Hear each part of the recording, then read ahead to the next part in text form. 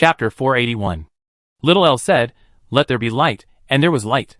While her true self, Eline, was trekking through mountains and rivers with her classmates at the academy, Little Elle was also attempting to create a new world in the Mystic River.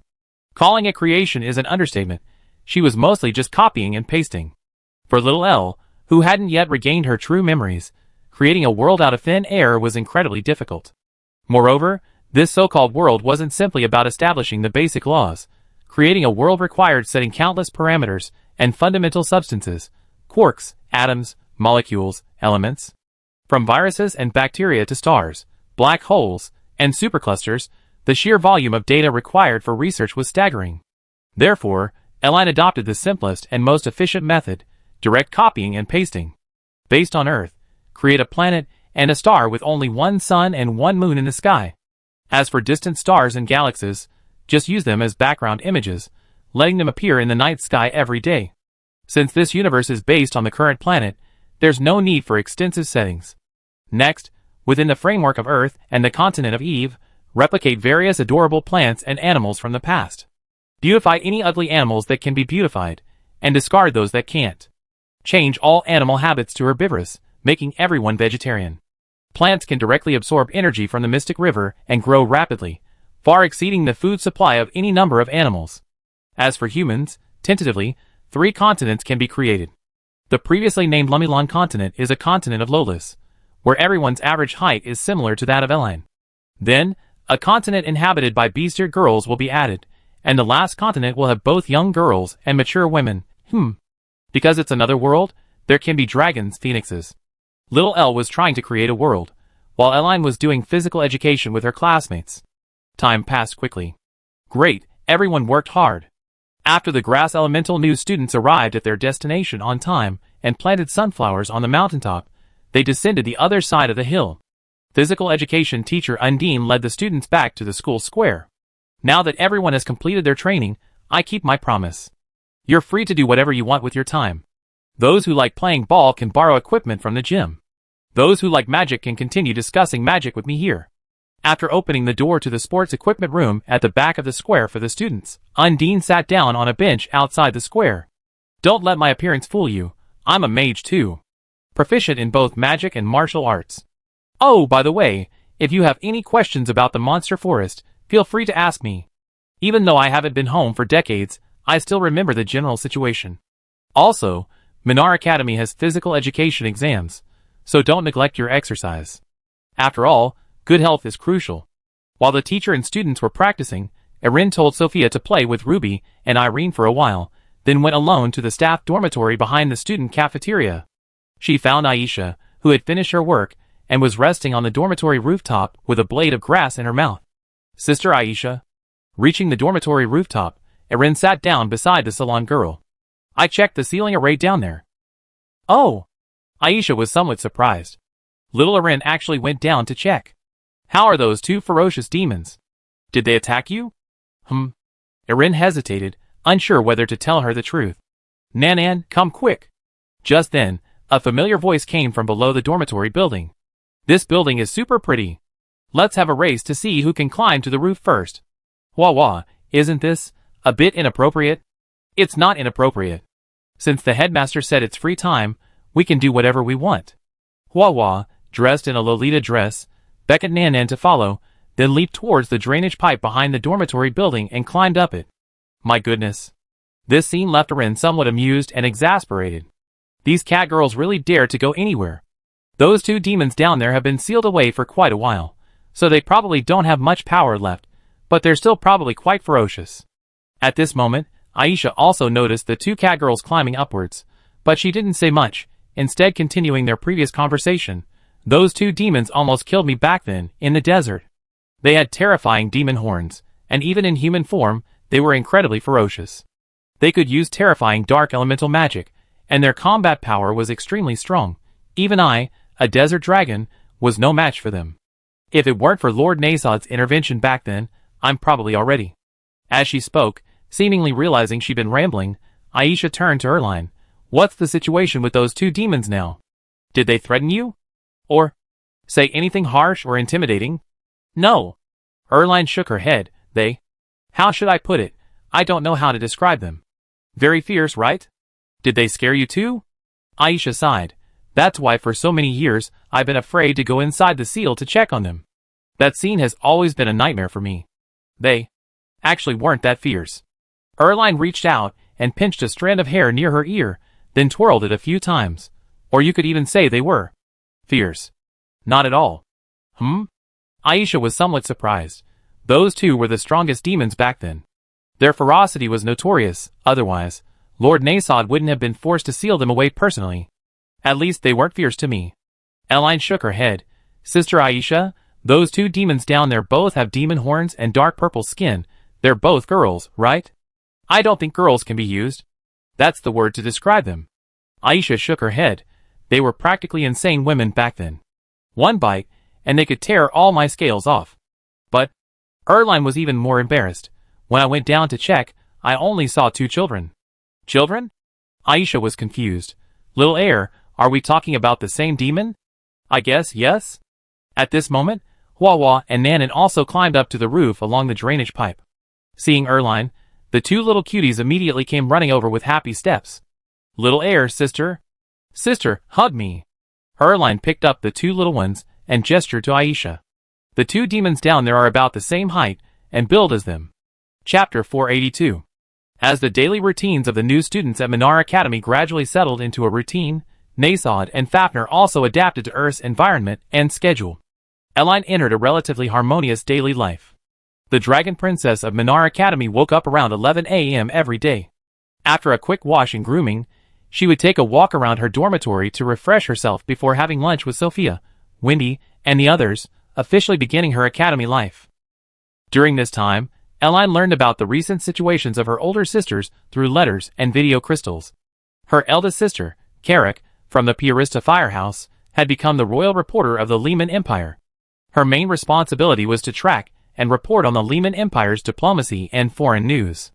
This reporting included, but was not limited to, visits and conversations between kings and popes of different countries, exchanges and even wars between countries and neighboring magical beasts, as well as newly promulgated laws within some countries on the Eve continent, and what ordinary people wanted to say to their respective popes and kings, etc. Carrick's sister, Juliana, also received a journalist assistant certificate from King Cassius, primarily responsible for the security of Carrick and other journalists from the Lehman Empire. Because of this work, Carrick and Juliana have been incredibly busy lately. Ordinary people seek them out to submit opinions to the king, the papacy, or parliament. Meetings between the 2 countries are held with them, and any new regulations issued within the country are also reported by them. Even if someone in the Mages Guild, or some neighboring small countries or villages, discovers new magic or creates new machines, Carrick and Juliana have to go and report on it. The main reason so much work was assigned to the 2 was that they were both the older sisters of Dragon Princess Erin. With this identity, wherever Carrick and Juliana went, kings and popes had to greet them with smiles, and even the most powerful magical beasts dared not misbehave in front of their cameras. As for the Lehman Empire, under the checks and balances of the gargoyles, this parliamentary autocracy had undergone a dramatic transformation. The king, the parliament, and the lower-level forces weighed the pros and cons, and none dared to act recklessly, resulting in a thriving Lehman Empire. The Chipmunk Hugh, on the other hand, used his identity as an executor of Black Paradise to travel extensively at public expense, while also searching for the half-fox girl who had disappeared years ago. Meanwhile, at Minar Academy, Alice, with Erin's help, continuously modified her musket, evolving it into a sniper rifle, while Victoria had developed a new type of mecha, named Skywing Type 1, meaning wings of the sky. As for Eline, she was living a rather leisurely life. After the title of Dragon Princess spread, no one in the school dared to cause her any trouble. Everyone treated little Eline with utmost respect, and even fewer people wanted to take photos with her. This allowed Eline to eat and drink every day. After class, she would either go to the food street to find delicious food or buy ingredients from the market herself, based on recipes from the Minar Academy's food festival, and then learn to cook. Look! It's little Eline. So cute. Is this child really a princess from the Dragon Clan? She seems more like those silly girls from the Grass Element Academy to me. Don't doubt it. She really is a dragon. I heard it from her classmates. Whenever Erin appears in the cafeteria or the food street, she always attracts a large crowd of attention. The more timid students will secretly take pictures from behind, while the bolder ones will discuss the background of this little dragon princess with their friends. What your classmates say might not be true, right? There's probably some exaggeration involved. Yeah, didn't they say a few days ago that little Elle was just an ordinary person picked up by the dragons? And now she's a dragon? What about how she easily defeated the half-bear PE teacher? So that's how it became a half-bear story? That PE teacher only had a grandfather who was a bear man, not his grandmother. By her generation, she only had a quarter bear man blood. How did the rumors turn into the PE teacher being a half-bear? If you ask me, your claim that the little princess is a dragon is probably just a rumor that got out of hand, but her background is definitely exaggerated. Although Eileen had proactively confessed to her class that she was a dragon during outdoor activity class and told everyone not to tell anyone, what concept of keeping a secret did 12 or 13-year-olds have? In a class of over 30 people, even if just one student couldn't resist telling, the secret would quickly spread throughout the entire Minar Academy. However, perhaps because this secret was too outrageous, many people at Minar Academy remained skeptical. Anyway, let's just avoid upsetting that little Elle. Who cares if she's a dragon or a human? Exactly. Neither people nor dragons will stop me from going back to watch little Elle's videos. I can't be bothered to call you out on it. Is that what you call watching? Hee hee. While things were calm on Eline's side, little Elle's side was quite lively. Having thoroughly mastered the correct use of the keyboard and mouse, and understood the basic principles of computers, Nasod soared to new heights in the esports field. Not only did he frequently achieve overwhelming victories in FPS shooting games, but he also quickly reached the top ranks in MOBA and action games after mastering them. Is Nasod cheating? How come he's getting headshots every time? I saw him shooting at my teammate, and the instant I appeared in his field of vision, his gunfire instantly switched places. He didn't even bother to fake it. Reported. Nasod is a cheater. Whenever these kinds of comments came through the free mic, Nasod in the room would retort without hesitation. Are you reporting your dragon daddy? I'm streaming, camera on, I provide you with footage, wanna come? Don't assume everything's a cheat. Your Dark Emperor wouldn't stoop to using that stuff. Cheaters only slow me down. Speed, understand? Every time she heard these words, little Elle in the living room could only helplessly arrange the heated food on a plate, push open Nasod's bedroom door. Dad, still playing games? Eat something first. They say I use cheat software. Every time this happened, Nasod would turn around, feeling wronged. I seen others use cheat software. That thing is just a dead program. Even worse than me. Why would I use that thing? Okay, yes, my father is the best. To this, Eileen could only coax Nasod like a child. You've been playing for 12 hours. Eat something first, otherwise mom will scold you when she gets back. Sweetie, I feed you. Open your mouth. Chapter 483. The essence of shooting games lies in intelligence gathering, reaction speed, aiming, and proficiency with various firearms. If you are very familiar with a map, know how to gather intelligence, know roughly where the enemy is, where they might emerge from, where their head will be on the screen after they emerge, how fast to move your mouse, how much mouse movement is needed to move the crosshair there, and how to control the mouse after firing to ensure the bullet consistently hits that area, then you will definitely become a top player in shooting games. Nasod is such a player. Initially, he couldn't even beat the AI in shooting games because he didn't understand how computers worked, nor did he know how to operate the mouse and keyboard, which caused him to panic. After Eileen explained to him how to control the mouse and keyboard, how to control recoil, and the essence of shooting games in the past few days, Nasod instantly soared to become a master player. Intelligence gathering? Nasod was originally a dragon king. Over hundreds of thousands of years, he led allied forces and fought countless battles against monsters. The situation and changes in any war were far more complex than the fluctuations of a few dozen characters in a shooting game. The terrain of any forest or sea was far more difficult to remember than a game map. Where would the enemy emerge from? In those wars, if Nasod couldn't predict where the enemy would launch their attack, there would be no Eve continent as we know it today. The ability to control a mouse? Nasod's magical throughput is precise down to the molecular and atomic level. For him, controlling a crosshair on the screen to reach a specific pixel in an instant is fundamental. As for recoil control, it's incredibly simple. In any new game, Nasod only needs to go to the training ground once, and in less than an hour, he can memorize the recoil patterns of all the guns, allowing him to control them more steadily than even a cheater. It's safe to say that in most matches, unless a player is a lone wolf who parachutes in, grabs a gun, and camps motionless, they can't possibly catch Nasod suddenly appearing. Otherwise, in almost every gunfight, No one is a match for Nasod. Even ordinary aimbots are helpless. MOBA games are even simpler for Nasod. He can use his incredible memory to memorize the values of all heroes' skills, then use various game formulas, substituting the opponent's equipment, talents, and other data to calculate the potential damage of each attack from lane heroes. Combined with intelligence gathered from the mini-map, he achieves effects even more terrifying than scripts. Thus, after a few days, the ID Nasod became a nightmare for competitive gamers. This cheater was locked down and hunted down, and he's still not banned. Holy crap! How did I die? Don't cheaters fake it these days? And it's a new account? How come we have a challenger player here, and it's a Smith account? I need to check his stats. Holy crap! He just created this account 7 days ago, and went straight to challenger? MVP every game? Proficient in all 3 positions? I've been pressing the report button until it's smoking, and this guy is still killing shameless. These battles in the game gave Nasod the feeling of leading his army to fight against monsters back in the day. Relying on his modified dragon body, he slept less than 6 hours a day, waking up to dive headfirst into the game, relying entirely on Little L and Fafnir for meals. During this time, Nasod chatted with his teammates in the game, but it mostly ended with their disdain. Number 3, are you cheating? No, why do you say that? We're still searching for guns, and you just barged into Paradise Resort and wiped everyone out, and you say you're not cheating? Are you a streamer then? What's a streamer? You don't even know what a streamer is? A caveman? Maybe number 3 is joking with us, haha. His accent is weird, we don't know where he's from. Number 3, why don't you start a stream? We want to see you stream a city massacre. What's a stream? See, he's putting on an act.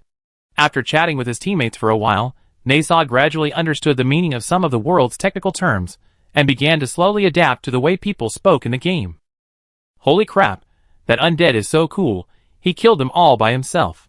I really like the undead's lines, haha, a bunch of useless bastards. Oh ho, putting on airs. No, it's mainly because the undead's personality is somewhat similar to mine, and it reminds me of some friends. You have friends like the undead? Yeah, he also looks like a skeleton. I thought he was a demon at first, and almost got Orca to attack. A demon? Orca? Are we talking about the same thing? Just take it as me reminiscing those years of war. I learned a lot. What war? The war between gods and demons. Are you a god or a demon? I am a dragon. Encouraged by his teammates, Nasod bought the so-called live streaming equipment and started a small live stream for himself. However, because he lacked popularity and, being a male, didn't know how to create engaging content, Nasod's live stream didn't get many viewers for the time being. Only when Little L came to feed Nasod would a few comments appear in the live stream chat. My sweet daughter is here again. I'm so envious of the streamer, having such a cute and sensible daughter. Why don't you let your daughter stream for you? Streamer, you don't understand the entertainment value, you won't make much money that way. How many games did you beat today? After feeding Nasod, Irene cleared away the dishes. I already revealed my identity to Minar Academy, but it seems many students still don't quite believe me. It's okay, human opinions don't matter. Nasod, now full, turned back to the screen. I'm currently aiming for Challenger in League of Legends. I try to climb the ranks in the next few days. Take care of yourself. After clearing away the dishes, Irene winked at the camera, picked up the tray, and walked out. Little L? Just then, the artist Xiao Xiaoyu came out of her room. She pointed to the living room and whispered, Is Xiaoyu up yet? Yes. Erlini quickly scanned the atmosphere in Luciny's room, but she hasn't come out to eat. She's scrolling through short videos. Great. Xiao Xiaoyu pushed open Luciny's door. Xiaoyu. Little L. Immediately afterward, Luciny's unwilling voice came from inside. You cheated. You used magic to check me. There's nothing I can do. This is Xiaoyu's house. She's the homeowner. Erlini covered her mouth and laughed. I have to listen to her. So I painstakingly prepared a whole table of dishes for you, Xiaoyu. And you haven't eaten yet, right? Xiao Xiaoyu walked into Luciny's room. Alright then, you don't need to eat. I eat you this afternoon. Ah? No, wait, Little L is still outside, you have to. The door slammed shut. Well, Erin walked to the sink and put the bowl and chopsticks in. Another leisurely day. Chapter 484. Soon, Minar Academy welcomed its first weekend after the start of the spring semester. Whoa! School's out. Finally, get out of class is over. If I remember correctly, that was the last class of the week, right? Today is Friday, right? Does that mean we have at least 2 days off, and nobody will care? Yes, yes, so can you take your hands off my neck? You're choking me. As the bell rang for the end of the last class, the new students of Minar Academy almost unanimously let out excited shouts.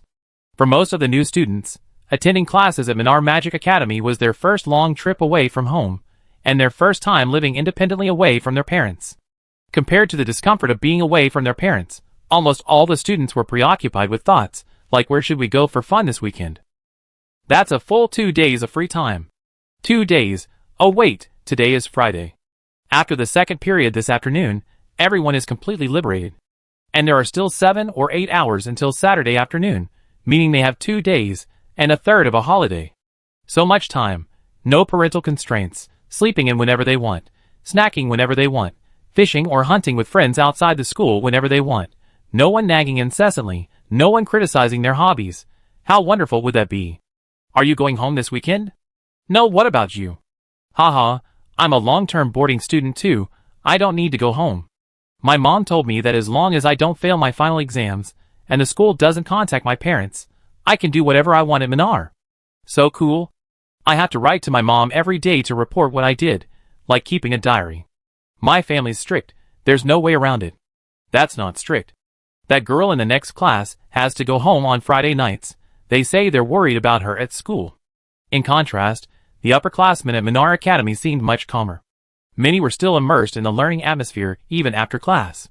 Some were discussing problems with their professors, while others had quietly gone to the lab or the arena to test their newly learned knowledge. Hearing the cheers that followed the ringing of the bell, the upperclassmen exchanged smiles. The freshmen have begun their first weekend. Haha, the first of the new year. We have another one in the summer, fall, and winter semesters. Why is everyone so excited? It's like a life or death situation. You know what? I was even more excited than these freshmen back then. The thought of having 2 whole days of free time, with no one to supervise me, made me so excited I couldn't sleep a wink that night. Meanwhile, Eline and Sophia, after saying goodbye to their teachers and classmates, returned to their dorm, quickly packed their bags, watered the Erisima catnip on their windowsill, and headed to the south gate of the school. This weekend, Eline planned to first visit the capital of Atlantis, where Sophia lived, to see the followers of the Holy Light cult, then play with Angora rabbits and other small animals, experiencing the natural beauty. If time allowed, she planned to make a brief appearance in the dream city of Lachlan, and finally spend the night with Sophia before heading to Arcana to visit Lilia the next day.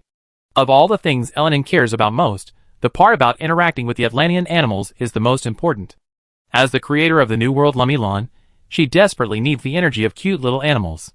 Little Eline plans to transform Lumilon into a dreamlike fantasy world, requiring her to spend a lot of time with adorable animals, observing their habits and lifestyles, and then injecting vitality into the new world with a similar theme. The theme of the new world is girlishness and idealism. Negative emotions like jealousy don't exist in this world, nor are there wars or conflicts.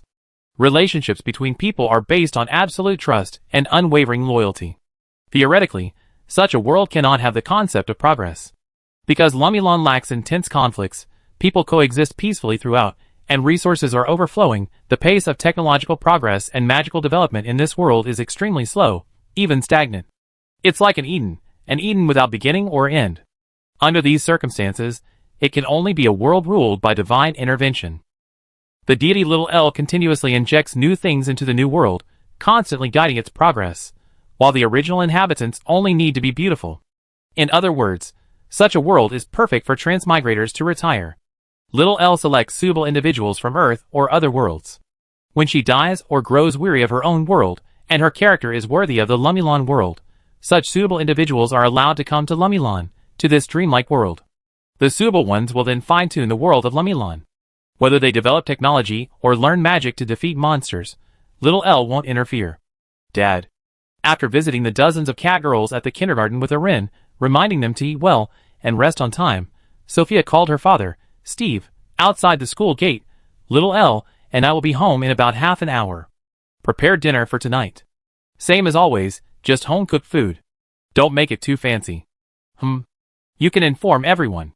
Little L will be returning as a holy dragon. Just let them know in advance, so they can prepare themselves. Okay, that's all.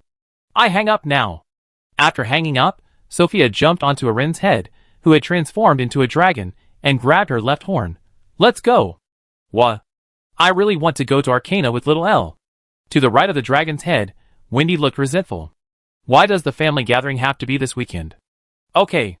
Sister Wendy can attend the family gathering first, and then come with us to visit Sister Lilia. Sophia looked at Erin beneath her. Right? Little Erin? I feel like I can go to Lehman first tomorrow, show up at the family gathering, and then go to Arcana with Sister Wendy. Erin thought for a moment. If we fly quickly, it shouldn't be a problem. Then it's decided. Hearing this, Wendy instantly perked up. Then I wait for little Erin at Aunt Connor's house tomorrow. Okay, I be there on time. Erin looked around. Have you packed everything? Everything. Then, let's go! The black and white dragon flapped its beautiful wings. Towards the stars. Towards the mystic river. To little Erin. Let's go! Chapter 485. Dream City, Lachlan.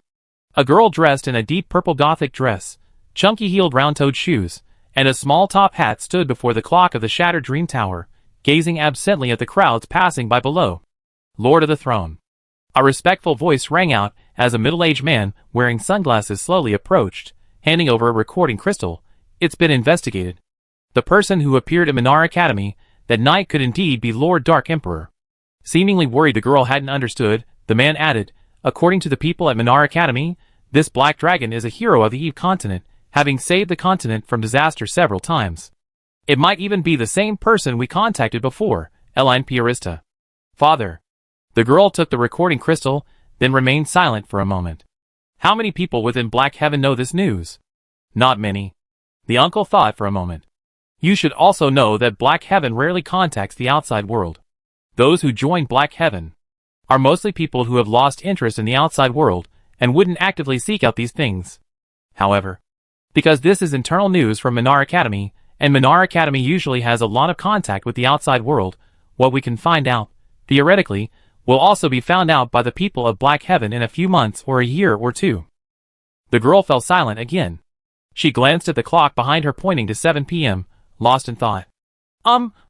Seeing that the girl didn't speak, the uncle next to her tentatively asked, Lord of the Throne? Call me Lucida. Just then, a purple, fluorescent butterfly flew by. The girl reached out her hand, letting it land on her small hand adorned with rose-patterned gloves.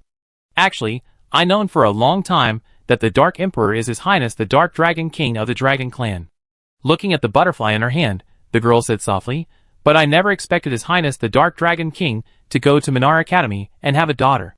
At that moment, the second hand of the giant clock behind the girl pointed exactly to 7 o'clock. Ding-ling. Accompanied by a melodious wind chime, the butterfly on the clock emitted a soothing melody. It's time. 7 o'clock. Everyone put down what you're doing and let's party. Oh! Long live the Dark Emperor. Long live the throne of heaven. Give me a drink. Haha, tonight we won't leave until we're drunk. Upon hearing the bell, the Black Paradise members, who were busy working at the foot of the shattered dream tower, instantly dropped what they were doing and rushed to the nearest bar or market. Some changed into comical clown costumes, while others wore suits and ties, singing and dancing in the night. Then, after the bells behind them stopped ringing, the man in sunglasses looked at the girl with confusion. Sir, you actually knew? You underestimate the elven race. The girl shook her head, gently raised her hand, and let the butterfly fly into the night sky. Although the elven race doesn't concern themselves with worldly affairs, they are still a long-lived species, and their ability to gather obscure information is still stronger than that of ordinary humans. The man in sunglasses was somewhat surprised. When did you find out about this? About 3 years ago. The elven girl thought for a moment. When I discovered that a demon was sealed beneath Minar Academy, I started investigating. 3 years ago? The man in sunglasses exclaimed in surprise. Then, sir, you been all along? Yes, I've been pretending not to know, just like them. The elven girl pointed to the crowd singing and dancing below the shattered dream tower. Reno, what made you follow me in the first place? Because? The man hesitated for a moment. Because of your determination to follow the Dark Emperor. The elven girl seemed unsurprised. Do you also have a wish you want to fulfill, or something you hope to change? At first, I hope to find the Dark Emperor, and have him change the relationship between humans and demons. The man sighed softly, but now? It seems my wish has been fulfilled. His daughter, Eline Piarista, has begun working for friendship and unity among all races. Then, the elven girl pointed to the crowd below. And what makes them follow the Black Heaven? So? Does everyone really want to see the Dark Emperor resurrected? As I understand it, not many people want the Dark Emperor to be resurrected. To be more precise, they don't care whether the Dark Emperor is resurrected or not. Human lifespan is only a few hundred years. People are more concerned with immediate gains, or they prefer to dream. Dreaming? Isn't that why the Lord created the city of dreams in the first place? The uncle said with a complicated expression. A city that only exists in dreams. A dream world where everyone can live happily. Yes. The elven girl turned to the shattered dream tower behind her. But I also built the shattered dream tower in the city of dreams to warn those children. Not to climb too high in dreams, or even the most beautiful dream will shatter. Then shall we continue our investigation into the Dark Emperor? The old man sighed, as if nothing had happened. They don't care what dreams they had, nor what happened in other people's dreams. The elven girl walked forward. Let's go, let's tell them about the Dark Emperor. The latest development is that Minar Academy isn't the Dark Emperor's former residence. Our previous investigation was misguided. Let's prolong this dream. How cruel. The old man shook his head, watching the elven girl's retreating figure. Lucida, sometimes I don't know whether to call you cruel or gentle. I am a fallen elf, and fallen elves are always cruel to themselves. As she spoke, seemingly noticing something, the elven girl Lucida looked towards the night sky.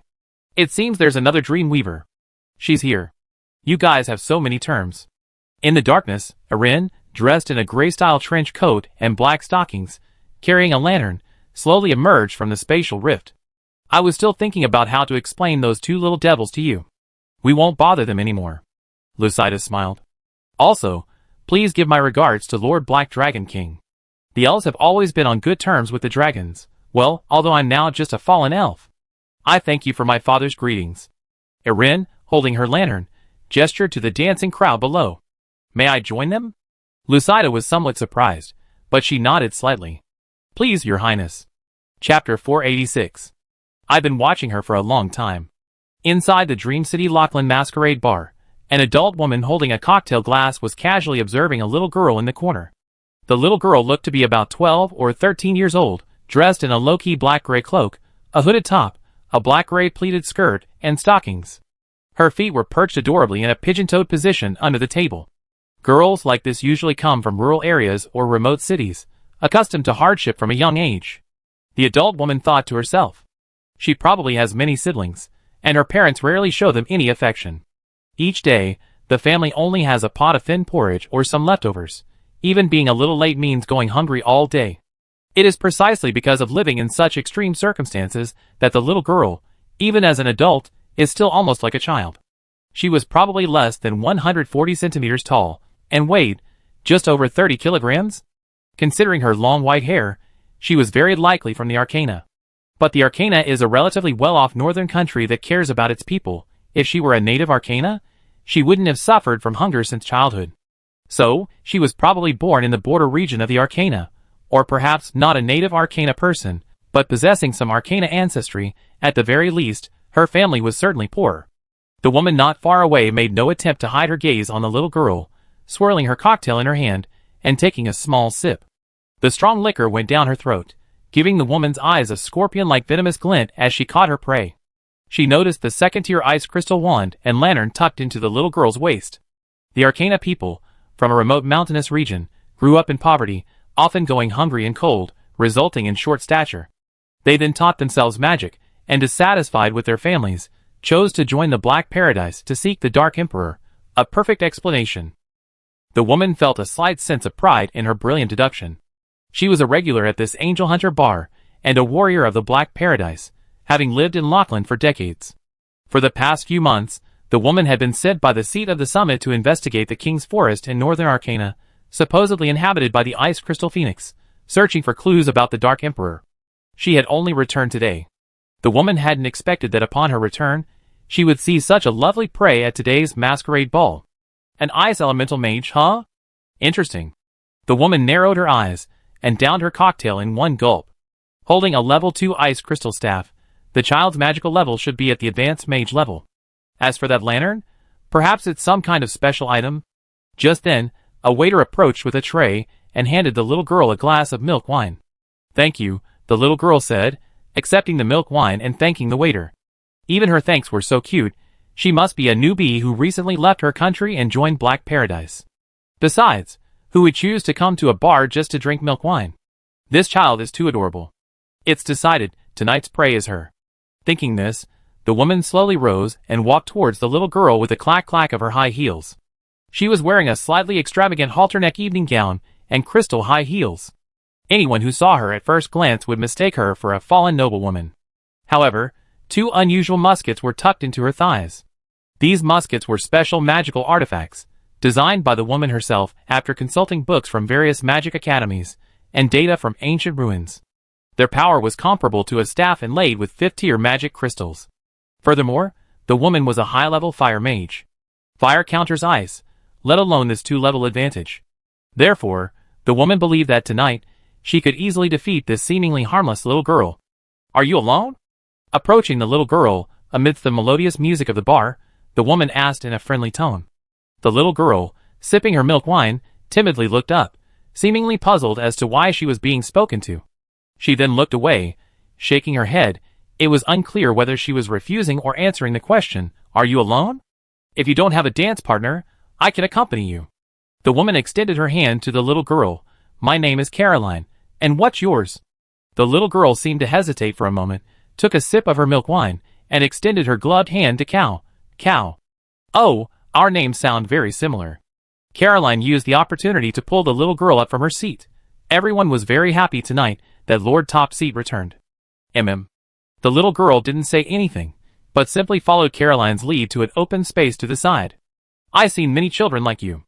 To the rhythm of the music, Caroline, dressed in an evening gown, guided the little girl in an elegant dance in the bar. "But there aren't many children like you, who are keep away written all over their faces and even their bodies." As she spoke, Caroline channeled some fire elemental power into her palm, and visible flames ignited around her, seemingly as a display of skill. "This is a masquerade ball, yet you're wearing a modest cloak and a little dress." "Oh dear, although I like that little dress too." The little girl remained silent. "Let me guess. You must have just arrived in Black Paradise. You don't have many friends or any family, but out of a longing for the community, you really want to fit in, which is why you're attending tonight's masquerade ball." This time, the little girl shook her head. "I just wanted to try the milk wine here." "Milk wine?" Caroline chuckled lightly. "You're being naughty, aren't you, little one?" Then, as if applying pressure, she channeled even more fire elemental energy into the surrounding area. "Yes, Sister Lucida from the throne of the top told me that Lachlan's milk wine is a specialty here." Seeing Caroline's repeated provocations, the little girl's mind stirred, and a large amount of ice elemental energy erupted, instantly freezing all the surrounding fire. Then, another vast surge of elemental energy centered on the little girl, with a whoosh, freezing the entire bar into a winter wonderland. Crackling sounds. The once sweltering bar instantly turned into winter. Many of the tipsy patrons, thinking it was some kind of impromptu performance, clapped enthusiastically. "Bravo! So refreshing. After finishing that bottle of milk wine, I'm going home." To Caroline's utter astonishment, the little girl finished the last few steps of her dance to the music, then casually extinguished the flames around her with her small hand. You.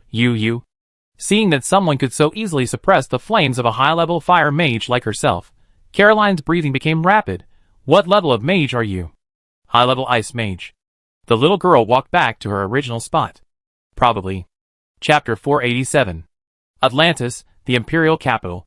With a somewhat cool sonic boom, Irene landed in a patch of grass on the outskirts of the Imperial Capital, quickly adjusting her dress and cloak. She absolutely loved the hooded design of her clothes. Like her mother's nightgown back in Longland, this black cloak was also hooded. Whenever she wanted to escape reality or go to sleep, she would pull down the hood, lie down, and spread her legs wide. Of course, Irene didn't have any thoughts of escaping reality right now. Irene looked around in the grass, then ran towards a distant hilltop. This was the hilltop with a view of the entire Atlantis that Sophia had mentioned. Located in the northern part of Atlantis, the hilltop offered views of the city's lights in front and a primeval forest behind. It had a very anime-like feel to it. Swish, swish, swish. The grass near the hilltop grew very tall, at least 1.5 meters, completely engulfing most of Irene's body. Among the grass were many foxtail grasses, and whenever little Irene passed by, startling them, dandelion-like fluff would carry their seeds away on the night wind. Swish, swish, swish. After walking for a while, Irene reached the hilltop ahead, gazing at the myriad lights below. She stood on the edge of the cliff, lantern in hand, quietly observing the world below. It was already 8 o'clock at night. Normally, Irene would be asleep by then. However, perhaps due to her recent frequent use of her mysterious powers, while Irene was indeed a little sleepy, she wasn't quite at the point where she absolutely had to sleep. Meow. Just then, a large cat with long legs and a handsome coat of stripes emerged from the nearby bushes. Irene turned around, lantern in hand, and sized up the handsome cat. A serval. A medium-sized feline, living in grasslands or on the edge of forests, primarily nocturnal. Hello. After observing the cute little creature, Irene turned her gaze back to the nearby city. The reason she came to such a remote place so late at night was mainly because Irene wanted to experience life in the future new world, Lumilon. The people in that world, lacking industry, basically lived only in forests or grasslands, accompanied by the stars and living among animals. Meow. Perhaps seeing that Irene meant no harm, the serval mustered its courage and took a step forward. Eline glanced sideways. Aren't you going hunting? Actually, I really like to catch a few more wild Angora rabbits to cuddle, but there don't seem to be any rabbits around here, only you and a few foxes. Eline's gaze fell on a cave not far away where a mother fox and several cubs lived, and she put away her lantern. Well, the data collection is almost done, I'm going back. Meow. Back in the Atlantis Royal Garden, Eline shook off the dandelion seeds on her body at the door, and pushed open the door of the small villa. Little Eline. You're back? Sophia, who had been watching the recording crystal inside, turned around quickly upon sensing Eline's presence. Tired? Or would you like something to eat? I eat something, and then go to sleep, Eline said, taking off her hat as she spoke. I just went to the Black Heaven base, Lachlan. Their top throne said they will no longer investigate the 2 lesser demons under Minar Academy. Huh? But wasn't their investigation correct? Sophia asked, puzzled. In that case, will they have to change their internal principles? No need to change them. They're still the ones pursuing the Dark Emperor. An organization. Eline smiled. It's just that the Dark Emperor has become a rather abstract concept, unrelated to my father. Becoming a top-tier mage can make one a Dark Emperor, creating a world where everyone is happy can make one a Dark Emperor, and hoping for world peace can also make one a Dark Emperor.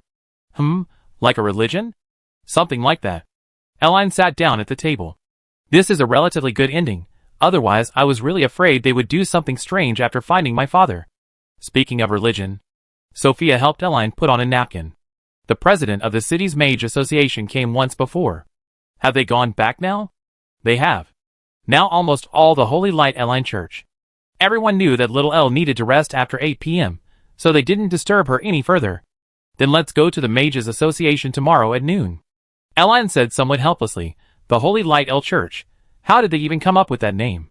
And believe it or not, it hasn't even been a month, and over 50,000 people have already joined the Holy Light Elle Church. It's the largest church in Atlantis. Atlantis didn't have a papacy, did it? Well, actually it did. Really? Eline was a little surprised. How come I remember Atlantis never had any religion? There's no pope here, is there? We certainly don't have a church like the frost goddess cult of Silas, one that can dictate to the nation, but ordinary people have formed quite a few organizations in private. Sophia counted on her fingers. For example, the Lying Flat Cult, the Working Off Cult, the Love a Peking Duck for 100 Years Unwavering Cult, and what else was there? I remember there's a rather. The name? Oh right, there's also a dumpling that must have sugar. Are there dumplings without sugar? Yes, like fried dumplings. This can't be considered a papacy, can it? Eline suddenly had a feeling that the people of this country are so out of step with the rest of the world. This is at most a small organization. For Atlantis, it's a small papacy. After all, we have few people. After dinner, Eline and Sophia went to the back garden to see the 2 Angora rabbits there, then took a bath together, changed into clean clothes, and went to their familiar large bed. Tomorrow we visit the Mages Guild to see the president, then we go to Lehman to pick up Wendy, and the others to take us to Arcana. On the small bed, Erin and Sophia looked at the fairy tale book on their pillows, planning tomorrow's itinerary. I remember the average temperature in Arcana is very low, it might still be snowing. I hope the weather will be better tomorrow. Snow is nice. Atlantis hasn't had snow in a long time. Sophia gave a sly smile and handed the fairy tale book to Erin. Little Erin, there's a word here I don't know how to read, can you help me? Erin took the storybook, and was about to ask what she didn't know when Sophia grabbed the blanket and wrapped them both up. Got little Erin. So dark. Hee, little Erin is all mine tonight. Chapter 488. The Lemanian capital was exceptionally lively that day. This ancient city, steeped in centuries of history, was adorned with red and black and white banners, typically red on top and black and white below. The red banners bore slogans like "The working people are the greatest" or "The future of workers is created by workers," while the black and white banners contained short phrases praising Elaine. To avoid making the black and white banners appear too solemn, the two colors were deliberately separated by square grids, with the text written in the center of each grid. At the same time, the Lemanian Empire announced that all sweets and drinks throughout the country would be free that day, paid for by the king. What's the occasion? Why such a grand celebration? I heard it's because Elenine Piarista, who went to study at Minar Academy, is back. Is she the little Elenine who saved us before? Yes, that's her. When Silas planned a blitzkrieg against Lehman, the king was fighting the flame wolves in the northern city of Monde, and the country was controlled by the Osborne family. The royal family was in complete disarray, and the country was almost destroyed. Little Elenine saved us. Oh, that's certainly memorable. Where will little Elenine appear? Will she be willing to meet ordinary people like us? Yes, she will. It's said that at noon, little Elenine will appear in Goddess Square in Lehman, showering the world with holy light and healing diseases. Goddess Square, adorned with various plants and mushrooms, was surrounded by onlookers. When did so many plants grow here? I heard that when people from Minar Academy came here to recruit students, Elenine broke the testing crystal, causing a large amount of grass element to leak out, which is why so many plants grew around here. Seeing the situation in Goddess Square, many people looked on with curiosity, some not quite understanding what had happened. Brother, haven't been keeping up with national affairs lately? This little Elle is an absolute hero to our Lehman Empire. Not only did she save the Lehman Empire, but she's also a princess from the Dragon Clan. A Dragon Clan princess? I heard a bit about her saving Lehman, but I never imagined she had anything to do with dragons. Naive, aren't you? If she didn't have anything to do with dragons, how could she have the ability to pull us back from Silas? And even get such a large empire like Silas to ally with us? It's said that the Pope of the Silas Empire has also come. What's he doing here? Silas is the kind of empire. The more you defeat them, the more they respect you as a strongman. When little Elle caused such a ruckus at the Silas papacy, their Frust Cross Church split off into the Elle clan. So, the people of Silas want to see little Elle after her return. In the center of Goddess Square, King Cassius received the representatives of the Elle clan, who had come all the way from Silas. These representatives, dressed in black and white robes, carried a black and white banner. At the center of the banner was the word love written in Riemann. Clearly, this was indeed a newly formed church centered on the worship of Elaine.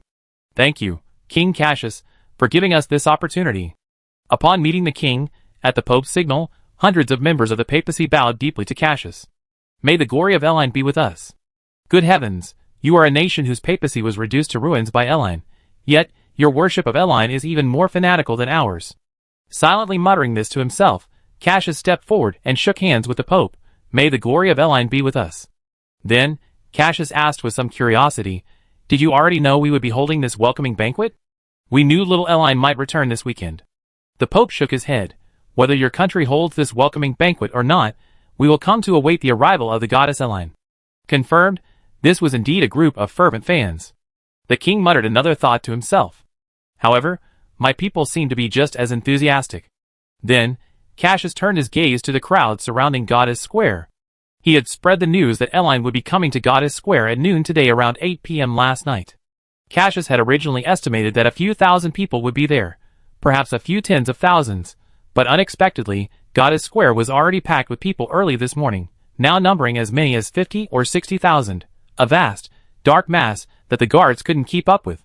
Cassius overlooked one crucial point.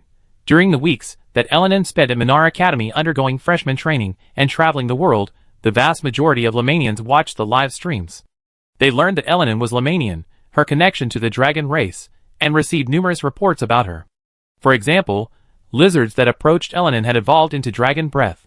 Some members of the Atlantis Mage Guild had their chronic illnesses easily cured by Elaine, and the little princess had demonstrated the strongest healing magic in deathmatch mode. People weren't stupid.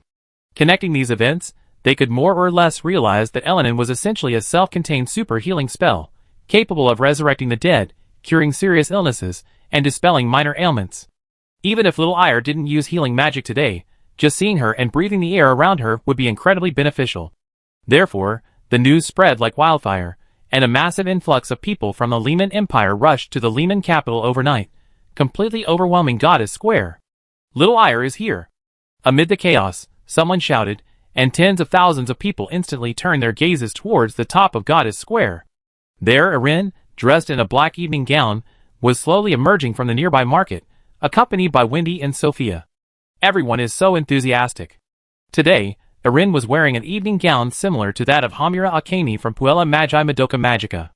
A long dress with flowing demon feathers, soft black silk gloves, black and gray checkered stockings, and heeled Lolita round-toed shoes. This outfit was a gift from Vera, the owner of the clothing store. According to the fashion designer, ever since their last meeting, she had wanted to create a dress that matched Eline's appearance, but hadn't had the opportunity. The gold coins that night gave Vera that opportunity. Little Eline.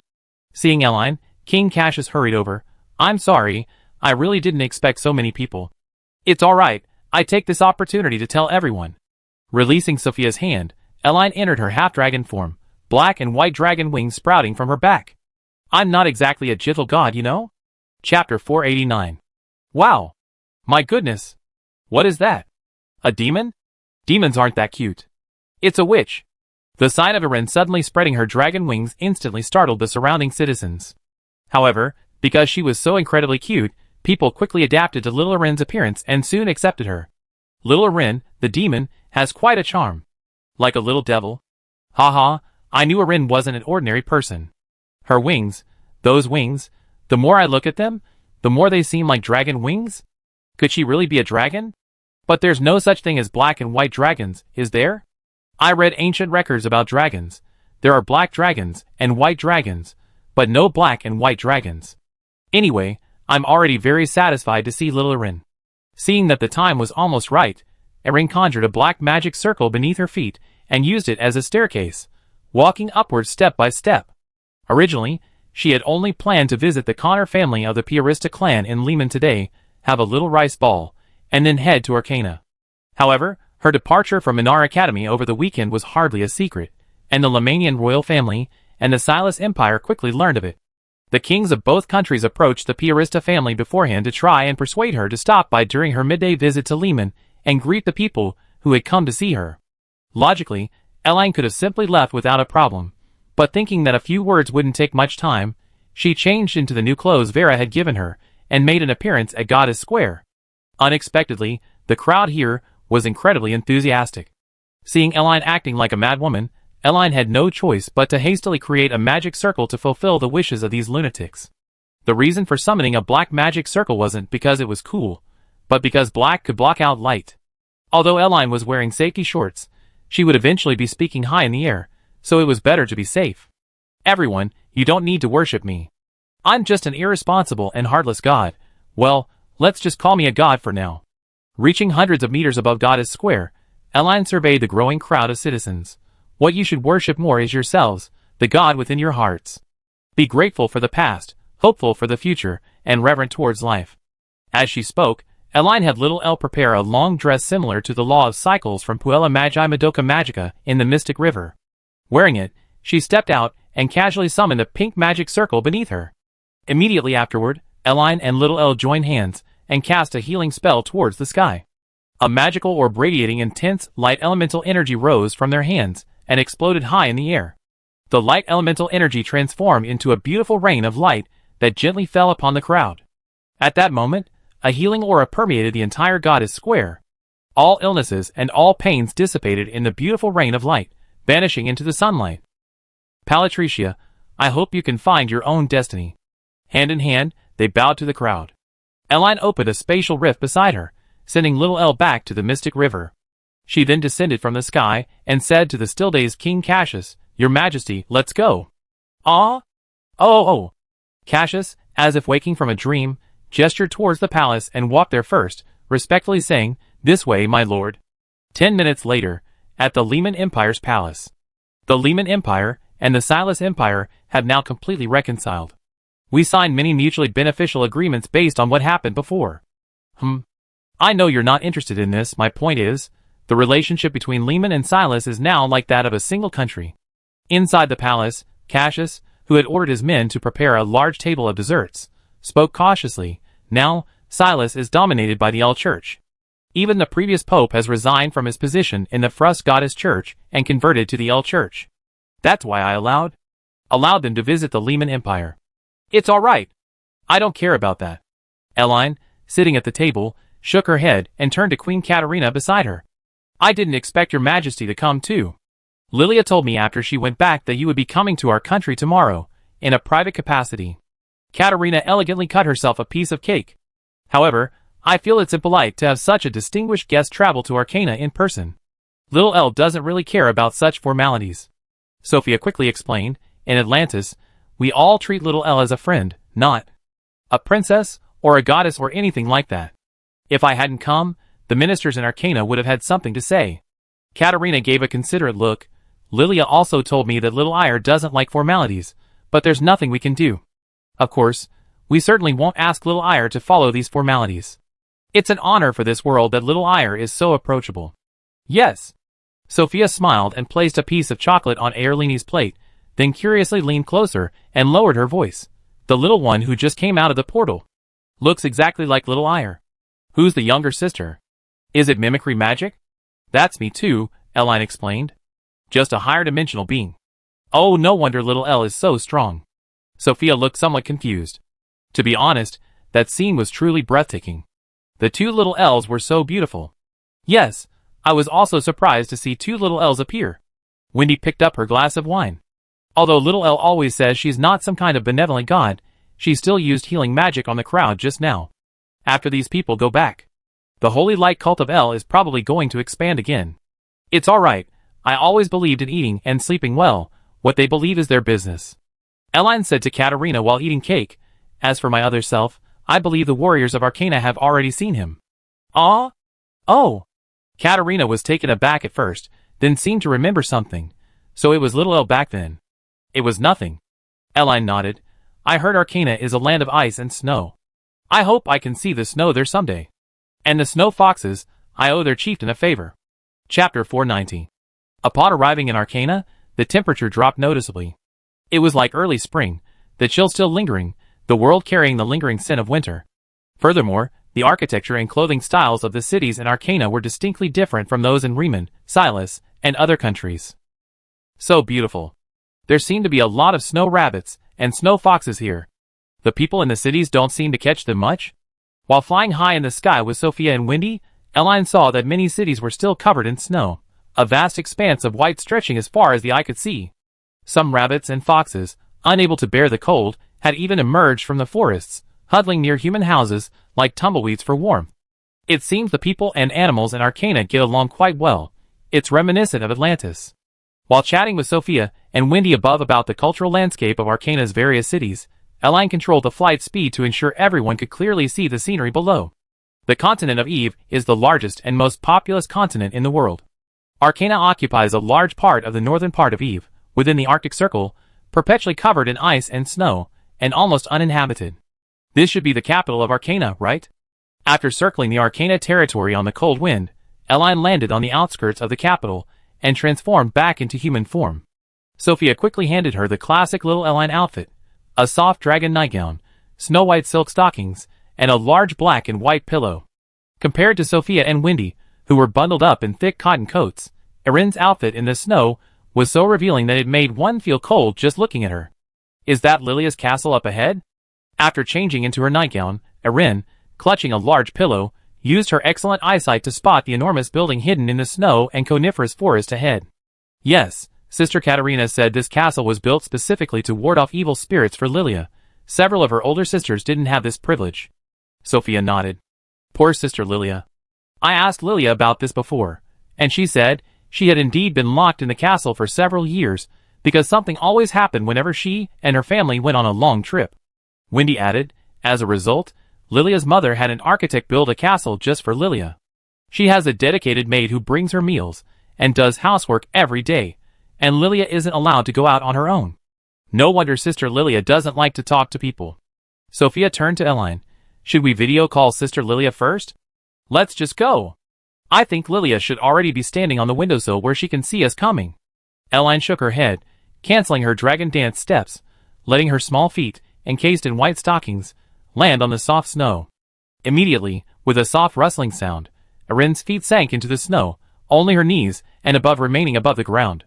The spring semester at Minar Academy has already begun, and the snow here in Arcana is still this deep. Wendy walked over to Erin's side. Need any help? No need. Erin looked up, observing the surrounding trees. It was clear that many branches covered in snow had sprouted vibrant green buds. She believed that soon, once the snow melted, the area would be a lush, green landscape. Actually, the scenery here, and that castle, reminds me of an anime, Erin said, taking Sophia and Wendy's hands and leading them towards the castle. And a song. A song? Wendy asked curiously. Is it a gentle folk song? Not really gentle. The song is called Full Sky. As for the anime, it could be Fate/Zero, or Magical Girl Ilia. Fate/Zero. What? Magical girls? Wendy was even more curious. Little Erin always manages to suddenly use words we never encountered before. If you like, next weekend I can take you to another world. Let's go around. Erin smiled. A world where magic doesn't exist at all. I think I heard little Erin mention this world before. Yes, but that world isn't as primitive as everyone imagines. On the contrary, many things there are more advanced than the cities of humans on the Eve continent. Next weekend should be little Erin's 100th birthday, right? Sophia looked somewhat expectant. I can't wait to see everyone's expressions when they find out little Erin is a real dragon princess. It's nothing really. Mentioning this, Erin became a little embarrassed. Actually, I'm more concerned about the position of Dragon King, because being a king often means more responsibility. In reality, Eline is practically indistinguishable from the Queen of the Eve continent. The most powerful empires on the Eve continent, Hespera, Arcana, Riemann, Silas, and the crucial transportation hub Atlantis, are almost entirely friendly towards Eline. The Purista family of Riemann is now the most powerful family in the country. Wendy is Eline's dragon servant. King Cassius is completely obedient to Eline, and with the dragon-winged gargoyles acting as a check and balance, it can be said that Eline is the true queen behind the Riemann Empire. As for Silas, this empire is the type that operates on the principle of might makes right, and has even established the Eline Church, which is now half under Eline's control. And the king and pope of Hespera, after experiencing so much, dare not easily provoke Eline. Especially with the plant family involved, they dare not act recklessly. Atlantis, needless to say, not only are King Steve and Princess Sophia loyal to Eline, but the Mages Guild in the capital has also established the Holy Light Eline Church, the largest church, to glorify Eline. As for Arcana, Eline came today to sign a dragon servant contract with Lilia. Look, when the golden fruit ripens again, if you reach out your humble hands to pluck it, the world will come to an end. On Earth, little Eline, standing on the balcony, tried singing the lyrics of Ilia's exclusive song, Full Sky, in her somewhat languid voice. Dad. Then, she returned to her room and found Nasod, who was playing games as usual. How about we go for a walk outside with Mom? We don't need to go anywhere special, just like a family of 3. Can we just wander around? Chapter 491. Erlini had initially thought her father, engrossed in his game, would refuse her invitation to go out for a walk. However, to her surprise, Nasod simply nodded after hearing her suggestion, saying casually, after I finish this game, before picking up his keyboard and mouse again. Less than 10 minutes later, the Black Dragon King finished his match and shut down the computer. I call your mother back. Getting up from his computer chair, Nasod picked up his phone and dialed the number pinned to the top of his contacts. Wife, our daughter said she wants the 3 of us to go out for a walk together. Where are you? Oh, okay, we wait at home. After hanging up the phone, Nasod went to the living room. What's for dinner today? Some desserts made by Sister Xiaoyu, and 8 treasure porridge. Xiaoyu is indeed a good girl. Nasod went to the kitchen and ladled himself a bowl of porridge. How's it going at Minar Academy? It's going well. The kindergarten opened smoothly, and many cat demons have completed their enrollment procedures. I remember there are about 68 cats, all between 40 and 80 years old, including 59 female cats and 7 males. Based on the memories of the Dragon Princess, Irene said, these cats are quite popular with the students at the academy because they're very cute, though a little mischievous. I feel like they should get used to it in another month or 2.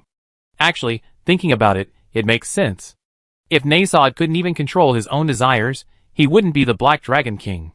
Irini, in the living room, observed the person eating at the dining table, secretly thinking to herself. Online games and mobile games are mostly only truly captivating for first-time users, and this addictive period can last from a few months to several years. This is why some people who didn't play games in middle and high school suddenly become addicted to games and neglect their studies after getting a computer in college, because they were bored and restless during middle and high school. However, Nasty, despite his gaming addiction, immediately suppressed his urge to play games upon hearing his daughter's request to go out, and conscientiously turned off the computer, which slightly moved Eileen. After the Demon War ended, many conflicts arose between the magical beasts and various races on the continent of Eve, Nasod said with a hint of shame. Fortunately, an elf named Eve stepped forward, mediating the conflicts between the various races. She then became a peace ambassador, dividing the continent as equally as possible among the magical beasts and long-lived species, reserving ample undeveloped territory as buffer zones between the races. Part of that territory was later allocated to humans. Elves dislike conflict. If war breaks out, they will only flee, not fight. Eve was the first elf to formally join the Allied forces. Nasod glanced at the gentle sun outside the window. My dear daughter, do you know how humans came to be? Erin thought for a moment. I don't know, but I guess it's related to elves? Clever. Nasod's eyes lit up with approval. Elves reproduce in two ways. One is through sexual intercourse, just like humans. The other is through the fruit of the elven tree, which then macroscopically regulates reproduction. I done some research on this. Eileen sat down beside Nasod. Every elf forest has an elf tree growing within it. It's said that the roots of this elf tree spread throughout the entire forest, and it senses the condition of all the elves within. If an elf dies due to an accident or other reason, and no elf in the group has the desire to reproduce in the short term, it will directly conceive a baby elf on the tree through its fruit. Yes, like a beehive or an anthill. The elf tree is the queen ant. It can reproduce by absorbing the magic of nature, and it can also use its own magic to allow all the elves in the elf forest to sense each other. Nasod paused. But this elf tree, it is ultimately a plant, not invincible. Once upon a time, there was such an elf tree. The elf forest she ruled served as a sanctuary for the Allied forces during the war between gods and demons, allowing hundreds of thousands of Allied soldiers, including me, to survive. Afterwards, her child, Eve, she became the leader of all the elves, winning war after war. Finally, due to the corruption of monsters and overbreeding, the life of this elven tree came to an end. At that time, the continent of Eve was still at war. To ensure the elves had sufficient fighting power, this elven tree continued to reproduce and reproduced, until the very last moment of her life. In her dying moments, the elven tree bore its last two fruits, inside which were already taking shape as elven infants. However, the monster army arrived at this moment, destroying the entire elven forest. The Allied forces had no choice but to retreat with those two fruits. Because they weren't fully developed, the infants inside those two fruits didn't exhibit elven characteristics. We called them fallen fruit elves at the time. Fortunately, those two fallen fruit elves became agile. They didn't have pointed ears, and since their elven forest had disappeared, they didn't show any elven traits. I asked a legion commander to send these two children to a place far away from monsters to be cared for, to raise them as well as possible. My dear daughter should be able to guess the story behind these two fallen fruit elves. Eileen hesitated for a moment. Human ancestors? Yes, those two fallen fruit elves were human ancestors. They grew up healthily under the legion commander's care, and then began to reproduce. Perhaps it was because they lost the constraints of the elven tree that the fallen fruit elves. The spirits have an extremely strong desire to reproduce, giving birth to new offspring on average every 30 years, and this time frame is continuously shortening. Over several hundred years, a small village of fallen fruit elves emerged. Some of these fallen fruit elves remained in their original village, while others left. They sailed across oceans in lone boats, traversed thorny paths in mountains, and searched for oases in deserts. In less than 2,000 years, they left their mark on the continent of Eve. After the war, I specifically instructed Eve to reserve ample territory for humans, foreseeing that the future world might belong to humans. I also issued an order that all races, especially magical beasts, must not attack these spirits for any reason. Fallen elves, that is, humans. 10,000 years later, these humans have long lost the characteristics of the fallen elves, and no longer remember that they were once half-elves. They have completely differentiated into a new race. I no longer observe the fallen elves, focusing instead on the battle with Fafnir, intending to completely resolve the internal strife within the dragon race. However, before leaving, I found descendants in that village who still retained some characteristics of the fallen elves, and formed a pact with them, as a way of making amends for the elven tree that saved the allies. The descendants of those fallen elf descendants. Seeing that Eline was listening intently, NSD turned his gaze from the window. The Piarista family. Chapter 492. What's wrong? My great prince Nasod, the little prince of Gantz, the invincible monarch of the dark night sky, why did you suddenly call this little girl back? Is there something special? A short while later, Fafnir, having received the message, returned to the small house and teased Nasod, who had just finished eating his 8-treasure porridge. Not playing your games anymore? Just finished a lot of single-player games, and I reached the top 100 in the national server for competitive games.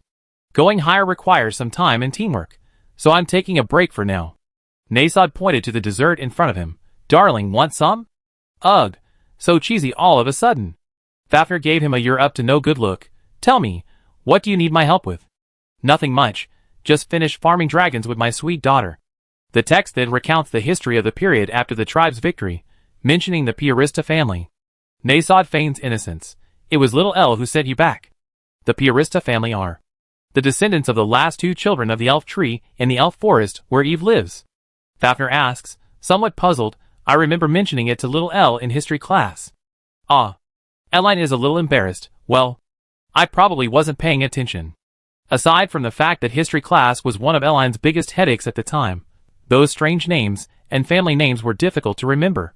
Before her contact with the Piarista family, this family wasn't considered key material in her father Nasod's history, so Eline hadn't paid much attention to it.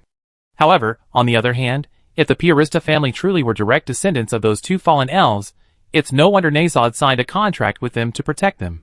Sending Eline to Lehman for training this time was most likely because Nasod had noticed the Piarista family's situation, and was using it as an excuse to send his daughter there.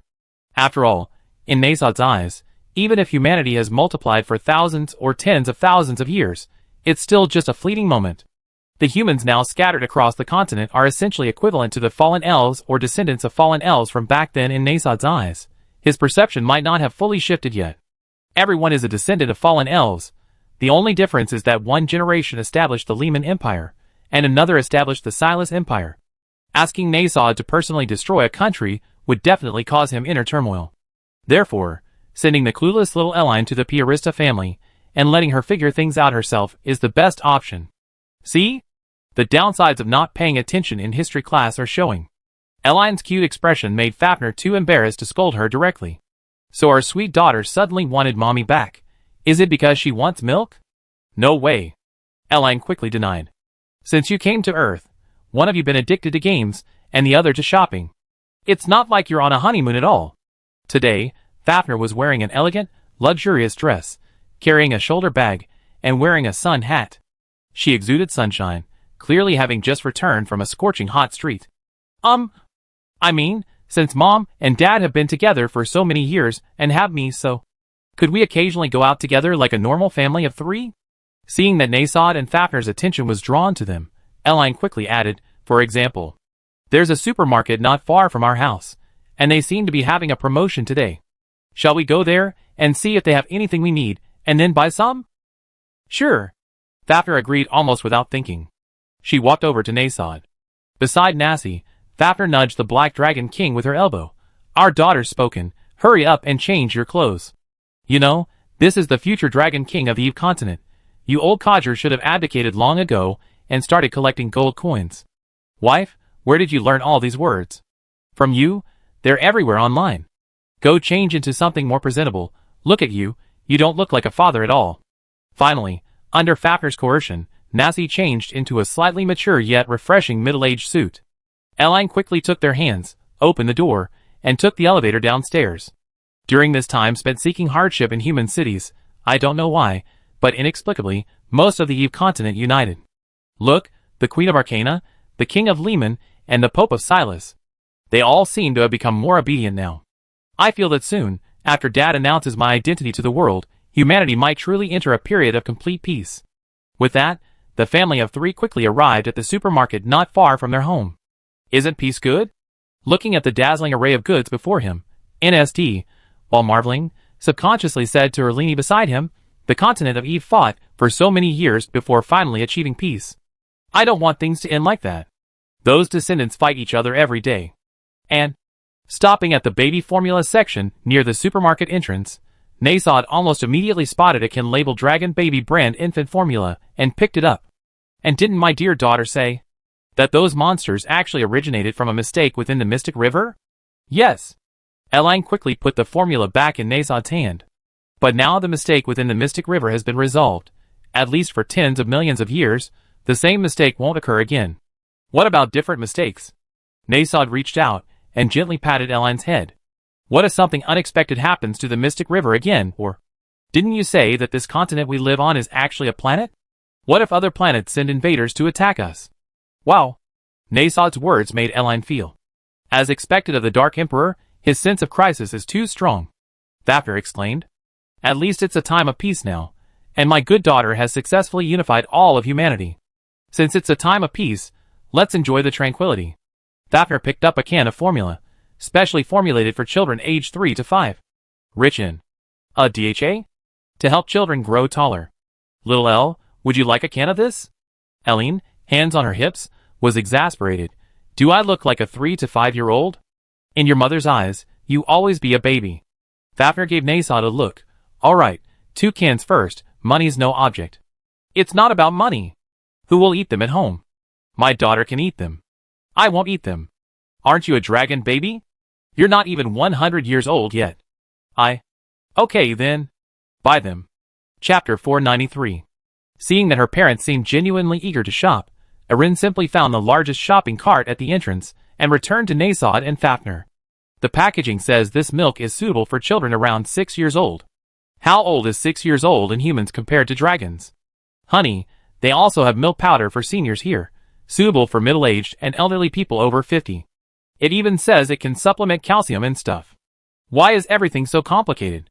We dragons didn't need to buy so much milk powder when we raised our dragon babies. Are we considered seniors? I guess we are not. Dragons are, in a sense, immortal beings. Unless we willingly give up our lives or are killed, we can live for a very, very long time. I feel like it's the elders on Dragon Island who need this milk powder. Seeing Thapner and Nasod selecting milk powder in the milk powder section, a nearby salesperson quickly ran over. Which stage of formula are you two planning to buy? As she got closer, the saleswoman finally saw Nasod and Thapner clearly and exclaimed in surprise, My goodness. I thought it was cosplay when I was looking over there, but are those really not wigs? Clearly, the saleswoman was referring to Thapner's beautiful white hair and Elle's long sky blue hair. Despite already having Eline, Thapner was still quite young for a dragon, so even in human form, she looked to be only in her early 20s. If Thapner weren't dressed like a lady, she could probably wear a high school uniform without any problem. She'd be a completely adult version of Ilya. As for Nosred, his face was quite handsome even for a man, and with his long black hair, the two of them standing together always gave the impression of is this a scene from an idol drama? No wonder the waiter was surprised. No. Thapner had probably been bombarded with questions about her hair these past few days, and instinctively changed the subject. I saw the information about the baby formula here. From birth to old age, does a person really need to drink this much milk? You two are so beautiful, like celebrities. The saleswoman, clearly unwilling to let the topic of appearance pass, shamelessly moved closer to Thapner. Madam, your skin is so good. How do you take care of it? Sorry, we already made our selections. Seeing that this conversation was going to go on and on, Eline picked up 2 cans of baby formula and put them in the trolley. Then, she pulled Nasod and Thapner's hands onto the handles, stood in the middle of the trolley, and started pushing it. Let's go. Huh? Oh. Although they didn't understand why Eline was in such a hurry, Nasod and Thapner instinctively followed the little cutie out of the baby formula section. That was a sales assistant at the supermarket. Because her job is rather monotonous, she enjoys chatting with customers. She's most active in the shampoo and shower gel sections, and the section selling baby formula, oatmeal, and sesame paste, Eline explained as they walked. And Mom and Dad, you don't need to look at those baby formula ads over there. A lot of them are exaggerated. Mom's been out a lot lately, so she should know something about the ads. I only know a little bit. Thapner nodded. But I can definitely sense that the advertisements in this world are a bit too exaggerated, like mythologizing the products. Yes, so we should just ignore the advertisements and choose what we need. For example, when we go to the fresh produce section, we can help Xiao Yu choose the ingredients for dinner tonight and just look at what's fresh that day. When we go to the home goods section to buy bedding, we should try to buy the right size. I must say, the people here are quite clever. Nasod looked around at the dazzling array of goods. This place is called a supermarket. Is that right? Yes, you can buy almost everything you need in the supermarket. It's basically a huge general store. The service is really attentive.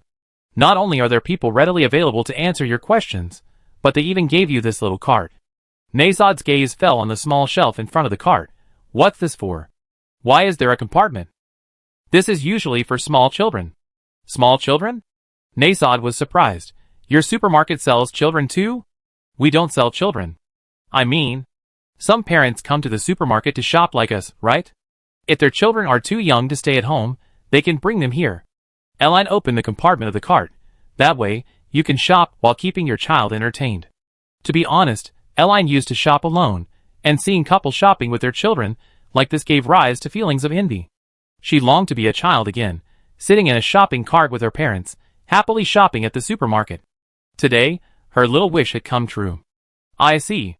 After hearing Elaine's explanation, Nasod looked enlightened. Then, would my dear daughter like to sit on it? I'm too big now, I can't fit. Haha. Nasod was a little embarrassed. The industry here is really advanced. They can mass-produce so many exquisite shopping carts. Exquisite shopping carts, Dad. Do you even need to listen to what you're saying? Well. While leading her parents to the food section and picking out snacks with Fafner and Nasod, Elaine gave them a brief introduction to the fantasy world of Lumilon. That place can serve as our vacation retreat, and also as a temporary shelter in case of monster attacks on the Eve continent or Earth. Elaine drew a small wing pattern in the air with her hand. Furthermore, I've been researching human souls and consciousness. If possible, once that world is fully operational, I have Lumilons will automatically filter out the noble souls who died in accidents on Earth, allowing the elf tree to bear new bodies for them, giving them a second life. Simply put, Lumilon exists based on Earth, constantly monitoring the characteristics of every soul on Earth. When a kind soul appears on Earth that matches Lumilon's qualities, Lumilon can unconditionally accept them, regardless of gender. Of course, because Lumilon only has females, Lumilon's elf tree will only bear female fruit. Therefore, if a soul on Earth was originally male, they would have to undergo gender reassignment to come to Lumilon. That's a good idea. After listening to Arin's explanation, Nasod nodded. And what about all the friends my dear daughter made on the Eve continent? Are you planning to bring them along too? Yes, after things are settled on the Eve continent, I'd bring everyone there to see it. Arin said softly. That way, we all be fallen fruit elves of the new world. Chapter 494. Arcana Imperial Capital, Princess Lilia's Castle. I, Lilia Katerina Mikhailovna, offer my loyalty and faith as my resolve. In exchange, I beg Erlen Garland to grant me authority, glory, and a future. Teresa. As a holy light rose, golden starlight, identical to Erlen's, appeared in Lilia's two beautiful red eyes in the snow. Her body was rapidly transformed by the powerful magic contained within the Dragon Servant contract, and different magic circuits were programmed into it. It was clear that the transformation process was extremely painful for Lilia, yet she stood silently in the center of the magic circle, enduring the pain until the magic circle beneath her feet dissipated into dazzling starlight. Wow! Sister Lilia is amazing. After the Dragon Servant contract was signed, Sophia and Wendy immediately ran towards Lilia. Sister Lilia didn't faint. Yeah, Lilia's amazing.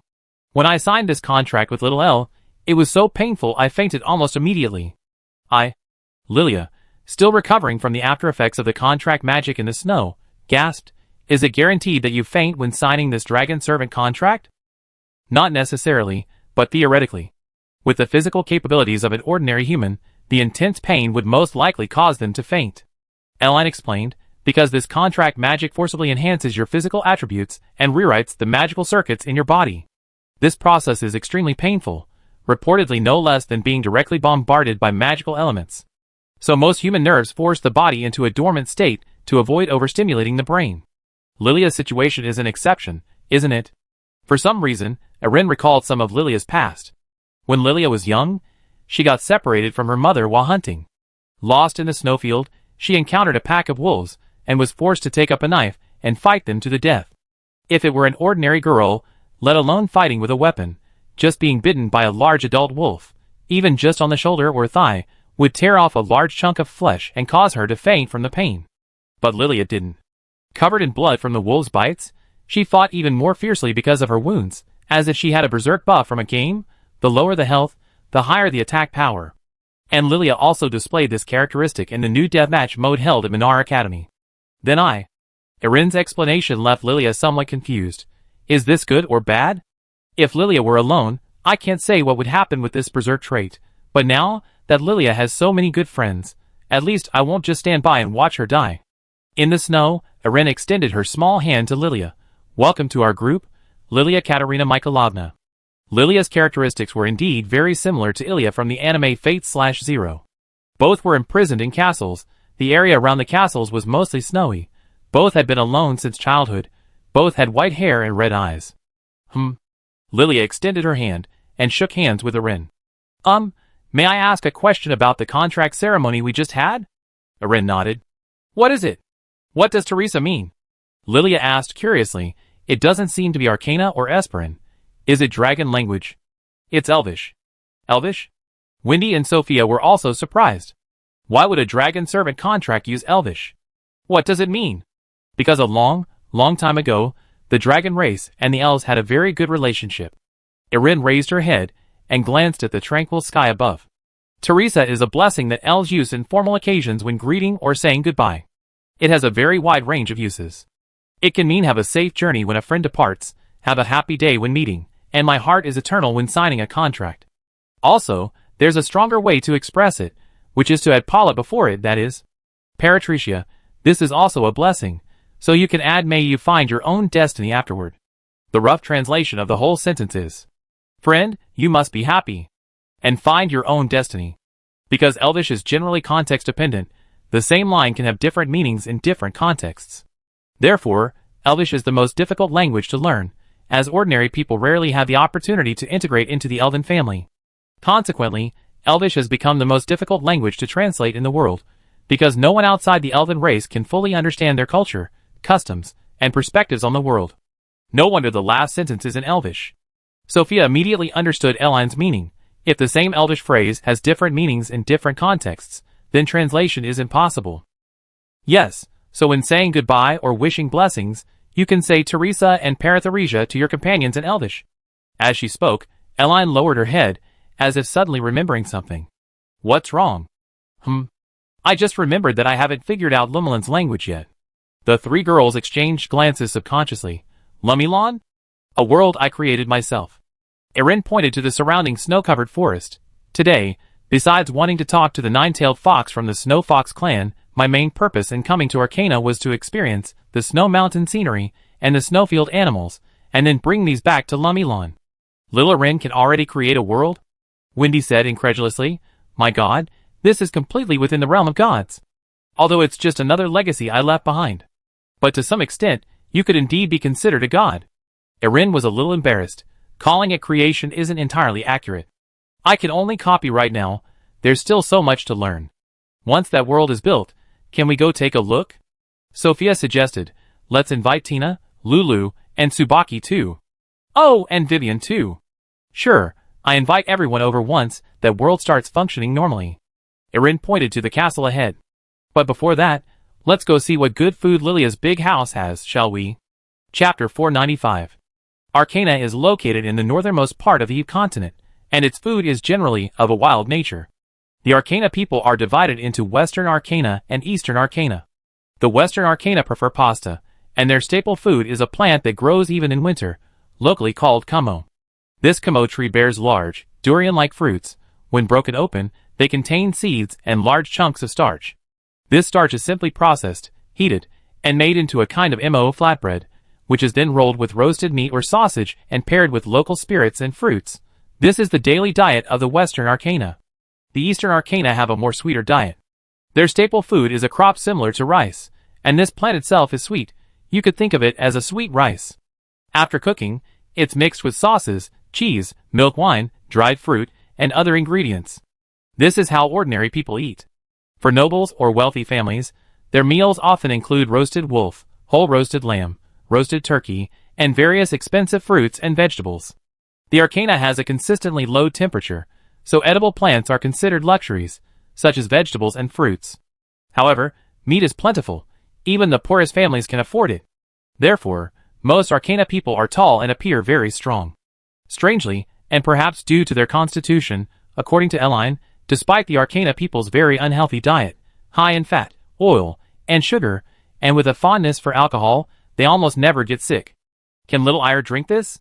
It's milk wine, but it's quite strong, isn't it? I can. But only a little bit. Don't get drunk later. We have 3 wolves in our family now. 3 wolves. What do you mean? Nothing, hee. Because Queen Katerina of Arcana is still in Lehman and hasn't returned, Arcana is currently being managed by Lilia's eldest sister, Risa. It is said that Katerina plans to pass the throne to Lilia when she abdicates in the future, but the actual management of Arcana will still be handed over to her sister as originally planned. Lilia only needs to make an appearance on the international stage when she requests the Queen's presence on formal occasions. Anyway, the future of the Eve continent will be a world of dragons. King Cassius and the Pope of Lehman, the Piarista family, the King and Pope of Silas, the King of Aspera, and so on, all know about the relationship between Lilia and Eline. It doesn't matter that Lilia doesn't understand state affairs. They definitely know how to handle things when the time comes. How's the food here in Arcana? After eating and drinking her fill, Lilia noticed Eline's complicated expression and tentatively asked, "Is the food a little hard to get used to?" A little indeed. Eline honestly replied, "But it's acceptable, and some of the dishes are actually quite delicious, like the roasted wolf meat." Because she once came from the country with the most abundant cuisine on Earth and possesses related memories, Eline's dietary habits are more inclined towards Earth. As for Longlin, the continent of Eve is a continent of dragons, and she is the daughter of the Dragon King, so the food she eats must be of the highest quality. Therefore, during the 100 years she lived in Longlin, although some of the food was not to her liking, Irini did not feel that there was a significant difference from Earth. Arcana is different. The food here is truly wild. Even with Lilia's royal special food, Eline always felt a sense of urgency, like I have to go hunting after eating this. The sausages here are very salty, the grilled meat is heavily seasoned, the steamed buns are fried until golden and crispy, and the milk wine is strong. Basically, it's all about high calories and high stimulation. Then how about? Seeing that the girls in the room seemed to really like the whole roasted wolf Eline mentioned, Lilia suggested, "Shall we go hunting? There's a dire wolf hunting ground in the mountains 80 kilometers away. Want to give it a try?" Dire wolf hunting ground? Wendy immediately became interested. I remember dire wolves are tier 2 magical beasts, right? Dire wolves are large jackals, ranging from 1 to 3 meters in size, tier 2 magical beasts. Some individuals can use elemental magic like ice, lightning, and wind. Their meat is delicious, and is said to be Arcana's main source of meat. Of course, because these wolves are so numerous, they are the #1 enemy of ordinary people in Arcana. In some remote mountainous areas, families are easily caught off guard, and their children can be snatched and eaten by dire wolves. Humans and wolves have been fighting for centuries, with neither side able to gain the upper hand. Yes, the one we just ate was a dire wolf. In the warm room, Lilia nodded and said, "I suggest that while everyone else is hunting, little Elle will watch from the sidelines, and the 3 of us can go into the hunting grounds and rely on our own abilities. How about that?" Lilia wasn't good with words, and her Esperanto wasn't very good, so sometimes her speech sounded a little strange, but the general meaning was still understandable. Sophia asked curiously, "Can Sister Lilia go on a long trip now?" "Yes, it's fine, the ban has been lifted." Lilia nodded, "Especially with little Elle around, Mom said I can go anywhere." Then, Lilia looked at Eline with a questioning gaze, "Do you want to go?" "I'm fine with it." Eline sat down on a small chair, hugging her pillow. "If anyone else is thinking of going, I go too."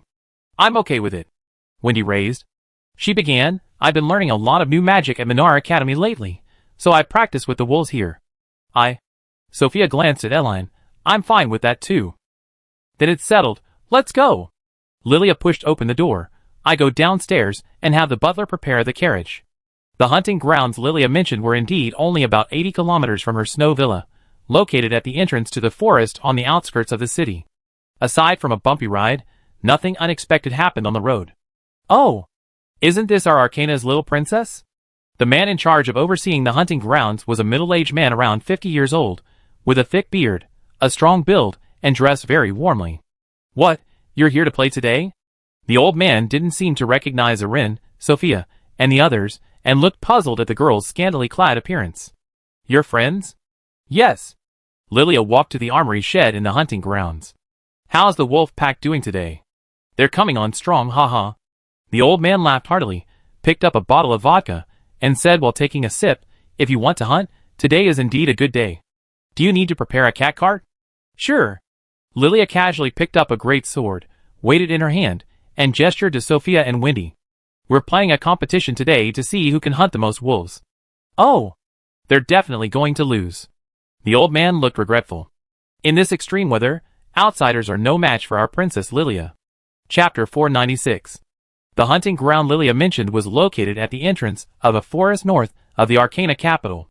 While called a hunting ground, the facilities were extremely rudimentary. From a distance, it consisted of only a large house that could accommodate dozens of people. A tent was pitched in front of the house, containing ample food and water. Next to the tent was an armory, filled with various knives, spears, clubs, bows, arrows, muskets, explosives, and other weapons. Today, it was snowing lightly in the Arcana hunting ground forest. With a biting wind blowing, the temperature was estimated to be around -17 or -18 degrees Celsius. Among the crowd, Lilia wore her classic red coat and snow boots, while Sophia and Wendy were both dressed in Lolita dresses. Although Lolita dresses were made of ample material and had inner linings or petticoats for warmth, they weren't designed for cold weather, so the two women still looked quite cold. Are you really all right? Don't you need to wear more clothes? Sophia and Wendy were fine. Their Lolita dresses at least made them look warm. But Erin, in a thin slip dress and clutching a pillow, stood out from the heavily bundled up crowd. Girl, this is no joke. The temperature today is at least -30 degrees Celsius. Are you a fire mage? This isn't how you show off. Unsurprisingly, Erin's appearance drew some teasing from other Arcana people who were also there to hunt wolves. You came with Princess Lilia, you shouldn't be short of money for clothes. Yes, I know some fire mages can add fire attributes to their bodies to keep warm, but won't that consume mana? Blizzards can strike the forest at any time. What if you run out of mana and freeze to death? Even without a blizzard, you can't play like that. It's too dangerous. Clearly, these Arcana people haven't been paying much attention to current events lately. Like the person in charge of the hunting grounds, they're rather primitive. They don't know anything about dragons, nor are they aware of what's happening at Minar Academy or Atlantis. They only know that in the freezing cold, people need to stay warm, and when hunting, equipment is paramount. And look at what this little girl is wearing. A nightgown, a spaghetti-strap nightgown. Her shoulders are completely exposed, and her thighs and calves are all visible underneath. Won't she freeze to death in the wind? Such disregard for nature, isn't that going too far? Some Arcana people knew that some fire mages could use magic to combat the cold, but in their eyes, this behavior was no different from prioritizing style over warmth. Wouldn't it be better to save that magic for fighting wolves? Such a waste. As a result, more and more people gathered around, all eyeing Eline and Sophia. Yes, and these two little girls, you are dressed very beautifully, but these clothes don't look warm at all. Why don't you go back and change your clothes first? You're so young, if something happens to you in the forest, Her Majesty the Queen will be furious. Princess Lilia, how can you be so willful, letting your friends come out dressed like this? Lilia simply smiled at the crowd and waved her hand. Don't worry, everyone, they're fine. Not even a blizzard, not even the Wolf King could do anything to us. What are they saying? Seeing the Arcana people around them chattering away in their native tongue, Sophia and Wendy, who couldn't understand Arcana, had no choice but to ask Eline for help. Oh, they're complaining about our clothes. Eline came to her senses. Sister Lilia said not to worry about it, we're fine. All right, I explained everything to everyone. A moment later, amidst the puzzled looks of the surrounding crowd, Lilia returned to Eline. Sister Sophia and Sister Wendy, quickly go find some suitable weapons. I don't need weapons. Sophia shook her head. For dealing with Tier 2 magical beasts, the light magic taught by little Eline is enough. I can also go without weapons, but since they're providing them for free here, I give it a try.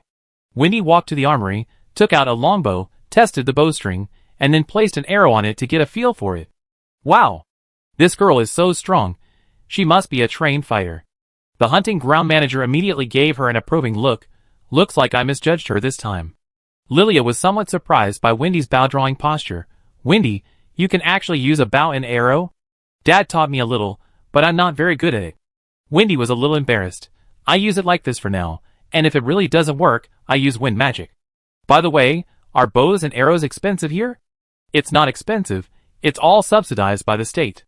The state covers the cost of bows and arrows, and the wear and tear on weapons. Use it as you like. Lilia took the great sword from before. Since Sophia doesn't need a weapon, shall we set off? Someone in the crowd couldn't help but step forward. Princess Lilia, your two friends. Are they both mages? Yes. Lilia nodded. This is a wind elemental mage, and this is a grass elemental mage. They, like me, are both freshmen at Minar Academy this year. Minar Academy, no wonder. The man who spoke nodded, then pointed to Eline, and her? Oh, as for her. She's not going into the hunting grounds today, so, waiting for us here, you could call it refereeing. No wonder, it seems Princess Lilia is quite well prepared. The man finally relaxed. Princess Lilia, the ice mage, will lead the charge, the wind mage archer will provide support, and the grass elemental mage will handle logistics and healing. Indeed, a perfect combination. A man with a bee's scar on his face added, with your combination. You need to protect that grass elemental mage, okay? Grass mages are still quite rare. I feel, Lilia said somewhat awkwardly, Sister Sophia might not need our protection. Woo! Just then, a wolf howl echoed from the snowfield not far away. Oh! The praise here already? The crowd, instantly drawn by the wolf's howl, turned around. Princess Lilia, this lost dire wolf is your team's responsibility. A 2-meter-tall dire wolf. I think Princess Lilia should be able to handle it. I think we should use arrows from a distance to wear it down before charging. Or, Princess Lilia, could you use ice magic to control it first? While the crowd was still whispering, Sophia, the grass elemental mage and Lilia's team, had already charged forward. Huh? Isn't that little girl a grass elemental healer? She's the first one? Hey, are you kidding? Why isn't Princess Lilia stopping her? Isn't this reckless? Whoosh. To everyone's astonishment, Sophia, while running, raised her hand and summoned a wildly spinning dart of light, placing it in her palm. She quickly rushed to the lost dire wolf at the forest exit and swung the dart down at its neck. Sizzle, sizzle, sizzle. Before the giant wolf could even react, its neck splattered with blood amidst the light of the dart. Before the wolf could even howl, Sophia exerted a little force, and the light dart in her hand, spinning like a saw, cleanly severed its head. Chapter 497. What kind of magic is that? Is this something a grass elemental mage can do? Ha ha. I like this girl. She has the style of us Arcana people. When in doubt, we just do it. Although I don't understand what kind of grass elemental magic that is. As expected, Sophia's light chainsaw shocked the hunters watching from the armory. Many people were shocked that a grass elemental mage could use such violent magic, and were also surprised that Sophia, a little girl about 1.4 meters tall, could be so calm when facing a terrifying giant wolf 1 or 2 meters tall. Only Erin sat on a small chair next to the armory, hugging a pillow, observing the 3 girls in front of her, recalling the scene when she first saw them. Erin didn't know what others thought, but in her eyes, Sophia was indeed a girl who dared to challenge herself and had a very strong competitive spirit. Most importantly, Sophia was willing to change. Back when Erin lived on Earth, the most popular game in her university dorm, League of Legends, featured a champion called Voidreaver, depicted as a purple mantis. When selected, this champion would say a line. Change is a good thing. Erin didn't have time to play games then, but several of her roommates were huge fans of this champion, so every time they opened League of Legends to select a champion, that line would echo throughout the dorm. Erin doesn't believe that meaningless changes are good, but if someone encounters difficulties or finds a dead end and decisively seeks change, making the most of this forward momentum, then that person will definitely achieve something. Eline vaguely remembered that when she first met Sophia in the talent testing area for new students at Minar Academy, the little girl had left an impression on her as a particularly shy little princess of Atlantis. Unexpectedly, after signing a contract with Eline, Sophia not only diligently exercised every morning, waking up early and going to bed early, but also mastered the 2 light spells Eline had taught her. However, what surprised Eline the most was Sophia's ability to avoid blood. Using a light saw to directly chop at a monster's neck would easily result in blood splattering everywhere, but Sophia perfectly avoided all the blood splattering from the monster's wound. This was what truly impressed Eline. Hey, what's going on? The healer's personally going into battle? Just then, the hunting ground manager, who had gone to prepare the cat cart, returned. Seeing Sophia charging at the head of the group and even personally slaying a dire wolf, he clicked his tongue in amazement. Your team's pretty reckless. Erin explained. Besides being a grass elemental mage, she's also a light elemental mage. A light elemental mage? This word drew the attention of the surrounding hunters. Light elemental mages are appearing outside now. I remember 10 years ago, when I was studying magic in the capital, my mentor told me that humans can't learn light elemental magic. It's a limitation of our bodies. Yes, my master said the same thing. How come the outside world has changed so much in just a few years? Erin thought for a moment. Have you hadn't had contact with the outside world for a long time? Hey, I can't say it's been a long time. I know a lot of people out there like playing with those projection crystals. My son loves them, saying they let him know everything about the outside world instantly, but I feel like that's a waste of time. I don't play with them. A hunter scratched his head. I much rather my son become a hunter like me. Oh, like a father and son from the old days? This hunter's words made Eline understand these people's situation. No wonder you don't know Sophia, or what's happening out there. When home computers and the internet first appeared on Earth, many parents thought computers were a waste of time, that everything on the internet was a scam, and described online games as a monstrous flood. Little did they know, decades later, those parents who scorned the internet back then are now scrolling through TikTok. Sophia is the first human light elemental mage. Seeing everyone around her staring wide-eyed, waiting for an answer, Erin sighed inwardly and explained, light mages can heal the wounded and also possess a certain level of combat ability. Like grass mages? No, grass mages focus on control and healing, while light mages deal damage and heal. Furthermore, light elemental healers have dispelling and healing effects, and can cure illnesses. Still don't quite understand. Haha, so now that the outside world is so unpredictable, it's time for us old folks to retire from the stage of history. The hunting ground manager led over several large cats. Do you still need a cat cart? Erin reached out and petted the large cats. Give them one. The cat cart is a rescue team specific to the Arcana region, operated by trained Arcana forest cats. These cats are enormous, resembling small tigers, with predominantly white fur. From the front, they look like Pallas's cats? Eline observed the 4 white tigers before her. Well, they were indeed tiger-sized Pallas's cats, entirely white and fluffy, with such large heads that their necks and ears were almost invisible. It is said that the Arcana people train these large Pallas's cats to rescue people. Typically a cat cart consists of 4 cats. 2 in the front pull the cart, and 2 in the back act as lookouts. When they see someone collapsed in the snow, or an object carrying a human scent, the cat cart will rush over as quickly as possible, load the person or object onto the cart, and take it back to the management office at the entrance to the hunting grounds. After all, compared to the other nations, the Arcana people are truly wild. One day, a few people rush into the forest hunting with just a bottle of wine. The next day, several children secretly go off to fight 4th-tier magical beasts.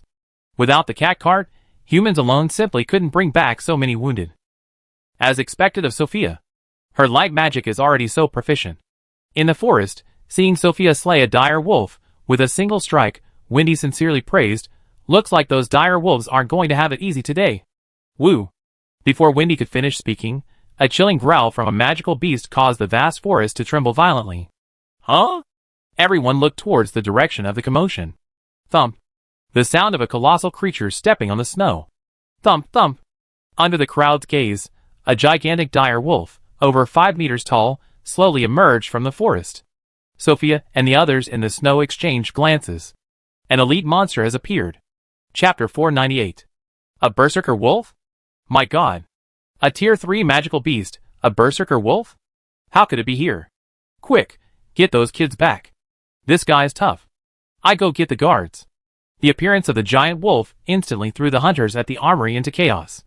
Some frantically grabbed their weapons, some shakily knocked arrows and aimed at the forest, and some instinctively ran back, preparing or even hiding under the tables. For the people here, a tier 3 magical beast was indeed a big boss. Only Eline remained seated on a small chair beside the armory, enjoying the cheese-set meal prepared by the caretaker. Alcana's food, while having extreme flavors, had one advantage unlike anywhere else. Most of the ingredients were very fresh and untreated with any preservatives. Here, the food is available in salty, sweet, spicy, and bitter varieties, offering a wide range of flavors to suit every palate. This contrasts with some regions, like Atlantis, where life would be incredibly difficult if you particularly dislike sweets. The Arcana has a very low average temperature, preventing food from spoiling. Therefore, the people here don't employ drastic preservation methods. For example, Eileen's favorite cheese is sometimes preserved with salt in other places, resulting in a very strange texture and taste. While it does preserve the cheese for a long time, Eileen doesn't like it. In Arcana, the cheese is purely sweet, thanks to the low average temperature and the lack of concern for preservation. What should we do? Princess Lilia is still in the forest. Amidst the chaos, seeing Eileen still eating, the hunting ground manager panicked. Should we call her back? If something happens to the princess here, Queen Katarina won't forgive me. No need. Eileen, happily munching on cheese, simply shook her head. They can handle it, don't worry. Lilia, Sophia, and Wendy are all Eileen's dragon servants. With their current strength, let alone a tier 3 magical beast, even a tier 4 magical beast wouldn't be able to do anything to these three. Even if this magical beast is really strong, or some hidden sports student magical beast master, Eileen can use her dragon servant contract at this distance to control their bodies, to fight or retreat. Really, it's alright. The hunting ground manager, initially flustered, hesitated upon seeing Eileen's confident demeanor. The Berserker Wolf is a tier 3 magical beast, equivalent to a high-level human mage. One person might be a little troublesome, but with the three of them together, even a tier 4 magical beast would be fine. Eileen reiterated in a don't worry about it tone, sit down. Oh. The hunters were still somewhat incredulous, grabbing their binoculars to observe Sophia and her companions at the forest entrance. Your Highness, are you really alright? The main problem is that the Berserker Wolf is too large, only suitable for ranged mages to attack from a distance, but with their lineup, it seems only the little girl with the bow is a ranged attacker. Let's get the cat cart ready. It'd be difficult if someone gets injured later. Amidst the murmurs of the crowd, Lilia and the others also noticed the suddenly appearing tier 3 magical beast. The 5-meter-tall giant wolf, its sheer presence overwhelming, already rivaled the size of a small, self-built attic in the village. Sister Lilia. Seeing the wolf, Sophia, who had just slain a dire wolf, turned slightly, giving Lilia an inquiring look. Leave it to me. Lilia understood immediately. With a thought, she channeled ice elemental power into her great sword and charged towards the massive creature. Sister Sophia, we're entrusting our backs to you. At the same time, Wendy slung her great bow behind her back, condensing a 30-centimeter long wind blade on the back of her hand with wind elemental power, and quickly ran towards the Tyrannosaurus Rex. Understood. Sophia nodded and quickly retreated. In less than 5 seconds, Sophia had retreated to the rear, while Lilia and Wendy stood at the front of the group. At that moment, the three girls displayed astonishing teamwork, understanding each other with just a glance, like a well-trained army. What does this mean? I can understand Princess Lilia pushing forward, and I can understand the healer retreating, but why did that little girl with the bow go up too? Look! Her wind blade. Why is even a wind mage fighting in close combat? What's wrong with this group? Amidst the crowd, Erin simply sipped her Arcana-made black tea, observing Lilia, Sophia, and Wendy with approving eyes. Although both Wendy and Sophia are fiercely competitive, Wendy's personality is generally much more optimistic. Wendy has been involved in diplomacy with Linton, the father of the Piarista Wind House, since childhood, making her a jack of all trades. She has learned archery, horseback riding, swordsmanship, and also plays musical instruments, plays chess, and speaks several languages. In the current situation, while Wendy could indeed work with Sophia to launch attacks from the rear, leaving Lilia to withstand the pressure alone, that would put immense pressure on Lilia. Therefore, having Wendy, skilled in swordsmanship, gather wind blades in her hands, temporarily cosplaying as shadow dual blades, and coordinate with Lilia to draw the wolf's attention, allowing Sophia to safely deal damage from the back, is the most suitable strategy for the current situation. Roar! Seeing Lilia and Wendy charging towards it in the icy snow, the suddenly appearing wolf was enraged. It never expected that two mere human cubs would look down on it so much. Judging from the magical fluctuations emanating from their bodies, these two were merely high-level mages. Then, the Berserker Wolf roared and charged towards Lilia. Bang! Lilia seized the opportunity and swung her sword. The Berserker Wolf blocked the sword with its claws, sending snowflakes flying. Ice shield. Lilia, knocked aside, immediately assumed a blocking stance and summoned an ice elemental shield.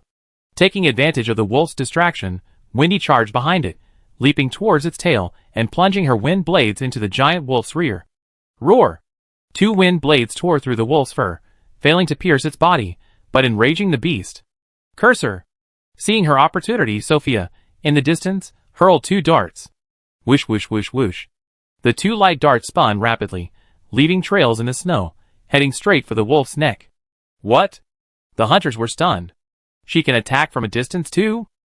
Chapter 499. The New World, Lumilon.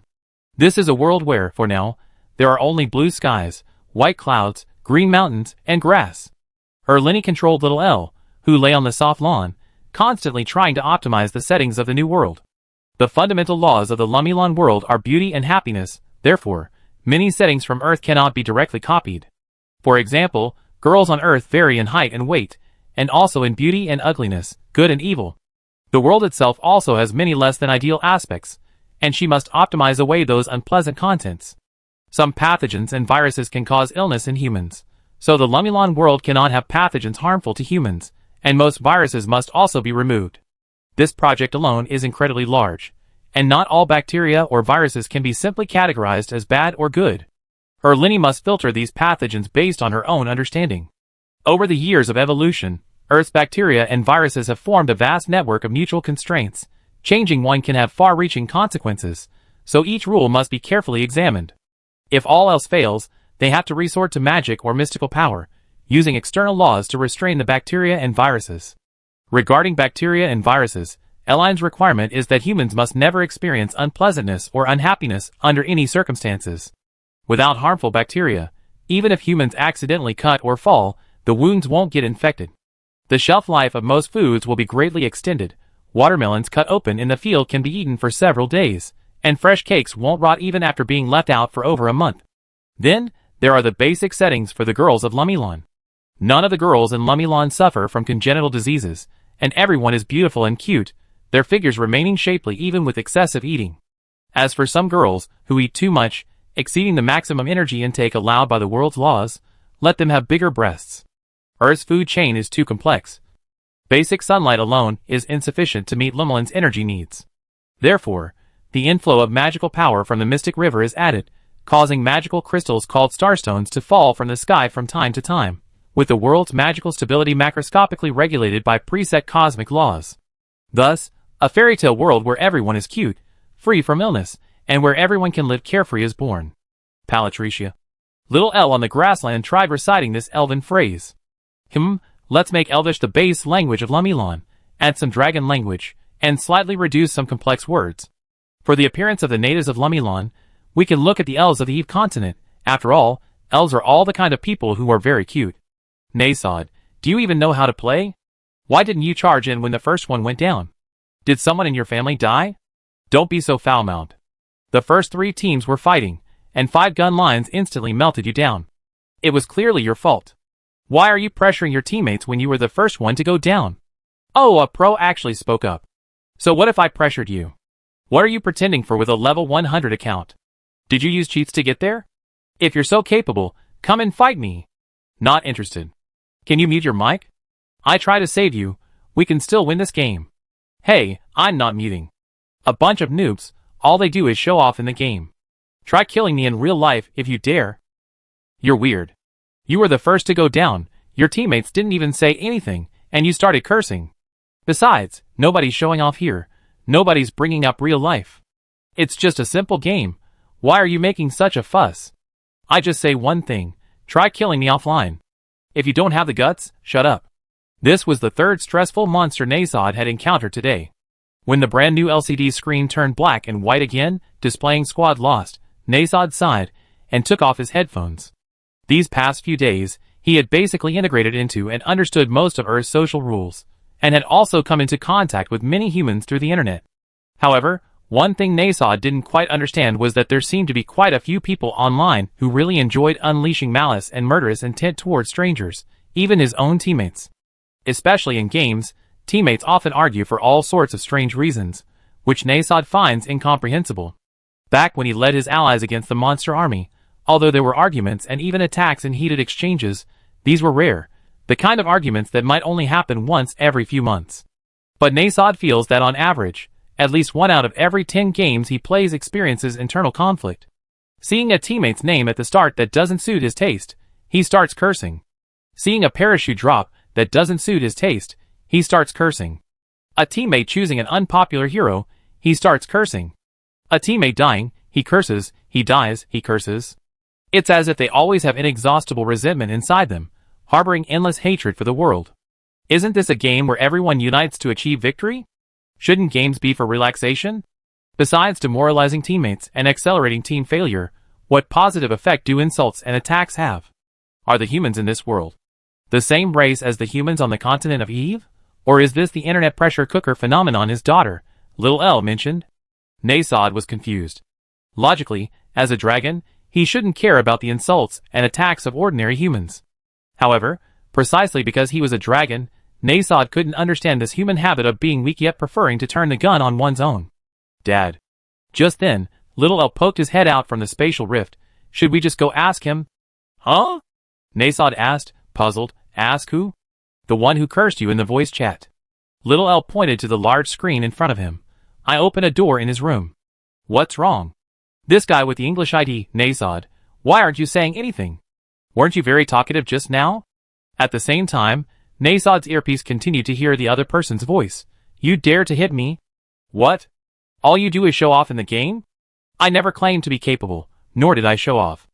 I've been communicating with you normally. Nasod picked up the microphone. You really want me to come see you in person? Oh, are we going to have a real-life meeting? You're not some C programming guru, are you? You can find my address? Come on, I'm itching for a beating. The person on the other end of the game continued. I told you, if you don't come, you're my son. Well, okay then. Nasod glanced at Little L. Wait a minute, I'd be right there. Chapter 500. A rented room in the suburbs of a city. A young man sat cross-legged at his computer, wearing headphones. In front of him was a computer screen displaying the words Squad Wiped Out. The rented room was small, consisting of only this cramped room besides the living room. The room was cluttered with takeout containers and beverage bottles.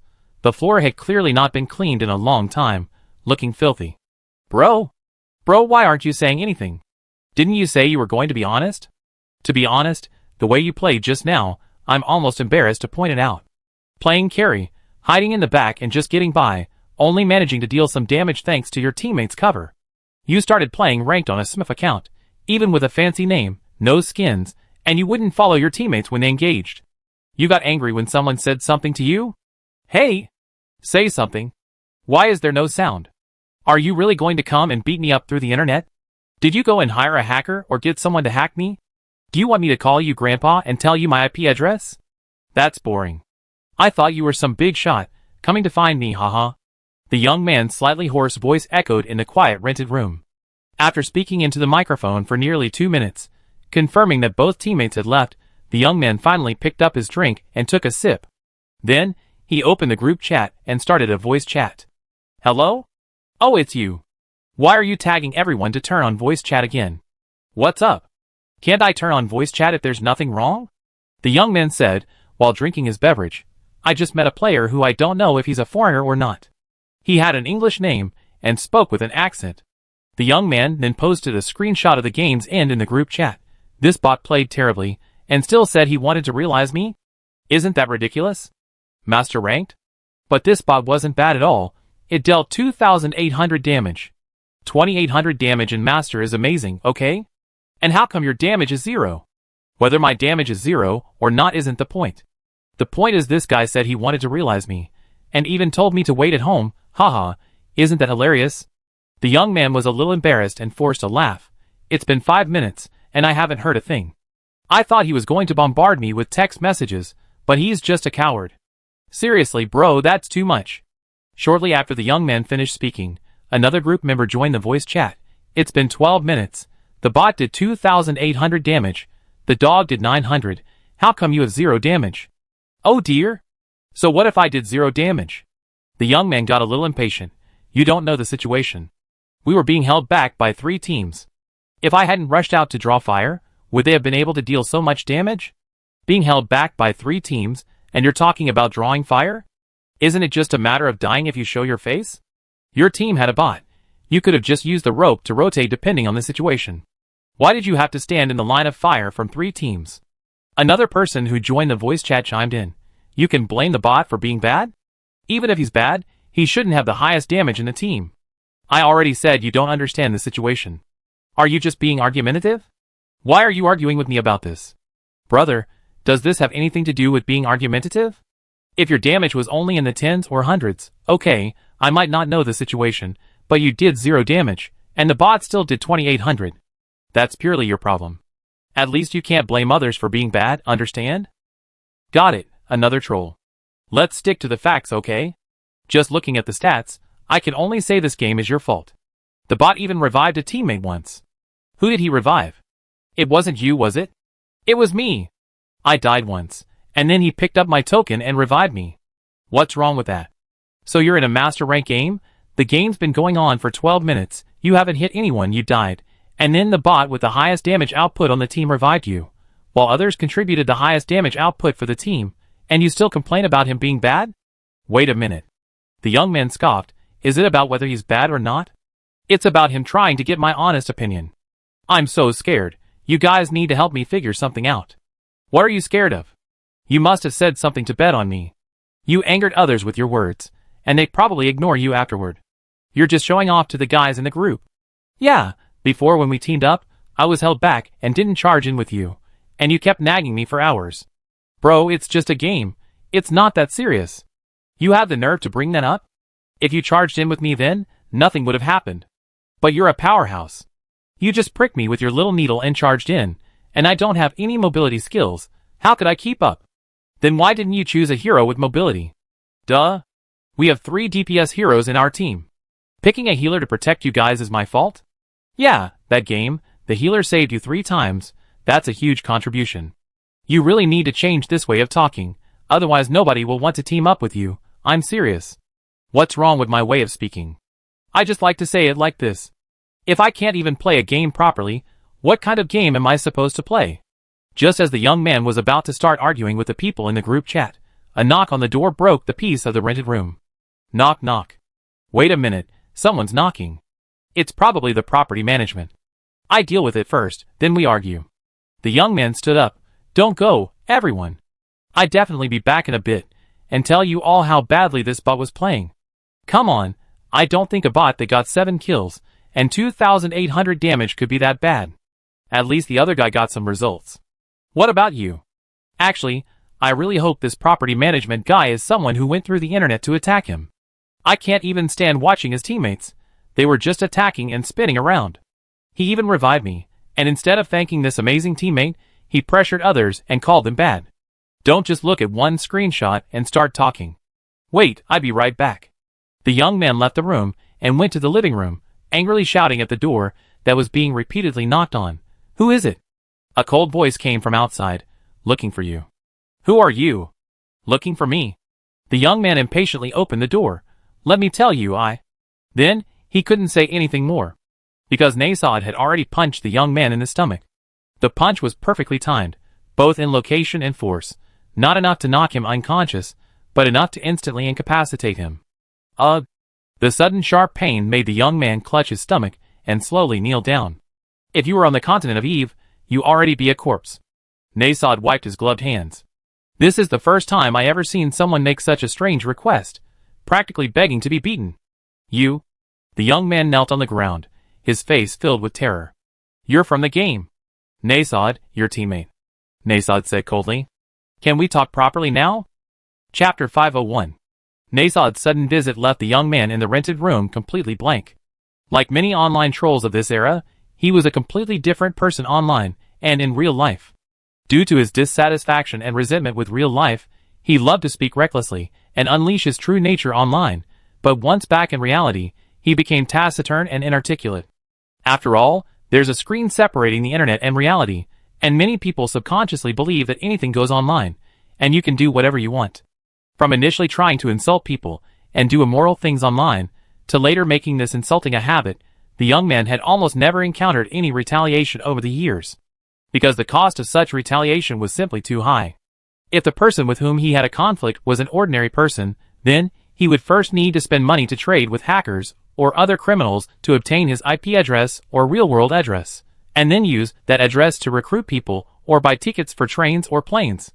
Even if this person possessed certain internet skills, finding his address would take time, and even then, the most they could do was bombard him with text messages, causing no real harm. This process would take anywhere from a day or two to several weeks, and it was time-consuming, laborious, and ultimately unrewarding. The young man was certain these people wouldn't waste the time and money to deal with him, which is why he acted so recklessly. He simply couldn't understand how someone could find his home address in less than 10 minutes, and then instantly appear outside his rented apartment. Even a top hacker couldn't do that. Even top hackers need to bypass accelerators to find the original IP address, and then use that IP address to find the physical address.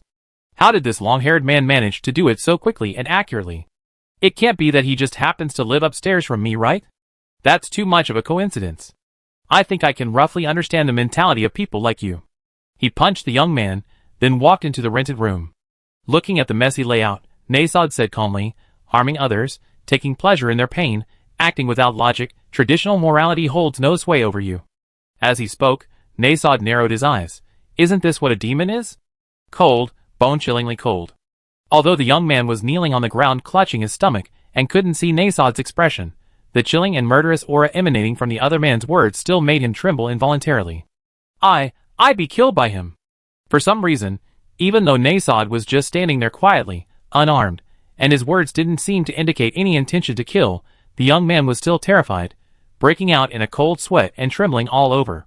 What he didn't know was that while Nasad's gaze was indeed filled with indifference, it hadn't reached the point of wanting to kill you. Because if Nasad were to unleash his dragon's killing intent on an ordinary person like him, then even if Nasad didn't actually strike, the young man would truly be scared to death. And Eline had once said that on Earth, it was best not to cause any deaths, because that would be very troublesome. It was precisely his daughter's words that saved the young man. Nasad had lived for tens of thousands of years, slaying countless monsters. An ordinary person like the young man wasn't even considered a low-level minion among monsters. He didn't think it was worth his time to take action. Therefore, besides indifference, his gaze towards the young man also contained a hint of pity. Speak, you're the one who sent me offline, and you even provoked me by saying I'd be your son if I didn't come. After a moment of silence, Nasad used dragon magic to levitate and sit down, coldly saying, now that I'm here, are we discussing games or life? Really? You actually came? Because the young man's rented apartment was small, and his computer was placed near the bedroom door, their conversation in the living room was clearly transmitted to the microphone on the computer desktop. And the young man hadn't left the game group voice chat when he opened the door.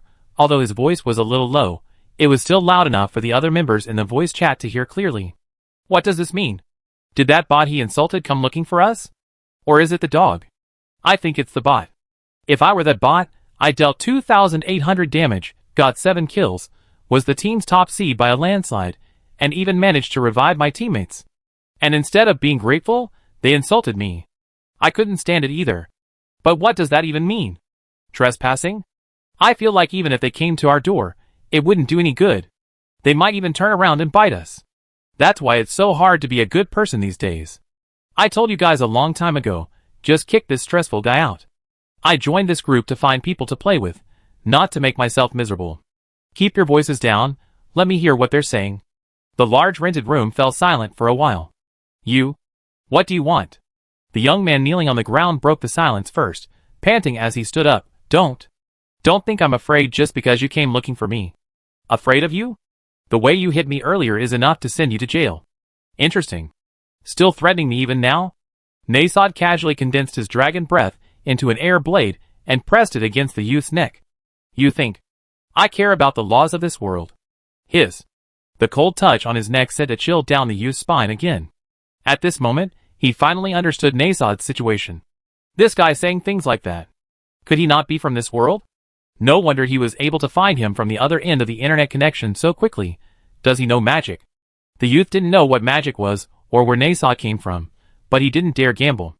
At least the air blade pressed against his neck was clearly not a product of Earth's technology. Besides, this gamble would do him no good. If he wins the bet, he might just send the person in jail, as he said before. If he loses, that's fatal. I'm sorry, boss, I was wrong. I shouldn't have insulted you, and I shouldn't have mocked you or made sarcastic remarks.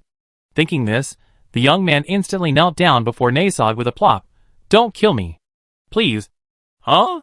What's going on? What happened to him? Is the other person an assassin? An assassin robot, oh wow. At this moment, Hearing the young man's drastically changed attitude and voice over the voice chat, almost half the group was shocked. Is it an act? It doesn't seem like an act. He has no need to put on this act, and there's no reason for it. Were you guys recording just now? That's hilarious. Who has the time to record? In the chaos, Nasod sheathed his air blade and casually punched the young man again, knocking him unconscious. Boring person. Chapter 502. NSD went to find the young man not only to vent his anger for another teammate in the game, and to check on the situation of the big trolls in this world, but also primarily to help Little L collect data. Data on those who are extremely selfish and take pride in violating social morality. Or rather, data on negative examples of suitable candidates for the Lumilon world. In the Lumilon world that Elanine plans to create, people like this would absolutely not be qualified to be selected. In Xiao Xiao's large house, seeing Nasod return, Xiao El, who had been waiting for a while, handed him afternoon tea. How was it? Just an ordinary human. Nasod sat down in his computer chair. I couldn't even be bothered to remember his appearance. People like that make up quite a lot of society on Earth right now, especially online. Elanine smiled, but in real life, there are people with similar personalities, but they don't show it, so it's basically hard to notice.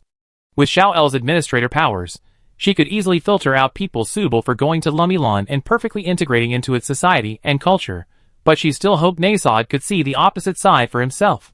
In Eline's initial conception, the girls of Lumilon were basically altruistic, meaning they were the type who wholeheartedly considered others without expecting anything in return. Everyone was friendly, polite, loved nature, and worked together to maintain that world. To put it more precisely, Lumilon doesn't even need currency, or transactions between people are more like voluntary gifts because resources are so abundant that even if people want to trade, it's just a token gesture or they use emotional value as currency. For example, my hobby is making desserts. After growing up in Lumilon, I open a cake shop at the entrance to some forests or in cities. People won't need to pay for their cakes, as long as they enjoy them. I'd be happy. This happiness is the currency I earn from selling cakes. Similarly, if I build a farm or orchard in the forest, and travelers want to stay overnight, I unconditionally help them, just to experience the satisfaction and happiness of helping others. I'm an author. I write down the stories in my heart, print them as novels, and sell them. If people enjoy reading them, I'd be happy because they like the story. Theoretically, these transactions don't involve the exchange of goods or currency. Of course, you can give if you want. You can eat a piece of my cake and give me a copy of your book. Everyone's happy. All the girls in Lumilon are beautiful and lovely, possessing healthy bodies and good figures, free from aging and illness, and untouched by tragedies. This is Eline's initial vision of Lumilon. I already roughly set up the flora and fauna in the new world. It's much simpler than for humans, but only slightly simpler. Seeing that Nasod didn't seem to care about the troll, Little L in the room opened the spatial portal again, because we need to bring over a lot of cute little animals, and the microorganisms are so interconnected, some things require mysterious powers to resolve, so we can only set them up one by one. Actually, even if Nasod had just killed that young man, it wouldn't have caused any problems. The aftermath would have been very simple. Little L could have just erased his personal information from Earth, much like the setting in the classic anime Shakugan no Shana, erasing someone's existence, so that no one would remember them anymore. But things haven't reached that point yet. Earth is inherently a kaleidoscope. It's only natural that people living here have both good and evil. Lumilon's setting is merely a shadow of Earth, a world of only goodness and beauty. There's no need to change Earth's settings for Lumilon's sake. Erasing the evil of Lumilon's world means Little L would need to add countless annotations to that world's code. For example, some harmful bacteria can cause disease, but humans need these pathogens in their production processes. Therefore, when Little L replicates the relevant bacteria there, he would need to use mysterious powers to add the annotation. This bacteria cannot harm humans or some cute little animals, and define cute little animals. I think I understand now somewhat the mistakes of the monsters on the Eve continent, or rather, the Mystic River. Seeing Little L preparing to return, Nasod nodded. I think the Mystic River's mistakes back then were simply a direction for development. Little L asked curiously, how so? The evolution of monsters on the Eve continent was like this, and so is the evolution of humans on Earth. We can't define good and evil in a general way. Only after the order of the entire world is established can the administrators define this so-called good and evil. Nasod gestured to a knife on the table. Didn't you mention those two monsters under Minar Academy before, my dear daughter? Back then, they certainly gave me the impression of being evil, but now, They transformed from evil to good, or at least neutral good. When the monsters first appeared, they did attack all living beings around them indiscriminately. But later, as time went on, some monsters gradually adapted to their environment and only attacked specific things. If these monsters mutated into only attacking other monsters, could they be considered benevolent monsters? Erin thought for a moment. It seems so. So many years have passed, and I still don't understand similar things. But I think that for a manager, she doesn't need to define good and evil, she only needs to determine what she needs. Isn't that just like a dictator? Nasod crossed his arms. A manager should be a solitary dictator. Little L. Nodding, then. Was Dad a dictator back then? Yes, if I hadn't been so headstrong back then, and hadn't carried that determination through to this day, there wouldn't be the Eve continent we know today. Nasod sighed, but that's all in the past. Now, I just hope you and Nana are happy every day. As for Earth and the Eve continent, let them be. Understood. Little L nodded, then I follow Father's wishes and create the world of my dreams. Nasod waved, go on, your mother and I will come and see it too. Okay. Little L turned and slipped into the spatial portal, arriving in a new world with blue skies, white clouds, and teeming with life. Looks like. Sitting down beside a small tree, Little L picked up an apple from the ground and petted the little rabbits that had gathered around. There's still so much I need to learn. Chapter 503. At the Arcana hunting grounds, seeing Sophia, Lilia, and Wendy quickly adapt to the local customs and begin hunting the local dire wolves, Erin, having finished her cheese, bid farewell to the locals and headed alone towards the northern jungle. Hey! Little sister, that's the Howling Abyss. There are werewolves there. Seeing Erin leave, heading towards the most dangerous northern part of Arcana, the hunting ground manager quickly warned, some special werewolves are tier 4 magical beasts, and it's said that tier 5, and even tier 6 magical beasts inhabit the deeper parts of the Howling Abyss. Don't be silly. Tier 4 magical beasts? Erin looked curious. Do they possess intelligence? The hunting ground manager was stumped. I'm not sure, but even if they possess intelligence, we don't speak the same language, do we? Language shouldn't be a problem. Erin. After thinking for a moment, she asked, there should be snow foxes living over there too, right? Snow foxes do exist. The keeper asked curiously, if you want to raise snow foxes, you can just go to our free market, right? I'm not looking to raise snow foxes, I'm looking for their elders. Elders? What elders? Snow foxes have elders? The hunting ground keeper looked blank. I've been in Arcana for so many years, and I never heard of any snow fox organization. Nine-tailed snow foxes. Eline smiled. Thank you for telling me this. A few werewolf elders might come to talk to you in about 10 minutes. Don't attack them. Huh? What? The werewolf elder? Before the hunting ground manager could finish speaking, Erin leaped into the distance and flew towards the forest, disappearing into the snow. Hey! Child, don't do anything reckless. The manager instinctively stood up, about to give chase, when a maid who had appeared out of nowhere grabbed him from behind. Excuse me, I am the personal maid of Lady Lilia of the Arcana royal family. You can call me Anya. With that, the maid handed the hunting ground manager her royal identification. Oh! The surrounding hunters gathered around. Miss Anya? Miss Anya, the one who just left must have been Princess Lilia's friend, right? The hunting ground manager quickly said. She disappeared in the direction of the entrance to the Howling Abyss, the most dangerous area in Arcana. I suggest we... No need to worry, Your Excellency. The maid shook her head before the manager could finish. You may have lived near the hunting grounds for a long time, dealing with wolves, and rarely contacting the outside world. You are unaware of the changes in the outside world. Huh? The manager was completely bewildered. What do you mean? The one who just left was indeed Princess Lilia's friend, but she is also the strongest person on the continent of Eve. Miss Ellen Piarista, so you don't need to worry about her safety. The strongest person? The Piarista family? The manager gave a completely blank look. I didn't understand. The maid smiled slightly. You should know about Minar Academy, right? I know. The strongest academy on the Eve continent has extremely strict requirements for the talent of its new students. It's said that only exceptionally gifted mages can enter. The hunting ground manager nodded. And I also heard that this academy is backed by the Dragon Clan, making it incredibly powerful. For thousands of years, no one has dared to offend the forces behind the academy. Since you know this, that explains it. The maid glanced in the direction Elenine had left and said, This Miss Elenine Piarista, even the Minar Academy wouldn't dare to provoke her, or rather, the entire upper echelon of the Minar Academy obeys her orders. With her strength, she could easily contend with the entire wolf pack of Arcana. Do you understand what I mean by that, Elenine? Is Miss Lin powerful now? The hunting ground manager exclaimed in surprise. Is she even human?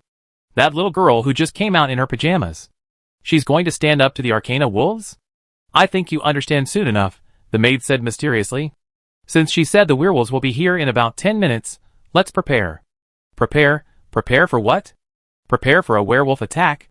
Those are level 4 or higher magical beasts. Should we report to Her Majesty the Queen? No, prepare for the werewolves to submit. While the maid and the manager were talking at the hunting ground, Erland had already arrived at the famous Howling Abyss of Arcana at an extremely fast speed. From the relationship between the wolves and the Arcana people near the hunting ground, it was clear that this country had a very deep-seated karmic ties with the wolves. Either Lilia was chased by wolves as a child, barely escaping with her life, or the children here were often carried off by monstrous wolves, leading to various tug-of-wars between the two sides. In other words, the behavior of the nearby wolf pack had violated the agreement made with the dragons years ago, and Erin needed to check them. Anyway, her father would soon pass on the title of Dragon King, so she might as well go and practice how to demonstrate royal demeanor to those wolves. Awooh! Standing at the entrance to the Howling Abyss, Erin tried howling at the intricate path ahead. Instantly, her childlike voice, like that of a little girl, echoed throughout the valley, resounding and lingering long after. After leaving Arcana City, the surrounding area was mostly like this. Mountains thousands of meters high intertwined, covered in a hazy, drifting snow. Moreover, these mountains had bizarre shapes, most narrow at the base and wide at the top, and one could see many strange ice elemental creatures inhabiting the area: snow foxes, snow wolves, white lizards, and furry creatures resembling Angora rabbits. Clearly, the animal energy here came from the Mystic River. They don't just live by eating, they directly absorb the magic in the atmosphere and convert it into their own energy source and growth factor, much like chlorophyll in plants. Buzz, rumble, Eline shout, after a brief echo, unsurprisingly triggered several avalanches. Large amounts of snowflakes fell, billowing thick smoke, scaring away the surrounding animals. It seems the hunting ground manager was right.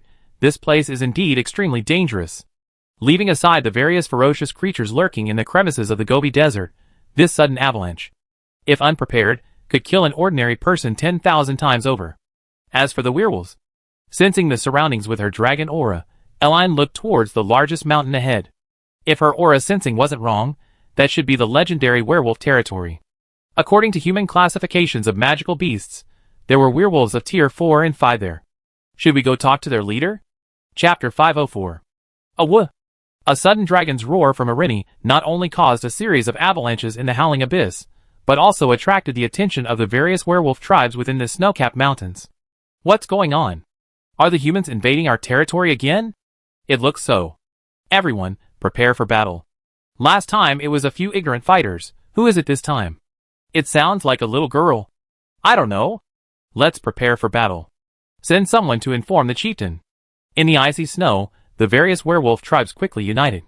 Large numbers of werewolves and ice werewolves headed towards the border between the demon and human territories, nervously watching the falling snow ahead. For a long time, the werewolf tribe and the Arcana people had clashed frequently. This friction was different from the minor conflicts between the vampires and the cat demons. Those were at most small skirmishes. The werewolves and the Arcana were engaged in a life-or-death struggle. The Howling Abyss is a scenic area in northern Arcana, theoretically not belonging to the werewolves. However, in recent years, due to the expansion of the northern wolf packs, it has gradually become a wild area. Barren places like the Howling Abyss are rarely developed, leading to a large influx of werewolves and wolf packs settling there. Wolves are inherently social animals. Upon entering the Howling Abyss, they quickly occupied and sealed off the major checkpoints, establishing themselves as powerful factions. The Arcana people, naturally adventurous, and given that the Howling Abyss has always been Arcana territory, has attracted numerous explorers and extreme sports enthusiasts over the centuries. When the wolf pack saw humans daring to enter their territory, they naturally attacked on the spot, thus beginning the feud between the two groups. It could be said that the werewolves here are exploiting the very ambiguous relationship between themselves and the wolf pack, their attitude towards the Howling Abyss being, "This land has such a strong aura of ice element. Does anyone want it? If no one wants it, I come in. Logically speaking, the werewolves' territory is on the outskirts of the Howling Abyss, far from human cities, and the Howling Abyss itself is considered a buffer zone, theoretically belonging to humans. But the werewolves also had their say. The Howling Abyss is inhabited by wolf packs, right? We werewolves are wolves too, aren't we? We're usually idle, and if our packs are being bullied by the monsters in the Howling Abyss, is it alright for us to go in and take care of our brethren? Taking care of our brethren is exhausting. Is it alright for us to rest in the Howling Abyss for a few days?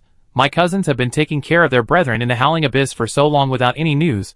Is it against the rules for me to go and visit them out of concern? My cousins have settled in the Howling Abyss, and for their health, I stay here too. I can hunt around and cook for them. Is that alright? And so, more and more werewolves entered the Howling Abyss, and eventually, it became their territory. Furthermore, the werewolves weren't content with just occupying the Howling Abyss. When they saw how abundant the resources were in the human cities on the other side of the Howling Abyss, their eyes turned red again, and they would frequently send packs there for friendly exchanges. The Arcana people had no idea about dragon contracts or magical beast constraints. They only saw a pack of wolves appear near the city, and out of a desire to protect their homes and children, some mages, fighters, and the Arcana army naturally took the initiative to attack the approaching wolves. Thus, the werewolves of the Howling Abyss had an excuse. Our wolves were killed by the Arcana. Humans are evil. We are righteous. This human is incredibly bold, entering the Howling Abyss without concealing her presence? Just swaggering in like that? Why is she alone? Strange, if she's alone, how did she manage to get through the encirclement of wolves outside and arrive here? Soon, the werewolves deep within the Howling Abyss sensed something was wrong. They nervously watched the path ahead, obscured by snow-capped mountains, their claws gleaming. Something's wrong. This person's aura is very steady, very unfamiliar, definitely not one of those ordinary people from the city. This person is definitely a powerful being. Everyone, prepare for battle. A moment later, under the tense gaze of the werewolves, a petite figure slowly emerged from the snow. The little girl wore only a thin nightgown, her small feet encased in white stockings, and she clutched a black and white pillow in her arms. Her smooth, black and white hair cascaded down like a waterfall. This out-of-season attire completely stunned the werewolves in the werewolf territory. Wasn't she cold? You people here. Upon arriving at the werewolf territory, Erin yawned slightly and spoke in ancient werewolf language. Who's the leader? You can actually speak our language? One of the werewolves exclaimed in surprise. You're not human. Whether I'm human or not is unimportant. What's important is that you overstepped your bounds. Erin surveyed the camp. Bring someone who can speak to take charge. Who do you think you are, speaking with such arrogance? One of the werewolves, over 8 meters tall, struck a menacing pose. Just a mere mortal, yet you dare. Eleni released a wisp of dragon breath. Boss, I was wrong. Boss, I'm sorry, I'm trash. I didn't recognize the Dragon King. The next second, the werewolf knelt before Eleni with a plop, trembling. Boss, please tell me your request. Even if it means I have to commit suicide, I will have no complaints. I have no interest in your affairs. Get your leader out here. Eleni said helplessly, or rather, get your highest-ranking person out here. I am the highest-ranking person here. At this moment, a werewolf covered in explosive muscles trembled as he walked out of a nearby cave. My name is Lupiska, sir. What are your orders? Clearly, Eleni's dragon breath had terrified all the werewolves present. I don't want to hear your reasons for your disputes with humans. Historically, the Dragon Clan didn't allocate any territory to you in the Howling Abyss. Facing a werewolf several times her size, Erin showed no fear, slowly walking towards the giant wolf. I give you 2 choices. First, send someone to apologize to the humans within 10 minutes, and withdraw from the Howling Abyss within a month, never to have any further conflict with the human race. Second, the Dragon Clan will exterminate the werewolf race. No, don't exterminate them, my lady. We know we were wrong. Hearing this, the wolf, who called himself Lupiska. The werewolf immediately knelt down before Erin. We leave right now. Before you leave, remember to send a few representatives to express your stance to the humans. These representatives must speak Arcana. Erin glanced at the werewolves around her. You dealt with humans for so many years. You should have subordinates who speak their language, right? Yes. That's good. Erin turned around. I still need to go to the Nine-Tailed Fox's place. If there's still no movement from here when I return, you all should know the consequences. Chapter 505. It had been some time since Erin left, and although Lilia's maid had assured the hunting grounds manager and hunters that everything was fine, they couldn't help but worry. Is she really alright? That's the Howling Abyss. Historically, no one who's gone in has ever come out alive. What was she doing in the Howling Abyss? Everyone else goes there either to die or as a group of extreme athletes, and she, a little girl, went in. Some hunters quickly processed the pheasants and rabbits they had hunted and roasted them by the campfire. Actually, I still don't quite understand what Miss Anya meant. One-on-one against Minar Academy? But isn't Minar Academy supposed to be full of hidden masters? There are even dragons there. How can she possibly take them on alone? Yeah, even if her magic is incredibly powerful, she can't fight against nature, right? What if an avalanche happens, or a bunch of werewolves use the terrain to their advantage? Because many people in this era haven't seen dragons, nor are they aware of the limits of magicians, and their knowledge of human strength is limited to elemental gods. Most people subconsciously believe that humans are very weak and fragile in the face of nature. After all, the strongest humans are only elemental gods, and even an ice elemental god can't just chat and joke around in sub-zero temperatures, let alone fight monsters. I just told the child to wear more clothes. Who comes out in a nightgown? Even with tons of magic, you can't just go around like that. Miss Anya seems to be exaggerating. Something that can fight off the entire Howling Abyss wolf pack. That's not human, it's a true god. And she just said something about a werewolf elder coming to talk to us. What does it mean for a werewolf elder to talk to us? People were buzzing with discussion, hesitating whether to activate the contingency plan. Only Lilia's maid calmly sat by the camp, eating snacks. Everyone. Something terrible has happened. Just then, an Arcana man dressed as a scout ran over. Werewolves. So many werewolves. What? The hunting ground manager stood up. What werewolves? A lot of werewolves have come out of the Howling Abyss defenses, including white werewolves and ice werewolves. The scout was almost in tears, as if he never seen such a sight before. But it's strange, these werewolves are all acting very cautiously, not attacking anyone. The werewolves in the lead are even waving white flags. Waving white flags? The hunting ground manager looked in the direction the scout was pointing, then at the maid beside him, waving white flags in World of Warcraft. Does that mean the same thing as us? Boom boom boom boom. Just then, a deafening sound of footsteps filled the air as a large group of werewolves suddenly charged in from the north. Prepare for battle. The hunting ground manager instinctively grabbed his weapon, prioritized the children's retreat.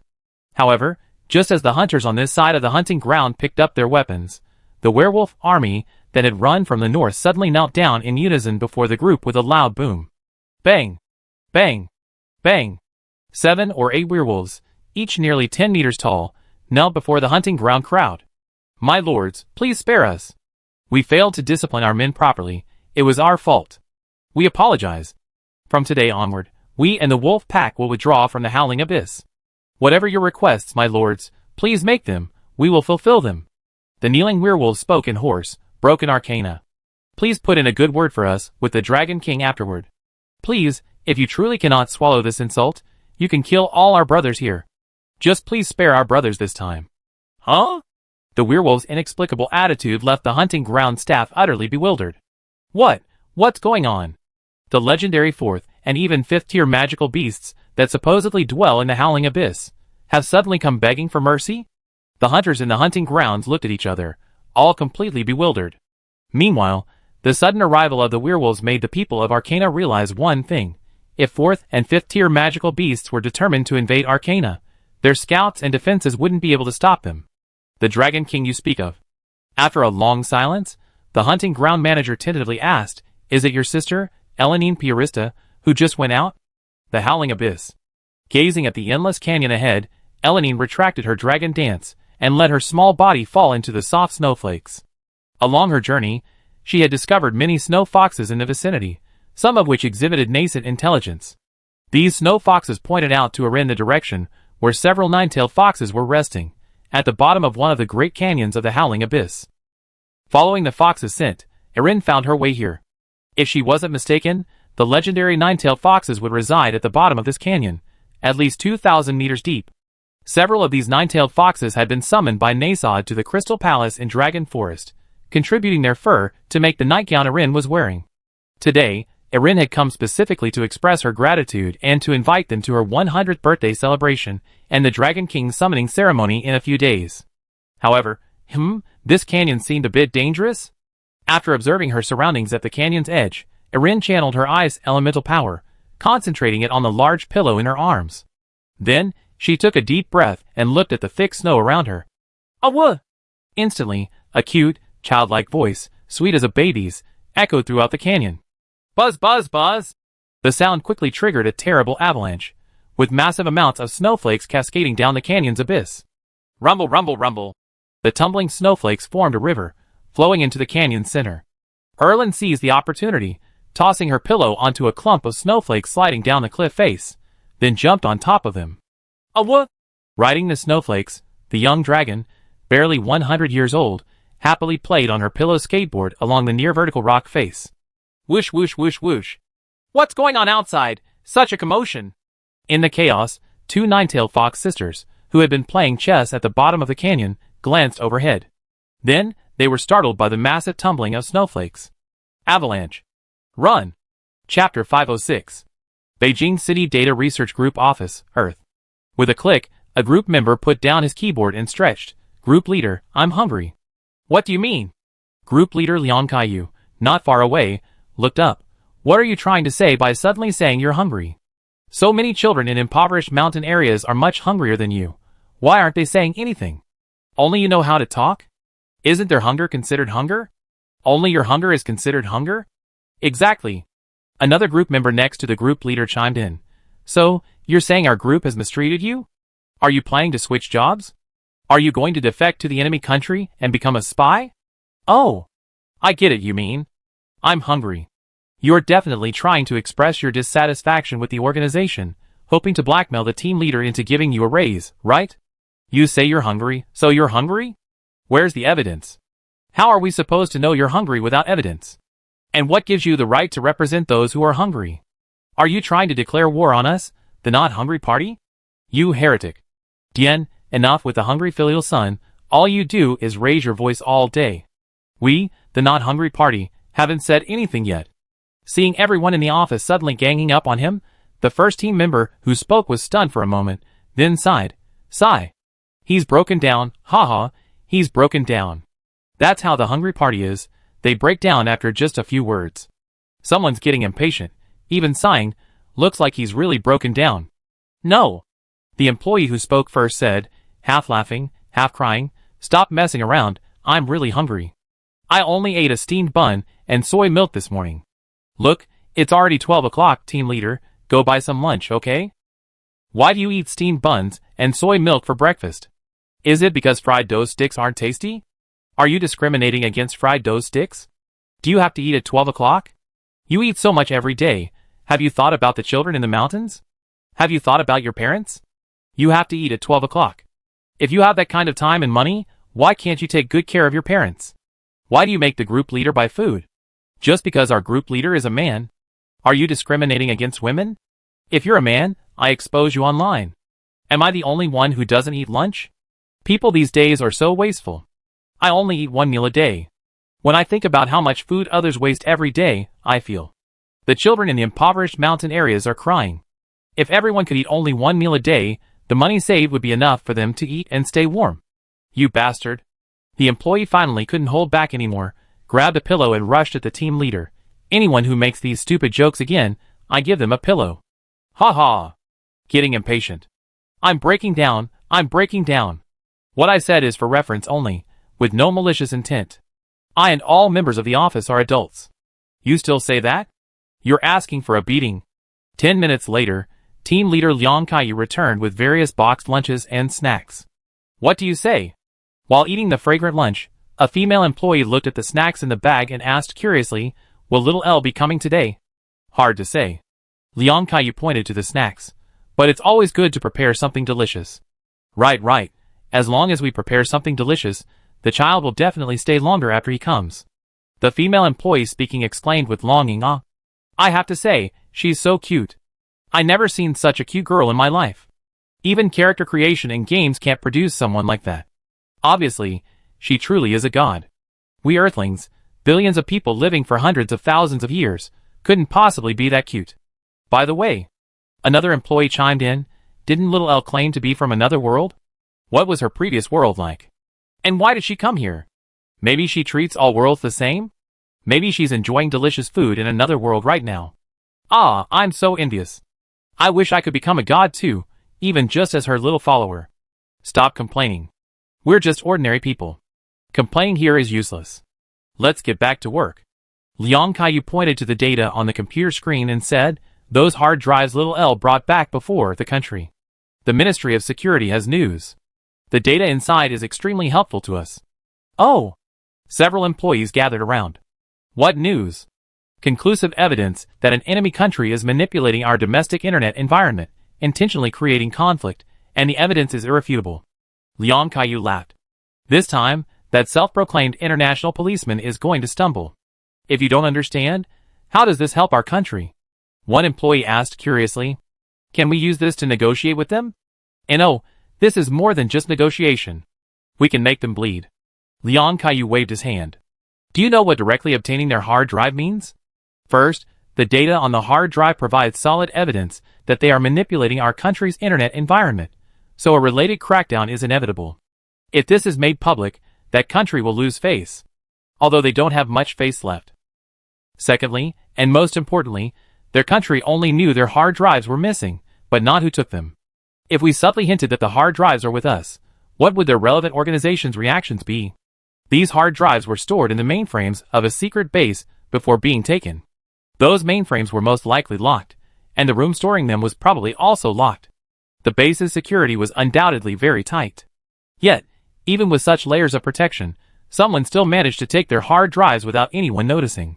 If we can get the hard drives, we can definitely infiltrate their president's office and take those classified documents. This would be incredibly dangerous for them. The Ministry of Foreign Affairs would definitely try everything to suppress the matter, which would give us the upper hand in negotiations. In other words, little L has unknowingly given us a huge fortune, a fortune. Its value is no less than several aircraft carriers. Just then, a rift opened in the space around them, and little L, wearing a small sundress and bunny slippers, walked out. Are you talking about me? Ah!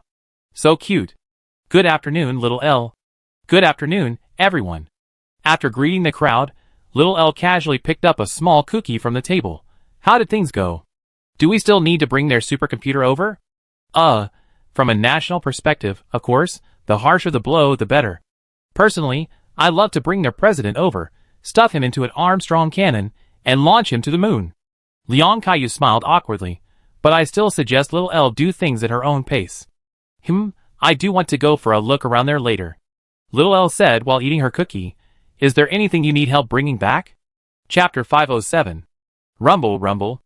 At the bottom of the canyon, thousands of meters deep, violent tremors accompanied a flurry of snowflakes falling from the sky and landing on the gently flowing stream. Beside the stream, 2 girls with stunning figures and 9 snow-white foxtails gazed at the distant falling snow with complex expressions. Is this another fight among those wolf cubs up there? Not likely. We warned them many times.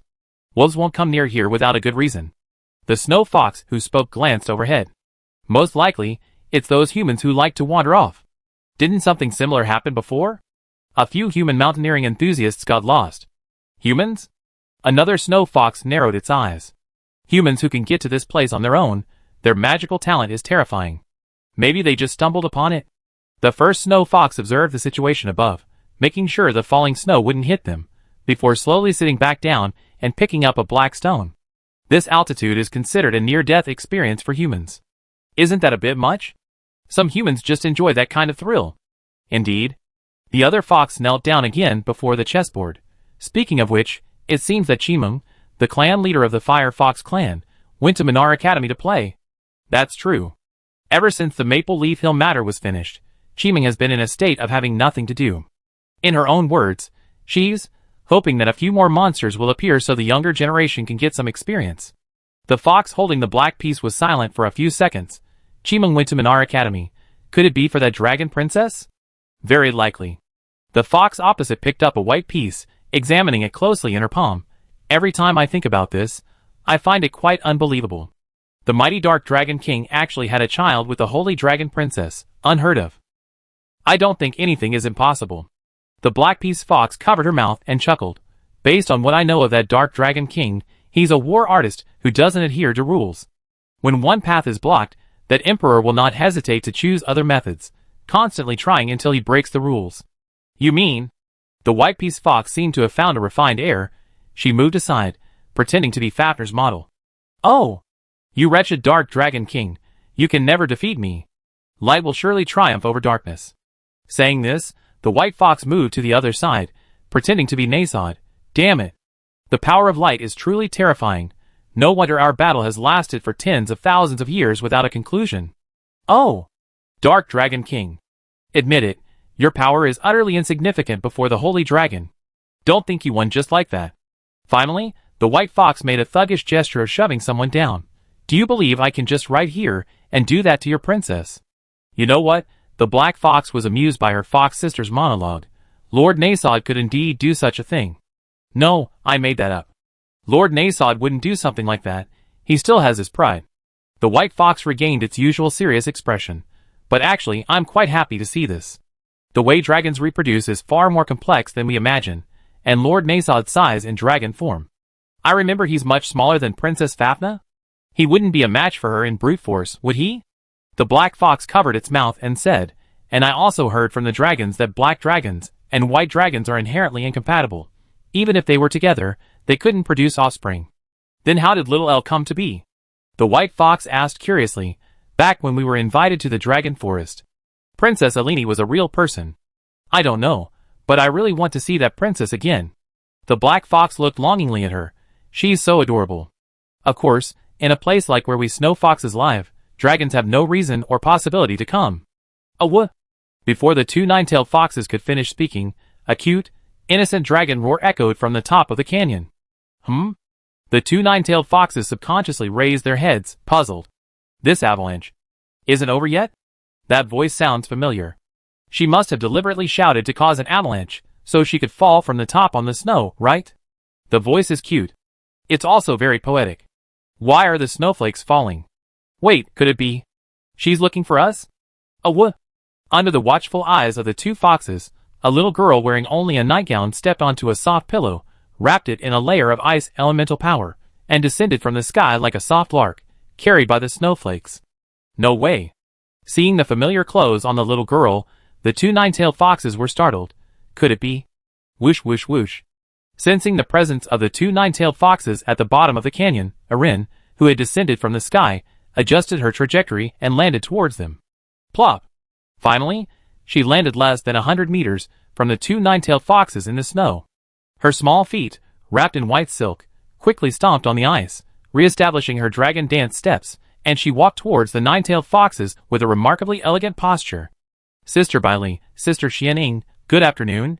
Stopping about 2 meters in front of the two snow foxes on the ice, Erin gave a cute bow, clutching her pillow. I am Erin Garland of the Dragon Clan. How have you two been, sisters?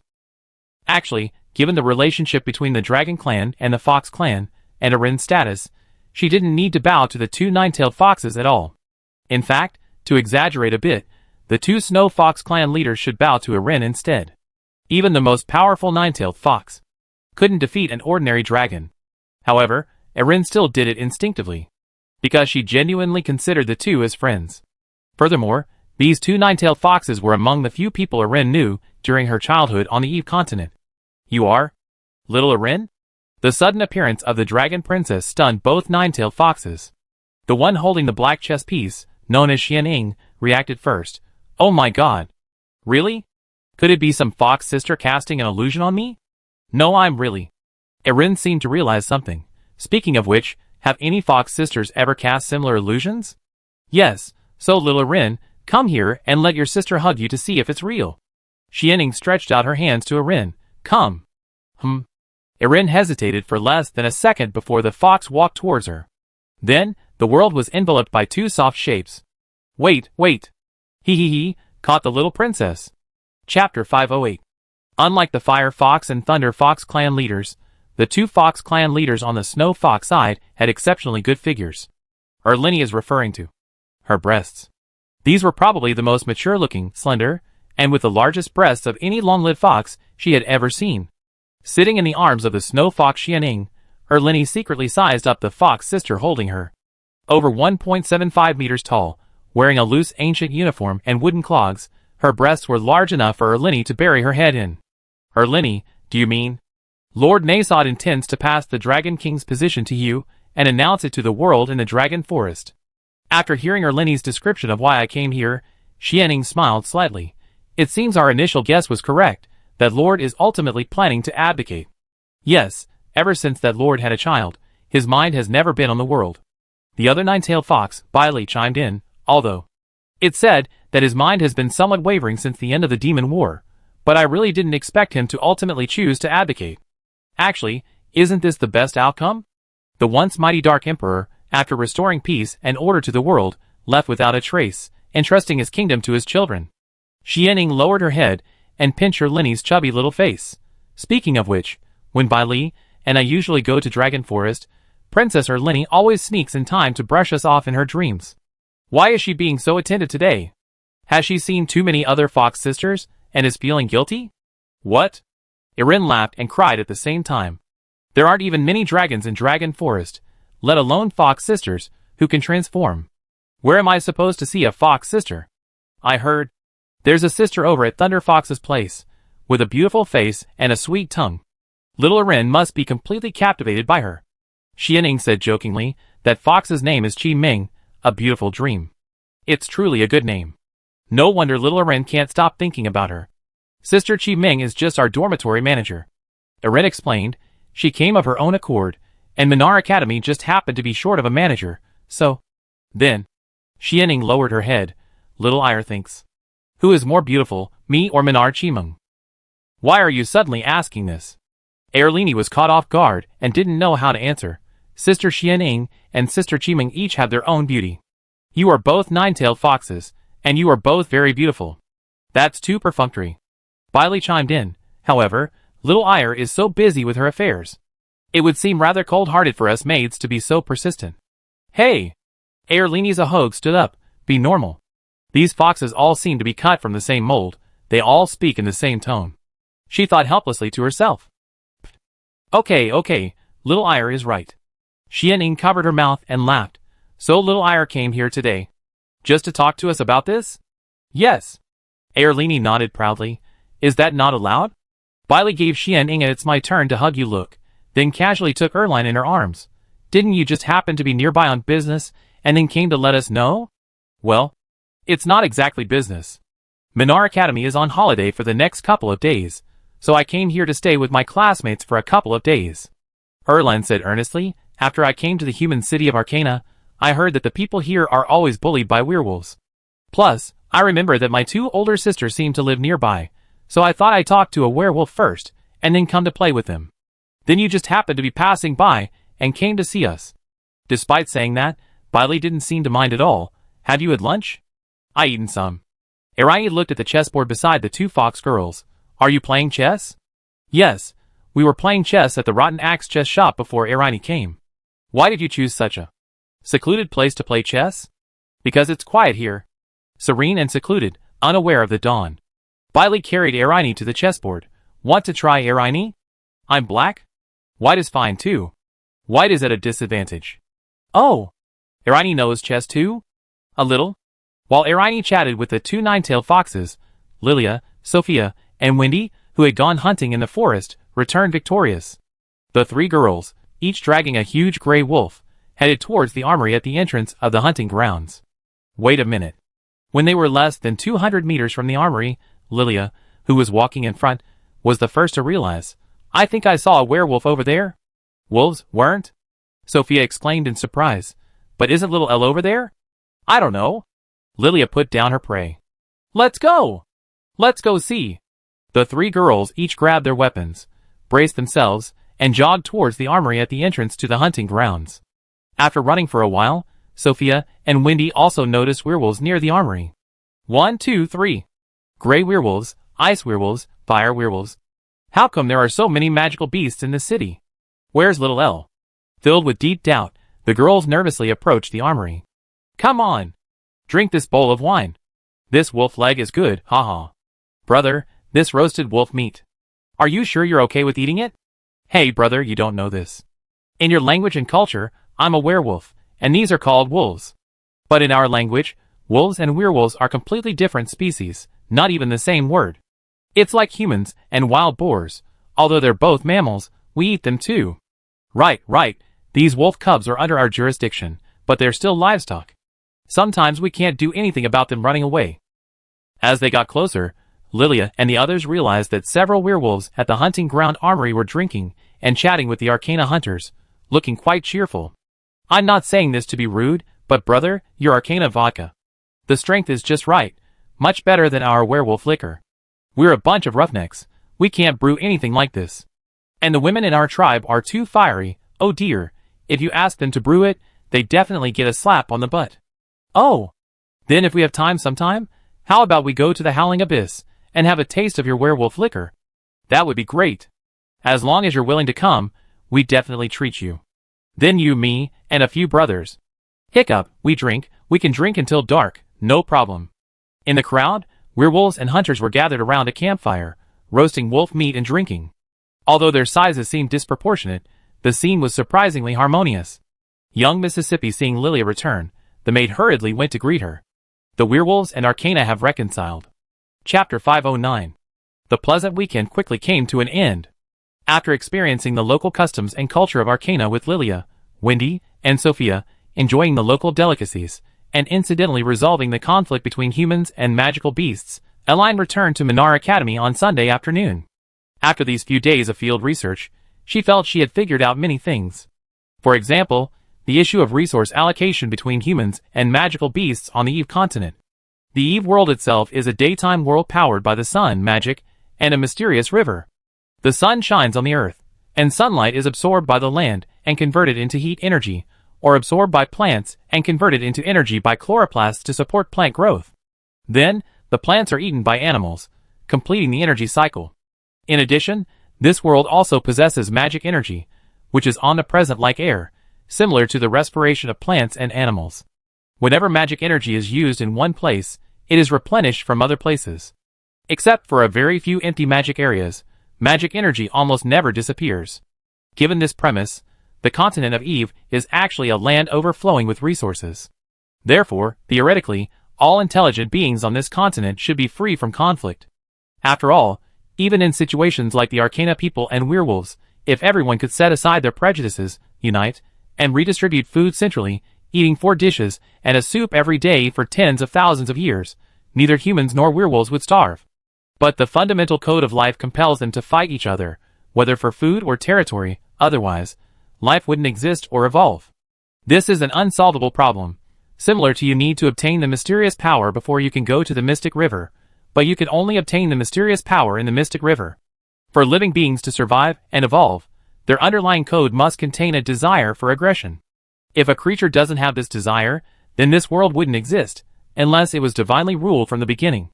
Therefore, as Sophia mentioned before, the wish for world peace and happiness for everyone can only be achieved by creating a new world. I'm fine. In the Grass Elemental Student Dormitory at Minar Academy, after listening to Arin's summary of her trip to Arcana, Sophia shook her head. Actually, I know this wish is just a longing. Little Arin remembering it is already a blessing. Is that so? Arin sat down in front of the pot of Erisima catnip. My father's thoughts back then were actually the same as Sophia's. During the 100 years she lived in Longlin, Arin didn't just sleep and study. Sometimes, when she woke up at night, or during those hazy moments before falling asleep after sparring with Nasod, she often overheard her parents chatting beside her bed. At that time, Nasod and Fafnir were practically newlyweds, with many topics to discuss, and they would talk until very late every day. Of all the things Nasod confided in Fafnir most often were his thoughts and philosophies on managing the continent of Eve. Nasod claimed that the reason he worked so hard to build an allied army to fight monsters and pursue peace was because he hoped that when the continent of Eve achieved true peace, everyone could be happy and joyful. However, he later discovered that this idea was highly impractical and virtually impossible to achieve. I clearly gave orders forbidding any long-lived species or magical beasts from interfering with the development of human society, yet in peacetime, humans spend the vast majority of their time fighting each other.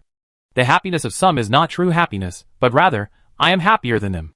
After understanding this, I stopped paying attention to humanity and told the Piarista family, do whatever you want. Even now, I'm not sure if my decision back then was correct. Is the current weakness of humanity related to my protective policy? If I hadn't given the magical beasts orders against invading human territory, under various high-pressure environments, could humanity, in dire straits, have unleashed its inner potential and forged a different future? Or, those fallen fruit elves who left the elf tree will die under the oppression of magical beasts, just like those who died from the oppression of monsters back then. Nasod was one of the first to discover the overflow of resources on the Eve continent, so he naturally assumed that since humans could eat and clothe themselves, as long as the population was slightly controlled, everyone would surely achieve happiness. However, reality dealt Nasod a severe blow. Not only did humanity fail to achieve peace, but a very clear class division emerged. Furthermore, due to the absence of magical beasts as a threat, their learning speed of magic was extremely slow. After thousands of years, their research into magic had only scratched the surface. Even the highest-ranking elemental gods could not defeat fifth-tier magical beasts, possessing only the title of god. This is somewhat similar to ordinary humans on Earth. Every time Earthlings wage a world war, their technology advances rapidly. If a great being like Nasod existed, declaring to the entire universe, "Do not invade the solar system," wouldn't that be a constraint on Earthlings' technological progress? Little El's father? Beside the catnip, Sophia asked curiously, "Lord Nasod?" "Yes." Eileen sighed. He was a wise king. Eileen didn't believe she could manage the world better than Nasod. At least for now, she had only barely stabilized human society. Her impressions of those long-lived beings were still stuck in the era of the war between gods and demons. I think. However, faced with Arin's slightly troubled answer, Sophia surprised everyone with her words. Little Arin might be able to be a cute king? Huh? This word instantly stunned the dragon princess in the room. A cute king? No, anyway, little Arin is so powerful, don't worry about it. Sophia immediately hugged Arin to her arms, took a small comb and began to comb the little girl's beautiful long black and white hair. No matter what happens, I will stand by little Arin's side, and I think Wendy and Lilia will too. Oh. Sophia's words made Arin seem to realize something. Unification and peace obtained through absolute power suppression? Wouldn't that be similar to the Nasods? No, the difference between herself and the Nasods is that she once lived on Earth and has related memories of ordinary people. Sophia's words brought to Arin's mind a world where technology and magic coexisted. I feel like we could use that white sand Earth as a reference? Chapter 510. White Sand Earth. This is a world similar to ordinary Earth. This is a world where magic exists, but so does technology. This is a world where technology surpasses magic. Even if ordinary people learn magic, they are at most seen as strong ordinary people. This is also a realistic world with significant class stratification and extremely intense conflicts between people. Professor Wang Tianming, your previous video, the meteorite that caused the extinction of the ancient beast king 70 million years ago, has sparked heated discussions online, with a considerable number of netizens expressing skepticism about the meteorite impact theory. At the White Sand City Research Center, several professors and scholars sat in an office and turned on the projector. Some netizens believe that climate change. The theory that the king's beasts were the root cause of their extinction claims that they had lived on Earth for hundreds of millions of years, and that even a massive meteorite couldn't have wiped them out in just 100,000 years. A young man dressed as a scholar pointed to the screen and said, "These are the comments and criticisms from netizens under the relevant videos." Absurd. Now everyone's supporting the meteorite impact theory. Where did the meteorite come from? The king's beasts were once scattered all over the Earth. Unless an incredibly large supermeteorite or 3 meteorites struck simultaneously, it's impossible for them to have disappeared. Extinct by a mere meteorite. Exactly. You who support the meteorite theory, produce your evidence. Where's the meteorite crater? Surely you can find it. Please, the royal beasts were magical creatures, highly adaptable, and ruled the Earth for hundreds of millions of years. How long have we humans lived on Earth? A tiny meteorite wiped out the most powerful magical creatures on Earth at the time? Are you kidding me? Is this Professor Wang Tianming from a diploma mill? There's barely any evidence, yet he's so certain it was a meteorite impact that caused the royal beast's extinction? Watching the barrage of comments flash across the screen, Wang Tianming remained silent for a long while in his office. Which video website did these comments come from? From Lunar Moment, the world's largest video website. The professor adjusted his glasses. Professor Wang should have heard of this website. Yes, I know. Although I'm old, it would be an exaggeration to say I don't know Lunar Moment. Wang Tianming sighed. Lunar Moment, huh?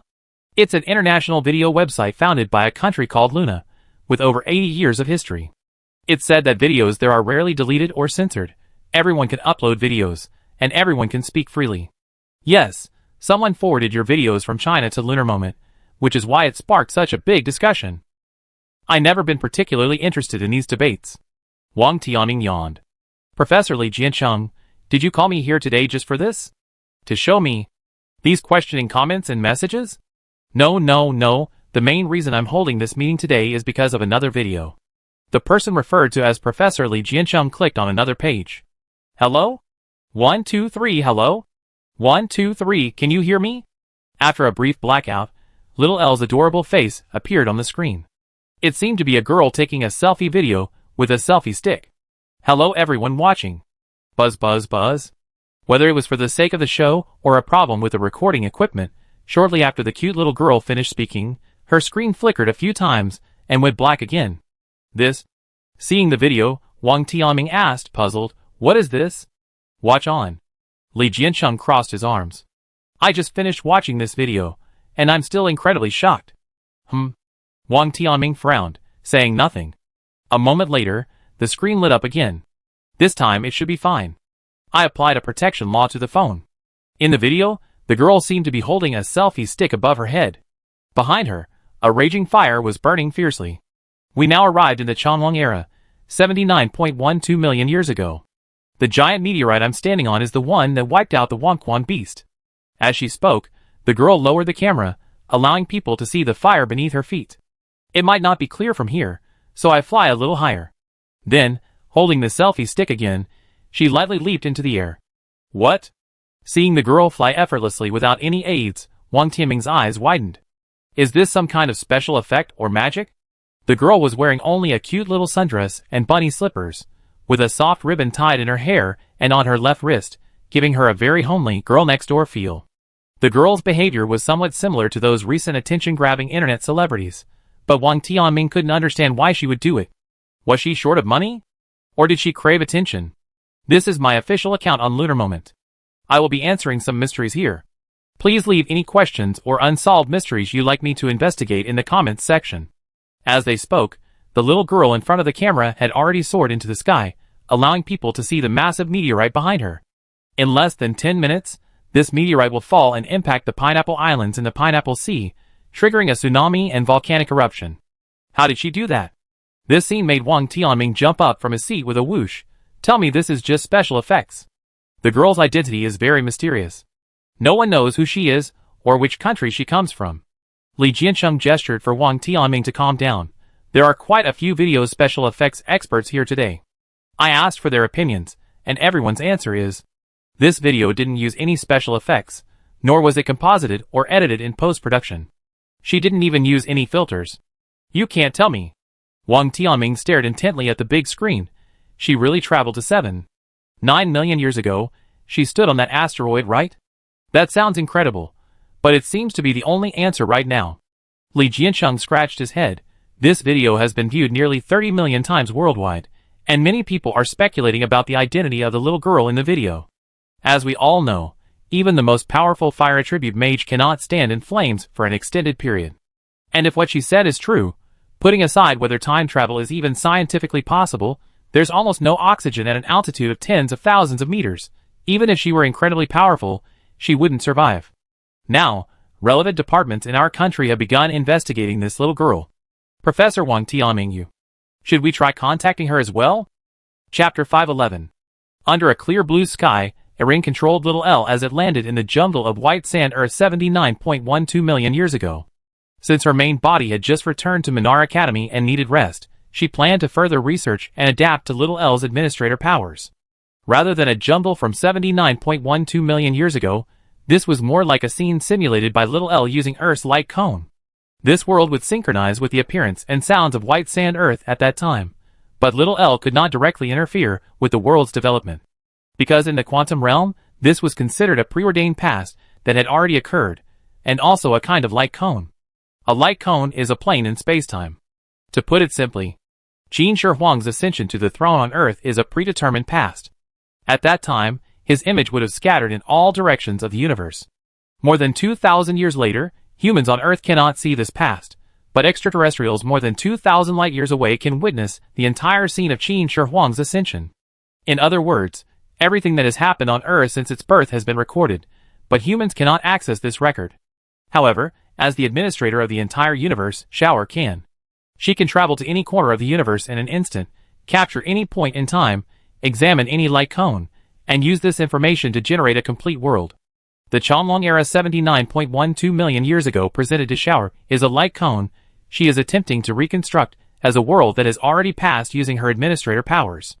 Theoretically, this could be done on ordinary Earth as well, but considering Earth lacks magic and is Elline's former homeland, she didn't want to interfere too much with that world. Therefore, she set the experimental site in the universe where White Sand Earth is located. She planned to learn how to be a king on White Sand Earth first. Now we arrived in the Long Dragon era, 79.12 million years ago. During this period, the oxygen content in Earth's atmosphere was very high, and the magic in the air was also quite abundant, leading to the evolution of many unique species. Walking through the lush forest, little Elline held up her phone and introduced the surrounding flora and fauna. The Long Dragon era began 150 million years ago and ended 79 million years ago, one of the most biodiverse periods in Earth's history. At the same time, this was also the most active period for the royal beasts on Earth. We can see fire-breathing royal beasts, ice-cold royal beasts, abyssal royal beasts, tyrannosaurus beasts, and so on. Huge beasts constantly ran past her. Royal beasts, a type of giant beast that lived on ancient Earth. These behemoths, in terms understandable to Earthlings, are magical dinosaurs. Because the appearance of the king's beast does indeed resemble dinosaurs from Earth, but since this world isn't Earth, the people here haven't named them dinosaurs. Furthermore, this magical Earth has also evolved dinosaurs that can use magic, such as the fire-breathing Tyrannosaurus rex, the water-breathing Brachiosaurus, the ice-armored Triceratops, and so on. Erlini's current actions, if placed on Earth, are equivalent to traveling back to the Cretaceous period, photographing what the dinosaurs of that era looked like, and even standing on the asteroid that caused the extinction of most dinosaurs. You can also appreciate the insects and birds of this period. They are all significantly larger than those of Earth during the Aquarius era. The scale of these plants and fungi is also astounding. Some mushrooms can even grow to 3 or 4 meters tall. After filming this video, Little L took his phone to the rooftop of a building in the commercial district of Lunar Kingdom's capital. Here, the servers of Lunar Moment, the world's largest video website, are located. How is it? After the senior leaders of Moon Time in the building's office finished watching the relevant videos, Xiao El asked in a questioning tone, "My principle is to avoid interfering with the laws of this world as much as possible, which is why I came to you." Oh, this beautiful lady. One of the senior leaders of Moon Time was a little confused about Xiao El's purpose for a moment, and asked curiously, "Can I understand it this way? You plan to join our Moon Time website in your personal capacity, and then, publish relevant popular science videos on our website?" Luna Country, a small country located in Europe, has seen its video website Moon Time, created many years ago, become one of the world's largest video websites by chance. This commercial building is equivalent to Luna Country's World Trade Center, and those who work here are basically business elites. From the perspective of these senior leaders of Moon Time, Xiao El appeared suddenly. Xiao El's request was to be given an official account that will absolutely not be banned or suspended. She would publish many similar videos on the Moon Time website in the future, and in return, they could make a wish for Xiao El. "Excuse me, ma'am, we don't understand what you mean." One of the employees from Lunar Time chuckled. "May I ask a question? Are you a very famous blogger or expert/professor in the industry? Or a particularly authoritative expert in a certain field?" In the eyes of these employees, Little L was undoubtedly very arrogant. "What gives you the right to suddenly appear and ask us for such an account? You can treat me like a god." To this, Little L simply summoned an air chair behind him and sat down. "I'm not a famous blogger or expert/professor, I'm just, well, an ordinary world administrator." "Since you are the world administrator," the employee who spoke suppressed a laugh, "then why don't you use that invincible administrator privilege and just give yourself a special account?" "I could do that, but as I said before, I hope to obtain the privilege without changing the rules of this world as much as possible. Besides, if I create an account out of thin air, it will arouse your suspicion, and then I still need an explanation is needed." Little L said calmly, "That's why I came to discuss cooperation with you. We've seen the video." An executive stepped forward. "It certainly has the feel of the Dragon Age's royal beast, and it's very realistic, but we can't currently determine whether it's synthetic. This, Mr. Blitz, you're 57 years old, You like girls around 13 years old, and your browser searches mostly revolve around lowly related terms. Your biggest wish is to speak a few words to your deceased father. Hearing this, little L immediately stopped wasting time arguing with them and directly asked the executive, "If I could fulfill this wish, would you consider your previous proposal?" Chapter 512. On the Moon Moments video website, in a corner unknown to anyone, an account named Gloriosa, UID 999999999, with its own 7-colored lightning bolt certification, quietly appeared. The official explanation for this account's strange colored identifier was only one sentence. Little L, an administrator from beyond the universe. Hello everyone. Nice to meet you, I'm Little L. This is my officially certified account on Moon Moments, mainly used to popularize some world laws and unsolved mysteries, and cases that everyone is curious about. Those who are interested can follow me. The first video of the account Gloriosa was a selfie of Little L sitting on a lunar rock, pointing her phone camera at herself and the earth behind her. If you have any questions about this world, or if there are any recent hot topics that you like answered, feel free to contact me. I answer as appropriate. For any selected question, I provide the answer or related video directly on this channel.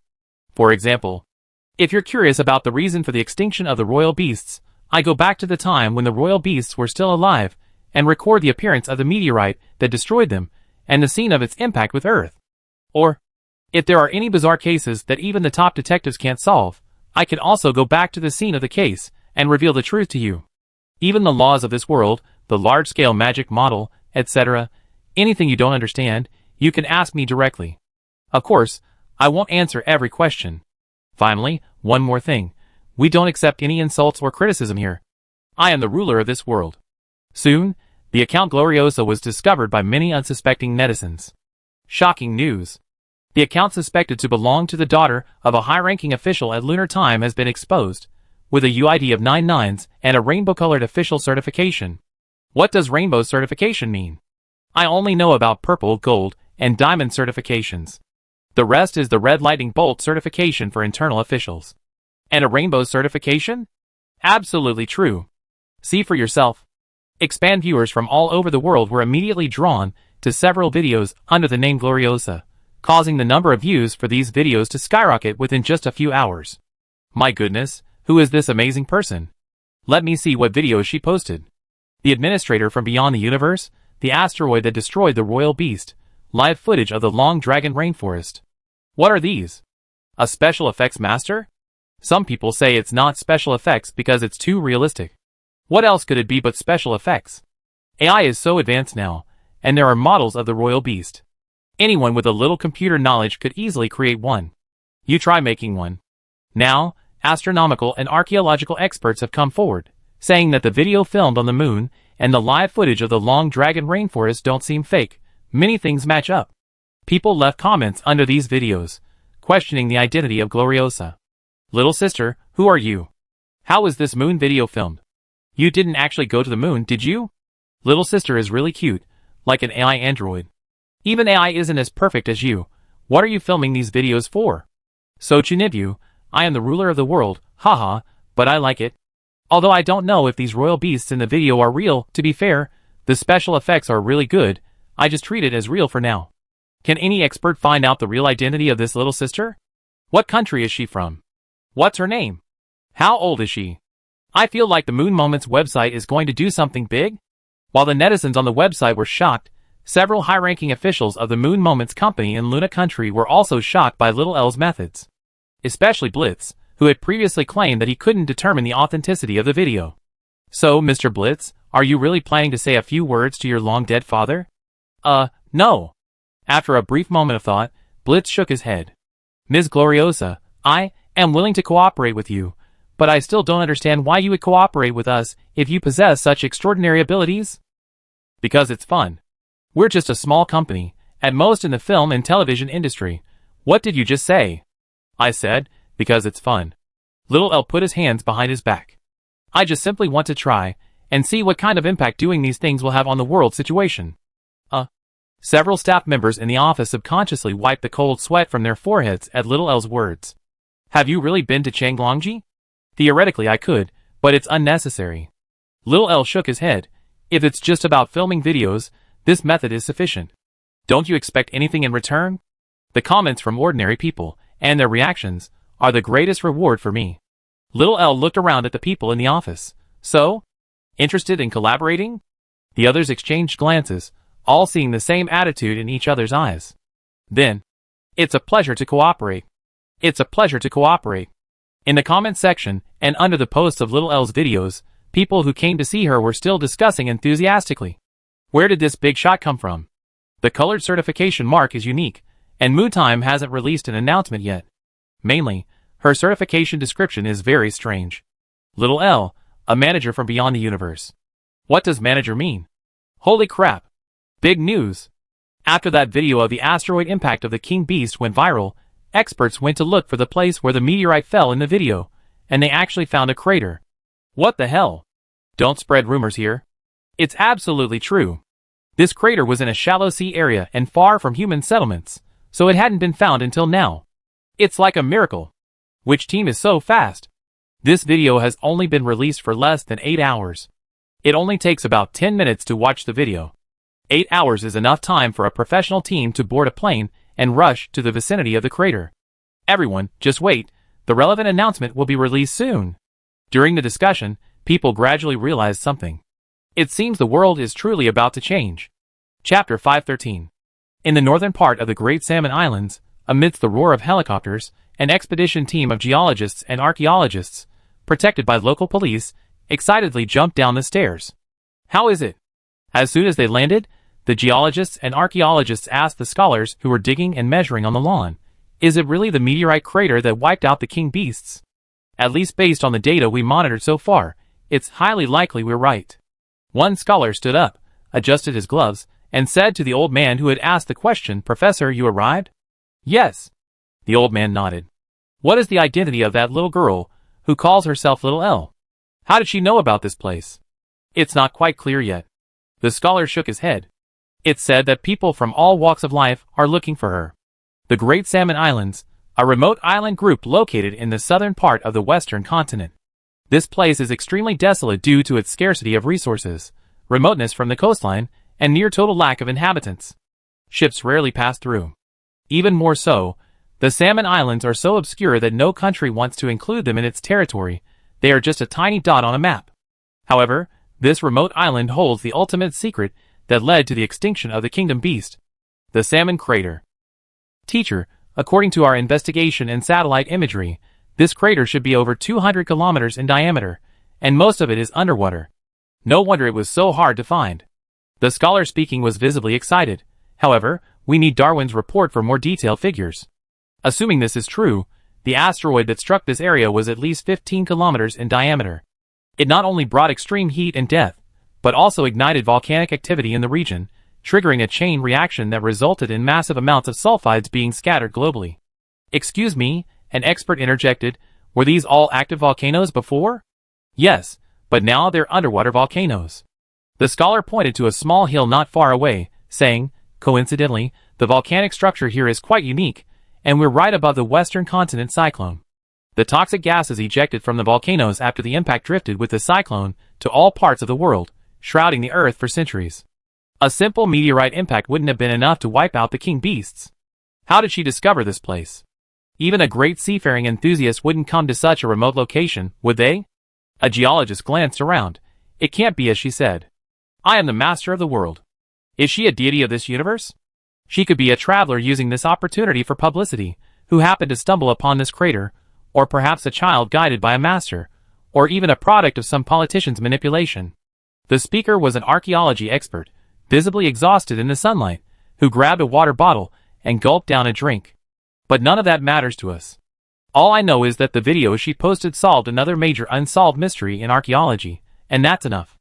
No, those videos of hers helped more than just the archaeological community. A paleontologist shook his head. Professor Kevin, you probably don't know how excited I was when I saw that video. To us, she was undoubtedly a goddess. A god. The archaeologist referred to as Kevin frowned. Oh! Tell me more. Feathered Tyrannosaurus, armored Archaeopteryx, and rats with furry claws. We never imagined these ancient creatures would look like that. Most of those animals don't match the computer-reconstructed images we create, but they perfectly match their fossil structures. The paleontologist took out his phone and opened the real footage of the tropical rainforest of the Paleozoic era video, which had been viewed countless times, unless she herself or the person who made the video is a paleontologist and knows the skeletal structure of every ancient creature. That's the only way. Otherwise, this video couldn't be so seamless. You mean? Several scholars approached. The ancient creatures from the Paleozoic period in the video don't match the images we reconstructed using computers? Yes, for example, this Tyrannosaurus rex. Our mainstream view is that its head was pointed and slender, with very few feathers. But look, in the video, this Tyrannosaurus rex has a very round head. Here, and this area above, it's all flesh, covered in downy hair. The paleontologist became quite excited when discussing his field of expertise. If we reconstruct Tyrannosaurus rex based on fossils, its head would generally look like this. But the head in the video still matches the skeletal features of Tyrannosaurus rex. What I mean is, only top-tier archaeologists and modeling engineers could create such a realistic and perfectly fitting effect to the Tyrannosaurus rex skeleton. And this is a rodent rat, a supersized rat that lived more than 90 million years ago. Based on their fossil structures, our engineers reconstructed these rats to look like this.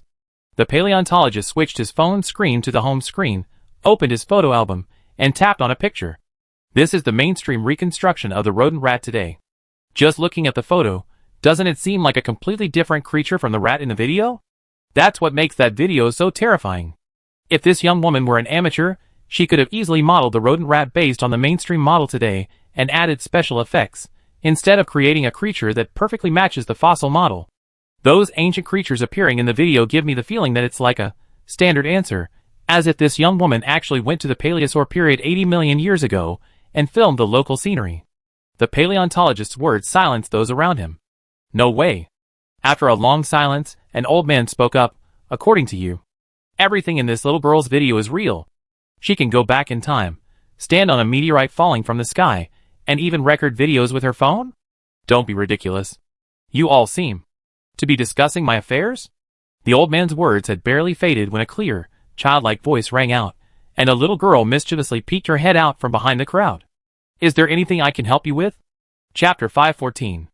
The videos that Aren posted on the largest video website, Lunar Moment, attracted a large number of viewers and comments. Although the network pressure on white sand Earth wasn't as severe as on ordinary Earth, the 99 UID on Aren's account were still incredibly striking, especially with its unique color verification. Many strange comments still appeared under those videos. In response, Shower addressed each netizen's question. I watched all of the uploaders' videos. As stated in the description, they all use 24K ultra-high definition lenses, making them look incredibly realistic. Are you a special effects artist? No, these were all filmed on location. The main purpose was to show everyone the scene on the moon, and the true appearance of the Wonkwon beast from the Changlongji era. But the Wonkwon beast is extinct. You can't possibly time travel like in novels, right? This uses light cone imaging technology. The actual situation is similar to time travel. Then what about the second video, the one where you're standing on the asteroid? The asteroid's falling speed must have been terrifying, right? The temperature on it must have been incredibly high, right? Didn't your feet get burned standing on it? Or are you a god? I did use some authority outside the laws of the world at that time. Uploader, I have a question. Since you are God, what's your opinion on the recent internet uproar about fire being the strongest? Is fire the only way to become the strongest ability user? The magic in this world is relatively weak. There's no such thing as the strongest, or in other words, in my eyes, they're all equally weak. Putting everything else aside, I wholeheartedly support this adorable content creator being our god, but the question is, what are you doing all this for? For fun. For fun? Is that all there is to it? When you're walking home from get off work and pass by a grove of trees or a roadside flower bed, if you see a kitten sleeping on its back, don't you want to pet it? Does petting a kitten need a reason? However, some netizens don't buy into Shower's attention-seeking behavior, believing she's been sent by Moontime officials to increase the website's popularity, or that it's a publicity stunt by some studio. Little L replied to each of these netizens. Soybean-shaped melon-eating.jpg, making it sound so high-class. But frankly, it's just one person managing the account. This person is cute, so the official Moon Moment account found her and asked her to make videos to generate buzz. Don't bother watching, the later videos will definitely be paid. Sorry, the official Moon Moment account doesn't have the authority to order me around. Wow! You talk so big. I'm reporting your comment. Let's see if the official Moon Moment account bans you. Okay, report it. Don't worry, this account won't be banned. I will. Still here. So what exactly are you here for? Now that you gained fame and popularity, what's your next plan? Who's the backer of you? The capital in this world has no right to order me around. As for the purpose of making these videos, I already explained it clearly in the first video. It's mainly to answer questions from the audience. Any question that interests me can be answered. You're bragging so much. Can you really answer any question? Yes, any question. Let me do it. The uploader calls himself Little L, right? Okay, Little L will give you 10 minutes. You come up with it. Tell me about my current situation. What's my name? What clothes am I wearing? Specifically, what style and color are they? Come on. This LYF user from TS City. You are 21 years old and still in university. You are currently sitting in room 301, bed 4, of the Wulonggang number 3 male dormitory in the Computer Science Department of TS University. Your dormitory has bunk beds, for people per room. The lower bunk is used to house computers. You have a slight affinity for fire elements. You are wearing an official t-shirt from the mobile game Atlantis that you bought last November, size XL, overall cyan blue, and also wearing a pair of XL sized. A pair of lemon jeans, a box of raisins next to your computer. Need more information? At Mutant Snail Big Bull Brother, is what she said true? I'm so anxious. It's been almost half an hour, please reply. Holy crap. This is unbelievable. I just went with some of my dorm buddies to ask the dorm manager if there were any security cameras in the dorm, and they said no. Wait, Little L, you can really see them? Yes, Little L is omnipotent. These messages were quickly screenshotted and forwarded to various social media platforms, attracting even more traffic and comments. In an instant, the comments under the 3 videos surged. I heard Little L is an omniscient and omnipotent god, come see mine too. I don't have high demands. Just tell me what I ate for lunch yesterday, and I'd be impressed.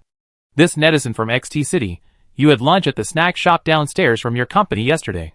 You ate pig's feet noodles with a fried egg, and it cost 18 yuan. Holy crap. Really? How did you find this out? It's impossible for someone to package and sell this kind of thing online, right? Bro, are you a shill too? She really found out about this? I swear on my life. Just look at my account UID and past posts. I'm a real person, definitely not an advertising account. Wow. Little L is truly amazing. I'm completely convinced. So gods really do exist in this world.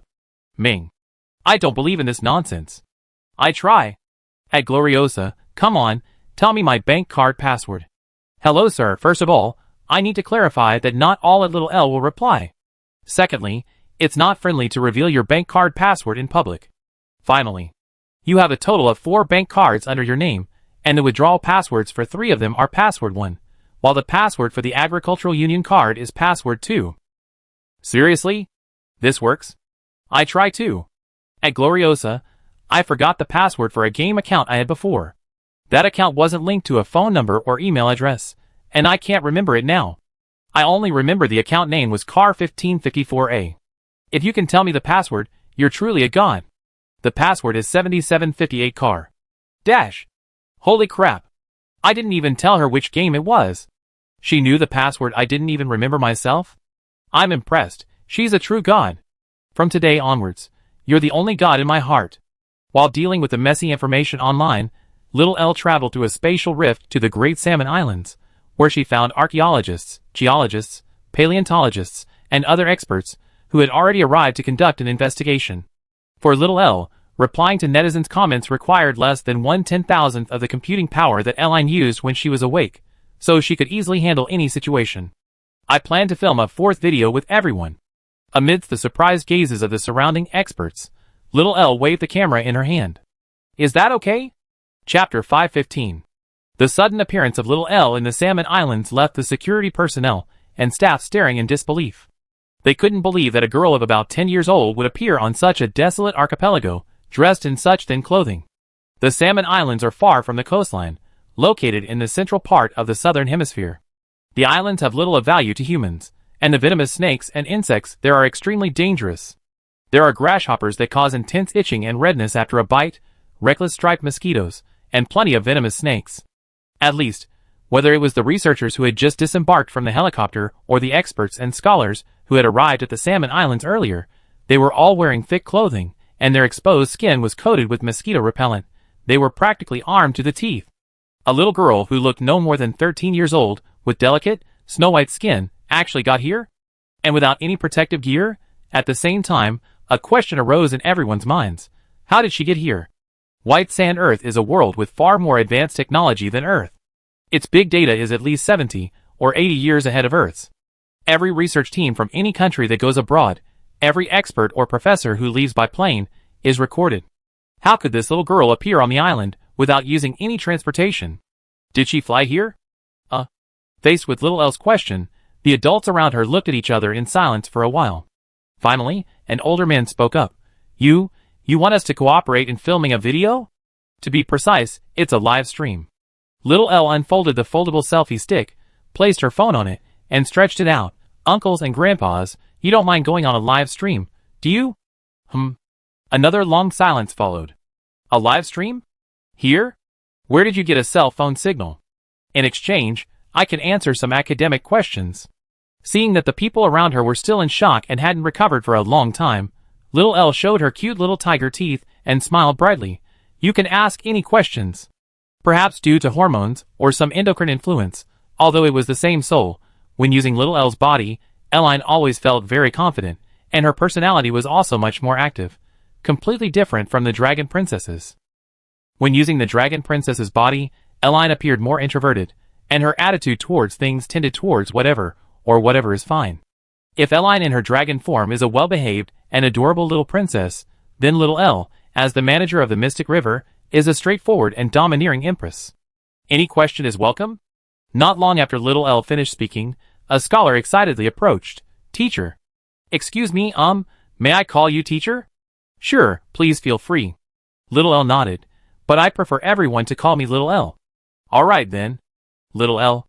The scholar, who looked to be around 27 or 28 years old, took out a picture book from his backpack, quickly flipped through it, found the page displaying a picture of a bird fossil, and said, Please help me look at this. This is a fossil of the ancient creature Featherstone beast, which is also considered the ancestor of the modern creature Thunderbird.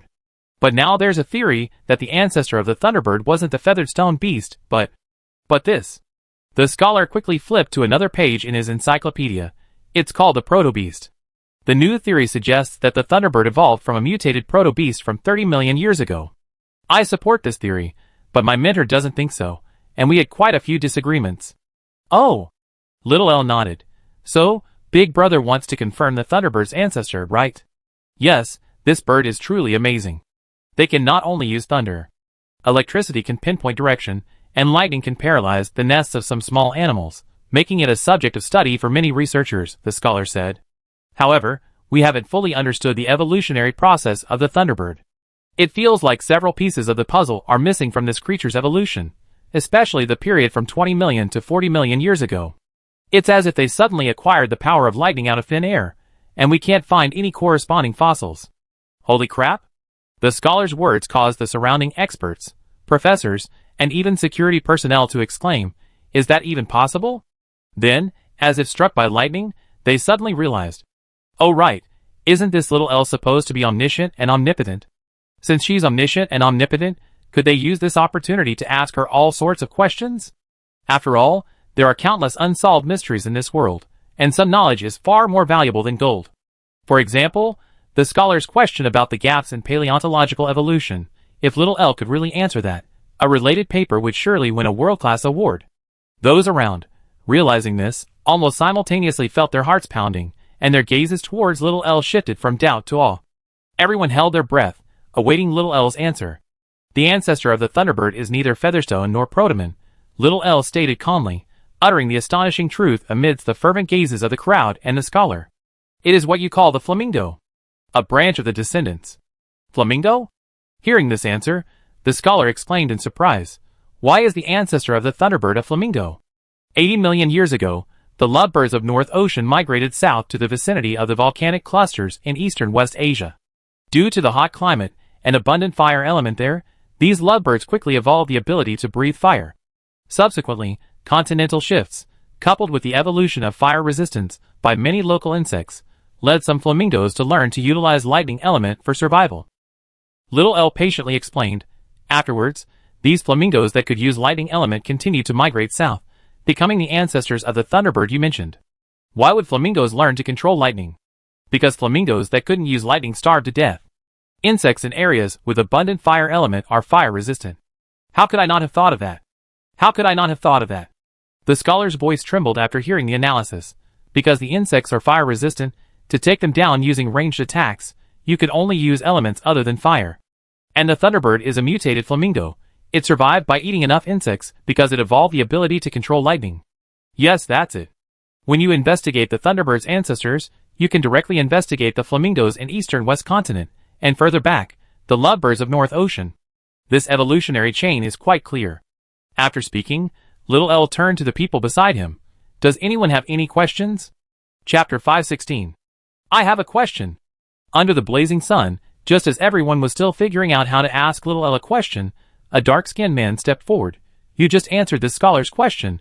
Very good, but how can you guarantee that the answer is correct? And how can you prove that Thunderbird is a descendant of molters? I don't need proof. Little L, her little feet in soft bunny slippers, stood elegantly on the grass, not even looking directly at the man, her cute little face full of indifference. Because this is the answer I gave, believe it or not is up to you. Oh ho, so confident. Who do you think you are? Are you God? The dark-skinned man, with an air of superiority, said, Little sister, I can't stand arrogance the most. Arrogance is 1 of the cardinal sins, and a stumbling block to human progress. I don't know how you got here, but now, this place is being requisitioned by us. Please leave. Hamza. An old man, startled, pulled the man back. Don't be rude. Oh. God, I simply don't understand why she can be so arrogant. She looks barely 13 years old. My daughter could lift her with one hand. She's at school age? The man asked, puzzled. Why did you ask her those questions? And why cooperate with her to film some live video? Because her identity is very special. The old man sighed softly. You may leave. I don't understand. The man frowned. She's so arrogant. Arrogance makes people regress.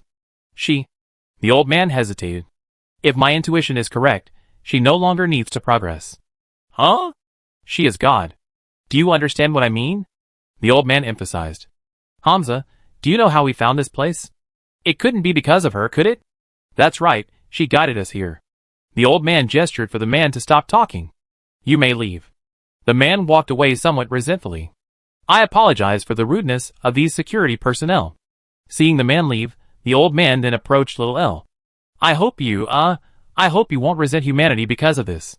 Little L isn't human. That was the conclusion the old man had reached. Actually, after watching the videos Little L posted on Moontime, and the comments she left, the old man already had his answer. Moontime is an international website where countless netizens from all over the world log in every day to view videos. Although Shower spoke in international languages in those videos, she replied to netizens in their respective dialects. When the old man checked the video comment section, Shower had already replied to at least 200 comments from over 200 netizens from more than 20 different countries. Knowledgeable in paleontology, geology, archaeology, and astronomy, fluent in at least 20 languages, possessing exceptional video shooting and editing skills, familiar with Earth's history, able to answer questions that even paleontologists couldn't. If you say all these skills are embodied in a girl under 13, there's only one explanation. This little girl is a god.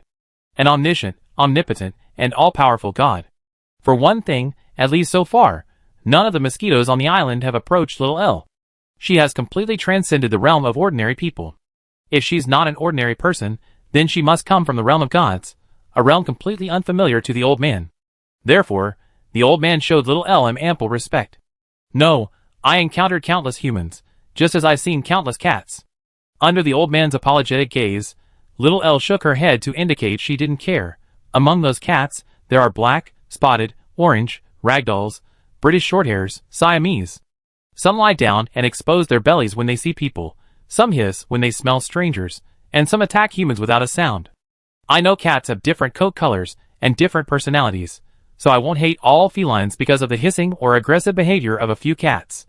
Besides, I myself am human now. After saying that, Little L added in her mind. Thank you. The old man sighed softly, taking a deep breath.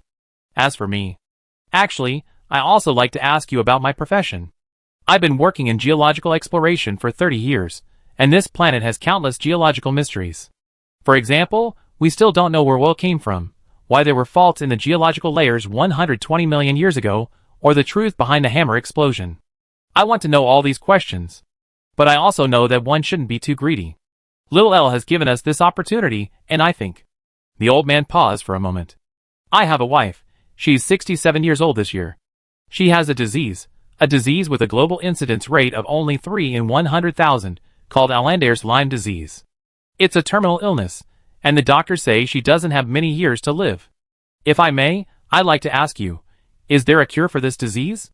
The old man's words caused the entire room to fall silent again, because those around were also curious whether this little L was really as omnipotent as the rumor suggested. If she could even cure this terminal illness that modern medicine couldn't cure, then she could indeed be called an omniscient and omnipotent God. If you're asking about a cure for this disease, I can answer that now, yes. Little L held out her snow-white hand. Do you have a pen? Yes, yes. The old man quickly opened the bundle beside him, and handed her a notebook and pen. This disease mainly involves a problem with a receptor in the human nervous system, like a door.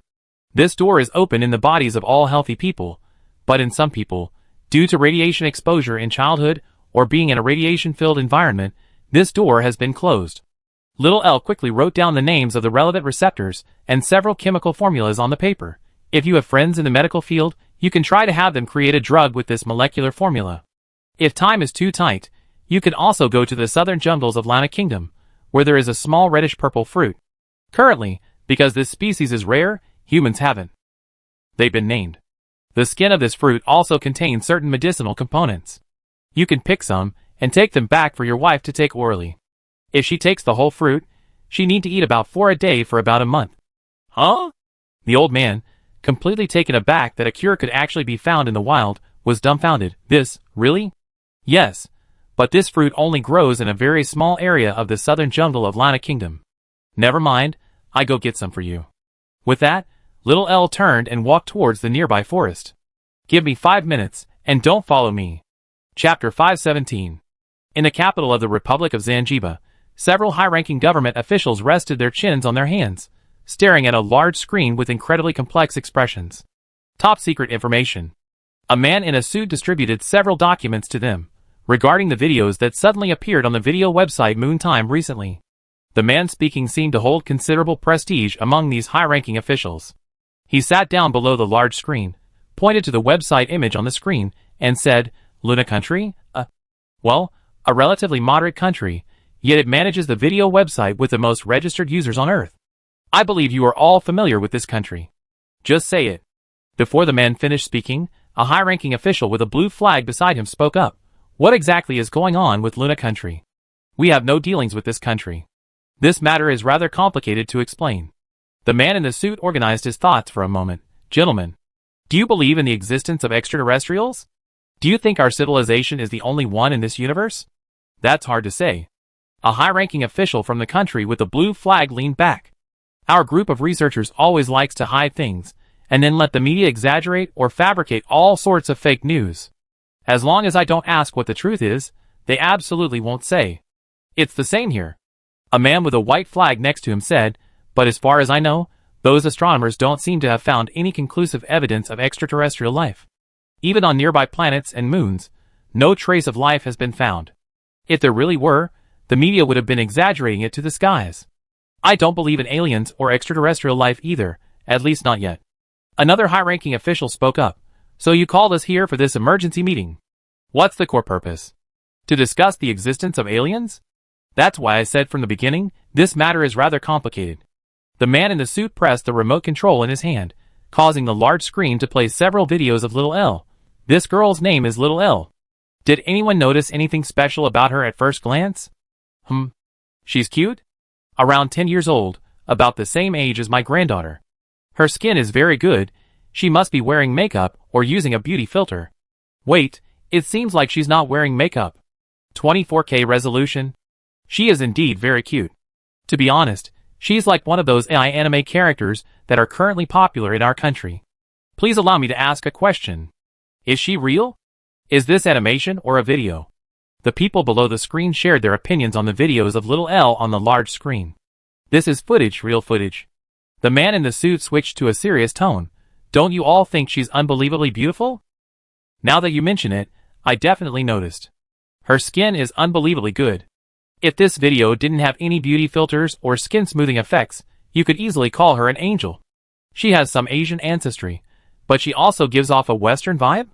So what's the point of showing us these videos? I have some things to attend to, so please just be direct. Yeah, this kid is honestly really beautiful. She's as delicate as a doll, but I don't understand why she's in that kind of rainforest environment. Is this a survival movie? Faced with the sudden chaos in the office, the man in the suit raised his hand, signaling for everyone to quiet down. I know you're all busy and don't have much time to care about these things, but this is indeed very important, in some ways comparable to military preparedness. The man in the suit paused the video and pointed to the rainforest. Let me be frank, this footage is from the long-necked dragon age, 8,000 years ago, the era when the king beasts became the dominant species on Earth. This is located in the Salmon Islands. You probably haven't heard of these creatures before.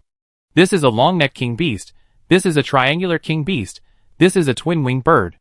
And this is a thunderwood, this is a turbid firewood, all of which went extinct 70 million years ago. Plants. The extinction of the king's beast has always been an unsolved mystery for us. Currently, the mainstream theories include the meteorite theory, the cyclone theory, the environmental degradation theory, and the extraterrestrial theory, among others. The meteorite theory lacks a crucial piece of evidence, the asteroid that struck Earth. Now the asteroid has been found, located in the Salmon Islands. Archaeologists, geologists, paleontologists, and others from Luna Kingdom went there this morning. Also, you have the documents you have. They are excerpts from Gloriosa's replies in the comments section of the video uploader. Many of the contents are quite astonishing. You can browse them yourselves. Gloriosa means gloriosa, orchid, or gloriosa lily. We don't yet know why she chose this as the name of her videos, but that's not important. What's important is, this little sister who calls herself Little L has far surpassed the realm of humanity. The man in the suit paused, then continued, we can't be sure if she's from outer space, or truly God, or a deity. In any case, I think we should at least put her on the agenda. On the other side of the earth, under the watchful eyes of several experts and scholars, Little L, who had entered a small grove in the Salmon Islands, opened a spatial portal to a rainforest, bringing back several peculiar plants bearing small fruits. The skin of these fruits contains substances that can cure your wife's illness. Taking 4 ripe fruits orally daily for a month will show results. Handing the plants to the old man, Xiaoer earnestly asked, any other questions? Thank you so much. The old man accepted the fruits with trembling hands. I do have something else, but I don't know if I should ask you. Please go ahead. When I get back, I might ask the best medical team in the country to study the components inside these fruits that can cure the disease. If a related drug is developed, I will also sell it to patients at the lowest possible price. The old man said excitedly, I hope to name these fruits or the active ingredient in the drug after you. Is that all right? No need, you can name it whatever you like. Xiaoer took out his phone. Since everyone agrees, I start the broadcast, okay? The old man hesitated for a few seconds. Well, this place is very far from the coastline. There's basically no cell phone signal. I can make it have a signal. Xiaoer gestured to the status bar in the upper right corner of his phone. Look, full signal. Chapter 518. A New Week, Minar Academy. In the afternoon, bathed in the warm sunlight, Erin, Sophia, and Wendy emerged from their dormitory and headed towards the Wind Grass Teaching Building. Clearly, it was another wonderfully beautiful day, perfect for sleeping in class. No, for studying hard in class. Little Erin. Good afternoon. Little Erin. Over here. I want to be little Erin's cat. Perhaps Erin's approachable personality had quickly spread throughout the academy. Compared to last week, many more people greeted her today. Especially the girls in the academy, taking advantage of being the same sex as Xiaoer, would always travel a long way to take photos with her. After the photos, they would pinch her cheeks, hug her, or exchange contact information, asking all sorts of questions. I heard from outsiders that Xiaoer is a real dragon princess, not adopted. Is that true? That depends on everyone's definition of a dragon princess. And in a way, it's true that my dad adopted me. Your dad is the Dragon King of Dragon Forest. Yes, the black dragon who came to the academy to tell everyone about dragon history. My god. Xiaoer is really a dragon. But why can't I see even a trace of dragon might on you? Aren't dragons usually majestic and fierce? A wh? Fierce enough? While Shower was practicing her kingly feeling on white sand earth, Erlini, carrying her little school bag, followed the crowd into the teaching building of Minar Academy. Meow. Soft and fluffy meat floss dumplings, glutinous rice dumplings with meat filling, and fragrant sausages. Wah wah, it's almost time for afternoon classes, isn't it? Everyone's come out of the dorms. It's not very nice of you to sleep with your belly exposed like that, is it? With the help of the cat spirits from the monster forest, Minar Academy is now bursting with energy and cuteness. Cats can be seen sunbathing and napping everywhere, in the gardens, among the grass, and near the school corridors. As expected, these cats, new to the academy, are particularly fond of the humans. While the students are in class, the mischievous cat girls will sneak in through the back door, crawl under the students' desks, and let them pet their heads. After class, these cats will steal snacks from the students' desks or look for plush toys and yarn balls to play with. After school, when everyone goes to the cafeteria for meals, these cats will also, according to their preferences, gather around the students who have already bought their food and eat for free. Generally, if your dinner includes fish, meat, or vegetables like broccoli and rapeseed, you likely find a cat girl lying next to you with pitiful eyes as you sit down. At night, these cat girls transform into messengers of the night, running around the playground, back garden, and gym, playing games with everyone.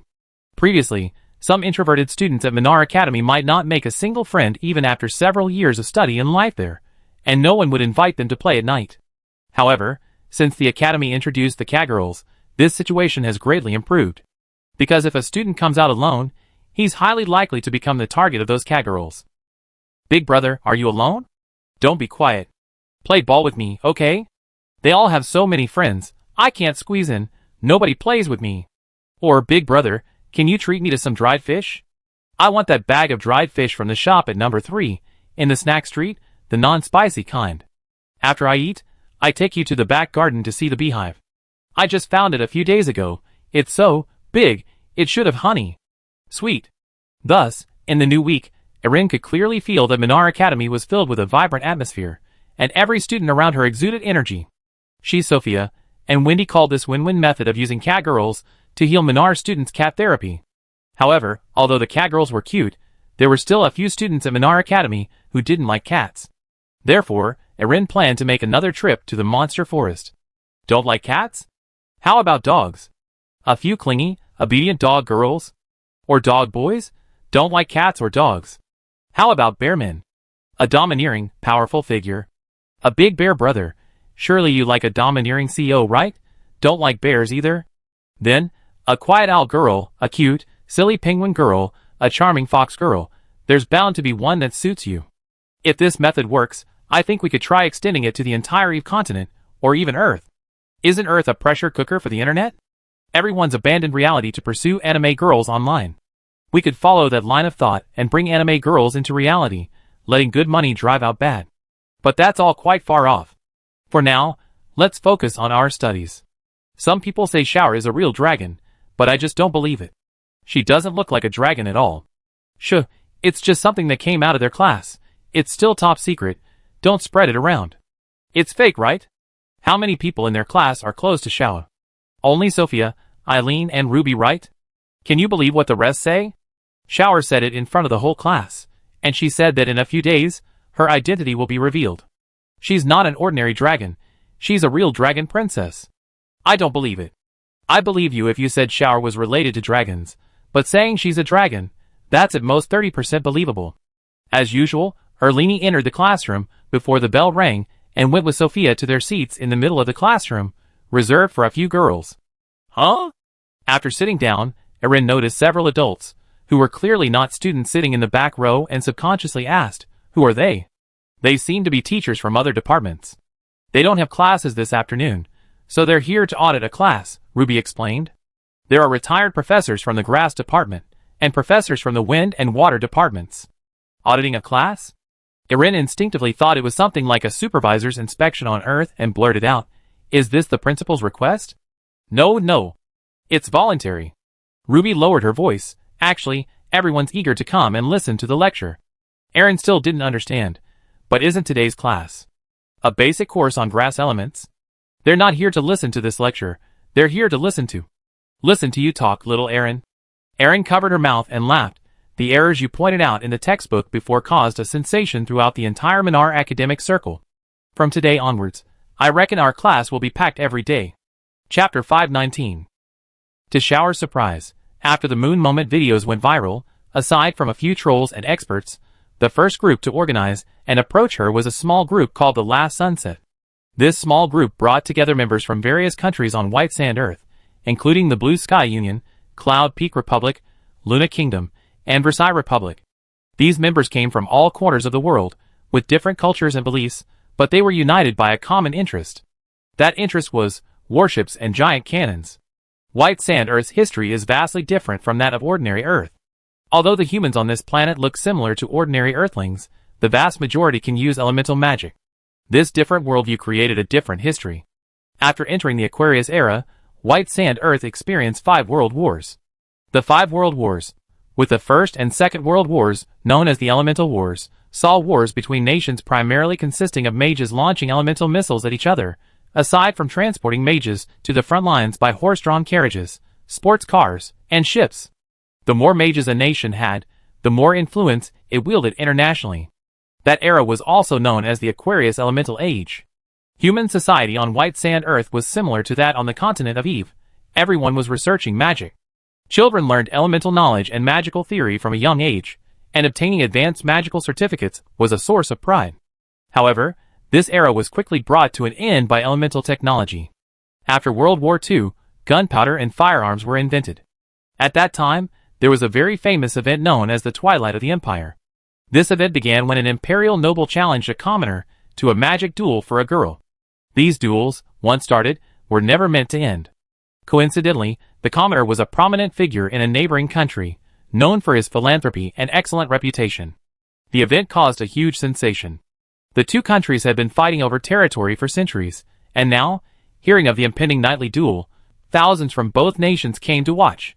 The commoner accepted the noble's challenge, and stepped onto the dueling platform with a musket. The noble, disdainful of the commoner's musket, raised his staff and hurled a fireball at him. The commoner caught the fireball, raised his musket, and aimed it at the noble's head. Bang! The result of the Twilight of the Empire was, the noble died, and the commoner suffered extensive burns but survived. This event became the spark that ignited World War III. The two nations, one ruled by nobles and the other by commoners, declared war on a whim, and the flames of war quickly spread throughout the world. The firearms wielded by the commoners during the duel also attracted the attention of nations worldwide, prompting many to begin large-scale production. Battles between nations shifted from mid-range magical duels to long-range artillery duels. Following this, rocket launchers, armored vehicles equipped with artillery shells, and sailing ships with cannons appeared on the historical stage. The Fifth World War on White Sand Earth was even more chaotic than World War II, involving far more nations. By World War V, the technology used by various countries had essentially reached the level of late World War II on Earth, and in some cases even surpassed it. Look what I found, folks. Click link. This girl. Oh! She's incredibly cute and possesses unparalleled power. She's like a savior. That day, someone within the Last Sunset shared a video link posted by Little L on the moon. You have no idea how excited I am. My hands are shaking as I talk to you. What's wrong? Let me see soon. Someone in the group replied to this member's post. My God. This is unbelievable. How did she do that? Travel back 80 million years? Is this special effects or for real? I read the comments and found many people expressing amazement. They are all archaeologists and paleontologists. They saw the clues. Only the trolls are still cursing. Is she Eastern? She looks somewhat like one, and also has some Western Asian features, but her eyes are blue. I just saw the news. What's going on? Are these videos of the royal beasts related to us? Of course they are. Since she can travel back 80 million years, can't she also travel back 200 years to film those long sleeping glories at the bottom of the sea, and the heroic figures of those great women? This member's words silenced the entire group for a full 5 minutes. Sorry, I was staring at your message in front of the computer. The sunset was just outside my window, and I couldn't help but cry. Could she really do something like that? I felt like I saw that empire, that ocean, and those iron crosses lost to history. 200 years ago, the Fifth World War, and also the Last World War, took place on White Sand Earth. In this World War, according to incomplete statistics, Nearly 2,000 warships were sunk by various countries. The horrific war devastated several generations and set back world civilization by at least 30 years. Because of the sheer chaos, World War V gave rise to numerous unsolved mysteries and moments worthy of being recorded in human history. These moments of glory cannot be replicated by modern technology, no matter how advanced. The Last Sunset group came together to study these unsolved mysteries and historical moments. Is she really willing to go back 200 years for us? What country is this child from? What is she planning to exchange for doing all this? I don't know. I can only try my best to communicate with her. In any case, this is our only chance. Won't this be troubling others? If she really does it, I will follow her faithfully for the rest of my life, until my life sinks to the bottom of the sea like those children. Then, as the representative of the organization, shall I ask little Elle a question? A short while later, little Elle, who had just finished her live stream with the Ma Chuyu and several experts and professors, received a private message from an account in Luna Country. Hello, Ms. Little Elle, please allow me to address you as such. On behalf of all members of the Last Sunset, I extend my sincere greetings and blessings to you. In the private message, this person expressed their group's request for Little Elle's help. The most famous battle in the World War 200 years ago was the fight between the battleship Wentian and the Chintian United States. That battle changed the final course of the Pacific War, and was also a turning point in the Chintian United States' decline. Because the battle took place far from the human coastline, all the ships involved sank, and there were no survivors. Therefore, details of this battle have always been a topic of great interest to military enthusiasts. We hope you can recreate the battle between the Wentian and the Chintian United States. The entire The Last Sunset team expresses its heartfelt gratitude and unwavering faith in you. After the message was sent, most members of The Last Sunset almost instinctively held their breath, waiting for Shower's reply in the live stream. Okay. To everyone's ecstatic delight, less than 5 minutes later, Shower replied. Give me half a day. I will upload the video to the moon time before 1859 in Luna Country. Chapter 520. White Sand Earth, Aquarius Calendar, 1817, South Pacific. It was a tranquil dusk. The setting sun, radiating its last rays towards the sea, was slowly sinking below the horizon. A battleship, billowing thick smoke, was riding the beautiful golden waves, heading south on Earth. The battleship looked very old, like a weary old man. It limped along the sea. Behind this battleship could be seen a fleet consisting of 3 destroyers, 3 heavy cruisers, and 5 battleships.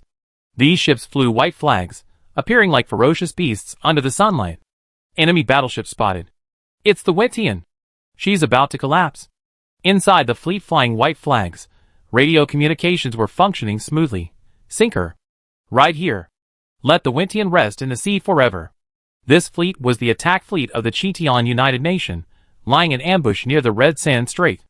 Not long ago, the Ulu Republic's fleet, with the Wentian as its flagship, was attacked by the Chintian United Nation near the equator in the Pacific Ocean due to an intelligence leak while transiting the Red Sand Strait. 10 minutes into the battle, the Ulu Republic's frigate Ninghai was hit by a shell, its keel broken and sinking.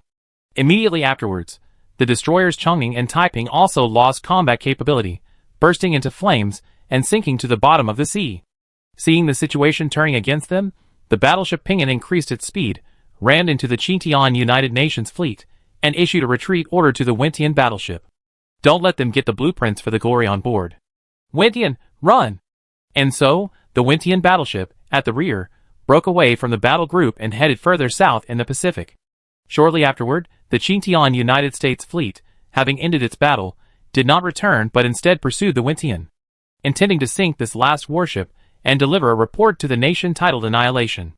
However, according to historical records, in the subsequent battle between the Chintian United States and the Ulu Republic, no one survived. People didn't even know the exact locations where the 2 fleets' warships sank, only a general area. This is the problem. The Chintian United States surprise attack was known to be quite successful. In the first encounter, they sank almost all of the Ulu Republic's warships, with only the Wentian escaping the battlefield. So, with its speed reduced to only 20 knots and more than half its crew dead or wounded, how could the Wentian possibly contend with the Chintian United States' 3 destroyers, 3 heavy cruisers, and 5 battleships? It seemed like a certain death. However, historical records show that neither the fleet of the Chintian United States nor the Wentian of the Ulu Republic returned after that time, neither the ships nor their crews. Only the testimonies of a few surviving sailors near the Red Sand Islands reveal that the Chintian United States fleet pursued the Wintian, and the Yunlu Republic fleet was almost completely annihilated. So, what happened to the Wintian after it withdrew from the battlefield? What became of the pursuing fleets? Why did both fleets disappear after that?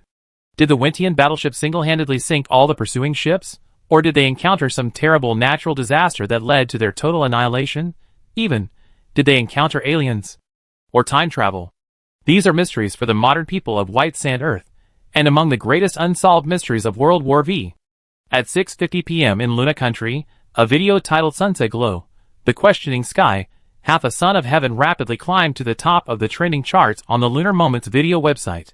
Now we arrive near the Red Sand Islands in 1817. The video begins with little Elle standing on the deck of a cruiser broken in two and slowly sinking. As you can see, a battle has just taken place here, a very famous battle, later known as the Battle of Red Sand, a turning point in the Pacific War of World War V. As he speaks, little Elle holds up the camera so viewers can see the devastation behind him. Explosions echo through the screen, smoke and fire everywhere. Help me. I don't want to die. Ah! My foot! Mom! God, please bless us, bless my country. Amidst the smoke and fire, some were burned to death, some were blown up, and some fell into the sea, desperately clutching charred planks. Holy crap! Is this even broadcast? This is also real footage? The Battle of Red Sand in 1817? Leaving my mark in the front row, this video is going to go viral. Little Elle is really going to become a god, the same 24K first-person high-definition real footage, the same, real scene in just the first 10 seconds, the video's comments exceeded 3,000. Besides being amazed by the clarity and realism of the visuals, many viewers were curious about little Elle's peculiar abilities. She really has the ability to travel through time? Holy crap, isn't that like being a god? I saw the Pinyin. In the game, it was a great ship, but in reality, it just sank. That should be the Chang'an over there, right? So many people, the sea is packed with people. Oh my god! Someone's on fire. This is war. According to historical records, only 7 of these dark masses of people were lucky enough to drift to the vicinity of the Red Sand Islands and be found by rescue teams. The rest either burned to death or went missing. I can't bear to watch. It's too cruel. Compared to this, the battles that followed were even more brutal. Run, I remember the fleet that went to chase the Wintian also disappeared, right? But someone found a door panel from one of the destroyers. That ship was most likely sunk, and even the crew couldn't be found. What? So, we can follow little Elle's camera to unravel this historical mystery that has plagued humanity for almost 200 years? As it stands, yes. This video is a full 32 minutes long. Little Elle definitely recorded the later parts. Let's watch. Amidst the heavy barrage of comments, little Elle, holding a selfie stick, used mysterious power to fly into the air, giving the entire battlefield a close-up. Just as recorded in history books, only the Wintian from the Yunlu Republic fleet escaped this encounter. After saying that, little Elle turned the camera, focusing on the Wintian, which was only a few hundred pixels on the other side of the sea, so that the audience could see the entire fleet chasing after the Wintian. She actually went after it. They can't win, can they? How can they fight like this? The Wintian is damaged too. The exciting moment is coming. The mystery is about to be solved. Quick, fly over there. Let's see what happens next. Speaking of which, little Elle can really fly? What's going on with her? Never mind what's going on. I want to see what happens next. Quick, quick, quick. From today onwards, I'm little Elle's dog. Under the setting sun, little Elle flew towards the direction of the Wintian. This battle is indeed a hymn to humanity, and also the tolling of the war's end. During the flight, little Elle gave a shot of the sunset on the western horizon. May the world be at peace. Chapter 521. The battleship Wintian was the lead ship of the Azure Sky-class battleships built by the Yunlu Republic, and one of the largest battleships in the world at the time. This battleship was 314 meters long and 39 meters wide, equipped with 3 triple 510mm gun turrets, had a full load displacement of 75,000 tons, a top speed of 35 knots, and possessed extremely powerful firepower and armor protection. At the time, the Wintian battleship was ordered to transport the blueprints for the Glory battleship and some resources to a secret shipyard in the Pacific Ocean. However, this top-secret intelligence was leaked, and the Wintian fleet was ambushed en route, forced to engage in battle with a fleet of the Chintian United States. Due to the suddenness of the attack, and the fact that the Chintian United States had almost staked their main fleet, only the Wintian managed to escape the battlefield amidst the chaos of the battle. However, despite managing to escape, the Wintian's engines malfunctioned during the battle, its speed quickly dropping to around 20 knots. Its radio communication equipment was completely destroyed, and the crew suffered heavy casualties. In this state, the Wintian was like a dying veteran, its life as fleeting as the setting sun. Wintian, so beautiful. Yes, as a military enthusiast, she's my favorite warship. You don't know how many times I dreamed of her, but never before have I felt her helplessness like this. Although we, living in the future, know that neither the Wintian nor the Chintian United Nations fleet returned to their homeland, and that the Yunla Republic defeated the Chintian United Nations, becoming a victor in World War V, seeing this scene for the first time is still incredibly moving. I declare that from this moment on, I am Little L's most loyal follower. As a deity, she didn't oppress the common people like the powerful of the real world, but instead brought us these historical scenes. Just this alone is enough to make her a goddess in my heart. So this is what the real world Wintian is like. The railings on her deck are rusty, and the bridge is on fire. It's completely different from the cool Wintian in the game. But she's even more beautiful like this, isn't she? I still don't quite understand how this was done. How could the uploader recreate such a realistic scene? And in 24K resolution? It's practically indistinguishable from a live-action film, isn't it? It is a live-action film. According to the uploader herself, she used Earth's light cone. A light cone is a physics term, you can look it up. Within the light cone, destiny resides. Amidst a barrage of bullets almost filling the entire screen, Little L, selfie stick in hand, flew towards the Wintian. She landed like a playful little sprite on the first main gun turret at the bow of the giant ship, her delicate little feet gently stepping onto the center of the massive gun barrel. The setting sun cast the long shadow of this main gun onto the warship's deck. Compared to the triple 510mm main gun, Little L looked like a kitten perched on a tank gun barrel, completely out of place amidst the surrounding smoke and fire. Behind Little L, a sailor, his chest stained crimson with blood, lay on the bridge. Behind him, the red flag fluttered. My God, what a beautiful sight! I want to screenshot this and use it as my wallpaper, it's so beautiful. Every frame in the streamer's video could be used as wallpaper, she truly deserves to be called a god in this world. So what happened to the Wintian? Did it really sink? I really hope it was abducted by aliens, or just went to another world. The war back then was so cruel. If the Chintian United States hadn't lost its main fleet in this battle, the outcome of the Fifth World War would have been very different. I am a citizen of the Chintian United States. Today, I am fortunate to see this video. Here, I apologize to everyone for the crimes committed by our ancestors. May the world be at peace. Buzz buzz buzz. As the barrage on the screen grew thicker, the giant cannon beneath Little L's feet began to slowly rotate. This triple 510mm main gun aimed its muzzle at the pursuing Chintian United States fleet. Captain, they're catching up. At the same time, Little L, based on the information in the light cone, pieced together the conversation between the combat personnel of the battleship Wintian on the bridge. I understand. Looks like Wintian will rest here tonight. Gunners, prepare. Engage. Wintian, today we will question the heavens. Why do we fight? Why do we die? Buzz buzz buzz. Report, we have entered the firing range of the battleship Susanoo. Next to her are the Yukikes and Tenyu. Should we attempt an attack? Target Susanoo, load shells. Buzz buzz buzz. The exciting sound of shells being loaded appeared in the video. Is it really going to start? Is this 1 against several? 1 against 11? The Tianwen is taking on 11 enemy ships. Although the Chintian United States warships aren't at full strength, 1 against 11 is unlikely, right? I'm more inclined to believe they encountered some supernatural phenomenon. But the weather looks pretty good, doesn't it? As if specifically designed to refute these comments, large patches of dark clouds suddenly drifted in from the previously clear sky. Boom boom boom. Just as the Wintian aimed its main guns at the Susanoo battleship, the Chintian United States fleet also locked its guns on the Wintian.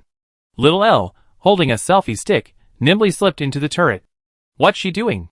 Showing me the cannons. I want to see the first salvo. Why isn't Little L recording the outside footage anymore? She must have her reasons. Let's keep watching. After watching the rest, Little L's actions are truly touching. Don't rush to criticize or skip, watch it all. Amidst a barrage of questioning comments, Little L arrived at the crowded cannon loading area and showed the camera to several soldiers inside. Beep, Li Yuanzhong, 1793 to 1817. When the camera focused on the face of one of the dirty soldiers, the video froze for a few seconds, and a clear box appeared next to the soldier, containing information about his background, origins, etc. Then, the box transformed into a root diagram, detailing the soldier's descendants. When Li Yuanzhong sacrificed his life, he had 2 children, a boy and a girl. These 2 children each had 7 more children after the war. Of these, 4 children survived to adulthood, married, and had children of their own. The descendants of these 4 children are. The video continued to introduce the soldiers' descendants until modern times, when the names began to be replaced with abbreviations. These 13 people are all descendants of Li Yuanzhong. 3 of them have opened accounts on Moon Time at Happy Yongyang, at Ragnarok 1997 Edge Club. Chapter 522. That day, as usual, Li Yang, who lived alone in a small city in Yunli Kingdom, opened his favorite website, Moon Time. His username on this website was Happy Yongyang. Like his name, this username was very ordinary, almost ubiquitous. And Li Yang himself was indeed a nobody on Moon Time. He had never uploaded any videos, and rarely left comments under other videos. He usually only visited Moon Time to watch game guides and entertainment programs. However, when his browser entered the Moon Time homepage, Li Yang noticed that his account had a full 99 plus red dot notifications for new messages. Holy crap! What's going on? Am I being cyberbullied? Shocked, Li Yang clicked on the little red dots. At Happy Yongyang I tried summoning a descendant of a hero, still a level 10 account. At Happy Yongyang heroes never die. Thank you for defending the dignity of Yunlu. At Happy Yongyang your ancestor's shot was simply divine, a single, decisive hit, directly hitting the Susanoo battleship's ammunition depot, haha. Huh? After reading these tagged messages related to himself, Li Yang was even more confused. What did I do? Then, he discovered that these new messages summoning him almost all came from the same video, Sunset Glow, the questioning ship, half a move ahead of heaven, and were basically all discussing his ancestors and the battleship. My ancestor? With doubt, Li Yang clicked on the video. When he saw little L holding a selfie stick entering the shell handling room, and saw the introduction of the soldier on the screen, he was both confused and shocked. Because Shower had only recently become popular, Li Yang didn't know what kind of content creator she was. He only knew from the videos before him that she was a master of historical fact reconstruction. My ancestor from over 200 years ago was this soldier? On the big screen, Shower's introduction of the soldier was very detailed, and she also introduced his children. The soldier's original son and daughter married after the war. Some children lived, some died, some of their children had children of their own, some met with accidents, and some chose to teach in rural areas or remain unmarried. Starting with the soldier's children, she introduced each generation on average, from 1817 to the current Aquarius era on White Sand Earth in 2001, a period of approximately 200 years, described in great detail.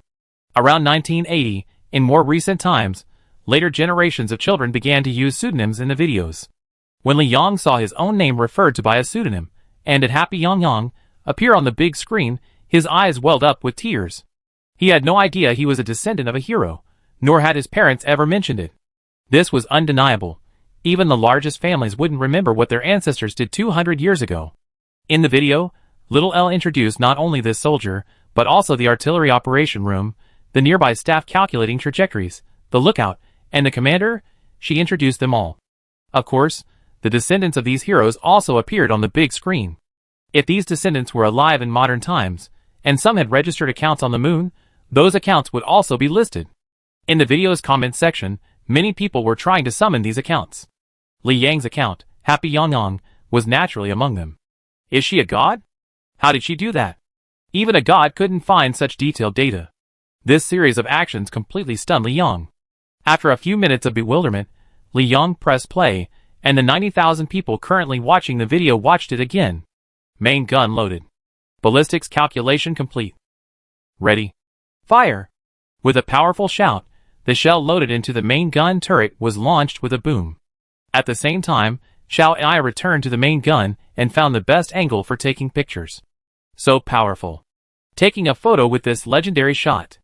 A legendary shell hitting the ammunition depot. Group photo. Because the barrage of comments on this timeline was so thick that the image was almost invisible, Li Yang had to temporarily turn off the comments. Boom! In the flash of fire, the number 1 turret of the Wentian opened fire. A massive shell hurtled towards the Susanoo battleship of the Chintian United States. Little L, midair, leaped onto the shell, using the massive main gun as a springboard to fly towards the Susanoo. At that moment, time seemed to slow down. The only sound in the video was the terrifying sonic boom of the shell's rapid flight. Buzzing. Little L provided ample footage of the shell, and the Wintian battleship beneath him as it left the barrel. The shell traced a graceful arc in the setting sun, striking the Susanoo's weakest point and piercing through easily. The footage shows Little L, along with a cannonball, tearing through the Susanoo's armor and entering the ship's interior. Perhaps to allow viewers a better view of the ship's interior, Little L used slow motion. The cannonball, penetrating the Susanoo's deck, broke through another layer of armor and entered the Susanoo's ammunition magazine. Then, it collided with several cannonballs with a loud crash. Little L focused the camera on several soldiers not far away. The soldiers' faces showed expressions of terror. Boom! Rumble!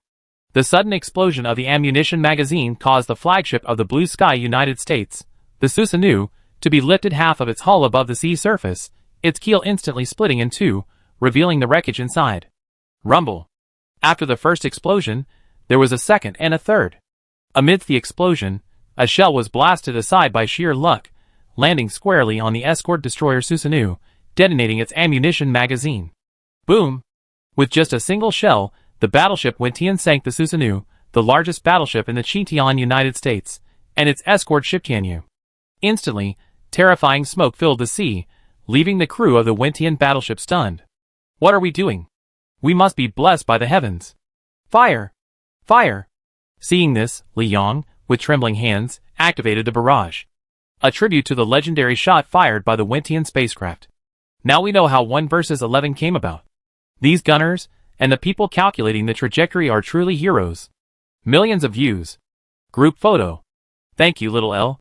If it weren't for you, this epic moment in history would never have been witnessed. Little L is also our hero. A salute to him.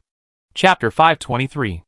The scene, where the battleship Wintian hit the ammunition magazine of the battleship Susanoo with a single shot, triggering a chain reaction of explosions that also affected the nearby escort ship Tianyu, not only drew various comments from viewers in the video such as Godly Canon King Group Photo and Miracle, but also left most of the commanders of the Yunlu and Chintian nations dumbfounded. It's important to understand that during the Fifth World War on White Sand Earth, missiles had not yet been developed, and almost all battleship shells used mechanical aiming, resulting in a remarkably low hit rate. Especially the first shell fired before the engagement, without calibration, was almost like a blind cat searching for a dead mouse, entirely dependent on luck. Because traditional battleships could adjust the trajectory of a shell based on data from lookouts and observers after it was fired, considering factors such as the shell's impact point, wind direction, and enemy movement, strictly speaking, the second shell was the first official aiming. Data shows that during World War V on White Sands Earth, the hit rate of battleship shells was around 8% to 15%, meaning that on average, only 1 in 10 shells would hit the target. This hit rate also included cases where the shell landed in waters near the target. In other words, a hit didn't guarantee a catastrophic destruction of the enemy ship. Some shells hitting the bow or stern had minimal damage, while others, although hitting the target, failed to explode for various reasons, thus not rendering the ship immobile. The scenario of the Wintian hitting a target 20 kilometers away with its first shell, precisely penetrating the target's armor and detonating its ammunition magazine, causing the ship to explode, could only be described as divine intervention. The probability was practically zero. 7 p.m., a military base in Yunlu Kingdom. A young man dressed like an officer, carrying a large screen tablet, knocked on the door of the office. Team Leader Li. Come in. After receiving permission from the leader inside, the young man walked in with steady steps and placed the tablet on the table. I'm Xiao Zhou, from Team 2. Oh, I remember you. During last week's exercise, you were standing on the far left of the firing range. The leader in the office looked up, took off his glasses. What's up? I'd like to ask you to take a look at this. The young man, who called himself Xiao Zhou, tapped a few times on the tablet and opened the video of Little L on the moon moment. This is... The leader at the desk patiently watched the first few dozen seconds of the video, then looked up. Not bad, not bad. AI video has developed to this level. This little girl's video is very well done, and the special effects are very realistic. No, leader, this isn't AI generated. The young man mustered his courage. Please take another look, preferably after 5 minutes. The leader hesitated for a moment, seemingly considering whether to indulge the young man's childishness, but finally nodded, put on his glasses, dragged the video progress bar to the far left, and started watching again. When he saw the Wentian ship behind little L in the video, and the clear footage showing flying fish swimming inside, his expression gradually became serious. Although the Battle of Red Sand had been over for nearly 200 years, as a soldier, he still paid attention to such matters to some extent. He remembered the famous warship, the Wentian, down to the shape of its main gun turrets and the outline of its hull. The Wentian in the video was almost identical to the real one. This is... Then, he saw the Wentian's crucial shot. Holy crap! Even as a veteran leader, when he saw the shell slowly pierce the Suzaku's deck and detonate the ammunition magazine, the old man couldn't help but swear. This could be... Yes. The young man beside him nodded. Everyone online is saying that the girl who filmed this video can travel through time. This scene in the video is the battle between the Wentian and the Chintian United States fleet. It's not an AI-generated video, but history that has flown far away, found from the light cone. No, I have to call Lao Wang over. We must save this video. The leader jumped up from his seat with a whoosh. Also, try to contact this girl quickly. No matter the cost, Yulu Kingdom must meet with her. Boom boom boom. Because the video page wasn't closed, the computer on the desk was still playing footage of the battle. Amidst the Wentian crew's fury, thunder rumbled from the gathering clouds above the fleet. At the same time, the Wentian's main and secondary guns were loaded and aimed at the remaining Chintian United States warships. Boom! Boom boom boom boom! This round of main gun shells swept past the slowly sinking Susanoo, grazed the mast of the Yukikes, and rushed towards the main force of the Republic of the Blue Sky behind it. Little L quickly zoomed out the camera so viewers could clearly see the arc of the shells as they flew through the air. Bang! Boom boom! The second wave of attacks from the Wentian, a miracle occurred again. Amidst the smoke, a shell struck the hull of the battleship Panying, which was behind the destroyer Yukikes, and exploded internally, blowing off the two main gun turrets at the bow of the Panying, instantly rendering it combat ineffective. Fire! Fire! Sink the Wentian! Don't let her escape! On the Chintian United States fleet side, the battleships and cruisers that had reacted also opened fire. The two sides officially entered battle under the twilight. The Yunlu Kingdom only had the battleship Wentian, while the Chintian United States fleet, although it had sunk the Suzaku in Tianyu, and the Panying had been hit and rendered combat ineffective, still had 8 combat-ready ships, maintaining its advantage over the Yunlu Kingdom. Desperate, the Wentian turned its ship around, positioning it horizontally in front of the Chintian United States fleet, displaying a determination to perish together with the enemy. Today, even if death is inevitable, we will fight to the last moment. Amidst the roar of cannon fire, the captain and several commanders of the Wentian emerged from the safe cabin and planted the red flag, the symbol of the Yunlu Kingdom, at the highest point of the Wentian. This scene seemed to be a question directed at the entire Pacific Ocean. How cruel is the heavens? I will cover the sky. Boom boom boom boom. The war between the two sides officially began. Countless shells clashed in the air, some falling into the water, others hitting warships and igniting fires. Little L didn't switch cameras. Instead, he held his phone high in the air, filming the entire battle in one continuous shot. This battle didn't involve time travel, as you mentioned, nor did it involve aliens or the emergence of superpowers. Both the Wentian and the Chintian United States warships fought to the very last moment. This is the history that was sealed away back then. Chapter 524. At that time, the super battleship named Wentian first sank 3 battleships of the Chintian United States, and then sank the remaining 3 battleships and cruisers one by one in the subsequent battle. 10 minutes into the battle, the Wentian's main gun turret was hit by shells from the Chintian United States fleet. The number 1 turret was destroyed, and none of the soldiers inside survived. 15 minutes later, the Wentian's number 2 turret was destroyed, and a raging fire broke out on the ship.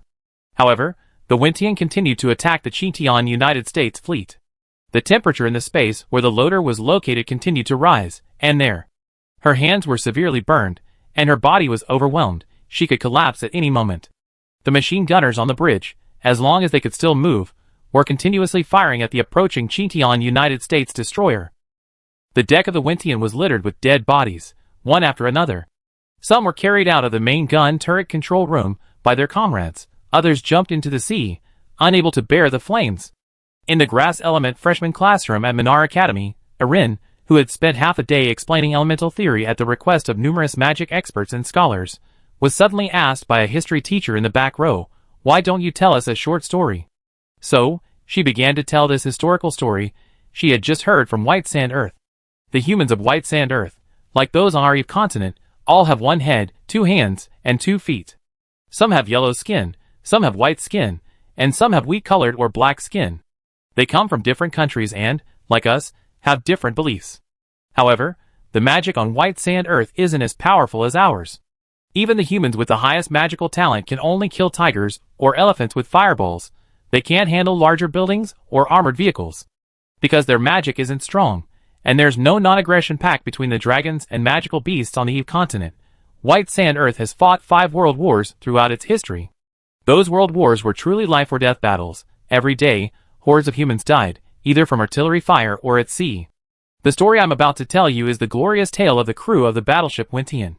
Seeing everyone's attention drawn, Eline continued from the podium. Around 20 minutes in, the Wintian began to sink, but its last turret continued firing at the Chintian United Nations fleet. The battle continued until the 28th minute, when the soldiers in the Wintian's turret were no longer alive, leaving only the captain and a few commanders standing at the bow, gazing at the setting sun. And on the Chintian United States side, only the destroyer Yukike's remains. Yes, the legendary battleship Wintian single-handedly annihilated 2 destroyers, 3 cruisers, and 5 battleships of the Chintian United States. Such a feat is unheard of even in the 2,000 years of history of White Sand Earth. Strength, courage, luck, all converged on the Wintian on this day. Compared to our Eve continent, it's like a high-ranking archmage being chased by 3 mages, 3 archmages, and 5 mid-level archmages, finally using their last breath to completely wipe out this small team. At this point, Eline deliberately paused, observing the reactions of the students and teacher in the classroom. Seeing that everyone was listening attentively, she continued. The surviving crew of the Wintian stood at the bow, opened the last 2 bottles of strong liquor, and drank them down. Then, they turned to the setting sun, stood up straight, and saluted it. They sank into the sea with the Wintian, forever resting in that sunset. The story ended there. Eline picked up the small milk tea Sophia had prepared on the podium, and took a sip to moisten her throat. The reason I'm telling you this story is because of a good friend of mine. She grew up amidst war. She followed her mother to the battlefield, shouldering an incredibly heavy burden for someone her age. My friend disliked war, and so did I. So today I'm telling this story in front of so many students and teachers to make everyone understand. No matter what, there should be no war on the continent of Eve, and we should all be well. Then came a long silence. All right. Feeling that the time was about right, Erin stood up from the podium. Does anyone have any questions? A boy timidly raised his hand. Erin gestured for him to stand up. Go ahead. Just now, little Erin said, the battleship Wintian sank 10 warships of the Chintian United States, and at the time, even after the war, no one knew about it. Where did the remaining destroyer, the Yukike's, go? Didn't it survive? Yes, observant viewers should have noticed that during this battle, not a single shell from the Yukike's hit the Wintian, nor was she hit by any shells from the Wintian. She was in excellent condition. As for where the Yukike's went after the Wintian sank, Eline sighed softly. Of course, she was rescuing people. Rescuing people? Because all the warships at the scene had sunk, the Yukike's was busy salvaging the surviving crew members around it, working until late at night. At night, a thunderstorm struck this area. Because there were too many people on board, the Yukike's was drafting too much water. The ship was in disarray, and soon the fully loaded vessel lost its way, running aground and sinking in shallow waters of the South Pacific. Some survivors drifted to a nearby island awaiting rescue, but ultimately, they never saw the light of day, and all perished near that island. This is the story of the Wintian and the Chintian United States fleet. No one survived, all warships sank. On White Sand Earth, after watching Little L's video, the Chintian United States military almost immediately applied for an international search warrant. Quick! If this video is real, then the Yukike's must have run aground near this island. We just need to go there to find out the truth. Send ships immediately to investigate that island. A few hours later, the Chintian United States fleet and helicopters arrived at the location where the Yukike's had run aground in the video. Time had passed. Now it was a desolate sea with no islands in sight. However, with the help of modern technology, the sailors on observation spotted an underwater shadow in a diving area. Report. It's the Yukike's. The engine is working. We found the Yukake's. Should we salvage it? Chapter 525. Guided by Little L's video, the warships of the two countries on White Sand Earth quickly formed corresponding salvage teams and arrived at the shipwreck areas of the Wintian, Susa, and Yukake shown in the video. Over 200 years ago, the Republic of Yunlu and the United States of Xinjiang were constantly at odds over territorial disputes, fighting countless wars, large and small, with both sides experiencing victories and defeats. However, more than 200 years later, these two countries have largely abandoned their previous animosity. Or rather, the vast majority of countries on White Sand Earth share a similar relationship. While some individuals within a particular country might dislike people from a certain nation or a particular group, considering the relationships between the various countries on White Sand Earth in the year 2001 of the Aquarius calendar, the Sixth World War is highly unlikely to break out. This is because most countries here have experienced the Earth Internet pressure cooker era and are currently in a phase of universal complacency. War. Let whoever wants to fight, fight. If you ask me if I fight, I definitely say yes, the more intense the better. But if you ask me to go to the battlefield, I definitely won't go. The truth about the Wintian sinking? I watched the video if you have it, but if you ramble on and on without a clear theme after 10 seconds, don't blame me for cursing. Anyway, none of this really concerns me with a monthly salary of $3,000. I'm exhausted after work every day. I might watch some videos, play some games, and then go to sleep. I don't have the energy to pay attention to so many things. That's why Xiao AI's videos went viral so quickly. If you ask young people to study history, to personally board a ship and travel the world to find the wreckage of the Battle of Red Sand, to investigate the truth behind the Wintian sinking, they'd be 100 times unwilling. But if you say, I solved all the mysteries of that time, and the whole truth is in this video, then everyone would definitely be very willing to watch it. Incredible. Near a shallow bay in the South Pacific, as several submarines quickly submerged and transmitted the footage back to their ships, everyone on board, from the captain to the journalists, was astonished. Because those submarines had indeed found the wreckage of the Yukake's in this shallow bay. The Archerfish submarine has transmitted video footage. Sir, these are photos of the Yukake's from back then. Please take a look. Report. The Iona submarine has sent a message. Although it's called a shallow bay, that's only relative to the thousands of meters deep areas of the Pacific Ocean. In reality, even the shallowest parts of this area are nearly 300 meters deep, and it's impossible to see anything below from the surface. Unlike Earth, White Sand Earth entered a relatively stable technological development period after World War V. During this period, the major victorious powers showcased their national strength through technological advancements and lunar missions, making White Sand Earth far more technologically advanced than ordinary Earth. Furthermore, White Sand Earth possesses magical properties, and some elemental isotopes exhibit different characteristics from Earth's. Therefore, within a few decades, humanity on White Sand Earth achieved a nationwide lunar landing, making traveling to the moon an affordable activity for ordinary people. However, it was also at this stage that White Sand Earth entered a period similar to Earth's internet pressure cooker. No one cared about the outcome of the Battle of Red Sand, nor would anyone spend money to search for the sunken Yukake's. If it weren't for Little L, this part of White Sand Earth's history 200 years ago would likely remain an unsolved mystery. Are you sure it's the Yukake's? On a warship of the Blue Sky United States, after reviewing the video footage sent back by his subordinates, the person in charge asked, with a grave expression, how did she know about this place? I don't know. The subordinate shook his head, then pointed to several locations on the images, saying, the Yukake's skeleton is very well preserved. Look here, this should be where the Yukake's struck the reef. If the video is correct, and there really was a thunderstorm here on the day of the battle, combined with darkness and instrument malfunction, the Yukake's most likely accidentally struck the reef under such conditions. The sea level here shouldn't have been this high back then. This area, and this whole area of reefs. The stone's location is relatively easy to miss. TSK. The person in charge shook his head. Sato, do you know what I'm thinking right now? Thinking about that video producer? Yes, she really is. The person in charge placed the photos transmitted from the submarine on the table, rubbing his forehead. The discovery of the Yukake's means she's either a super detective, finding the Yukake's which is nowhere else in the world, and then using AI to create that video, or, as the viewers in the video said, she is a god of this world. This thing can't be faked. Even if someone has the ability to build a Yukake's, they can't artificially age it like an antique and sink it at sea.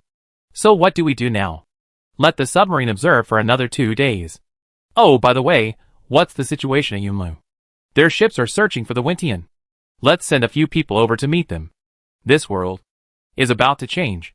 Meanwhile, after posting the video and answering questions from viewers in the bullet comments and comment sections, Xiao immediately turned off her phone, left White Sand Earth, and returned to Qiu Xiaoyou's house on ordinary Earth.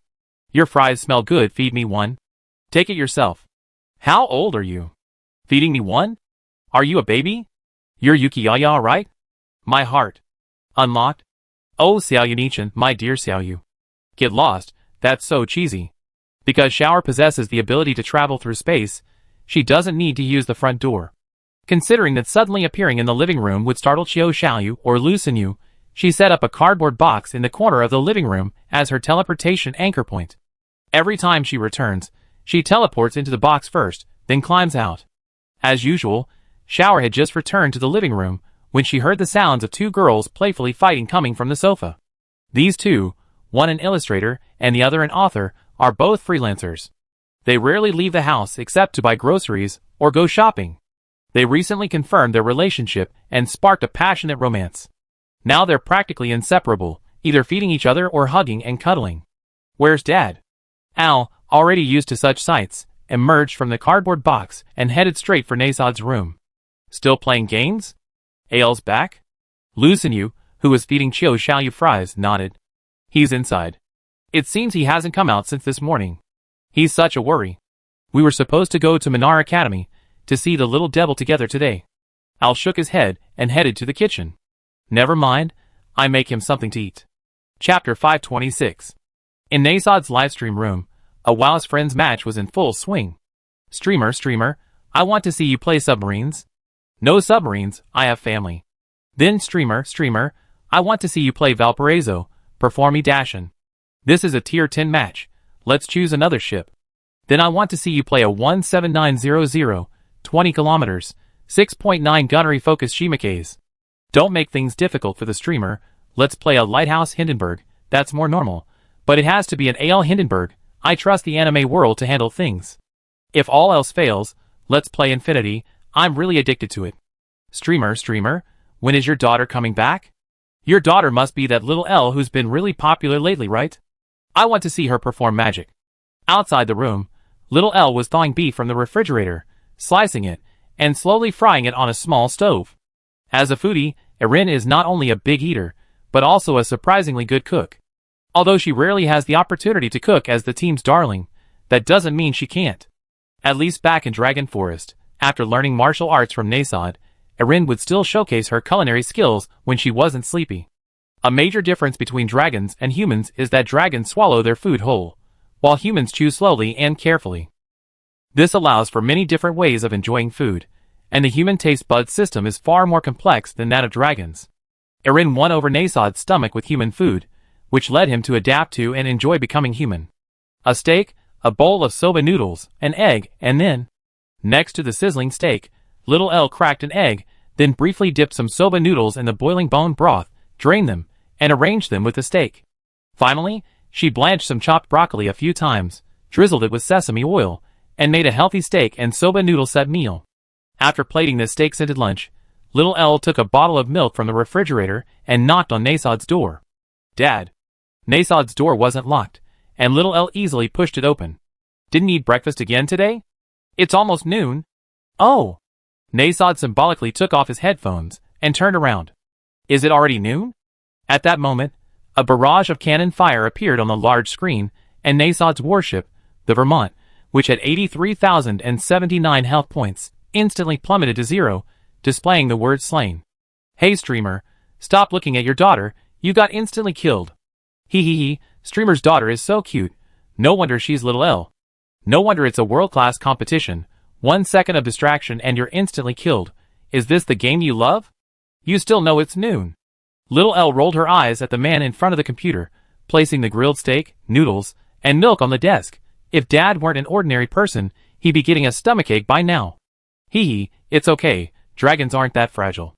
NASD was a little embarrassed, subconsciously glancing at the screen, seemingly surprised by his instant kill, but not too bothered. Where has my good daughter been these past few days? Which side are you referring to? Sprinkling some sauce on the noodles, little L handed the chopsticks to Nasad. As for the EU continent, I went to Arcana to inform Elder Bai Li and Xian Ying of the Snow Fox clan to come in a few days for the Dragon Clan's royal inauguration ceremony. I also resolved the conflict between the Arcana people and the werewolves. Little L glanced at the computer screen. As for this side, I experienced what it's like to be a king on White Sand Earth. What's it like to be a king? Nasod picked up the chopsticks. What did you do? Isn't this still being streamed? Little L pointed at the camera. Is it really okay for us to talk about these things with the audience? What are the streamer and his daughter talking about? The Eve continent? Royal inauguration ceremony? Dragon Clan? Are you filming a movie? This father and daughter are so incredibly childish, they don't even laugh at all. Is this some kind of comedic moment? But to be fair, it's rare to have a father willing to indulge in your childish antics. My dad never responds. He always has a sour face whenever he sees me.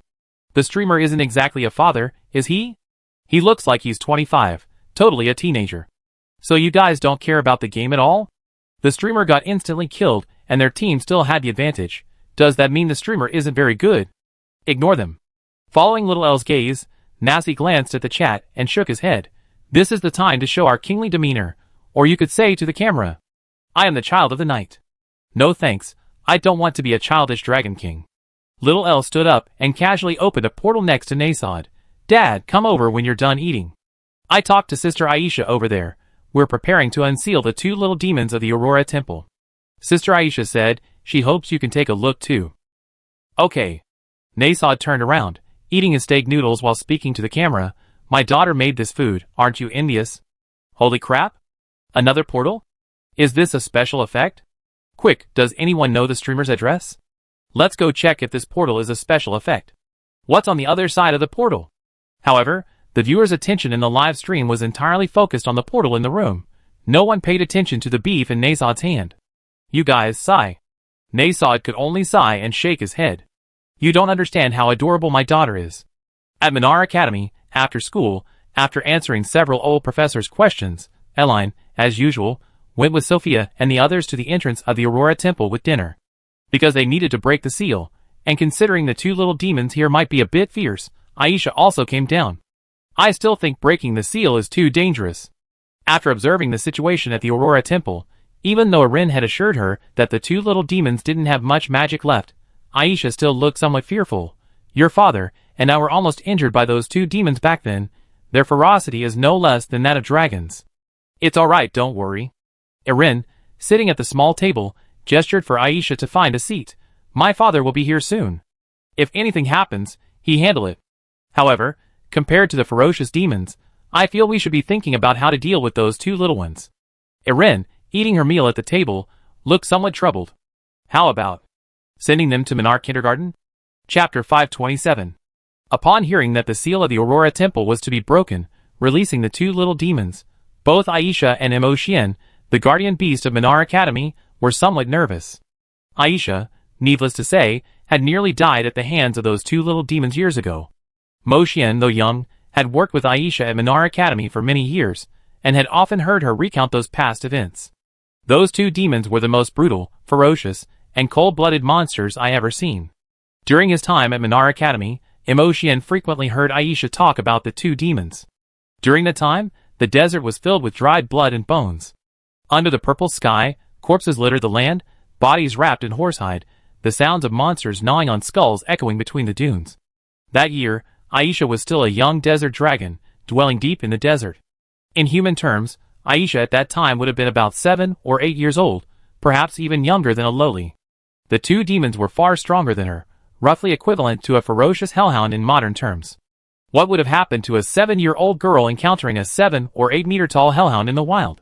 That year, the continent of Eve had no humans. That year, in the desert where Aisha lived, the only known civilizations were the Kobold Anubis and the Sphinx.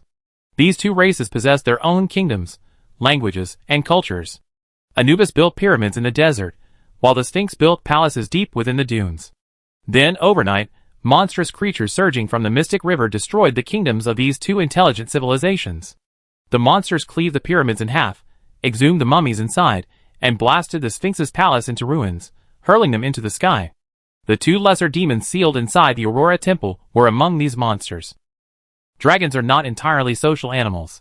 When the monsters attacked, young Aisha was napping in a cave when two demons, each over 80 meters long, descended from the sky, opening their bloodthirsty jaws towards the young dragon.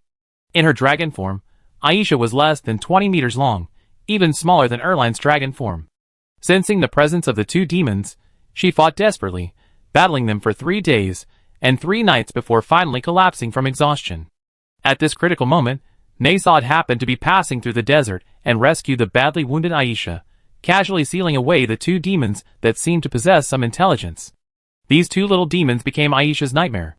Theoretically, these two little demons hadn't even had a chance to attack the kobolds or sphinxes with the other demons before being sealed away by Nasad, their combat record being 0.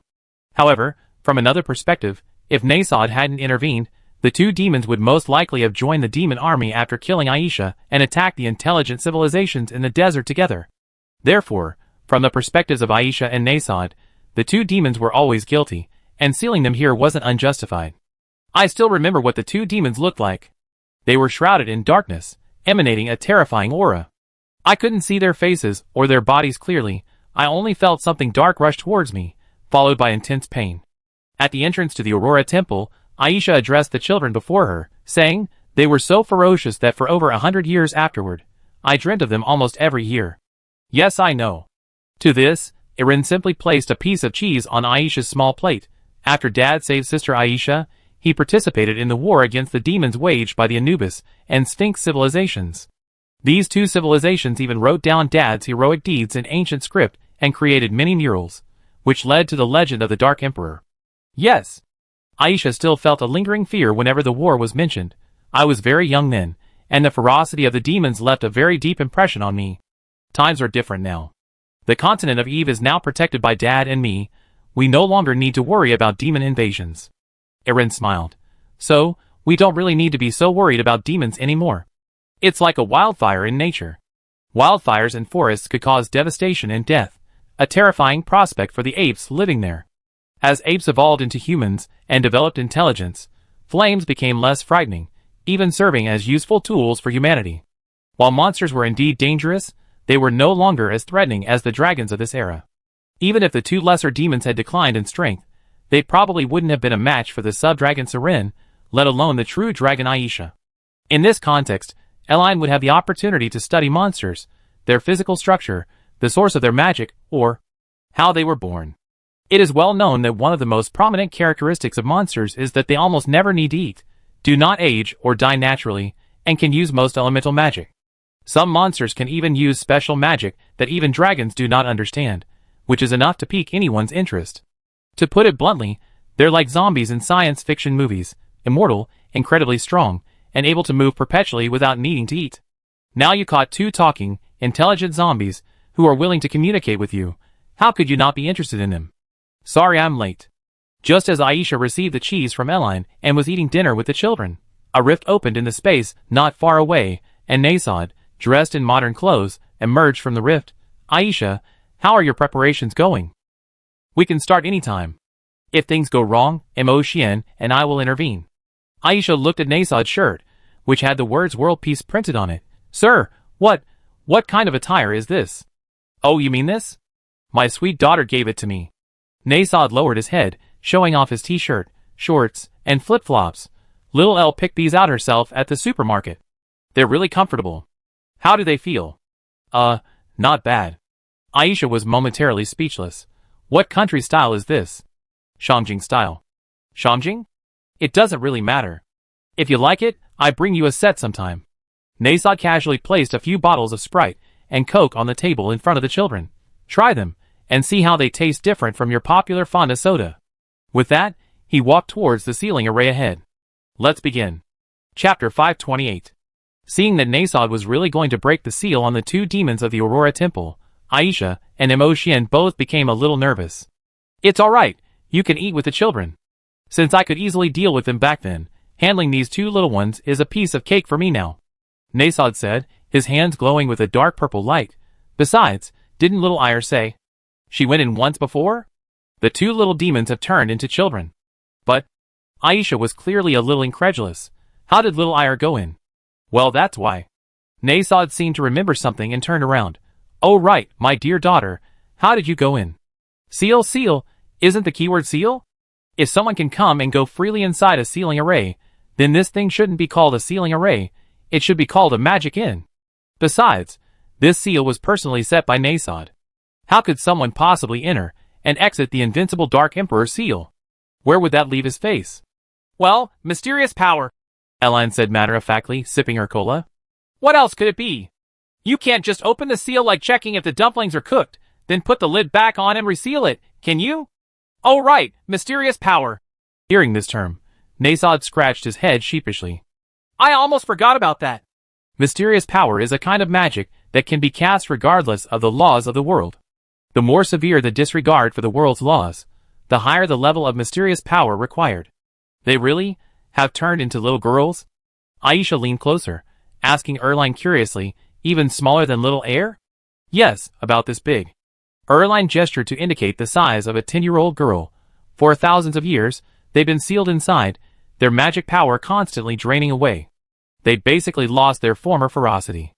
And because they've been sealed in this place, and we're above the divine tree, they can hear everything, the gatekeepers, dormitory supervisors, even the students.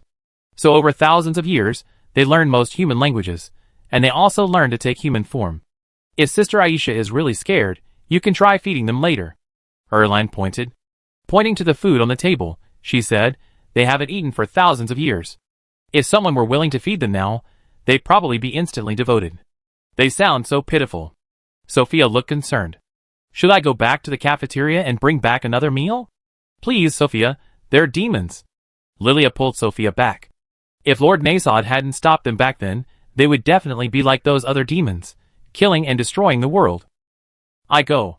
Aisha stood up. If it's just to fill their stomachs, I know a few shops that sell compressed rations. They're demons, they don't deserve to eat at the table that do. Clearly, Aisha hadn't completely escaped the nightmare of the past. Okay, then I break the seal here first, you go and get them some food. Nasi nodded, walked towards the sealing array, and extended his hand. Aisha vanished in a flash. Once this is over, I plan to ask them about the monsters. It would be best if we could find out the relationship between the monsters and the Mystic River. Erin, carrying a bottle of cola, approached Nasi. The biggest problem with the Mystic River right now is that the origin of the monsters is still unclear. Although she knew the two little demons were most likely unaware of this. It's like asking intelligent zombies where their zombie virus came from, where it originated. How could they possibly explain it? At most, they give you a couple of ABAs. However, the two little demons still have research value. Besides, the Monarch Kindergarten just happens to be short 2 guards and cleaners. Sending the little demons to help atone isn't bad. After all, you can't expect a bunch of catgirls who like chasing balls of yarn, ending up tangled up in them, or burying themselves in layers of toilet paper in the bathroom, to actually clean up. If everything goes smoothly, these two little devils will be in charge of cleaning at the kindergarten, and we can decide whether to promote them later. Buzz? Inside the Aurora Temple, several seals began to slowly rotate under the influence of Nasod's magic. Click! As the first seal was broken, the sealing array eyes of the others flickered one after another. Lilia, Tina, Wendy, and the others in the corridor couldn't help but come over, curiously observing Nasod's unsealing ceremony. I'm back. At that moment, Aisha returned to the crowd, carrying 2 enormous, compressed rations resembling French bread. These are rations some scholars occasionally carry when they go on expeditions. They don't taste very good, but they're very filling. This should be enough for them. Wow, is this really for human consumption? Eline subconsciously glanced at the 2 rations in Aisha's hand. This stuff could even be used as a weapon. Ding! As she spoke, Nasod in front cleanly and efficiently released the last layer of seal. Everyone, be careful. Aisha assumed a vigilant stance. The opponent is a ferocious demon, we cannot let our guard down. Woo woo woo. Wah! Before Aisha could finish speaking, 2 childlike cries echoed from the darkness of the temple ahead. Finally out. Wah! The seal was so scary. Under the watchful eyes of several people, 2 little girls with dark purple skin slowly descended from the temple sobbing. We're sorry, Lord Nasod, we never do it again. And Sister Aisha, we're sorry. We shouldn't have bidden you. After saying this, the 2 little girls thumped down in front of Nasod and Aisha, then rolled over, exposing their bellies. We're sorry. We're so sorry. Please give us a chance. We definitely correct our mistakes. Lilia instinctively covered Sophia's eyes with her hands. Sophia tilted her head, peering through Lilia's fingers at the two little girls lying on the ground. You? The two little devils' appearance stunned Aisha for a long while before she came to her senses. What are you doing? They said that when you apologize, you have to show your belly, one of the little demon girls said. That shows sincerity. Yes. We're sincerely apologizing. The little demon girl speaking beside her looked full of guilt. Please forgive us, Sister Aisha. Chapter 529. The two demon girls lying on the ground completely baffled Aisha and Mo Xian. Even Nasod looked bewildered, seemingly wondering if he had accidentally released the wrong seal, or if this wasn't the Aurora Temple. The two demon girls had skin that was somewhere between wheat-colored and dark purple. Ellen couldn't quite describe the exact color, but it was a very peculiar dark shade. Furthermore, their bodies were covered in strange magical patterns. They gave off a feeling of, well, like something out of an anime world, instantly convincing you, these must be demons. Most importantly, neither of them was wearing any clothes. Of course, they had been sealed here for countless years. Even many of the stones used to build the Aurora Temple had developed cracks, and some rocks even showed obvious signs of weathering. If these two demons hadn't been able to maintain their immortality by consuming their own magic power, they would probably be nothing but ashes by now. You too. Wait a moment. After a brief hesitation, Aisha stepped forward, skirting the two adorable little demons lying on the ground, and carefully peered into the depths of the Aurora Temple, into the altar that had once been filled with seals. Nothing. Like the stone pillars outside, the empty altar was long since aged, devoid of any living creature. However, compared to the pristine altar when it was first sealed, the stone slabs beneath Aisha's feet and around her were now covered with densely packed writing. Arcana culture. The Arcana people generally have white hair and red eyes, love to drink, especially strong liquor, and they particularly enjoy fighting in the snow. Children receive winter swimming and wilderness survival training from a young age. The language of Arcana has many trilled or sounds, and their love songs are powerful and rhythmic. They are a very vibrant people. Was Island Nadel? This means, where is the long needle?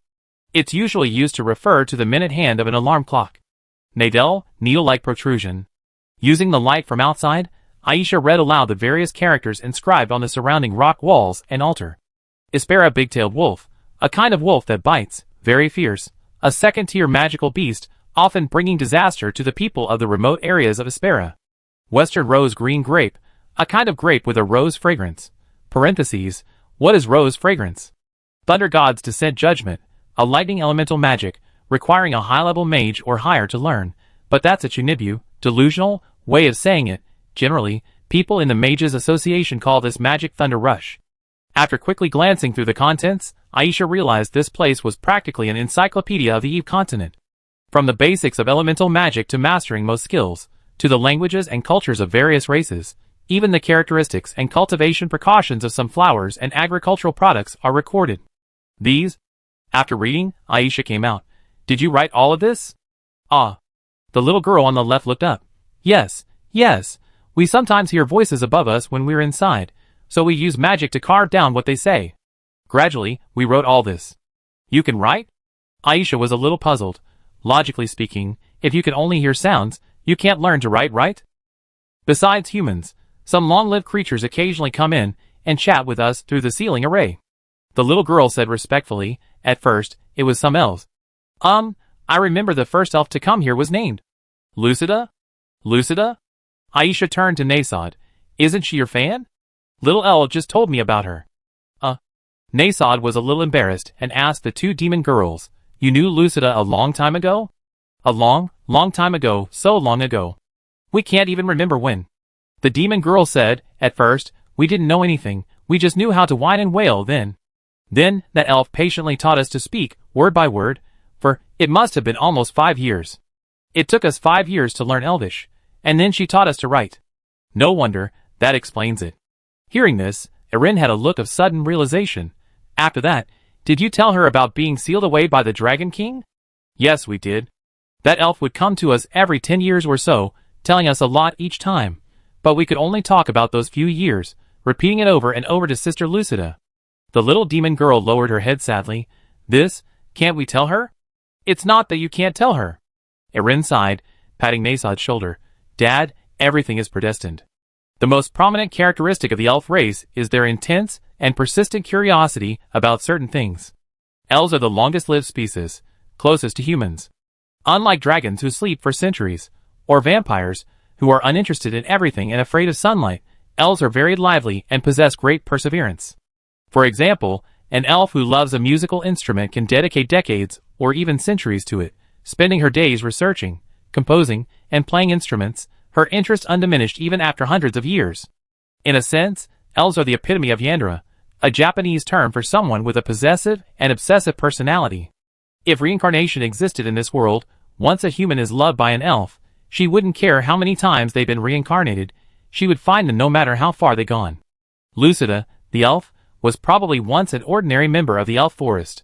She came to observe Aisha's plans to establish the Minar Academy, and by chance, stumbled upon the Aurora Temple, thus igniting her curiosity. Through the seal, Lucida patiently taught the two lesser demons in the temple to speak and write. After they could speak, the demons told Lucida stories of their youth, which instantly captivated her. She became fascinated by the Dark Emperor in the tale, and created the Black Paradise. In other words, Lucida knew about the Aurora Temple beneath Minar Academy from the beginning, but fearing the power of the dragons, she never dared to break the seal on the demons. Creating the Black Paradise was merely a way to find clues about the Dark Emperor. Now the truth is out. We can't escape the Black Heaven no matter how we go around in circles. Nasad, who had the same thought as Arin, sighed and looked at Aisha. Well, these two little devils are the monsters who almost killed you back then. You decide what to do with them. I'm sorry. Seeing Aisha hesitate, the two little demons immediately scrambled to her side and knelt before the desert dragon. What? Sister Aisha, I'm so sorry. We were indeed wrong back then. We deeply realized our mistakes. If Sister Aisha is still unhappy then eat us. I'm not a monster. Why would I think about eating people? Finally, Aisha sighed softly. Alright, get up. I go get you some clothes. Chapter 530. Upon getting closer, Arin noticed that the two little devils had different hair colors. The little devil on the left had skin a darker shade than Chloe von Einsburn from Faith/Kaliad Liner Prisma Ilia, and her hair was a dark pink. The little devil on the right had skin a dark purple, similar to that of demons, and her hair was a slightly darker blue. Based on her dragon senses, the little devil on the left was taller, and the one on the right was slightly shorter. Clearly, the pink-haired one on the left was the older sister, and the blue-haired one on the right was the younger sister. Would you like something to eat first? While waiting for Aisha to return, Arini handed the two hard baguettes to the little devils. This is Aisha's. A treat for you. Yes. I want to eat. The two little devils took the baguettes, which were longer than them, almost without thinking, and then gave Arini a big smile. Thank you, little dragon sister. Don't thank me, I already told you. Aisha bought these especially for you. Arini continued drinking her cola. Let me warn you, this isn't some kind of delicacy. However, before Arini could finish speaking, the older little devil on the left took a big bite of the baguette, cracking a large hole in the seemingly hard compressed rations. Delicious. The next second, the younger sister on the right also took a big bite of the compressed rations. So this is what it feels like for humans to eat. This smells so good. Does my sister think so too? This is absolutely delicious. This could be described as a delicacy. It can also be described as Yura in Arcana. Yura! I want to be human forever. This scene left Eline and the others dumbfounded once again. Eline leaned closer to Lilia. Is Yura in Arcana used like that? Theoretically yes, but I don't know who they learned it from. Lilia was also sweating profusely. This word is generally used for charging. Are they really monsters? Sophia asked curiously. In my impression, aren't monsters all irrational, attacking indiscriminately and causing destruction everywhere? Like that invincible tyrant in Atlantis back then. Same here. They're considered an unusual species among monsters, and because they've been sealed here for so many years, they learned a lot, become cultured, and understand a bit of reason. Erin explained, actually, I don't know much about monsters, it's up to Dad to handle it. How to handle it? Just leave it to Aisha. Nasad yawned. Is there nothing more for me here? Planning to go back and continue the Sea King tournament? Erin smiled, casually having little Elle open the portal back to her location. I remember Dad, didn't you just get instantly killed piloting the Vermont battleship? It's alright, next time I pilot the Genon. Extremes beget their opposites, I definitely won't get instantly killed. Nasad looked confident. If they dare to charge, I unleash a torpedo barrage. Then I wish Dad all the best in Jinan, and may he face those two archerfish. Only after watching Nasod leave through the portal did Irini turn back to observe the two little demons ahead. Then, she noticed that one of the demon sisters' horns seemed to be broken. Your horn? Irini teased. Was it broken in the battle back then? When she opened the portal for Nasod, Irini had secretly used Little L's powers to check the two little demons' moods and brainwaves. Based on the feedback, she knew that the two little demons had indeed submitted to Aisha and Nasod, and there were no emotions like revenge, dissatisfaction, or resentment. Little demons, no matter what, are demons. How could Irini not see through their little schemes? The nature of demons is destruction. It's etched into their genes. The two little devils currently give off the impression of, I lost my former power, and to survive, I can only beg for mercy and wait to take revenge when I grow up. However, no one can predict the future. Theoretically, the two little devils and Aisha don't have any deep-seated hatred. Their attack on Aisha was purely instinctive. Even if Nasod had been resting in the desert at the time, these two devils would have attacked. Therefore, with proper guidance, the two little devils could indeed get along well with the people of Minar Academy. They were originally blank slates, but these blank slates are marked by human nature is inherently evil. Yes. The demon sister, who had already devoured more than half of the baguette in just a few minutes, said, I was bitten by Sister Aisha and got hurt. The color of your skin? Eline asked tentatively, can it be changed with magic? It's common knowledge that shape-shifting magic allows monsters or magical beasts to transform into human form, the appearance depending on the user's age and physical characteristics. Generally, some characteristics of a monster cannot be changed after shape-shifting, such as appearance and body size. But Eline remembered that skin color could be changed using some magic. Skin color? The demon sister lowered her head. Do we need to become the same pale yellow as everyone else? Is that all right? Yes. The demon sister was a little shy. We have always felt that humans and dragons are of a higher status than us demons, so after transforming, we kept this color. If we become the same skin color as everyone else, wouldn't that seem a bit presumptuous? No, try it. Okay, I try. The demon sister's body glowed with a dark purple light. A few seconds later, the magical runes on her body quickly faded, and her originally dark skin turned into a light white, similar to that of an ordinary girl. Like this? It looks more like it this way. Erin pointed to the demon horns on the other's head. Can these be hidden? Yes. The demon horns disappeared. Where's your little sister? Erin turned to her demon sister, who was still happily eating a baguette. Change your skin color, otherwise the cats at kindergarten will hiss at you. Oh, okay. Alright. The demon sister ate her compressed rations while using magic to change her skin color. Is this it? Good, you did a great job. Erin nodded in satisfaction. Speaking of which, do you have names? Names? No. Then I give you names. The older sister is called Ram, and the younger sister is called Rim. From now on, you will be the maids of Minar Kindergarten. Chapter 531. When Erin and her group arrived at Minar Kindergarten with their two little maids, a Feeding the Cats event was taking place.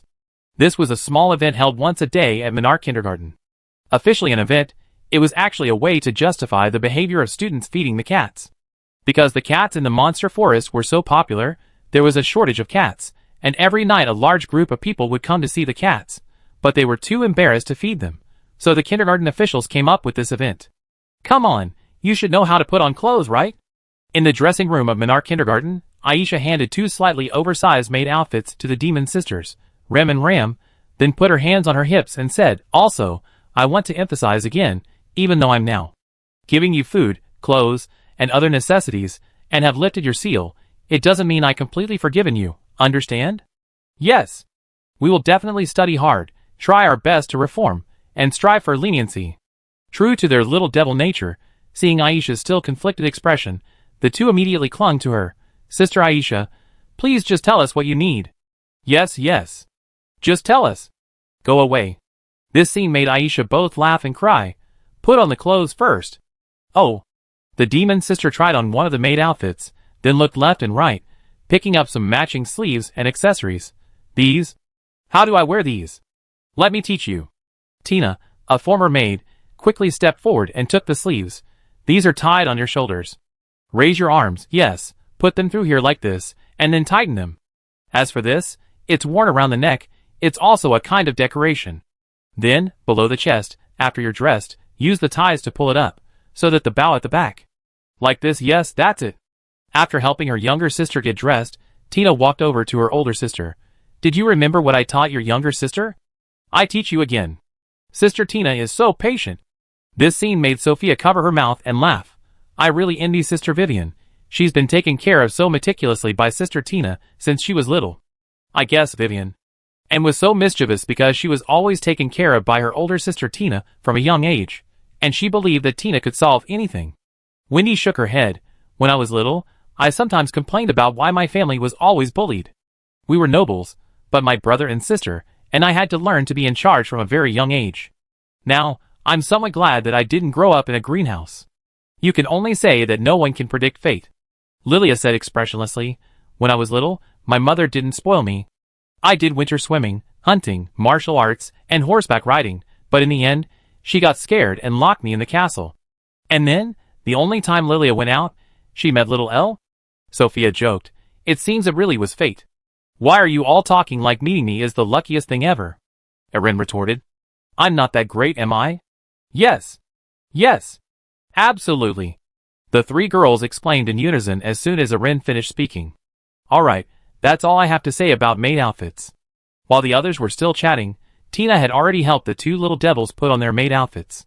Clearly, the two maid outfits were a bit too big, giving the two little devils a children wearing adult clothes look, but it didn't seem to affect their daily activities.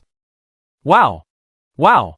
Under the soft light, the two little devils excitedly examined their new clothes. So pretty! So soft! Sister thinks so too, right? Yes! Super pretty! Aisha walked over. Do you know what a maid's duties are? It's cleaning, doing housework, and taking care of the young lady every day? The older sister tentatively spoke up. Sister Lasida mentioned this word to us, saying that maids are a position only held by noble families in human countries, a kind of servant. There are many types of maids. The kind you just mentioned is a noble maid. Aisha said seriously, but it's different here. You be serving the entire kindergarten, so you're school maids. School maids? Erin subconsciously thought to herself, but didn't say it aloud. From now on, your main activity area will be this kindergarten. You must clean the entire campus in the morning, at noon, and in the evening. There can't be any litter anywhere. After sweeping, the floors need to be mopped clean, and things like the corridor handrails and windows need to be wiped clean with a clean towel. As if to retaliate against the little devils from years ago, Aisha said matter-of-factly, you can ask Brother Mashwan for details. You can only eat after you finish your work. You can eat every day? Aisha's words immediately excited the two little devils. Really? Only after you finish your work. Aisha emphasized, also, you have to work at least 8 hours a day, and you can only sleep 9 hours at night. You only have 2 days off a week. This? The two little devils exchanged glances, then the older sister tentatively said, isn't working only 8 hours a day too little? I remember there are 24 hours in a day in the world. Aisha was a little exasperated. Don't you guys sleep? We monsters can theoretically not sleep, and we've been sleeping for so many years. Even if we did sleep, 3 hours a day would be enough. Then how long do you plan to work each day? 20 hours? If there are 24 hours in a day, we work 20 hours. Leave 3 hours for sleeping and resting, and 1 hour for getting dressed and eating. You guys. Aisha's lips twitched slightly. Eline secretly used Little Elle's ability to check the two little demons' emotions and physical condition. Goodness, they really didn't show any negative emotions like anger, but were seriously discussing whether they really wanted to work 20 hours a day. Alright. It seems these two demons aren't such a big problem after all. For this species that has been sealed away for thousands of years without anyone speaking and whose emotions remain stable, Herlinie felt that even if they were oppressed by Aisha every day, they could endure for at least 2,000 years.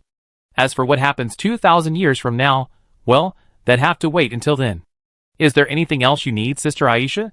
Seeing Aisha remain silent, her older sister Ram tentatively approached. Should we clean up now, or don't you need to eat something first? Aisha asked curiously. Your bodies don't have much magic left, do they? We're already full. Her sister pointed to her round belly.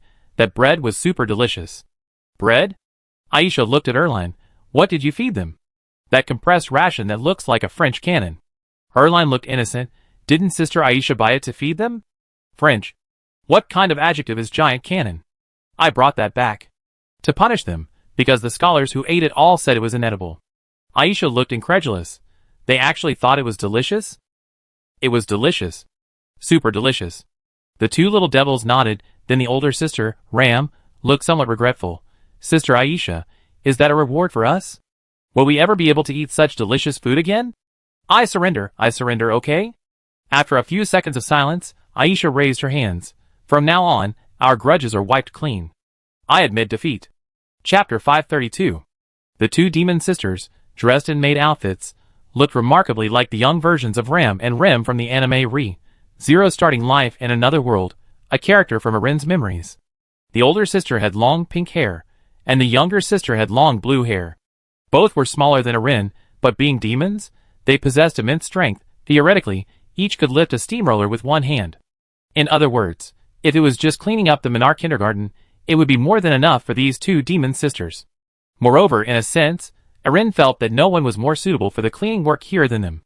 Their petite bodies and eyes adapted to darkness allowed them to squeeze into various dark corners and cramped spaces to clean, making them very agile and convenient. Besides cleaning, they could also do various manual labor tasks. For example, if the Minar kindergarten received new equipment, the two sisters could simply help move it, without even needing a trolley. They possess incredible physical strength, leaping several meters in a single bound, capable of scaling rooftops, traversing underground, and burrowing through tunnels. They can do any kind of work. Most remarkably, these two demons, who have lain beneath Minar for millennia, are intimately familiar with the history, rules, and customs of Minar Academy. Eline and the others don't even need to tell them when the students go to school, what weekend activities are, or what the school has been through. In some ways, they know the school better than Imo-Shien. And they are knowledgeable in everything from astronomy to geography, and can speak almost every language of the Eve continent. Communicating with classmates and teachers is a breeze, and they can even temporarily act as enlightenment teachers for the cats. These all-around cleaners only need to be fed 2 baguettes a day. They even find unsweetened compressed rations delicious. If you fed them regular food from the school cafeteria, they'd probably be eternally grateful to Aisha and Mashwan. Finally, these demon sisters aren't bad-looking at all. Dressed in maid outfits, they're even kind of cute, and their presence around Minar kindergarten provides some emotional support. Where in the world can you find such suitable Minar Academy maids? Aisha probably never dreamed that her two rivals would become the perfect servants in the human academy she built.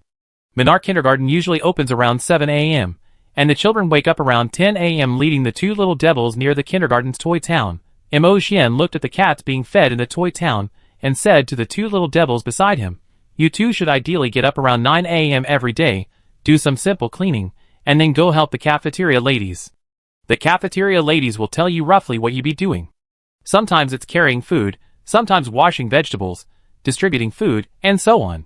Since Lady Aisha said she put me in charge of this, I be clear in advance. Minar kindergarten's benefits aren't that bad. You don't need to work that long every day. After getting up at 9 a.m. to help the cafeteria ladies prepare breakfast, you can choose whatever food you like. After breakfast, you need to work until around 11 a.m., the same as in the morning, helping the cafeteria ladies. Then you can choose your own lunch, and after eating, you can rest. Your afternoon work starts around 2 p.m. and runs until 5 p.m. After dinner at 5 p.m., your workday will be over. Minar kindergarten isn't that big. With your abilities, you should be able to finish cleaning in about 2 hours. The rest are just miscellaneous chores, and I personally don't think it's necessary to do so much cleaning repeatedly every day. Of course, given your special status, for the next 100 years, your activities will be limited to within Minar Academy. In your spare time, you can interact with the cats in the kindergarten and play with the students in the academy. I deposit 2,000 crystal points into your cards every month. You can use this money to buy things within the academy, but you are absolutely not allowed to leave Minar Academy, understand? Imo-Shien's words left the two demons silent for a long while. Lord Imo-Shien, is it really okay for you to be so kind to us? Then, the older sister, Ram, broke the silence. We are sinners of this world. This isn't being kind to you. I know you are sinners, so I won't allow you to leave Minar Academy. For the next 100 years, you must work within Minar Academy. This is your punishment. Imo-Shien said sternly. As for what happens after 100 years, that depends on your performance. If you perform well, this rule can be relaxed appropriately. I mean, working hours, and those crystal points. The demon sister lowered her head. Crystal points are what's called money here, right? Why? You're giving us work, and then you're giving us money too? This question completely baffled Emotian, and he subconsciously glanced at Erlini. Erlini, however, turned her face away, giving him an expression that said, "Don't look at me, I don't know how to answer either." Well, consider it a test. To this, Emotian could only make up a flimsy excuse. If you think it's inappropriate, you don't have to spend the money. I understand now. These are all tests from Lord Emotian and Sister Aisha. The demon sister nodded. Lord Emotian only said we must get up at 9 a.m. every morning. He didn't say we can't get up at 5 a.m. or even earlier, like 4 a.m. or 3 a.m. to clean. Right. Lord Emotian only said he would give us crystal points, but he didn't say we had to spend them. Lord Emotian only suggested we could rest at noon and in the evening, but he didn't say we had to. Lord Emotian is such a good person, knowing we demons have strong desires. He deliberately set up temptations to test our willpower.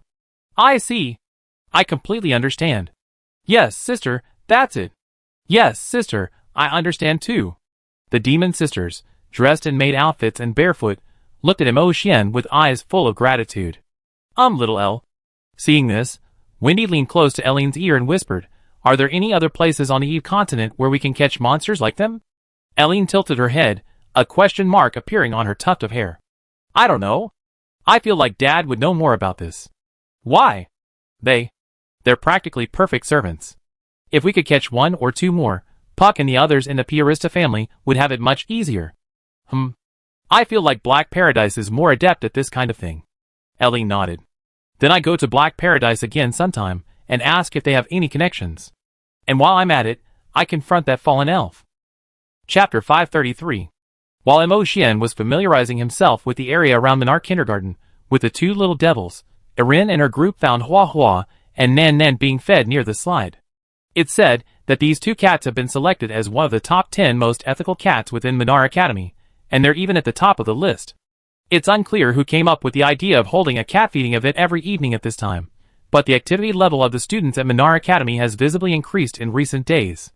Even when they were animals, cats naturally provided a form of emotional output to humans, filling the emotional voids that humans experience daily for various reasons.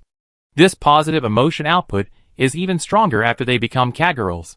Because most catgirls are incredibly cute, very clingy, love to be pampered, and are very good at coaxing humans, they show very obvious reactions when fed, such as purring, rolling on the ground, or acting cute, which brings a sense of healing.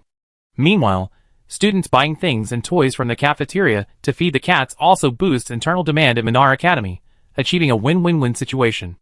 It's Little L. Little L hugged me.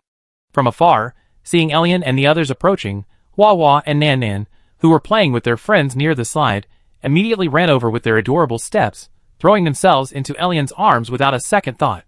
Instantly, the sweet fragrance of the girls, along with the scents of flowers they had brought back from countless tumbles in the flower beds, and the aroma of fresh grass, filled Elian's nostrils. "Mama's here." Then Nicole, the lizard girl, wagged her tail and came over. "We learned how to cook today, and I got praised by the teacher." "Really?" Already too lazy to correct the lizard girl's use of mamas, Ellene ruffled Nicole's hair. "Keep it up." The vibrant energy of Minar Kindergarten reminded Ellene of Earth, a place filled with a pressure cooker-like environment. Back on Earth, in the data research group in Beijing, Liang Kaiyu's office, Ellene had heard a saying that everyone, besides expending physical energy, also experiences a continuous decrease in inner energy every day. Just like some people eat a lot and some eat little, people's inner energy varies. Some are naturally more positive, remaining cheerful even when constantly being scolded, while others have a more volatile temper, exploding at the slightest provocation. Their inner energy ceiling is lower. If a person's initial mental energy is 100, and they didn't sleep well the night before, waking up with a sore back and neck, their energy might decrease by 20. At work, being yelled at by their boss reduces that by another 50. Then, on their way home, getting stuck in traffic and getting a flat tire reduces their energy by another 50, bringing it to a negative number. What happens when a person's mental energy reaches a negative number? They will most likely try to recover it by beating or hitting others. For example, parents with children might come home and indiscriminately scold or beat their children. The parents feel good after yelling and their mental energy recovers, but the children's energy decreases again. What happens when children's mental energy is low? They might lash out online at strangers, smash things at home, or deliberately skip homework and go to sleep. People also expend mental energy on mundane tasks like work, homework, and study. This explains why some people find the same task easy, while others find it extremely frustrating. Their mental energy levels differ. When a society's overall environment is oppressive and workloads are excessive, everyone's disposable energy decreases, leading to a pressure cooker effect in society. This is why some people choose to keep pets. Pets can provide a certain amount of mental energy. Meanwhile, online games can also have a replenishing energy effect. Therefore, in worlds like Earth, the more advanced human society becomes, the more easily people become addicted to the virtual world. The cats at Minar Academy, according to Eline, have at least 500 energy points a day, more than they can spend, more than they need to spread, boosting the overall activity level of the Minar Academy students.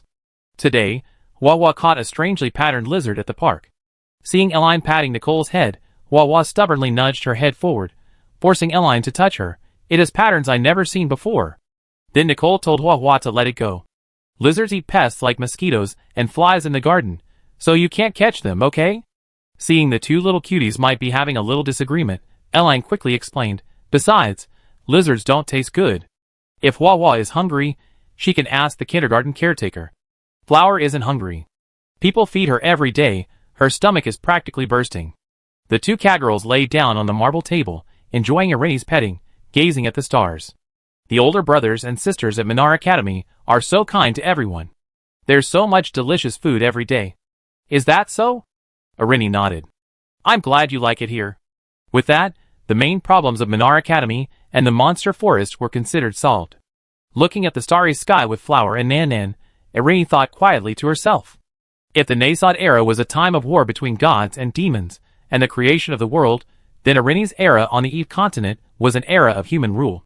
Dad and Mom had worked hard for this world their whole lives. It was time for them to enjoy themselves.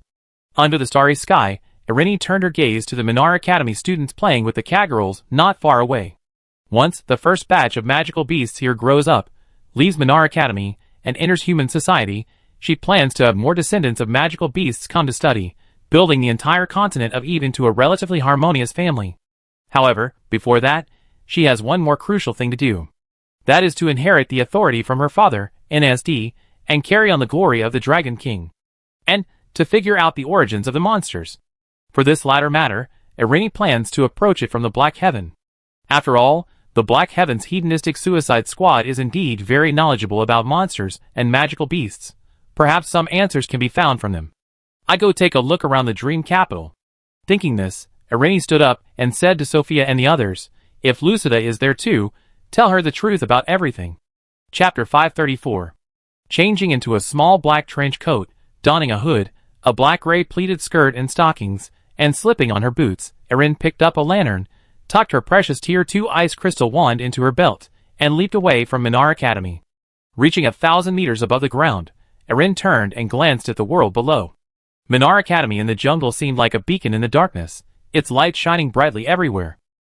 The lights near the teaching and laboratory buildings were particularly prominent, with students constantly moving in and out carrying books and experimental equipment. Two catgirls were practicing hunting under the lights. One of them stared intently at the dense swarm of moths under the light for a while, then suddenly wriggled its rear end a few times and pounced on the moths with a whoosh. Wait, the cat stole our basketball. Quick, catch her. Near the sports field, the basketball, which had rolled away from several boys, became the catgirl's toy. The little catgirl grabbed the ball and ran, the entire team chasing the cat around the basketball court. Fireball! Ice and snow! Dozens of meters away, the training ground for students to practice magic was also full of students. Many of them, seeing the catgirl's eager expression, quickly carried her to the center of the court. Do you know magic? Yes. I'm the most amazing magical cat. I know ice elemental magic. Really? Then I test you. Ice elemental magic's ice spikes have 3 forms. Do you know what they are? I know. It's the swordfish form, the marlin form, and the salmon form. Huh? Are you sure this is magic? Seeing that Minar Academy was still as peaceful as ever, Irene, high in the sky, revealed a faint smile, carrying her lantern as she flew towards Lachlan. To her surprise, the dream city of Lachlan was also bustling with activity. Ha ha. Do you know what Takata is? At the foot of the shattered dream tower, people surrounded a makeshift stage, bringing with them a large number of glowing gems and placing 2 large megaphones on it. The Blackwing gatekeeper previously known as Raphael, dressed in a tuxedo, held a microphone, and sang a popular song amidst the crowd. Do you like toccata? Everyone does. Hey, baby. Toccata brother, take your toccata to this lady. Amidst the shimmering, multicolored lights, Erin slowly landed at the foot of the shattered Dream Tower. The ball was enormous, like a stage set by a pop star in the 1990s on Earth. A dense crowd surrounded the makeshift stage, which was surrounded by smaller stages and tables. Some people were drinking, others were dancing, and the scene was one of revelry and celebration. To Elaine's amusement and exasperation, she spotted Francis in the crowd. This Black Heaven warrior, who had unleashed the invincible tyrant from the Atlantis Starfire caverns, and was subsequently caught in the blast wave, leaving him partially paralyzed, was clearly still recovering. He lay in bed, his left leg and right hand in casts. Even in his injured state, Francis still raised his glass with his only functional hand, cheering and singing with those around him. Shots! Shots! Shots! If you're not here to drown your sorrows, get out! Where are all the drunkards? Raise your hands. The spectacular scene made Elaine instinctively cover her hood. She walked to Francis's bedside and tugged at the great hero's sleeve. What are you all doing? Huh? Francis turned around, somewhat surprised to see Elaine. Cow? What brings you here? What, not welcoming me? Elaine pulled down her hood, letting her long hair fall behind her. I'm a member of Black Paradise, after all. Hee, no, I'm just a little surprised. I just heard about your situation not long ago, and haven't recovered yet, Everyone says you're a big star at Black Paradise. We were all wrong about you. Francis chuckled. Want some wine? Elaine hesitated. Do you have milk? We knew you couldn't drink alcohol, little one like you. Francis waved his hand, beckoning a waiter. A glass of milk wine, no alcohol. Sir, this. The waiter paused, then noticed Elaine beside him and chuckled, covering his mouth. Please wait a moment. A moment later, the waiter returned with 2 glasses of milk. So what are we all doing here tonight? Elaine took the milk. I haven't heard of any big event at Black Paradise lately. Haha, you're still an unofficial apostle, so you probably don't know anything about what's going on inside Black Heaven. Francis swayed to the music, picked up his glass, and clinked it against the little girls. Our Lord of the Throne just brought back some good news, saying they found the Dark Emperor. Confirmed news. A golden age is about to begin. News about the Dark Emperor? Elaine asked, puzzled. What exactly is it? Who knows? Who cares? Francis took another sip of his drink. We in Black Paradise never care about the outcome, only the process. Now that we found new information about the Dark Emperor, we have to celebrate. Tonight, we drink until we drop. Isn't this reckless? It is reckless. Everyone who joins Black Paradise goes crazy. We're just putting on a brave face. Seeing Elaine finish her milk, Francis tossed her a microphone. Want to go up and sing a couple of lines? But I can't. It's alright, you can sing anything. You must be tired lately, right? I could see the expression on your face just now, cow. Francis shook his head. We all need to vent. We haven't had much to do lately, have we? Elaine looked at the microphone in her hand, then at the stage in front of her. As luck would have it, Raphael, the Blackwing gatekeeper in a tuxedo, had just finished singing a song, and the atmosphere eased slightly. Francis's action drew everyone's attention to Elaine. Fine, you said it. Holding the microphone, Elaine steeled herself and leaped lightly onto the stage. Everyone, put down your glasses, pick up your milk, and I be performing a German song, Heeschenlied. Don't ask what German is, it doesn't matter. Then, using her mysterious power, Elaine implanted the accompaniment from her memory into the speakers beside her. Hello, friends. Shall we sing the Little Bunny song together?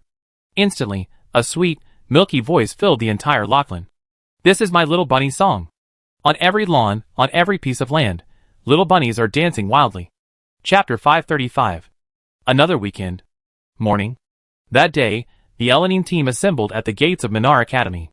The team members included Wendy, the clever and quick-witted wind elemental successor of the Piarista family, Lilia, the youngest princess of Arcana, Sophia, the future queen of Atlantis, Tina, a maid from the plant noble family of the Aspera Empire, and Lulu and Chun, both proficient in water elemental magic.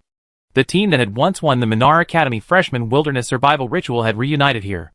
They would travel over 1,000 kilometers to the Elf Forest, the closest celestial kingdom to the human realm, to inform the Elf Queen there to attend Little El's Dragon King coronation ceremony in a few days. Because the Elf Forest was protected by an isolated barrier, even the dragons only knew its general location. Without entering the barrier, they couldn't pinpoint the location of the elf tree within. Therefore, Elanine planned to walk there over the weekend. After all, the elves, as the ancestors of the human race, contributed significantly during the war between gods and demons. They deserved due respect. This is why Eline didn't directly use Little El's power to open a portal in the elf forest. Going to the elf forest? I want to go too. I always longed for the elf forest. I heard that elves are skilled in various grass elemental magic. Can I go with them? I don't have any homework this weekend, and Mom won't let me go back to Arcana. If Little El is going out, can you take me with you? I'm just curious about what the elf forest is like. I don't want to get close to Little El. Can I come along? I'm just curious what the elf tree looks like. As a result, when they heard that Erin was going to hike from Minar Academy to the elf forest, her followers almost unanimously expressed their desire to come along. Thinking that they didn't have anything important to do in the first few months of school anyway, and that going out and exploring would be a good way to build their courage, Erin agreed. So, after a quick packing, Erin and her group said goodbye to the gatekeeper and left the gates of Minar Academy. Everyone, let's do a final check of our luggage. On the tree-lined path, outside the Minar Academy gates, Erin gestured for everyone to check their backpacks.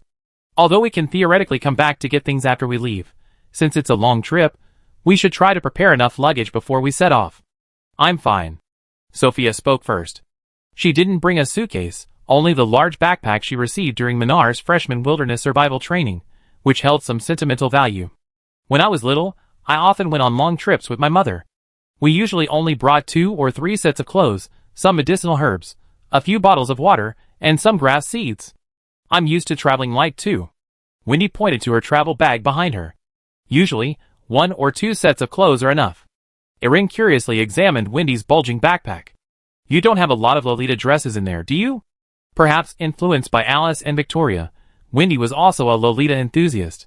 Every day after school, Wendy, along with Erin and others, would have dinner together before heading back to their dormitory to change into luxurious Lolita dresses and chunky-heeled shoes to participate in various campus activities. Minar Academy did indeed have a Lolita club, holding tea parties every evening, and Wendy was a regular. Hee, Erin guessed right. Facing Erin's curious gaze, Wendy took a small parasol with lace trim from beside her travel bag and opened it.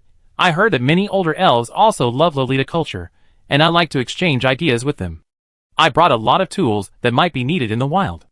In contrast, Lilia's suitcase was the largest, and she looked confident. If anyone needs any tools, just come to me. Me too. Tina, a former maid, was also fully equipped. I be mindful of my maid's manners. Lulu and Tsubaki pretended to be polite. We have plenty of food here. Lulu and Tsubaki gestured to their backpacks. Lots of dried meat, ham, sausages, cheese. All from the village. They won't spoil for 6 months. Since everyone's alright. Erin nodded. Then let's get ready to go, Sophia Nichin. Let's begin. Okay. Sophia stepped forward, tossed a few grass seeds to the ground, and skillfully used her grass elemental power to grow a campervan frame that could accommodate at least 10 people. Next, Sophia stepped back slightly, and Tina stepped forward, using her rock elemental power to simulate a steering wheel, tables, chairs, a small bed, and other interior structures inside the vehicle. Finally, Lulu and Chun wrapped the tires with a layer of water element, which Lilia then froze with ice element. In no time, a makeshift travel RV was complete. Thanks to their previous experience with the Minar Freshman Wilderness Survival Training, the new RV's exterior was more ergonomic and aesthetically pleasing, and the tires had a lower coefficient of friction. Come on! Seeing the RV complete, Erin was the first to step inside and help Sophia and Wendy carry their suitcases. For other mages, this method of maintaining the RV's structure would continuously drain their magic power, but Erin's team didn't have this problem. Erin's aura kept their magic power at full levels throughout. The vehicle's structure was similar to building a car with blocks, and then placing a fan on top. The fan blew air backward, and the car moved forward. Therefore, in a sense, this vehicle could also be considered a rocket. Little ire. After everyone was in the car, Wendy, the engine of the vehicle, hesitated for a moment before saying, "Thank you." Huh? Airlini, who was eating jerky in the car, tilted her head. Why are you saying that all of a sudden? I'm just feeling a bit sentimental. Little Ire could have transformed into a dragon and taken us directly to the elf forest, but she still chose this teamwork approach. Wendy looked at the gentle sunlight outside the car window. In a few days, Little Ire will take over the Dragon King's authority from her father and become the true Dragon King. She'd definitely be incredibly busy from now on, and there might not be as much time to fool around like this with everyone. Then, Lulu asked curiously, when Little Ire becomes the Dragon King in the future, will she think of today, of this morning, in her spare time? Yes, she will. Dragon King is just an ordinary title, and Piarista's youngest daughter, a freshman at Minar Academy, it's the same. To this, Erin simply smiled. Even if I become the Dragon King, I'm still a student of Minar Academy, your classmate and friend. Little Erin. This answer made Lilia scratch her head, completely different from those important figures we have in mind. I'm not some important figure. Erin tapped her bowl and coughed. Sister Wendy, it's time to go. Oh! Wendy quickly went to the rear air vent of the car and activated the wind element within her. Then, riding the west wind. Let's go! Chapter 536. Near Hennessy Village, under a tree laden with hawthorn berries, a male and a female chipmunk were gazing at the distant Hennessy volcano, singing an elegant love song. The fragrance of flowers awakens the slumbering earth. You and I stand here together, gazing into the abyss. On this earth, we are gifts from nature. At the height of his song, the male chipmunk would straighten up and dance gracefully in the grass, thick with flower mushrooms and tiny mushrooms. My dear, let us together ride the western winds, drifting towards the distant north. I will hold your hand like this, from south to north, from white to black. However, before the chipmunk song could finish, a three-wheeled caravan, covered in green leaves and blooming flowers, with 3 eyes tires on its feet, roared past overhead. Whoosh! The caravan created a huge wave of wind as it swept past the hawthorn tree above the 2 chipmunks. Ah!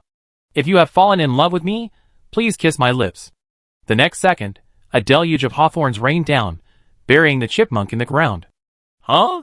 The female chipmunk was still in a daze when a spatial rift opened beside the mountain of ripe hawthorns. Little Elle, dressed like a girl next door, poked her head out of the rift, gently cleared the hawthorns from the male chipmunk's body, took him out, and healed his injuries. After doing all this, Little Elle placed a cherry in the still stunned female chipmunk's lap, patted his head, and then retreated back into the spatial rift. Thank you. Little Elle, returning her mind to white sand earth, maintained her obedient posture, picked up her knife and fork, and elegantly began to eat her cake. Opposite her were several leaders from around the world, representing one country after another. You just now. In the quiet office, one of the leaders couldn't help but speak up. You opened that door, was it because something big happened over there? It's a big deal for some small creatures, Little Elle replied noncommittally, but for humans, it might just be a small matter. Another leader wiped the cold sweat from his brow.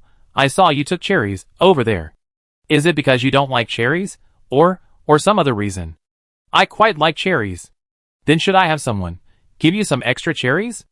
Our country has a cherry breeding base, the fruit produced there. No need. Little Elle shook his head, sizing up the adult, who looked like a chick in front of him. You're all too tense. Just treat me like a normal person, and say whatever you want. The national leaders looked at each other, all seeing seriousness and caution in each other's eyes. This is the United Nations of White Sand Earth, the most authoritative power institution on Earth. Those who can come here to participate in this conference are all prominent figures from around the world. It can be said that any one of them, taken individually, would at least be a minister of defense. The little girl in the office, who called herself Little Elle, was the central figure at today's meeting of these leaders. The long-buried Nayuta incident on White Sand Avenue and the recent Little Elle's viral sensation on the Moon Moment video website had both deeply shocked these leaders. Well, since Little Elle prefers a straightforward communication style, I get straight to the point. Seeing Little Elle finish the cherry cake on the table, a man at the conference table spoke in a slightly trembling voice. As you know, there's been a lot of buzz online about you lately, and the historical truth about the Wentian spacecraft being covered up for over 200 years. We like to know, how exactly did you know those secrets? Light cone. Faced with the man's question, Little Elle answered almost without hesitation, you all should know about light cones, right? A concept from physics. The man turned to a person dressed as an assistant beside him. For example, this lamp in the office right now. The assistant, not daring to be negligent, quickly explained, Your Excellency, this lamp has made you a light source as well. Your light radiates in all directions, and with time as the axis, the range of radiation expands further and further, forming a cone-shaped pattern. This is the basic concept of a light cone. What this young lady means is, Assuming this light cone can extend infinitely, your existence, everything you've done, will exist within the light cone. The man addressed as Your Excellency twitched his lips. I still don't quite understand. The speed of light is finite. Let's suppose we hold this meeting now, and it ends an hour later. We leave the scene, and the light cone from this meeting will radiate into the depths of space. If someone very, very far away sees this light cone, then that person can recreate the content of the meeting. The assistant, seemingly caught in his own thoughts, became somewhat nervous. Of course, this is just a concept in physics. In reality, no one can directly observe the light cone unless. The assistant didn't finish his sentence. However, even without him saying it, everyone in the room understood that what he meant was, unless that person is a god. Well, after the assistant finished speaking, another man spoke up. Little L, is she a god? Yes. This time, Little L directly admitted, you can think of me as a god in a broad sense. Then, goddess sister. A man wiped the cold sweat from his forehead. What are your thoughts on visiting Earth this time? I mean, is there anything we can do for you? No, I'm just here to have some fun. Little L shook her head. Just like how you all used your connections to get me to attend this meeting today, I know you're probably all. You're worried I might destroy human civilization or the Earth. I can assure you, no. You misunderstand. We're not worried you destroy the Earth. The man seemed a little embarrassed. I genuinely wanted to ask, is there anything we ordinary people can do to help you? Please feel free to ask. Gods don't need assistance. Little L shook his head. I repeat, I am the god of this world. I am omnipotent. I'm just here to have some fun. If there's nothing else. After finishing his cake, Little L stood up. I head back now. Chapter 537. At the entrance to Hennessy Village, a gentle breeze carrying the scent of flowers and snow swept through, and Aren's little campervan whooshed in. Wait! A cute, slightly naive voice came from inside the vehicle. Back up a bit, we're being a little too conspicuous. Okay. Wendy, who was controlling the speed, moved from the back to the front of the vehicle, summoned a new magic circle, and cast a wind spell directly in front of the vehicle. Whoosh whoosh whoosh. A gentle breeze blew, and the camper van, which had already entered the village, stopped accelerating and began to reverse. The most convenient thing about this wind-powered vehicle is that it almost doesn't have a true front and rear, or rather, whichever side Wendy, as the driver, casts wind elemental magic on, that side becomes the rear, and the vehicle will move in the opposite direction of the spell. Strictly speaking, this RV can't really be called a vehicle, but rather a wind-powered sled. Hennessy. Hennessy Village. Also known as Archer Village. Once the vehicle had reversed back to the village entrance, Eline gently opened the door, poked her head out, and examined a road sign at the village entrance, reading aloud the inscription, Pilgrimage Site of the Goddess L? The Hennessy Village entrance was now vastly different from the impoverished and backward village she remembered. Not only was the village entrance filled with sunflower fields swaying in the sunlight, but it was also surrounded by many beautiful fences. The central path had been widened into a cobblestone crystal avenue large enough for 2 vehicles, giving it a country church boulevard feel. Meanwhile, about 10 meters from the entrance, a massive rock stood in an open area. The words Hennessy Village, Archer Village, and Holy Site of the Goddess of L were carved in large, golden characters on it. Below these golden characters were several lines of smaller text written in Esperanto and Silas, seemingly introducing the village's background. Hennessy Volcano has a history of over 3,000 years.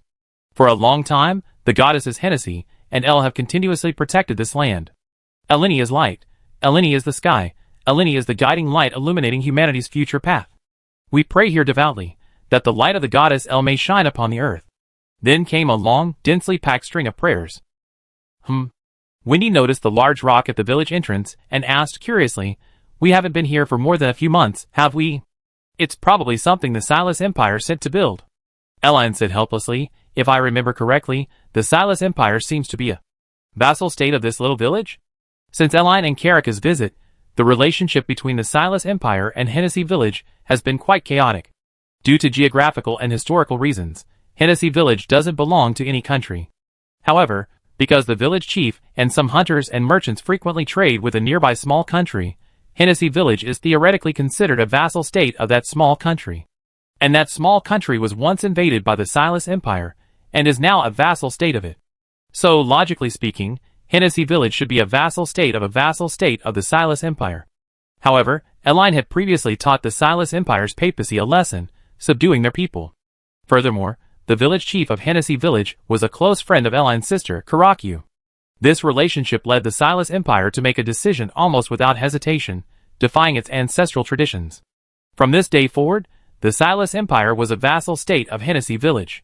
Then the relationships between these three places became completely chaotic. This is probably why Hennessy Village underwent such a dramatic change in such a short time. Since the Silas Empire was a vassal state of Hennessy Village, it was normal for a vassal state to come and offer tribute to its master, and help Hennessy Village build roads and erect stone monuments.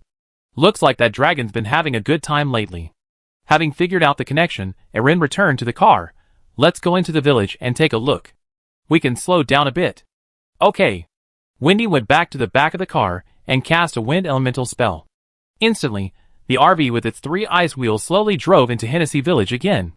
Perhaps due to the heat, the ice beneath the RV melted quickly, leaving a long trail of ice and water behind it as it entered the village. They not only repaired the road, but also planted so many flowers. Looking at the sunflower fields on both sides of the road, Erin said with a wry smile, "But why sunflowers?" "What's wrong?" Sophia asked, puzzled. "Sunflowers are great. They're perfect for summer. They turn with the sun when it comes out, and they sway in the summer breeze." "Yeah, what I meant was this head-shaking sunflower." Erin peered through the car window at the sunflowers outside. "It's so reminiscent of them." "Huh?" The girls in the RV looked at each other, none of them quite understanding what Erin meant. Nothing.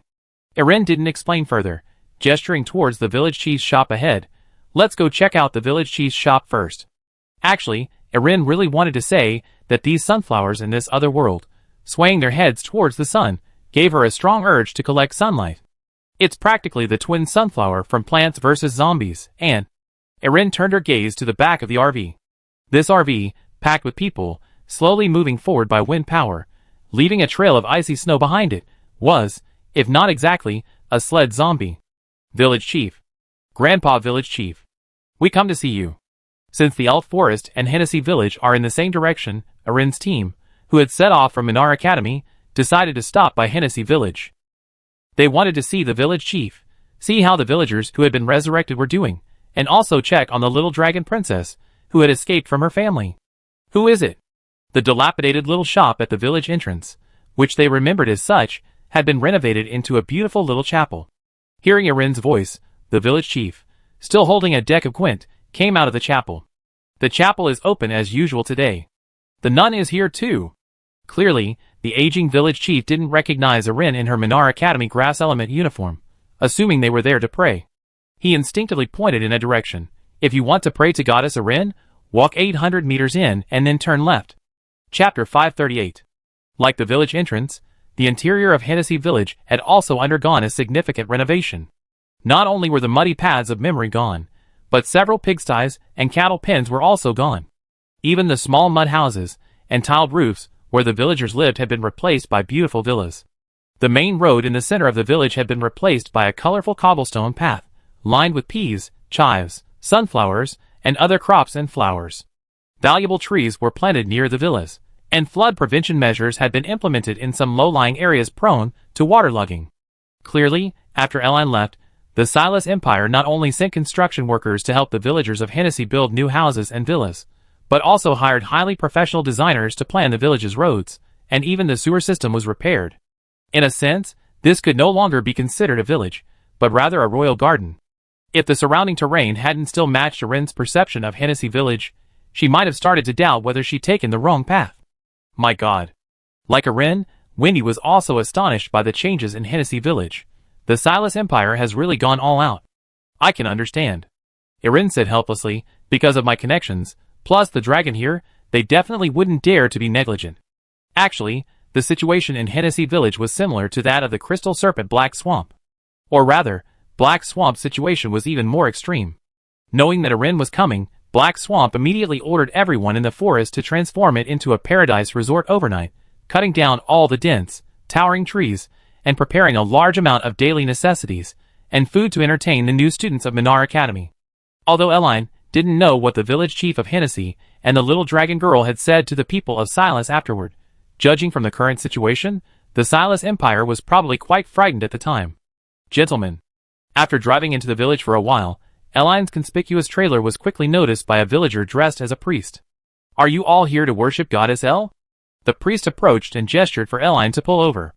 "How many of you are there?" Eline leaned out of the car window. 7. From Minar Academy? The priest noticed Eline's clothes, but still didn't recognize the dragon princess. "Did you come with your teacher?" "No, school's closed today. We just came out for a stroll." Eline pointed ahead. "Can we go in?" "Yes, that's where Goddess El used to have her barbecue." The priest pointed to the spot where they had their barbecue. This car doesn't look dangerous, but considering there are other tourists there, I suggest you all get out and walk." "Okay then." Eline nodded and got out of the car first. "Everyone, get out." "Okay." The girls, carrying their bags and suitcases, got out of the car. "Excuse me." Eline looked curiously in the direction the priest pointed. "Excuse me, is that the paid barbecue area?" Actually, she didn't need to ask. The distance was enough for Eline to see the tourists over there clearly. It was obvious that the open space had been converted into a self-service barbecue restaurant. Years ago, after bathing in the hot springs at the summit of Mount Hennessy, Eline, Karachu, and Wendy returned. They immediately started a fire and barbecued right there in this open space in the center of the village. They sang and danced together, spending a fulfilling day. However, Eline only ate a few slices of beef before becoming too sleepy and falling asleep in Bilodis's arms. The only thing she remembered was that Hennessy village had a specialty called fragrant yak, a type of cattle similar to water buffalo on Earth. These cattle could plow fields and produce milk, but their primary purpose was for meat. Fragrant yak meat had a subtle floral aroma and was especially delicious when barbecued, rich yet not greasy. Unexpectedly, only a few months later, Hennessy village had become a tourist attraction, with a dedicated barbecue area. "Yes, would you gentlemen like to have lunch here?" Seeing Eline's interest in the barbecue, the priest happily said, "That's the area where the Goddess El once enjoyed barbecue. She loved our fragrant yak here, and we can guarantee that the water and oil we use are the same ones she used." Enjoying Hennessy's fragrant yak while sitting where the Goddess El once slept. Trust me, you won't be disappointed. Hearing the priest repeatedly refer to her as Goddess El, Eline couldn't hold back any longer. She tentatively asked, "Who is this Goddess El you're talking about? You don't even know Goddess El?" The priest's eyes widened. "The most benevolent and human-friendly goddess on the Eve continent. She's different from those ethereal gods in human history. Goddess El eats, lives, and sleeps with the people. She can simultaneously use elemental magic such as wind, fire, thunder, grass, water, and even light and darkness, and she can command dragons." At the height of his excitement, the priest gestured with his hands to resemble a dragon. "You all know what a dragon is, right? You're students of Minar Academy, so there's no reason you shouldn't know dragons and the goddess Ire." Hearing this, Lulu and Chun in the group couldn't help but laugh. "What are you laughing at?" "I'm telling the truth." The priest became a little impatient. The goddess Ire is truly unlike any other god in human history. She really existed, and she did come to Hennessy village back then. Don't be fooled by Hennessy village's current state. When the goddess Ire came, it was just a dilapidated little village. Then, Wendy couldn't take it anymore. She stepped forward. "What is the goddess Ire's full name?" "Full name? Airlini Purista." The priest lost his temper. "Little sister, don't try to question my loyalty to the goddess Ire. I am the most loyal follower of the goddess Ire's cult. Alright, I have one last question." Wendy looked at. Looking at Eline beside her, the priest asked, "Have you ever seen the goddess El?" "Although I haven't seen El in person, her appearance is described in the book of Revelation." The priest, seemingly captivated, continued, "Legend has it that she is a maiden embodying both loveliness and wisdom. She wears a soft nightgown, holds a plush pillow, and her hair is one black and one white, symbolizing fairness and justice." He then seemed to realize something, noticing Eline's long black and white hair beneath her beret, and his voice trailed off. "You, young lady, may I ask your name?" "Eline Purista." Eline smiled faintly and walked past the priest. "Priest, my friends and I are planning to try the fragrant yak here. Is that alright?" Chapter 539. The Central Cathedral of Hennessy Village. As usual, a steady stream of people came to pray. "Let us bathe in the radiance of the goddess El, cleansing ourselves of all sins, and repenting before the stars and the abyss. Hail, goddess El, thank you for your gifts to humanity and all things in the world. Your grace shines upon the earth, guiding lost souls in the name of holy light. Kiss my left hand in exchange for a promise of forgiveness." Beside the cathedral, A young woman dressed as a nun knelt devoutly beside the holy water, awaiting the confessions of one sinner after another. This nun had recently been transferred from the Silas Empire. Like the nearby priests, although she knew nothing of Hennessy Village and had never met Eleni, she still knew the Goddess El's Revelation and other books related to the Goddess El's cult by heart. In Hennessy Village, she served as a confessional nun, responsible for listening to the confessions of tourists who considered themselves sinful. "Sister, I'm guilty. I did that to a fish." In a daze, a tourist stepped forward and knelt before the nun. "At first, I put the fish back after I did it, but later, I got a taste of it and wasn't satisfied with ordinary fish, so I tried several different kinds until I found a small shark called a scissormouth fish." "Oh, by your side? I believe you have already been punished by hell." The nun picked up a holy book and skillfully chanted a prayer. "Please guide the lost souls before you back to their homeland, with thanksgiving." "Thank you, sister, thank you." The man, with trembling hands, took a gold coin from his pocket and placed it in the box beside the nun. "Can I go to heaven after I die? I believe heaven will not refuse a lost soul who has found its way back." "Thank you, thank you." After the man left, another woman approached. "Sister." The woman knelt before the nun. "I come from Aspera. I am the wife of a butcher. 2 years ago, I discovered my husband was having an affair, so I contacted a notorious assassin organization in Aspera, requesting them to kill that wicked woman when my husband cheated again. I never imagined that the wicked woman's husband would also hire assassins. That day, the two groups of assassins met at the same hotel, and my husband and that wicked woman were both killed. Oh! I am deeply saddened by your plight and sympathy." The nun looked up. "You must be suffering from moral condemnation for hiring a hitman to kill someone, right?" "No." The woman shook her head. "In fact, I don't regret killing that wicked woman, because through this I met her husband, and we fell in love. But whenever I'm with that wicked woman's husband, I think of my own dead husband, which torments me. So I want to confess to you." After the woman left, a priest approached the nun. "Oh, your excellency, priest of the Church of Ire." The nun was somewhat surprised. "On behalf of the goddess Ire, I thank you for your missionary work. Were you tired from preaching?" The priest shook his head. "No." "Then you were drawn back to the church by the light of the goddess Ire?" "No." The priest looked at the nun. I come to confess." "Confess?" "Priest, is there anything you need to confess?" I was disrespectful to the goddess." "Huh?" At the barbecue spot in Hennessy Village, Erlini and Wendy found the chef who had prepared the barbecue that night. By now, this chef had become the honorary chef, specializing in preparing skewers and seasonings for the surrounding tourists. "Good afternoon." Under the curious gazes of the crowd, Erin walked directly towards the small house piled high with beef and vegetables. "Business is booming lately, isn't it?" "Of course." The barbecue chef first glanced up at Erin and the others, instinctively assuming they were students from Minar Academy, and proudly said, "Ever since Goddess Erin visited our village, hey, guess what? The renowned Silas Empire built us houses and a church overnight." As he spoke, the barbecue chef instantly realized something was amiss, and when he looked up again at Erin, his eyes were filled with surprise. You are little Erin?" "Just stopping by." Erin examined the beef skewers in front of her. "How much are these?" It must be said, although it's commercialized, the barbecue business in Hennessy Village is still quite authentic. There's no entrance fee at the village entrance. Everyone is welcome to come and play. There's no minimum spending requirement for the barbecue area. Just pick a spot, light a fire, and start barbecuing. The ingredients aren't expensive either. A skewer of beef like this costs less than 8 yuan in other currencies. 8 yuan for a skewer of yak meat, 3 yuan for a corn or eggplant, or other vegetarian option, 2 yuan for a skewer of vegetables, 1 yuan for a bowl of rice or porridge.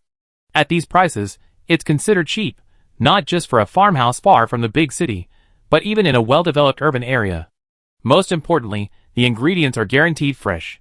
The beef is slaughtered and sliced on the same day, the corn and eggplant are picked directly from a nearby greenhouse, the vegetables are grown by the villagers themselves. Even the seasonings used for barbecuing, such as cumin and star anise, come from the villagers' homes, ensuring truly natural and pollution-free produce.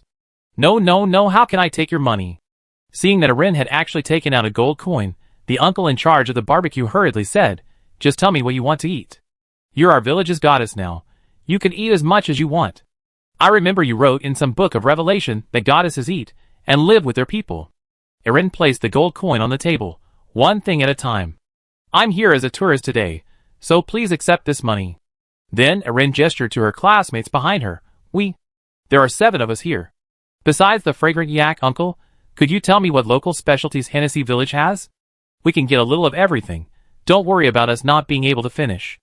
The uncle hesitated, but Eline bypassed him and picked up a few skewers of beef from the table. Oh, by the way, we met a priest on our way here. He seemed a bit shaken after learning who we were. That priest was probably from the Silas Empire, right? Have someone go and tell him that if he hasn't had lunch, he can come and eat with us. Chapter 540. Arriving at the barbecue spot in Hennessy Village, Eline found a seat with a view of the Hennessy volcano. It was called a barbecue spot, but all they provided was some firewood, flammable sawdust, and a few small stone chairs. It was completely different from the barbecue parks Eline remembered from Earth. However, if she had to choose, Eline preferred this completely open-air, rural barbecue. It had a real farmhouse feel to it. Sister Karachu brought me here before, and the yak meat here is delicious. Using fire magic to light the firewood in front of her, Erin gestured for the girl beside her to take the beef slices. Do you all know how to grill? A little. Wendy took 3 skewers of beef first, placing them on the fire, then gestured to the bottles of cooking wine she had brought. But my grilling skills were learned from my dad. He likes to add rice wine or beer when grilling meat, so the meat will have a slight alcohol taste. If you can't drink alcohol, you should let us know beforehand, okay? Me too. Sophia took a skewer of beef, while taking the opportunity to press her cheek against Erin's. But our Atlantean barbecue usually has a little sweetness. We add a lot of spices and honey. By the way, where did the honey go? Lilia handed over a bottle of honey. That's it, we learned it from Mom. Sophia leaned closer to Lilia, pressing her face against hers. Honey can disinfect, replenish energy, and is also a great medicinal ingredient. Soldiers often need to add honey to very bitter medicines they can't swallow. So Mom and I like to add honey when we make barbecue. Aspara's barbecue is on the salty side, but I can also make sweet and savory versions. Tina brought over a lot of chicken wings and lamb from the barbecue stall owner nearby. I take care of the chicken and lamb. As for me, looking at the girls busily working, Lilia hesitated for a moment. I think all I know how to do is eat. That's alright, then Lillian A will take the photos. Eline handed over a photographic crystal. You can record our journey to the elf forest, so we have something to remember it by when we grow up. For some reason, hearing Eline say this, Lilia was silent for a moment. When we all grow up, will little Eline still remember everyone? Of course, you're all my good friends. Eline said without thinking. Once I solve my sleepiness problem, then we could all go to school together, and then graduate and enter society. By then, I believe communication crystals will be widespread on the Eve continent, and we'd definitely be able to contact each other anytime. And Lulu and Chun, don't just stand there. Your water magic is most useful when grilling. It can keep the food moist and warm at all times. Oh! Erin's words jolted the 2 girls awake, and they crowded around. Then we'd be in charge of controlling the temperature and the dipping sauce. Are you going to the elf forest later?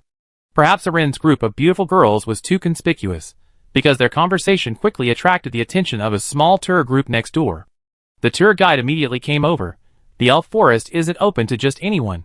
As far as I know, in the last 20 years, no fewer than 1,000 people from the Silas Empire have tried to go to the elf forest, but all have returned empty-handed. Some died on the way to find the elf forest, others got lost shortly after setting out and became prey for monsters.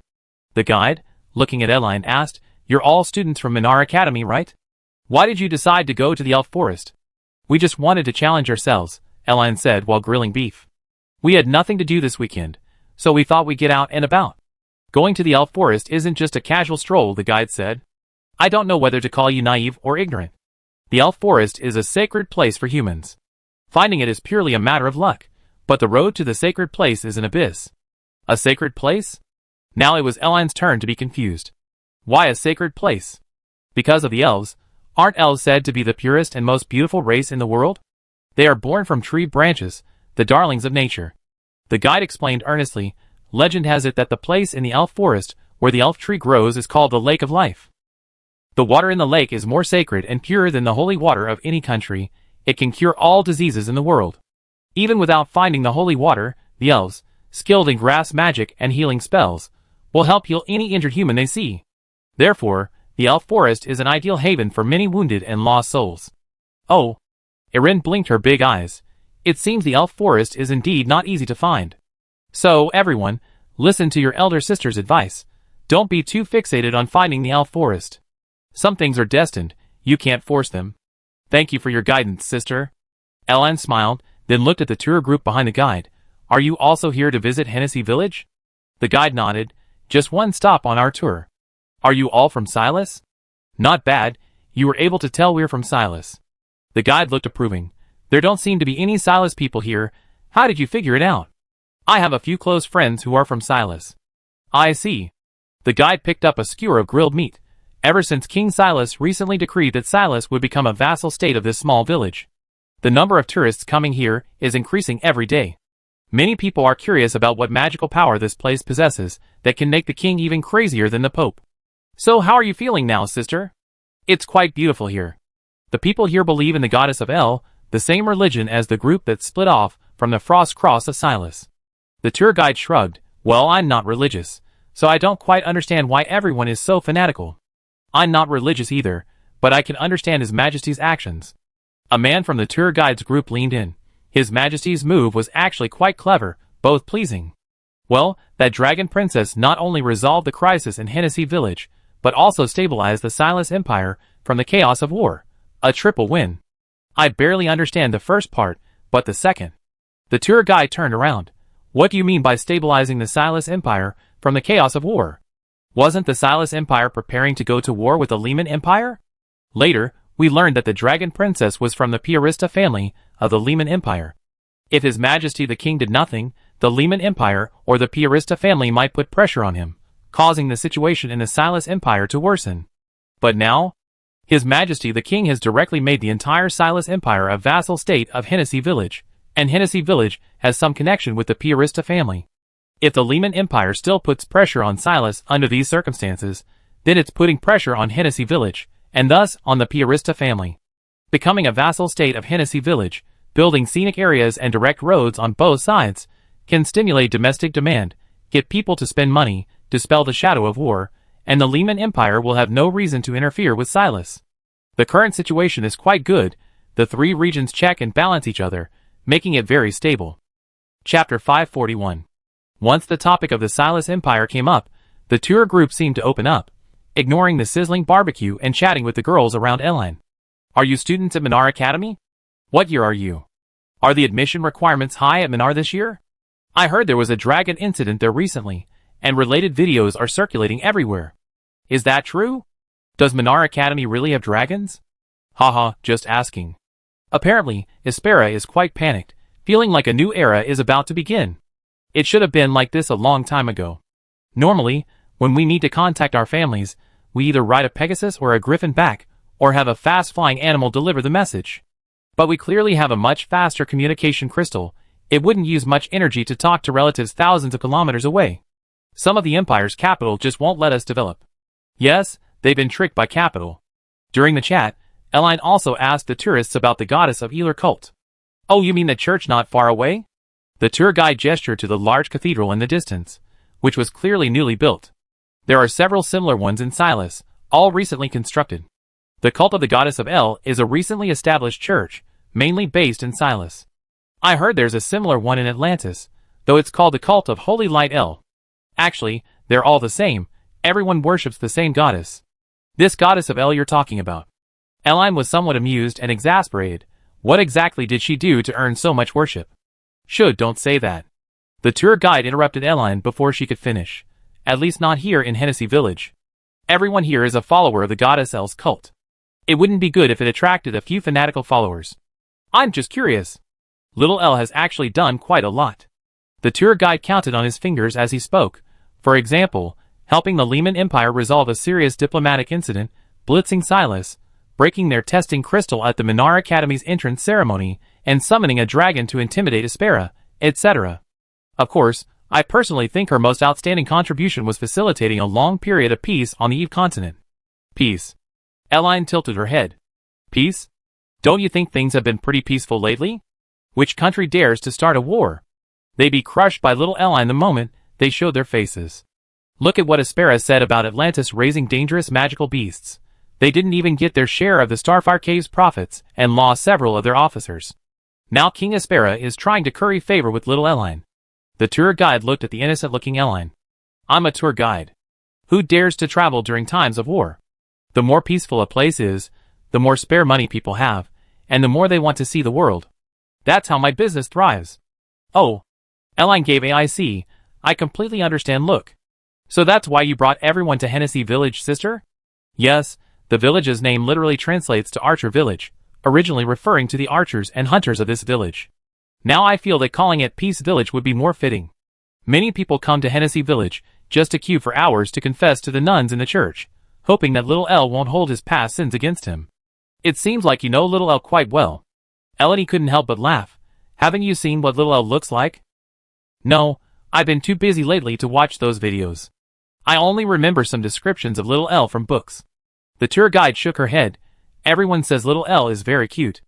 Originally, Hennessy Village planned to build a stone statue of little L in front of the church, but considering that little L isn't an ethereal goddess, she often appears in the mortal realm. It wouldn't be right if I hadn't told little L about her appearance, so no statue of her has been built anywhere in the world yet. As he spoke, the tour guide finally noticed Elaine's appearance and exclaimed, "My goodness. Little sister, you are truly the most beautiful and adorable girl I have ever seen. If I had to describe the goddess L's appearance, I feel you are perfect. Whether it's your appearance or your temperament, everything about you is." "Little L, excuse me, I just went to the fields and brought back some vegetables for you." Before the tour guide could finish speaking, the barbecue chef came over with a large basin of vegetables and fruits. "These are the famous cantaloupes of Hennessy Village. You fell asleep early here before and didn't have time to eat them. You must try them this time. These are yellow watermelons from the village entrance, irrigated with water from the Hennessy River. They're very sweet and thirst-quenching. The children can have some to whet their appetites. And this is a family-grown pea plant called fat leaf pea. The leaves can be grilled directly, and the beans inside can also be." The barbecue chef's respectful attitude and the earlier use of little L left the tour guide and nearby tourists completely bewildered. People turned to L with curious glances, many wondering if they had misheard. That? After standing there dumbfounded for a moment, the tour guide pointed at L, incredulously asking, "Master, what did you just call her?" "Little L, don't point at our goddess, it's impolite," the barbecue chef said, helping to place the fruits and vegetables on the ground next to L. "Goddess L eats and lives with the people, it's not just empty talk." The tour guide was utterly dumbfounded. I'm back." At the same time, the pastor, who had just run to church to atone, also returned, trembling. He looked at Elaine, who was grilling like an ordinary person, with trembling, excited eyes. His lips twitched for a moment, and he said with fervor, "Goddess Elaine, you really came here?" "School's out today, so I came out for a walk." Elaine patted the chair beside her. "Priest, please sit down." No, Goddess Elaine, your radiance is so dazzling, I can't." "Then come and help grill the beef." Elaine handed several steaming skewers of beef to the priest, then walked to the area where raw beef was kept. "I get 2 more skewers." "Is that Elaine Piarista? She's so cute. I've been thinking, how can there be such a cute girl in the world? But besides being cute and having unique hair, she doesn't seem to have anything outstanding about her. Can she really be called a goddess?" "Huh?" Amidst the gasps and questions of the surrounding tourists, Irene handed the beef skewers to Lulu and Chun. "I almost forgot. You two keep grilling. I go check on the dragon on the mountain." Chapter 542. Even before entering the village, Irene had already sensed the aura of the dragon atop Mount Hennessy through her dragonic scent. Logically, Irene hadn't deliberately concealed her presence, so if the dragon was awake, it should have detected her approach. But strangely, from the moment Irene's team entered the village until they found the village's barbecue chef and spent half a day grilling meat, the dragon showed no sign of descending the mountain. This was highly unusual. Although dragons have the word dragon in their name, their race is only slightly higher in rank than dragon-winged gargoyles. Not actively greeting a dragon's approach is generally considered extremely rude by dragons, and if taken seriously, the dragon would be punished. Therefore, Irene decided to personally go to Mount Hennessy to see what was going on with the dragon. "Look! That mountain is so beautiful. And there's a waterfall. Could this be an active volcano? If such a big volcano erupts, none of us will be able to escape." On the way to Mount Hennessy, Elaine noticed that many tourists seemed to have eaten and drunk their fill in the village, prayed to the nuns, and then became interested in Mount Hennessy, heading towards the path at the back of the village. Soon, the path leading to the volcanic waterfall was crowded with people. People were either taking photos and videos with recording devices, or whispering to their companions, discussing the origins of Mount Hennessy. It's definitely not an active volcano. If it were, Hennessy Village would be gone by now. Yeah. Didn't the village guide just say that Hennessy has at least 2,000 years of history? It's a secluded village, not governed by any country. The fact that this village has existed for over 2,000 years means that Mount Hennessy has never erupted, otherwise the villagers would have moved away long ago. I must say, this is truly a blessed land. The Hennessy Falls cascade down, converging into a stream beneath the volcano. The stream flows past Hennessy Village. There are mountains, water, and green grass, perfect for raising cattle, chickens, ducks, geese, and even fish. And look at these rice paddies. A vast expanse used to be all black soil. Not far away are forests and mines. We can hunt in the forests and mine for or to sell in the city. My goodness, no wonder the Silas Empire is so envious. Amidst the discussions, the crowd noticed. Eline, emerging alone from the village, couldn't help but ask curiously, "Little sister, where are you going all by yourself?" "Oh, I'm going to see the dragon inside Mount Hennessy." Eline pointed to the towering mountain before them. I feel like she might have something on her mind. A dragon inside a volcano? The crowd was dumbfounded. Is there a dragon on Mount Hennessy? It's a dragon, not a dragon. Eline explained, you can think of it as a snake that resembles a dragon, capable of soaring through the clouds. Mount Hennessy, in appearance, somewhat resembles Mount Fuji. The mountain's main body is a natural color, with snow at the summit and a large waterfall. It's very beautiful from a distance. Well, how do you know there's a dragon on Mount Hennessy? A tourist asked, puzzled. I remember it's a restricted area in Hennessy Village, right? Regular tourists can only go as far as the waterfall area. I don't think I'm a regular tourist, Eline said, a little embarrassed. Haven't you guys heard about the dragon on Mount Hennessy when you come here? Never heard of it. Nobody mentioned it. Is there really a dragon up there? I'm a bit slow, don't lie to me. From the tourists' reactions, Erin realized something. The little dragon on Mount Hennessy seemed to have barely come out since she left. If she remembered correctly, that dragon was supposed to be a young lady who ran away from a dragon family, right? Because she wasn't very talented in her family, and didn't want to study hard, she got nagged by her family too much and ran away in a fit of anger, hiding in Mount Hennessy, and sleeping for thousands of years. So is she withdrawn now? I go see what's going on, everyone don't mind. Thinking this, Erin used wind elemental magic to float into the sky, then with a whoosh, she flew towards Mount Hennessy, leaving the large group of tourists on the tree-lined path completely bewildered. Huh? What's with that little girl? Is she a wind elemental mage? Does she have enough magic to fly like that? No, I just saw that her hair was black and white, but her beret was covering it so I couldn't see clearly. But if it really is black and white, could she be the village's goddess, Elle? That dragon princess who's been all the rage in every country on the Eve continent lately. My god. Little Elle was just talking to us right next to us. And I didn't even recognize her? No wonder I felt that little girl was unusual, she's so cute. Actually, the development of Hennessy Village to its current state was slightly beyond Eline's expectations. She never imagined that this small village could develop to its current size in just half a month, and even seemed to be showing a trend of becoming the smallest country on Earth.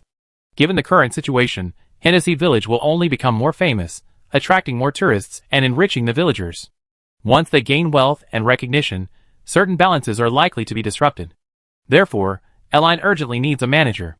This manager must be the little dragon from Hennessy Volcano. She is most familiar with the environment around Hennessy Volcano, and is a long-lived species, making her perfect for the role of village chief. Hello? Halfway up Hennessy Volcano, Eline found the tunnel she had dug. Walking into the mountainside through the tunnel, she found the dragon, now in human form, lying listlessly in a small pool in the center of the cave, half submerged and blowing bubbles. Unlike the blue-haired little girl from before, the dragon in the pool was now wearing a swimsuit, and her face lacked the liveliness of that time. Oh, it's you! Noticing Erin enter, the little girl in the water looked utterly dejected. Sit wherever you like. I don't have much to offer. There are some cloud mushrooms over there, but I doubt they taste very good. What's wrong? Erin was amused by the little girl's appearance. Did you have another fight with your family? The dragon girl didn't answer, but puffed out her cheeks and started blowing bubbles. You've been like this for almost half a month now. Erin sat down next to the dragon girl. I was in such a hurry before I forgot to ask your name. What's your name, little one? I'm not a little one. Theoretically, I'm much older than you. The dragon girl was silent for a few seconds.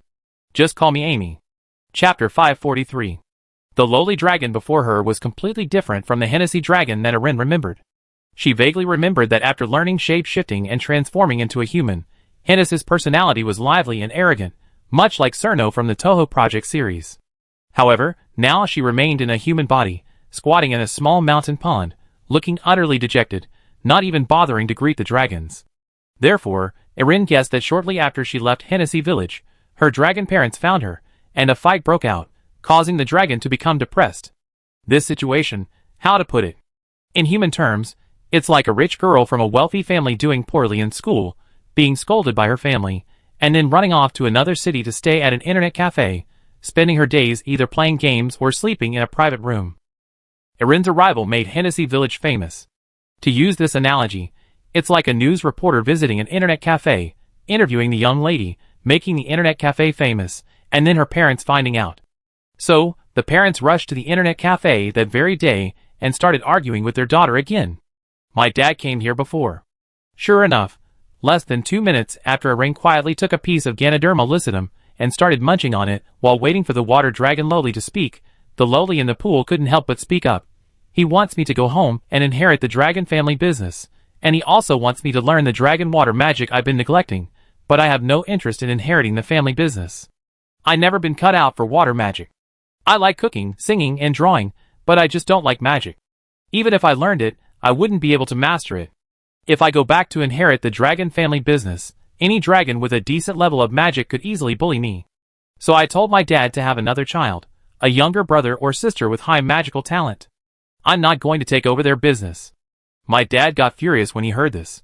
He even turned into a human and slapped me, saying I disgraced the family. At this point, the dragon Lowly lowered her head. Your Majesty, please go back. Just let me have some peace and quiet for a few decades. I'm so sorry, I didn't come out to greet you earlier. The dragon's dejected appearance made Erin feel a pang of sympathy. She ate a few bites of Ganoderma lucidum and sat down on a large rock beside the small pond. Where is your hometown? Yunming's, next to Dragon Island, the lowly dragon said, blowing bubbles underwater. It's quite far from here. Then what did your father mean by going back to inherit the family business? Erlini shook her head, puzzled. I remember the land allocated to dragons back then was quite large, mostly beautiful, mountainous landscapes. You dragons aren't a particularly prolific race, so you wouldn't fight over territory, would you? Dragons, to put it bluntly, are water snakes. These sacred beasts have very high requirements for territory. However, considering that the dragon race served as mounts for tens of thousands of years during the war between gods and demons, making a significant contribution, NSD allocated some places with mountains and water, and particularly beautiful environments, to the dragon race. For example, near Supreme Squirrel Mountain near Atlantis, it was a stunningly beautiful fairyland where various mountains, waterfalls, streams, and low-lying basins blended together. The mountains were shrouded in mist, a place that exuded an ethereal aura at first glance. It's the clan leader. Under Rennie's gaze, the dragon Lowly said helplessly, we dragons have many different races.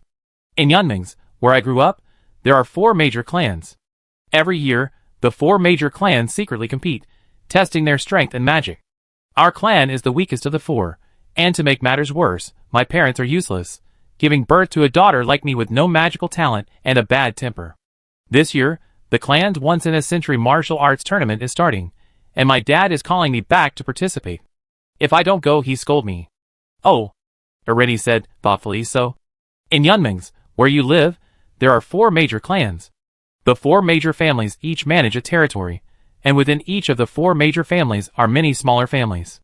You have a father, mother, brothers, sisters? The dragon Lowly interrupted Erline's words. I don't have any brothers or sisters. I'm my parents' only daughter. I do have a lot of cousins, though. So, you're only going back to inherit your parents' own family business, not that of the larger family? How could that be? My parents don't have much status in the family to begin with, and their magical talent isn't that great. They're just hoping I study magic hard and make a name for myself in the martial arts tournament. Goodness. These few words from the dragon Lowly finally made Erline understand. Isn't this a classic case of not being able to fly yourself, so you have a child to fly for you? There are many parents on the other side of the world in similar situations. They didn't even finish elementary or middle school, had a child, and then forced them to be number one in their class, just because they couldn't do well themselves. So they place all their hopes on their child, all under the guise of "I'm doing this for your own good." Furthermore, these parents might even use psychological manipulation on their children, saying things like, "Your parents couldn't even afford a dictionary when they were young, and now you have so many reference books, it's no wonder you're not doing well. Back then, we only ate one meal a day, and we only had one pen. If your parents had had the same opportunities as you, they would have gone to university long ago," and so on. Then Sister Amy Irene finished eating the Ganoderma lucidum in her hand, and asked curiously, "Didn't you tell them about what happened here?" "What happened here?" the lowly dragon Amy asked, puzzled. "What happened here? It's about you encountering the dragon race, and wanting to stay here." Irene tentatively asked Sister Amy, "Do you want to stay here? Or do you want to go back?" I don't know." The lowly dragon sighed. "To be honest, I actually quite like it here.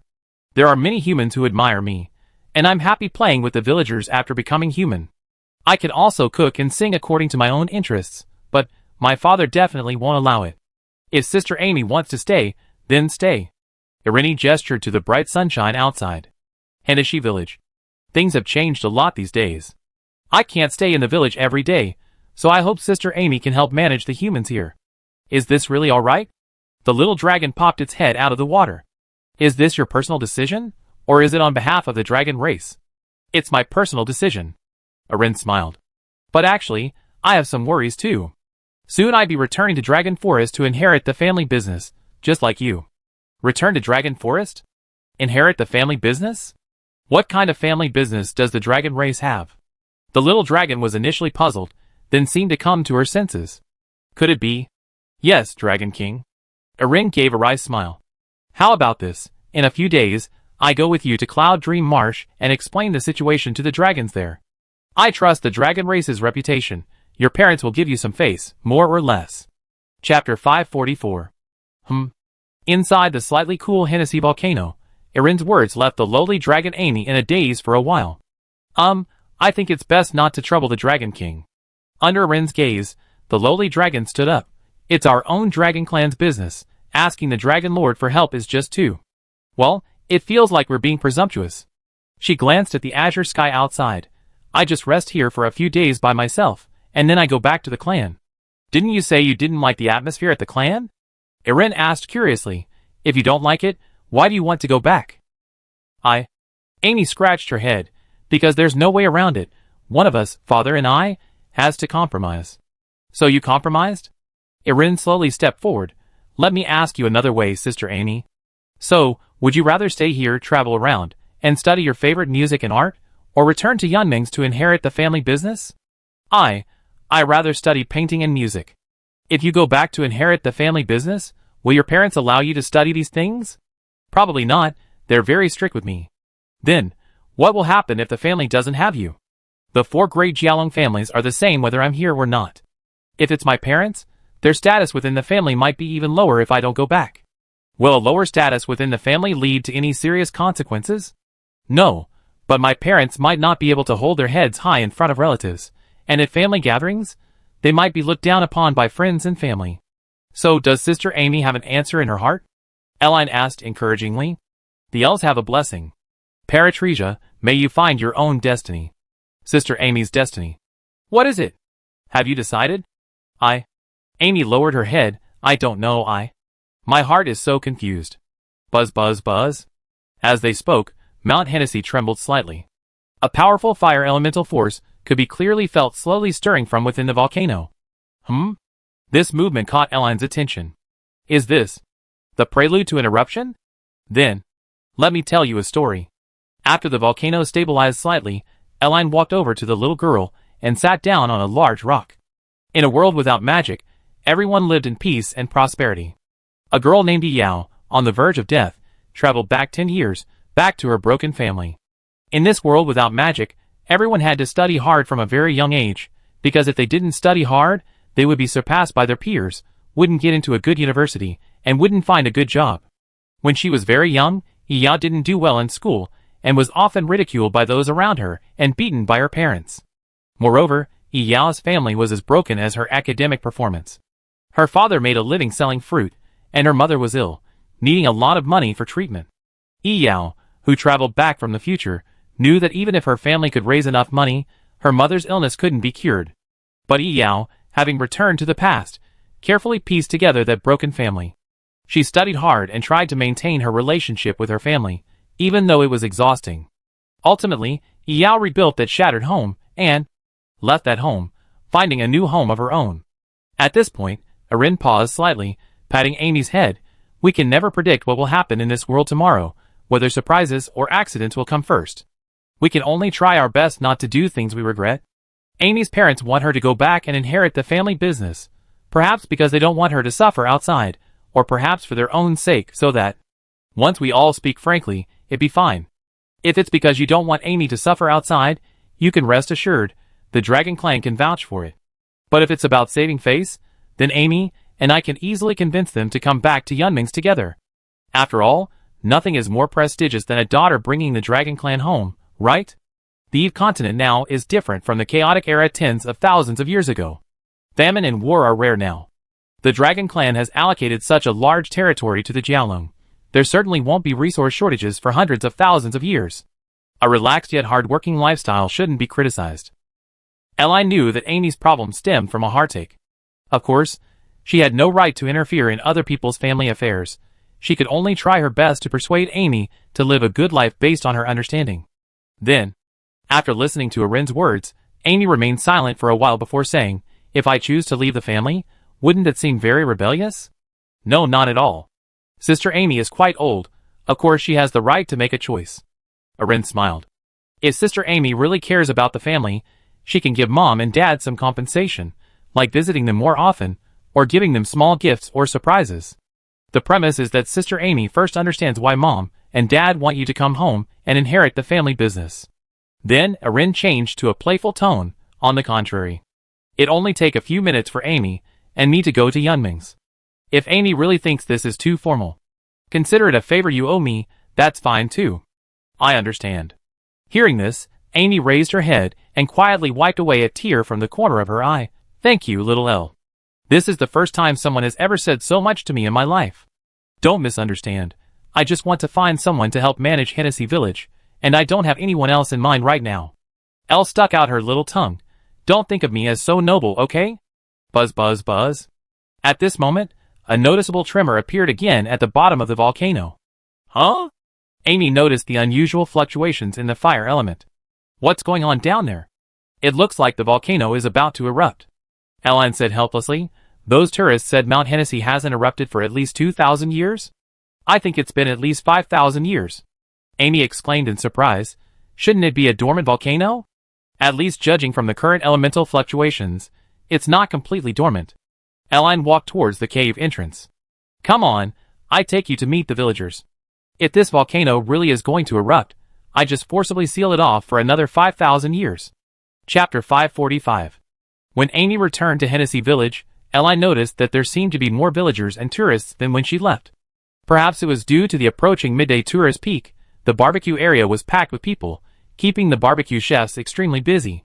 And the village chief was there too. "Little Ellen." Upon seeing Ellen's return from afar, the Hennessy village chief immediately stood up to greet the dragon princess. "Oh dear. I'm so sorry. I'm so sorry. I didn't recognize you earlier. I apologize. I apologize. Village chief, you're too kind." Ellen returned to the center of the village, filled with the rich aroma of barbecue, and sat down in her previous spot. "We were just passing through today and didn't inform you beforehand." Actually, it wasn't the village chief's fault for not recognizing Ellen. After all, the village chief was old and his eyesight was failing. His impression of Goddess Air was still based on her black and white pillow, dragon nightgown, white silk stockings and little feet, and floating in midair, that classic look. Today, Erlini was wearing the Minar Academy uniform, and she had been quite a distance from the village chief when they entered. It was understandable that he mistook her for a Minar Academy student. No, it was indeed my fault. I couldn't even recognize Goddess Air's voice, and I was engrossed in Gwent. Forgive me, forgive me." With that, the village chief picked up the wine on the table and downed it in one gulp. "I'd punish myself with a drink. We don't have so many rules here." Erlini looked at the delicious-looking barbecue on the table and casually asked, Which ones did Sister Sophia grill?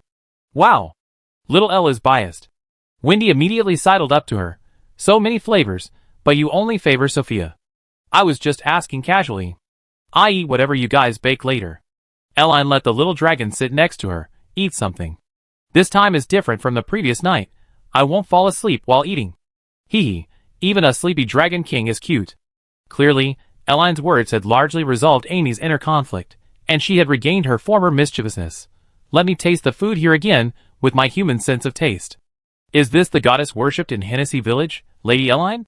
The commotion surrounding Eline attracted the attention of many tourists, and some bolder tourists said directly in front of everyone, I feel that this legendary little L, besides being cute, doesn't seem to have much else. What's so special about her? You? These words instantly ignited the anger of the priest, who had been distracted by Eline's arrival. You're not allowed to be rude to the goddess L. Priest, please don't be angry. The tourist waved his hand. I was just curious, I meant no harm. I always heard you say how approachable and great this goddess L is. I witnessed her approachability now, but what makes her great? What exactly did she do? Could you tell us? The goddess L has saved the world more than once. Seeing that the tourist's tone was indeed not malicious, the priest suppressed his anger and explained, she once maintained peace between the Riemann Empire and the Silas Empire. There should be many people from the Silas Empire here today. If the war between you and the Riemann Empire had broken out back then, many innocent civilians would have died. Goddess Ire not only prevented that war, but also quelled the Flame Wolf crisis in northern Moan for the Riemann Empire and protected the safety of the newly born Minar on Weltenharu Island. Furthermore, for the villagers of Hennessy, Goddess Ire is a true deity. The priest then made a praying gesture. That day, a band of vicious bandits attacked Hennessy, killing countless villagers. Goddess Ire arrived in time, drove away the bandits, and resurrected the villagers. Wait. Hearing this, several passengers realized something was amiss. Priest, you just said Goddess Ire resurrected the villagers? Yes. Were all those villagers dead? Killed by the bandits? Yes. Huh? Huh? The priest's affirmative words elicited incredulous expressions from many tourists. Impossible. How can people who are dead be resurrected? Or perhaps, those people weren't actually completely without vital signs, but were just severely injured by the bandits, and the goddess El saved them, and then people exaggerated the story, calling the rescue a resurrection? Impossible. Hearing this, the village chief stood up. That atrocity is an eternal pain for our Hennessy village. I saw those bandits use deadly force with my own eyes. Some were pierced through the heart by arrows. Some had huge holes blown in their chests. They couldn't possibly survive. So, Chief, you mean? A passenger asked incredulously. Little L resurrected the villagers some time after they died? Yes. This. For a moment, the tourists exchanged glances, their eyes filled with skepticism. It was common knowledge that the dead could not be brought back to life. No magic could do that. Even the most healing element, light, extracted from specific items by some magicians at great cost and mixed with grass elements to create a panacea, could only pull the dying back from the brink of death. As for those whose hearts had stopped beating, and who were confirmed dead, even the most powerful magic could not bring them back. Of course, this was the prevailing view within the Human Magicians Association. Humans had only scratched the surface of magic in this world. Students still learning magic were constantly hearing news of magical equations being overturned or theories being proven wrong. Therefore, when they heard that little air could resurrect the dead, they were only half convinced. Everyone. There's no need for this. Seeing the somewhat serious atmosphere at the barbecue area, Erin made a cute face. Goddess or ordinary person or dragon, the most important thing is for everyone to be happy every day, right? Believe it or not, everyone's purpose in coming here today is to eat well, drink well, and have fun, right? Then there's no need to make the atmosphere so tense. Buzz buzz buzz. Before Erin could finish speaking, another surge of fire elemental energy came from the direction of Mount Hennessy. At the same time, centered on Mount Hennessy, the ground around it shook noticeably, startling the tourists eating at the barbecue area, who quickly grabbed the tables and chairs next to them. An earthquake? Oh my god, I felt a tremor just now. Why does the temperature seem to have suddenly increased? Amidst the chaos, Erin reluctantly finished her beef skewer and stood up. There's nothing to be afraid of. It's just that Mount Hennessy is about to erupt. What? Eline's words instantly plunged the crowd into panic. A volcanic eruption isn't scary. But I'm here. Eline removed her beret, and massive dragon wings sprouted from her back. I'll be back in a bit. Chapter 546. Rumble. Just as Eleni sprouted wings and flew away from the barbecue area, another rumbling sound accompanied the ground shaking even more violently. Buzzing. This time, the shaking was comparable to a small earthquake, causing nearby tables and chairs to tremble, and even the newly built houses of the villagers nearby were shedding ash. The volcano is really going to erupt, should we run? Didn't they say Mount Hennessy hasn't erupted for over 2,000 years? Precisely because it hasn't erupted for over 2,000 years, the probability of it erupting in the next few years is high. The earthquake terrified many tourists in the village. Even those who had been praying in the church staggered out, staring wide-eyed in the direction of Mount Hennessy. Under everyone's gaze, thick smoke billowed from the top of Mount Hennessy, and the beautiful surrounding snow melted, flowing into the underground river in the crater. Suddenly, the flow of Hennessy Falls increased dramatically, producing a loud, booming sound. Hey, should we run? Run? Where can we run to? If this volcano really erupts, lava and ash will cover the sky in about 10 minutes.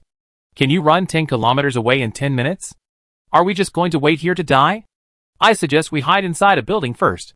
Seeing Hennessy volcano begin to spew black smoke, many tourists, forgetting their barbecues, frantically grabbed their luggage and prepared to leave. Everyone, don't panic. Among the crowd, only the pastors and nuns of the church and the natives of Hennessy village seemed indifferent to life and death. The village chief, while eating barbecue, said, "The goddess El is with us, she will protect us." Are you crazy? A tourist in the crowd immediately shouted angrily, "This isn't some small-scale test like the Minar Academy's freshman exam. This is a volcanic eruption. Wake up!" Yes, I've seen videos of volcanic eruptions. The scene is practically hell. Let's run before the volcanic ash flies over. You expect that little girl to solve the problem of a volcanic eruption? Even if she's a dragon, can she contend with the power of nature? For most people on the Eve continent, the specific power of dragons was unknown. They only knew that dragons were powerful, but they didn't know just how powerful.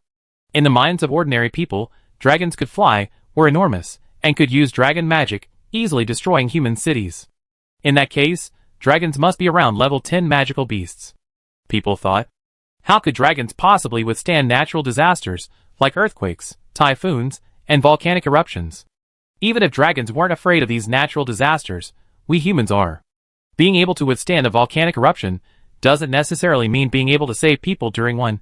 These are two different concepts. Just like some people can swim at depths of tens of meters, it doesn't mean they can save people at that depth. The dragons can't possibly protect so many people in the face of an impending volcanic eruption, can they? There's really no need to worry. Amid the chaos, the church priests stepped forward. Believe in the holy light, believe in the goddess El. No way. We're not charlatans. We can come here for fun and a little prayer, but you expect us to be fools and go to our deaths? No way. That's right. I don't believe in God, but someone in my family does. I know that when disaster strikes, no God can protect you. Everyone run. If we don't run, the volcano will really erupt, and everyone here will be doomed. Actually, it's not fair to blame the tourists for being suspicious. Ordinary dragons in this situation simply couldn't guarantee the safety of everyone in Hennessy village. For example, a dark dragon king like Nasod, with maximum combat power, but almost no functional abilities, would only be able to handle this situation by casting a dark spell directly at the Hennessy volcano to prematurely detonate the flames in the ley lines, or having the villagers ride on his back to escape. And many people on the Eve continent had indeed never witnessed a scene of God saving the world. Most churches in the empire could only offer a positive comforting effect after an incident. For example, if you did something wrong, praying to a priest would make you feel better, or if you encountered difficulties or danger, praying to your God could deceive yourself and give you the courage and determination to live. However, while some tourists fled, others chose to stay, such as the tour guide who had spoken to Eline earlier. "Boss, aren't you going to run?" Seeing the tour guide still sitting there roasting sweet potatoes, several tourists in her tour group asked in confusion, "You really believe in that goddess Eline?" "No, it's not a matter of belief." The tour guide shook his head. "I know about Elenine Piarista. Minar Academy has only been open for 2 weeks, and she's already made a lot of friends. Given her status at school, those who hang out with her must be very close friends." The tour guide then turned to Sophia and the others. "If I remember correctly, Elenine's best friends all have quite powerful backgrounds. Some are older sisters in the Piarista family, others are princesses from Atlantis or Arcana. If things go wrong, these should be the ones." The tour guide picked up a barbecue grill amidst the shaking ground. I believe a princess from another country wouldn't be foolish enough to risk her life. The fact that they're sitting here so calmly shows that little L is definitely capable of handling a crisis of this magnitude. Even if I don't believe in Goddess L, I have to believe in the wisdom of a princess from a great nation like Arcana. Huh? The tourist who spoke looked at Sophia and the others, then at Eleni, who had already spread her dragon wings, and was flying towards Mount Hennessy, seemingly agreeing with her tour guide's assessment. That's true. Then let's see how this dragon princess, whose fame has spread throughout the entire continent, handles a disaster of this magnitude. Ha ha. I join you guys in your craziness. I'm not running away. Come on, set up the recording crystal, aim it at Goddess L in the sky. For a moment, many people who had just packed their luggage and were about to leave hesitated after hearing this tour group's conversation. Fine, I stay too. Me too, I'm indifferent to life and death, so what if I die? Let me make this clear first, I'm not staying because I have any hope for this little L, I'm just curious why you people can be so reckless with your lives. If little L can really solve this crisis, I become a follower of the L Goddess cult from today onwards, and I come to Hennessy Village to pray every month. Come on, little L doesn't need fickle believers like you. What Eleni, high in the sky, didn't know was that in the short time she was gone, the tourists and passers-by on the ground had played over 800 tricks on each other. Why are you all suddenly activating your recording crystals? Then, she noticed that various recording crystals were lighting up like sparks beneath her feet. Well, never mind. As she spoke, Eleni, standing on an opaque magic circle, shone with the unique blue light of ice and snow magic. It seems the easiest solution right now is to freeze the entire Hennessy volcano, like that fire wolf north of Moan did. Hopefully, those tourists won't catch a cold today. Chapter 547. Beneath the blue sky, Eline, standing on the magic circle, clasped her hands together in a prayer gesture. A vast surge of ice and light elemental magic erupted from her chest, dyeing the dragon princess's black and white hair a pure ice blue. This ice blue was so pure, like a drop of clean water cast upon the mortal world by the goddess of creation at the dawn of creation. Blessed by this ice elemental power, the black and white dragon wings on Eline's back transformed into beautiful ice crystal wings. Whoosh! A sound like an ice phoenix spreading its wings suddenly rose, and under the infusion of ice elements, Eline's ice crystal wings grew rapidly, forming a pair of magnificent, enormous ice wings high in the sky. At this moment, it seemed even the sun in the sky cast its gaze upon this beautiful girl. Palatricia. At this moment, I beg the gods to listen. Please bestow holy light upon this mortal realm, bestow prosperity, and dispel death and sorrow. Then, an ethereal female voice descended from above Hennessy Village. Eline's voice already carried a faint divine quality, and now, amplified by the ice element, it involuntarily instilled awe in those who heard it. So beautiful. My God. What is that voice? It's heavenly music. That must be the goddess Little Eline, whom Hennessy Village has always worshipped. Little Eline is here too? In an instant, those who had been frantically trying to flee Hennessy Village turned around, looking in the direction from which the voice came from high above. Eline, in the air, her small body continuously radiated ice elemental energy. A fiery blue wave of ice elemental power swirled around her. A refreshing chill swept across an area of nearly 10 kilometers around the dragon princess's body. Such terrifying ice elemental power. I remember little L was a grass elemental mage. Her ice element is this terrifying too? What you're saying goes, terrifying doesn't even begin to describe it. After being baptized by this level of ice elemental energy, I reckon we all be able to throw a few ice balls when we get back. Just how many trump cards does she still have up her sleeve? Who said they were running away? Little L has no reason to run here. Under the corrosive influence of L's ice element, the temperature of the Hennessy volcano, which had been billowing smoke, dropped significantly. Now, gods, hear my words. Behind me are my loyal subjects, and I will defend their lives and honor forever. Wise ice spirit, bestow upon life your miracles. Theoretically, Eline shouldn't need to chant to use magic of this level. However, considering the numerous recording crystals below, she ultimately extended the spell's condensation time slightly, according to her own understanding, and chanted a short passage in dragon language. So beautiful. Is this the goddess Eline? It looks like it's about to snow. Turning summer into winter directly, there are actually ice mages in this world who can do such a thing. In the crowd, some raised their recording crystals, some made prayer gestures towards Eline, and some even knelt down, staring blankly at the girl slowly flapping her ice crystal wings high in the sky. I repent for my rudeness just now. Please forgive my sins, Goddess L. I take back what I said earlier. Little L's magic is definitely beyond the reach of the ice goddess. She's directly at the level of a legendary forbidden spell. Does Little L intend to freeze Mount Hennessy with ice magic? How is that possible? Nothing is impossible. I am a Riemann. Let me tell you, there used to be a fire wolf in the Moan Forest in northern Riemann, and there was also a fiery mountain in the forest. Do you know what happened after Little L went to the Moan Forest? What happened? The Moan Forest is now called Mount Moan Snow, and that fire wolf is still frozen. Buzz buzz buzz. Rumble rumble rumble. Although Eline had already. The level 1 ice magic was ready, but Mount Hennessy wasn't human or a magical beast, it lacked intelligence. Even sensing the endless ice elements outside, this supervolcano still erupted. Boom! In an instant, massive amounts of lava and volcanic ash were hurled from the volcano's depths. What? It still erupted? Even Little L's magic isn't working? Good heavens. Such a terrifying volcanic eruption, it feels like we really can't escape.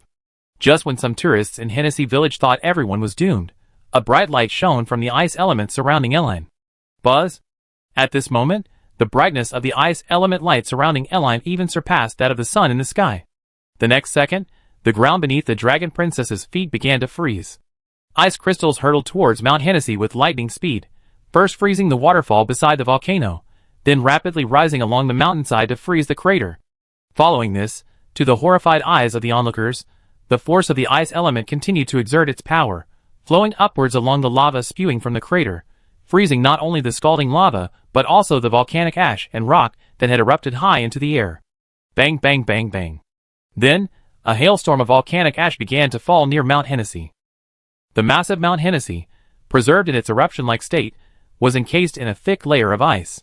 It looked like a dazzling flower of fire. My God! This scene once again caused many tourists in Hennessy village to kneel down in shock. So this is what they call a miracle? It can even freeze magma. This? What am I seeing? Little L is truly a god. It's so beautiful. This is the first time I ever seen magic used to fight against nature. What these tourists didn't know was that the ice elemental power, besides freezing the magma upwards, also traveled downwards along the gushing fire element, freezing the magma channels deep within the Earth's veins.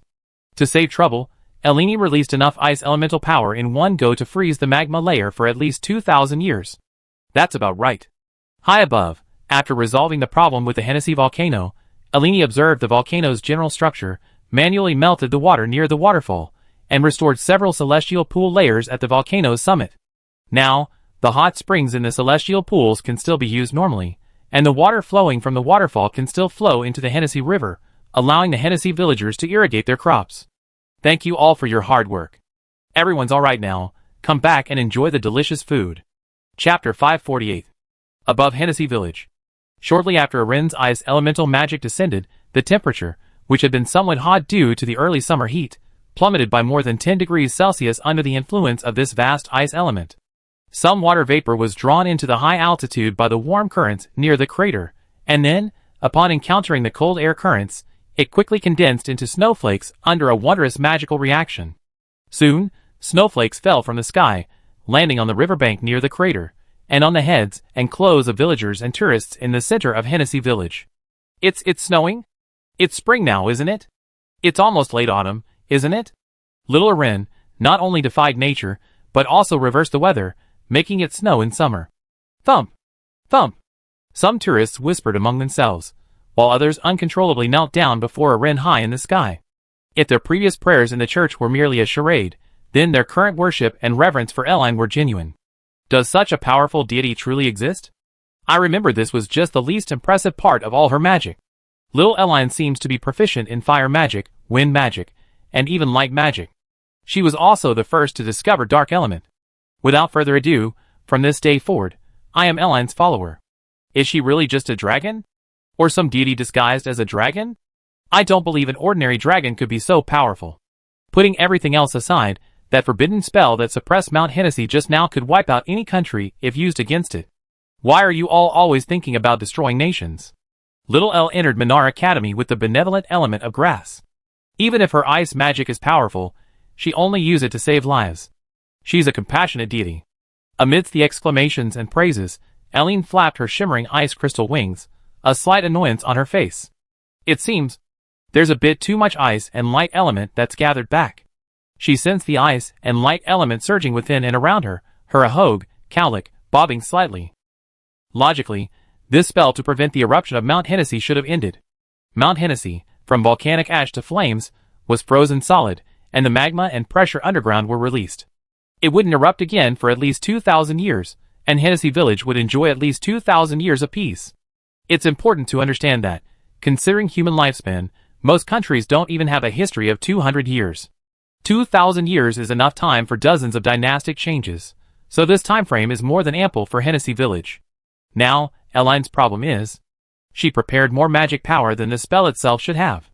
It's like buying 100 bullets from a game store to suppress an enemy, only to fire 3 headshots and kill the target, leaving 97 bullets unused. Because using this level of magic doesn't require incantation for Elaine, she performed a brief incantation for the sake of the spell's visual appeal, and to accommodate the tourists below, resulting in an excessive amount of magic power being gathered. For the elemental spirits, a super mage like Erin would normally gather automatically with a single thought. Now, this adorable Dragon King had actually used enchantment on the elements. How could the elemental spirits not go crazy? Then, I just give everyone a little healing spell as a bonus. Thinking that she couldn't use the gathered light elements anyway, Erin flapped her wings again and soared into the sky. Her small feet, encased in soft white stockings, floated gracefully in the air, arms outstretched towards the crowd. Spring, summer, autumn, and winter have secretly circled around. The wind blows, the heart flies, who is shedding tears? The season I miss most, who are you thinking of? As Erin's clean, clear lowly voice echoed above Hennessy Village, showers of light rain fell from the sky, descending upon the earth like a miracle, mingling with the glistening snowflakes. In the light rain, new buds sprouted from the snow-covered plants near the village, and flower buds quickly bloomed. Vines nimbly climbed up the church and the villagers' houses, bearing fruit on the rooftops. Several white doves, symbols of peace, landed on the iconic cult of the goddess of El decoration atop the church, curiously observing the shimmering Elaine in the sky. Have you grown taller while I was away? Or have you lost a little weight? The wishes I made under the Christmas tree, have they come true? This time, Elaine didn't sing a lullaby, but instead sang a tune from her memory, perfectly suited to the snowy landscape, in the language of Earth. The song is called The Season of Missing You, with lyrics like the wind is blowing, my heart is flying, who is shedding tears. The rhythm is the same as Jingle Bells, so many businesses play this song at their doors, especially during winter and Christmas. Because of this, Erin, who had no home in her past life, had heard this song countless cold nights, and had a very deep impression of it. What song is this? It sounds so soothing. Is this healing magic? Such a wide-range healing magic? What is little Erin planning to do? Wait a minute, how come? My old ailment is cured? My legs don't hurt anymore, and my throat isn't so uncomfortable anymore? A miracle!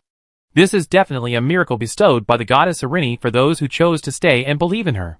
Finally, Erin used all the light magic she had gathered in one breath, flapping her icy wings, and quickly landing on the ground. With a series of shattering sounds, the wings on Erin's back vanished as ice crystals, and her light blue hair returned to its usual black and white.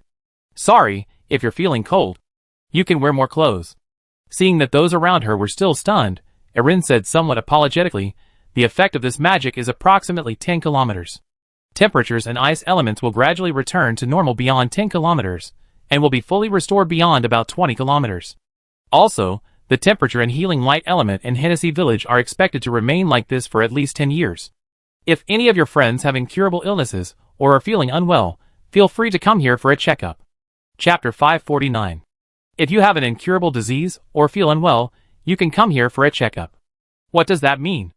After landing, Elaine's words stunned the surrounding tourists. What did she just say?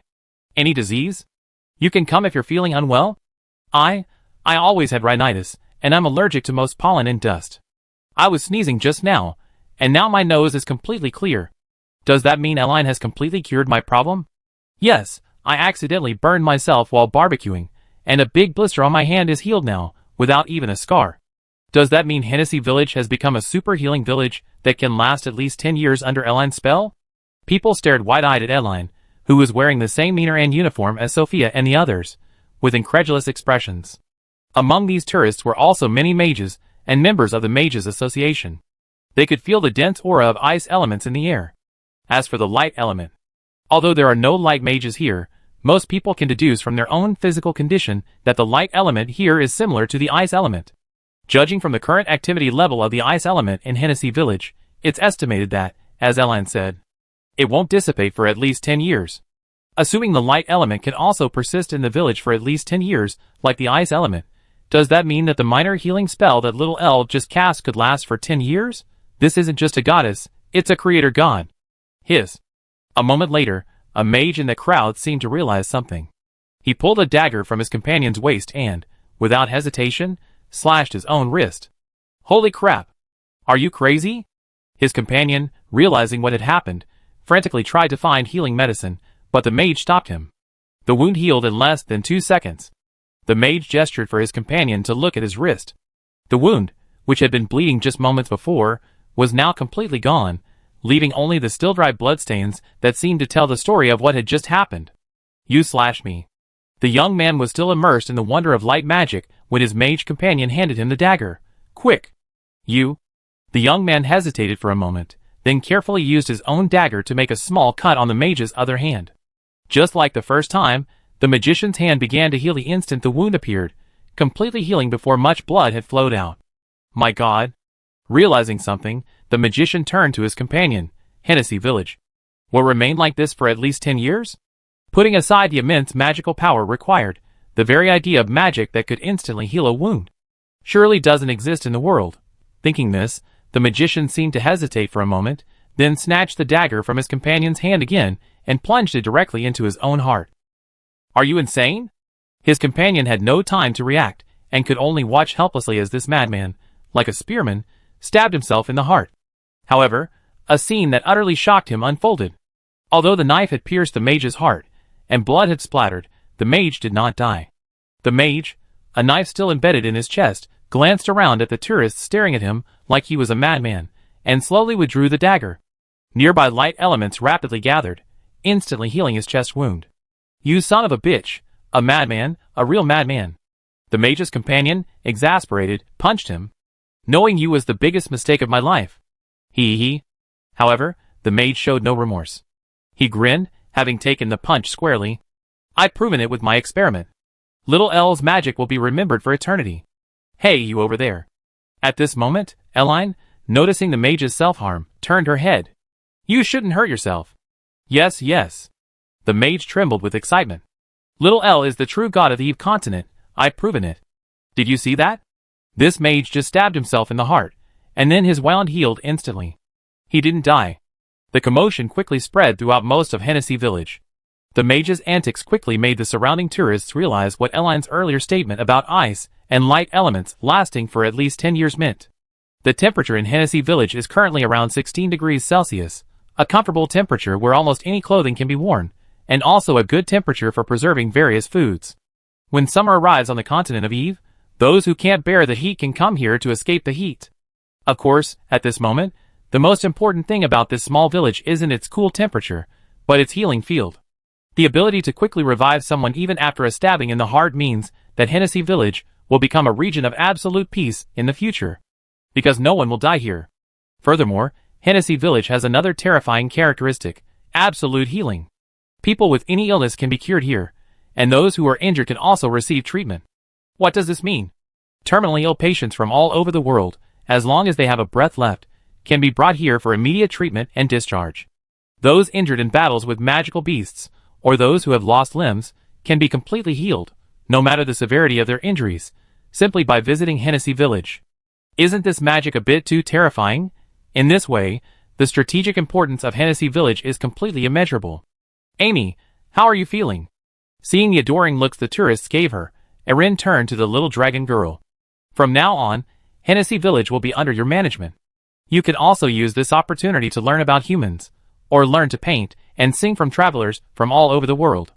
If the tourists who come here today spread the word about the village's healing spring, the number of visitors will definitely increase dramatically. Ordinary people probably can't handle that kind of flow, so I decided to bring you here. Saying this, Erin patted the blue-haired little girl's shoulder. As for your parents, I talked to them later. Only then did Amy recover from her shock. Lady Erin, is this really okay? For someone like me? What's wrong? Nothing. Then, The little dragon girl secretly turned her head away and wiped away a tear. Thank you. Chapter 550. The reason for setting up the spring healing point in Hennessy Village, besides wanting to take care of the runaway dragon Amy, was primarily because Erin wanted to take responsibility for the Dragon King authority she would inherit. During the era of the war between gods and demons, Nasod was indeed a very competent dark dragon king. At that time, almost all creatures on the continent of Eve feared monsters, living a life of hunger and chaos. In that era, peace was everyone's only hope. Therefore, Nasod's task was very simple. To unite all forces that could be united, lead everyone in a full-scale fight against the monsters, and drive the evil monsters from this world.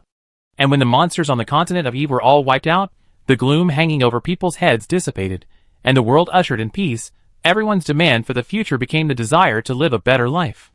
Nasod excels at leading troops in battle, but dealing with problems, like what to do when cats keep running into vampire territory and dying, what to do when my vassal states keep sending batches of female lizards to scenic spots to humiliate me, or whether to plant corn or cucumbers first to get rich in the countryside would give this dark dragon king a major headache. In other words, with the changing times, Nasod is indeed no longer quite suited to the current meta, and his powerful military is no longer top tier. Although Nasod can still manage the Eve continent using the same methods as before. Might makes right. I want to be a tyrant, you must do as I say, or I massacre the city. While this might have a deterrent effect in the short term, it could also easily breed extreme dragon-slaying organizations, not only tarnishing the dragon race's reputation, but also potentially leading to a future where ordinary humans slay dragons. Therefore, Nasod wisely chose to transfer the throne to Eline. His previous adoption of Eline to Pirista as his daughter was also a test, to see if his daughter could get along well with the insignificant humans, and adapt to the new world more easily than he could. Now that the test was over, the results proved that his daughter, little Eline, could not only perfectly integrate into human society, but also inspire faith in her. Nasod was completely relieved. From now on, this place will be an absolutely neutral region, not subject to the supervision of any country or power, and will not accept any war. Eline briefly explained her plans for the future of Hennessy Village to Amy while they ate together. With Sister Amy's strength, she should be able to deter most troublemakers. Hennessy Village welcomes all peace-loving people. Then, the light element here can only last for 10 years.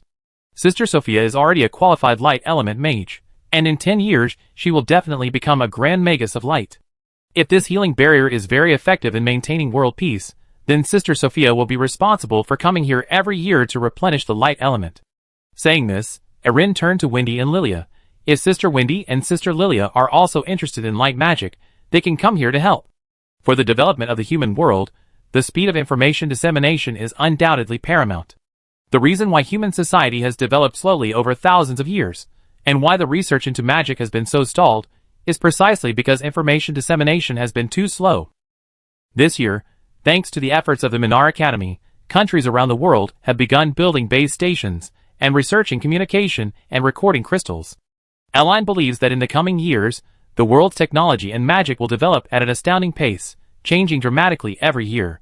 Therefore, she herself is unsure what Hennessy Village will be like 10 years from now. Huh? Can ordinary light mages replenish light elements here?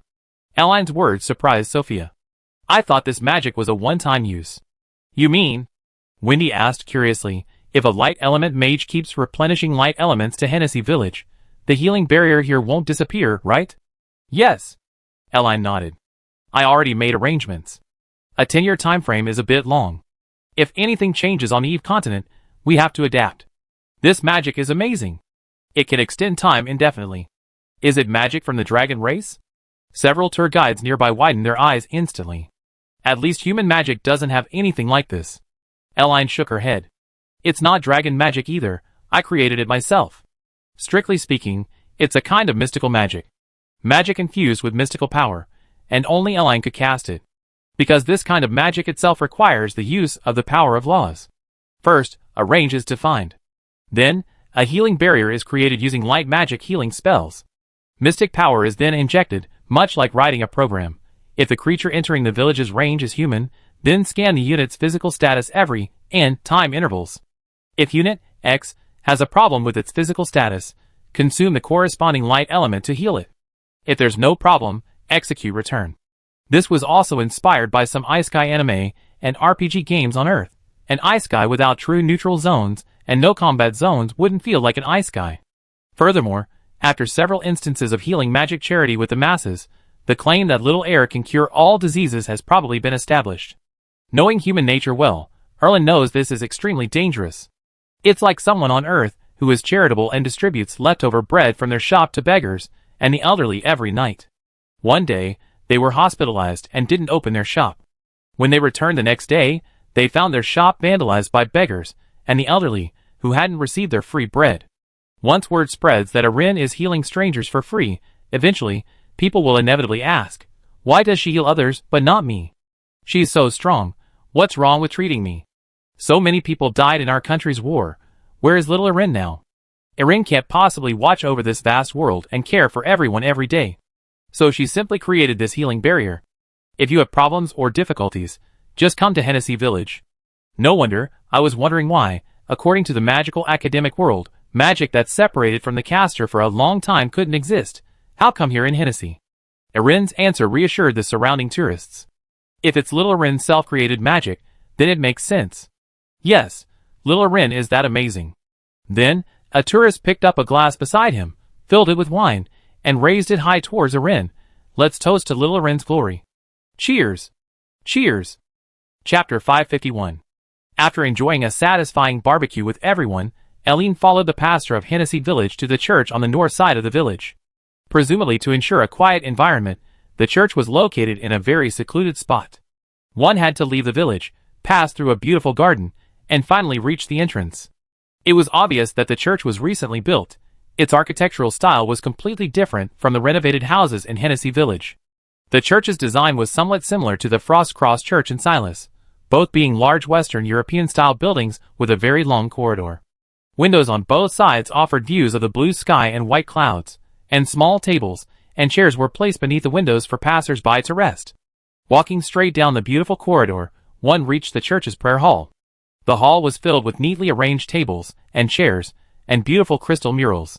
Warm sunlight streamed in from outside, falling on the colorful gemstones on the walls, refracting various colors of light into the air, creating a truly sacred atmosphere. Walking straight from the center of the tables and chairs, you see the pastor's lecture and two statues of cherubs. Besides that, there's a small passageway behind the lecture area, a private passage for penitents to confess to the nuns. A fee is required to enter, allowing for a one-on-one, face-to-face conversation with a nun, explaining one's sins in this life.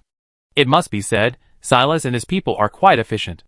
Eleanor didn't participate in the church's construction at all, yet they completed the church's construction and established its rules in less than half a month, even figuring out how the church would generate revenue. Your Grace, we hope you can forgive our rudeness. Upon arriving at the church for the lecture, the pastor bowed respectfully to Elaine. We built this place without your permission, borrowing your holy name. I have no objection, if it brings solace to everyone's hearts. Elaine surveyed the brightly lit, enormous cathedral and tentatively asked, how's the revenue here? Is it enough for you to live on? Here, he refers to the pastor, nuns, and staff responsible for managing the church, such as the cleaners, warehouse managers, and cooks. They are ordinary people, and ordinary people need to live. Even with strong faith, the necessities of life, food, clothing, shelter, and transportation, are unavoidable. Judging from the current situation, the church's income seems to come solely from confessions with the nuns. Tourists enter Hennessy Village for free, enter the church for free, and listen to the pastor's sermons for free. Only the one-on-one conversation with the nuns in the little black room costs money. In addition, the church has a goddess box for donations. The amount donated is entirely voluntary, but this income is generally unstable. Theoretically, most people have one-on-one conversations with nuns that last about half an hour to an hour, and the fee for 1 hour is 2 to 5 silver coins. Converted to Earth, that's roughly 200 to 500 yuan. The profession of nun is roughly equivalent to a playmate on Earth, mainly responsible for providing emotional value, such as listening to the stories of penitents, giving them encouragement and comfort, etc. A wage of 200 to 500 yuan per hour seems high, but if you consider it as the entire church's income, it's actually quite meager. Lord L doesn't need to worry about our income. Seeing that L's first concern upon entering the church was her living expenses, the priest and nun were immediately moved to tears. We're doing very well here. Really. Finally, the priest added in a trembling voice, in my entire life, I never had such an experience. that the God I believe in truly exists in this world, and has come so naturally to my side, so kindly caring about everyone's income and lives. Yes, Lord L doesn't need to worry about these trivial matters. The nun also subconsciously wiped away tears from the corners of her eyes. As long as your radiance is here, we will all be fine. Alright, if there are any difficulties, you can talk to the village chief. L turned to the village chief, Hennessy, behind her, by the way. Village chief, I remember you have a daughter, don't you? Isn't she here today? Oh, she's studying at the Magic Academy in Silas. School just started a few days ago, and she usually doesn't come back on weekends. The village chief was somewhat flustered. Should I call her back? No, I was just asking casually. Ellen smiled. After word gets out about what happened here today, the number of visitors to Hennessy Village will definitely surge. You should think about how to monetize that traffic, like building some small restaurants for guests. Also, it's best to prepare supplies for the village in advance. These next few days, you can go to the nearby big cities to buy some food and water, and stock up on things like toilet paper and snacks that the children like. If you don't have enough manpower, you can cooperate with the people at the church. I know, Lord L. The village chief nodded repeatedly. We know that Hennessy Village's current achievements are inseparable from you and the church, so we will definitely work with the church to manage the village well. Then let's begin. Aline smiled and walked towards the two cherub statues on the pastor's platform. Have you ever seen angels? No. The pastor was somewhat embarrassed. We only heard of them in some myths. Well, how about this then? As she spoke, Aline opened a spatial passage leading to her Minar Academy student dormitory and casually took out her black and white cushion. I helped decorate these two little angels. With that, Aline, carrying the cushion, went to one of the statues. What was that just now? She just pulled things out of thin air? What kind of magic is that? I don't know, but little Eleni truly lives up to her divine status, easily accomplishing what no one else can. Amidst the astonished gazes of the crowd, Eleni gently tore a small corner off a cushion, taking out one black and one white feather from the winged race inside. These are real angel feathers. Standing on tiptoe, she placed each feather into the palm of an angel statue standing in a prayer pose. Eleni used water magic to envelop the feathers, allowing them to remain permanently in the little angel's hand, and then added some light elements. Instantly, the feathers inside the two angel statues emitted beautiful, colorful light, making the atmosphere of the entire church even more sacred. Now, this is a little home blessed by angels. Chapter 552. After briefing the village chief and priest of Hennessy Village on several issues regarding the village's future development, and having them briefly discuss the village's future direction and income/expenditure with the dragon lowly Amy, Erin, and the other girls returned to the sled and left the village. Actually, Erin's biggest worry was the issue of money in Hennessy Village. In this world, as long as human beings exist, money and power are unavoidable. Human nature cannot withstand the test.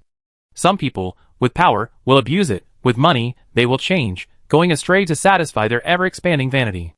Now that Erin has transformed Hennessy Village into a healing spring of absolute peace, if the tourists who visited today spread the word, the village's visitor flow will definitely surge in the future, possibly even leading to queues waiting to enter the village. Let alone this kind of all-curing light magic, even on Earth, when people get old, if they hear that a certain health center has launched a miracle drug that can increase lifespan, even if they doubt its authenticity, the elderly will still line up in long queues outside the center to buy the medicine. Most people are afraid of death. Even if they aren't, if they suffer from some strange illness that ordinary doctors can't cure, they definitely choose to come and see after hearing about Hennessy Village. And the treatment effects in Hennessy Village are real and tangible. This will lead to all sorts of problems. If there are too many people coming to Hennessy Village, should reservations be made? If so, who is in charge? Will that person have ulterior motives? For example, if I give you 10 gold coins, will you give me special treatment? Furthermore, I really like Hennessy Village. Could I stay here for one night? Is there a fee? Who pays the fees? If I pay, does this house belong to me today? Can I sell my right to reside here? It's safe to say that the authority to manage those entering Hennessy Village in the future is an incredibly tempting allure for the entire Eve continent. This power is, in some ways, greater than that of a country's king. Some people may never travel to other countries in their lives, but they and their relatives and friends are highly likely to get sick, injured, or have such needs. Therefore, the power wielded by the villagers and those in charge of Hennessy Village is quite terrifying. Furthermore, if these villagers become accustomed to this indoctrination of power, will their vanity swell, and lead them to abuse this power for personal gain? For example, a villager might go out and say, "I'm a villager of Hennessy Village. If you don't bring me a beautiful woman, Hennessy Village will blacklist you." Or "I'm the village chief of Hennessy, and what I say goes." Today, you need at least 100,000 gold coins to enter Hennessy Village. No money, no entry. All of these situations could easily damage Eline's public image. Therefore, she needs an assistant who can absolutely suppress the village's behavior, namely, Amy from the Dragon Clan, and deliberately claims that Hennessy Village's healing barrier can only last for 10 years. If corruption and abuse of power by the village chief and villagers occur after 10 years, then no one will come to infuse the healing spring with new magic. This is what Eline meant when she told Sophia and Wendy to come back in 10 years to infuse the barrier with light elements. At that time, you can decide for yourselves whether or not to maintain the barrier. This forest ahead is called Rebellion in dragon language, roughly meaning Forest of Chaos. After leaving Hennessy Village and speeding along the plains and grasslands for a while thanks to Wendy's wind magic, Erin explained, as the forest began to emerge. The Rebellion Forest has existed for over 100,000 years. It's a tropical rainforest, home to many magical beasts, and even monsters. This forest is enormous. Taking a detour would be too far. We have to go through the middle. Erin opened the side window and glanced at the forest ahead. We might have to spend the night in the Rebellion Forest tonight, so everyone be prepared. It's currently around 3:40 p.m. They should arrive at the entrance to the Rebellion Forest between 4:30 and 5 p.m. Erin can then cast some buffs on her companions, allowing them to explore a bit more in the forest before going to sleep. I'm fine. Sophia raised her little hand in the crowd. As long as I'm with Little Ire, I can do anything. Me too, Wendy said while driving, but if we really encounter something in the forest, in the end, Little Ire will probably be the one to solve it, right? The magical beasts in the Reverse Grace Forest. Lilia asked curiously, what's their average level? Let me think. Irini pondered for a moment. According to the human classification of magical beasts, the weaker ones should be around rank 7 or 8, while the stronger ones would be rank 9 or 10. Wow!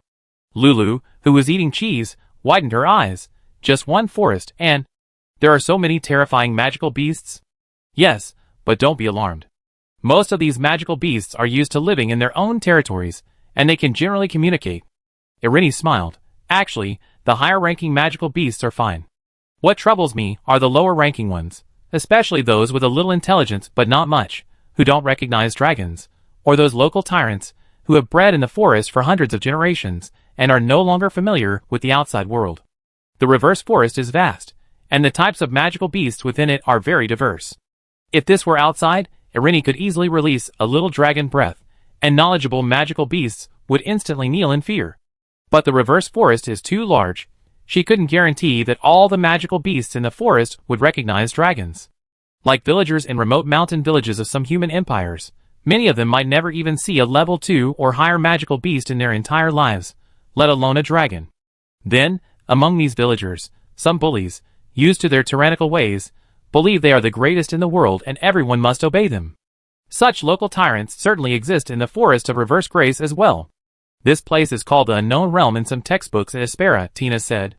Many scientists in our country know about this forest, but because it's so vast, and the magical beasts on the edges are at least level 4 or even 5, no one has dared to approach it for hundreds of years. It's alright. If we encounter any troublemakers, we all work together to take them down. Eline sat in the hood of the car, holding a baby bottle. Towards the Forest of Reverse Grace, onward. Chapter 553. Wow. This Reverse Grace forest is so long, and it's full of all sorts of monsters. In Chiyo Xiao's room, Shower, who was helping her parents prepare dinner in the kitchen, heard the impatient voice of a girl coming from Lu Sinyu's room. The trees are so tall and numerous, and the monsters are evenly distributed. There's a bunch of blue mushrooms here, and a few monkeys there. What was the planner thinking? Putting monkeys on this path that newbies always take? And throwing bananas. Oh God! There are even armored pigs. Oh no, oh no! Listening to the girl's frantic typing on the keyboard in the room, Shower smiled helplessly. She glanced at the rising sun through the screen window next to the kitchen, and continued her work.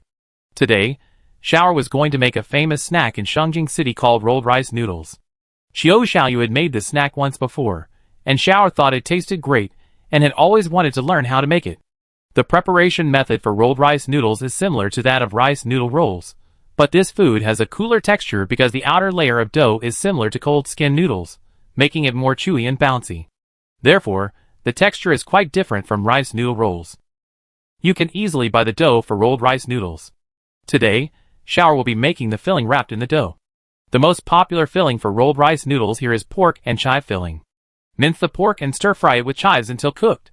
Set it aside. Then, pour soy sauce and sesame oil into a pan and stir-fry until hot. Add some chopped scallions, and the accompanying dipping sauce is ready. However, considering that Nasaw doesn't like the taste of chives, Shower got up early this morning to go to the market and buy a lot of fillings, such as cabbage, radishes, black fungus, and corn, just to satisfy the different tastes of everyone in the house. That seems about right.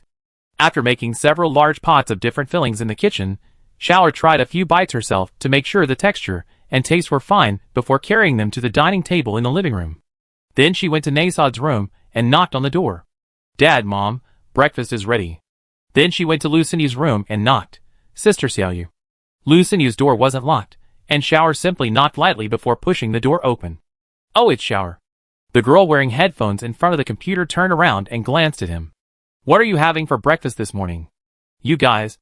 After entering the room, Shower noticed that Qiu Xiaoyu was also there, and couldn't help but ask curiously, "Were you two together last night?" "Ah. Good morning, Shower." Qiu Xiaoyu, on Luciny's bed, yawned, lazily sat up, and stretched. "It smells so good. Did you buy rice noodle rolls?" "I only bought the dough. I made the filling myself." Airlini immediately noticed the state of the two in the room. "Didn't Xiaoyu sleep all night?" "Her?" Qiu Xiaoyu glanced at Luciny, who was playing on the computer at the foot of the bed. "After we did it last night, she seemed to be having some existential questions, so she had insomnia. This game is really hard." Before Qiu Xiaoyu could finish speaking, Luciny interrupted her, seemingly trying to distract Xiao. Pointing to the large screen, she asked, "Could you come and take a look?" "Oh dear, I'm so shy." Qiu Xiaoyu, lying on the bed, yawned and casually picked up a comb to brush her hair. "Last night when I came over, you were so stubborn, saying you wouldn't feel anything, and that you wouldn't dare make a move on me. But after less than half an hour, you couldn't take it anymore, and then you just sat there blankly." "Shut up. Go to sleep," Luciny said, her face flushed. "Don't mention last night again, or I beat you up." "Oh wow, so fierce." Qiu Xiaoyu shook her head. "I only need one hand. I'm not arguing with you." Luciny gestured for Shower to come over. "Quick, Shower, help me take a look at this game." "What game is this?" Even though she knew the girl was trying to change the subject, Shower still covered her mouth and smiled as she leaned closer. "Is it difficult?" "MapleStory. Online." Luciny said seriously, MapleStory 3. "The first one is currently the #1 online game in Japan and South Korea. The second one went bankrupt. This is the third one made with Unreal Engine 6. Fighting monsters in 2D games used to be easy, but after switching to 3D, it feels so difficult. It feels like everywhere is a super adventure, and you're almost dead in no time." "Matchmaker story?" Little L found a chair next to Luciny and sat down, trying to pick up the keyboard and mouse. "Attack every monster you see." "No, my profession is a mage. I only learned one basic spell, called Magic Double Strike. Its attack range is roughly a 60-degree fan-shaped area in front of my view, within 10 meters. Luciny pointed to the minimap and said, "This reverse grace forest is the only way to Archer Village. I want to go to Archer Village from Pearl Harbor, but this forest. Ordinary monsters, like blue snails and red snails, can be taken down with 2 or 3 magic double hits. Even the stronger flower mushrooms take about 4 or 5 hits. But this forest is unreasonable. Besides snails and mushrooms, there are also armored pigs and monkeys that are completely impenetrable. The monkeys will even throw bananas at you. So, we can attack the snails and mushrooms, and stay away from the armored pigs and monkeys. The goal is to get through the forest in front of us, right?" Little L nodded. "I try my best.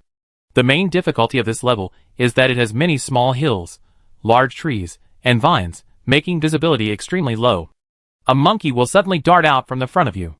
Luciny looked frustrated. "I hate these monkeys. Wait until Once I become an ice and lightning mage, I definitely come back and mow down all these monkeys." "You're just escaping reality. You didn't sleep all night, but I got plenty of sleep." At this moment, Qiu Xiaoyu, having finished combing her hair, got off the bed. "When you can't stay awake during the day, I have plenty of opportunities to slowly devour you, little cutie. Look. Lu Xinyu gave Xiao a wrong look. She bullied me. Xiao couldn't help but laugh. Then you can bully her too. Sister Xiaoyu and Sister Xiaoyu seem to be about the same size? But just as I was about to bully her, this girl lay down, looking like she was ready to enjoy it. Lu Xinyu puffed out her cheeks. I feel like I'd be at a disadvantage if I actually did it. Well, I know nothing about matters of the heart. To this, Xiao could only shrug helplessly, then quickly help the girl through the forest of rebellion. I'm going back to prepare a nutritious breakfast. Remember to drink plenty of water, Sister Xiaoyu. Chapter 554. Despite not having slept all night, Lu Xinyu still yawned and came out of her room when Xiao finished making breakfast, filling the room with its aroma. Alright, what's there to be upset about? We already announced our relationship. Qiu Xiaoyu outside seemed nonchalant. She pulled out Lu Xinyu's small stool and handed her a rolled-up rice noodle roll, drizzled with sauce. Try Xiao's cooking. The gods are personally cooking for you. Don't be ungrateful. Thank you. Lu Xinyu took the plate and sat at the table for a while, still seemingly dazed. I feel like this isn't about announcing our relationship. Then what is it? Qiu Xiaoyu asked curiously, or I could post a statement on my blog saying that the famous illustrator Xiaoyu and the lesbian writer Xiaoyu. We officially established our relationship. Please give us your blessings? No. I'm going to get attacked by your fans. Lu Xinyu immediately panicked upon hearing this, then blushed and lowered her head, muttering, Are you really that gay? Yeah, I always been gay. How many artists are purely straight? We all like cute girls. Qiu Xiaoyu laughed. My personality has always been like this, you know that? Now that we're officially together, you're mine, so isn't it only natural for me to touch my own person? Lu Xinyu looked to Xiao El for help. Does this kind of situation exist in other worlds? Other worlds? Xiao El thought for a moment. It probably does. For example, there's that homebody princess who immediately confesses, Please marry me, or the little cake that snuggles up under the covers to sleep together during freshman wilderness survival training. Then, Lu Xinyu turned her gaze to Nasod again. How did Ael's father and mother meet? Did Ael's father pursue Mom back then? Back then. Nasod was about to say something when Fafnir, standing beside him, reached out and covered his mouth with her hand. Yes, that's right, he pursued me for tens of thousands of years. Ugh. Seeing Nasod try to struggle, Fafnir, under the table, pinched his thigh hard. Ugh. Tens of thousands of years. Hearing this, Lu Xinyu suddenly felt respect for Fafnir. Tens of thousands of years must be a very long time, right? Our human civilization has only existed for a few thousand years. I can't imagine how long tens of thousands of years would be. Mr. Nasod, to have pursued Sister Fafnir so steadfastly for tens of thousands of years, must be a man of perseverance and responsibility, right? Fafnir released her hand. Cough, cough, cough. Nasod was a little embarrassed. He lowered his head and used eating to hide the helpless expression on his face. Tens of thousands of years. Cough, cough, cough. That might be a bit of an exaggeration. Oh, not tens of thousands of years? Fafnir narrowed her eyes. I remember when you came to the Dragon Forest Ice Crystal Palace, Minar Academy hadn't been established yet, right? And those fresh flowers near the Ibel Cave hadn't grown to such a large scale. You can't. Nasod was so intimidated by Fafnir's expression that he lost his voice. You can't consider the day I first came to Dragon Forest as me. When I was pursuing you. When was that? Fafnir seemed determined not to let Nasod off the hook. Back then, who was it that kept yelling things like, The Azure Dragon is dead, the Black Dragon shall rise, saying that the dragon race must unite, dragging me to the Crystal Palace in the middle of the night, and babbling on, trying to trick me into betraying the Holy Dragon race. Who was it? Fafnir's words immediately made Qiu Xiaoyu and Lu Xinyu show expressions of I'm in for some gossip. The two immediately stopped bickering and tried to eat their breakfast quietly. How could I have lied to you back then? Nasod looked innocent. That's how things were supposed to be. It was the optimal solution. The elders wanted you to negotiate with me. I didn't want to fight. If we joined forces, the internal conflicts within the dragon race would definitely be resolved. This young master Nasod from the Black Dragon clan. Fafnir leaned close to Nasod's ear, pinching it with one hand. Let me remind you, I am the princess of the Holy Dragon clan. What you meant by those words was that you wanted me to betray my family and elope with you. Did you think I, a 1,000-year-old dragon, was easy to fool? But in the end, you still didn't agree. You liked this suggestion. Nasod's voice lowered even further. So, This can't be considered me pursuing. Pursuing you, right? I didn't understand love back then. You don't understand love now either. Daphne released her hand and sighed softly. Never mind, Elle is here. I won't argue with you. It's all right. It's all right. It happened tens of thousands of years ago. It's all in the past. Seeing that the two had almost finished their discussion, Elle quickly put a freshly rolled rice noodle roll into Nasad's bowl, then poured yellow peel juice on it, and helped the man straighten his messy clothes. Daddy, eat this. This is delicious. Then, she turned to Fafner and placed a double-layered soup dumpling, specially made for her mother, on her plate. This is for Mommy. I love Mommy the most. Little Elle is so thoughtful. Fafner ruffled Little Elle's hair, unlike someone who's been playing video games all day since coming here, and doesn't even do chores while staying at someone else's house. Well, this is different. We have different strengths. Nasad explained, sweating. You see, in such a big family like ours, the children usually work, cook, or do whatever they want. I'm good at solving problems with force. If there's any dangerous situation, that's my job. So, I'm the type who doesn't act unless it's absolutely necessary, and when I do, it's devastating. What kind of dangerous situation are you referring to? Fafner was amused by Nasad's excuse. Earthquake? Volcanic eruption? Or an asteroid hitting the Earth? None of those are a problem. Nasad straightened up. Chest, if something like an asteroid really hits Earth, I definitely step in. I overheard some people here saying something while I was out shopping these past few days, and I think it suits you quite well. Fafna said mercilessly, when there's danger, Dad is your biggest support. When there's no danger, Dad is the biggest danger. Cough, cough, cough. Nasad choked and coughed several times in a row. Isn't it a bit of an exaggeration? I just play games at home, experiencing the convenience brought by this era's high technology. Speaking of asteroid impacts on Earth. At this moment, Lucini weakly raised her hand, placed her phone on the table, pointed to the news on it, and said, it seems that an asteroid will indeed hit Beijing today. But this asteroid is a bit small. Theoretically, it won't cause much damage to the city. It's just a bit of a scare tactic. Chapter 555. Today, the Shengjing Aerospace Bureau issued a warning that asteroid 2030 OK has been captured by Earth's gravity and is about to crash into Chinese territory. The predicted impact point is the suburbs of Glory District, Shengjing City. However, the citizens of Shengjing are advised not to panic excessively. The asteroid is not large enough to support its complete impact. It will most likely disintegrate at an altitude of several thousand meters. Here, reporters urge everyone to stay away from the outer ring road of Glory District, Shengjing City, between 12 p.m. and 3 p.m. to avoid being hit by falling debris. Shengjing Aerospace Research Base. As usual, Lu Gaofeng, after breakfast, went to his office, organizing yesterday's data while browsing today's Shengjing news. Good grief. This reporter really knows how to rub salt in the wound. Looking at the news on the computer screen, Lu Gaofeng was both amused and exasperated. Since it's an asteroid that can disintegrate naturally, why not just ignore it? They had to mention it on TV, as if they wanted all the idle citizens to come and watch. Exactly, a colleague chimed in. If you ask me, it would be best not to say anything. It's not a large asteroid anyway. Whoever sees it is purely a matter of luck. Now, the whole world knows. Extraterrestrial civilization enthusiasts, astronomy enthusiasts, internet celebrities, they're all going to rush over. You guys don't understand, do you? A female colleague adjusting her glasses as she passed by said, that's exactly the effect the local station wants. The asteroid will disintegrate in the air anyway. It won't kill anyone.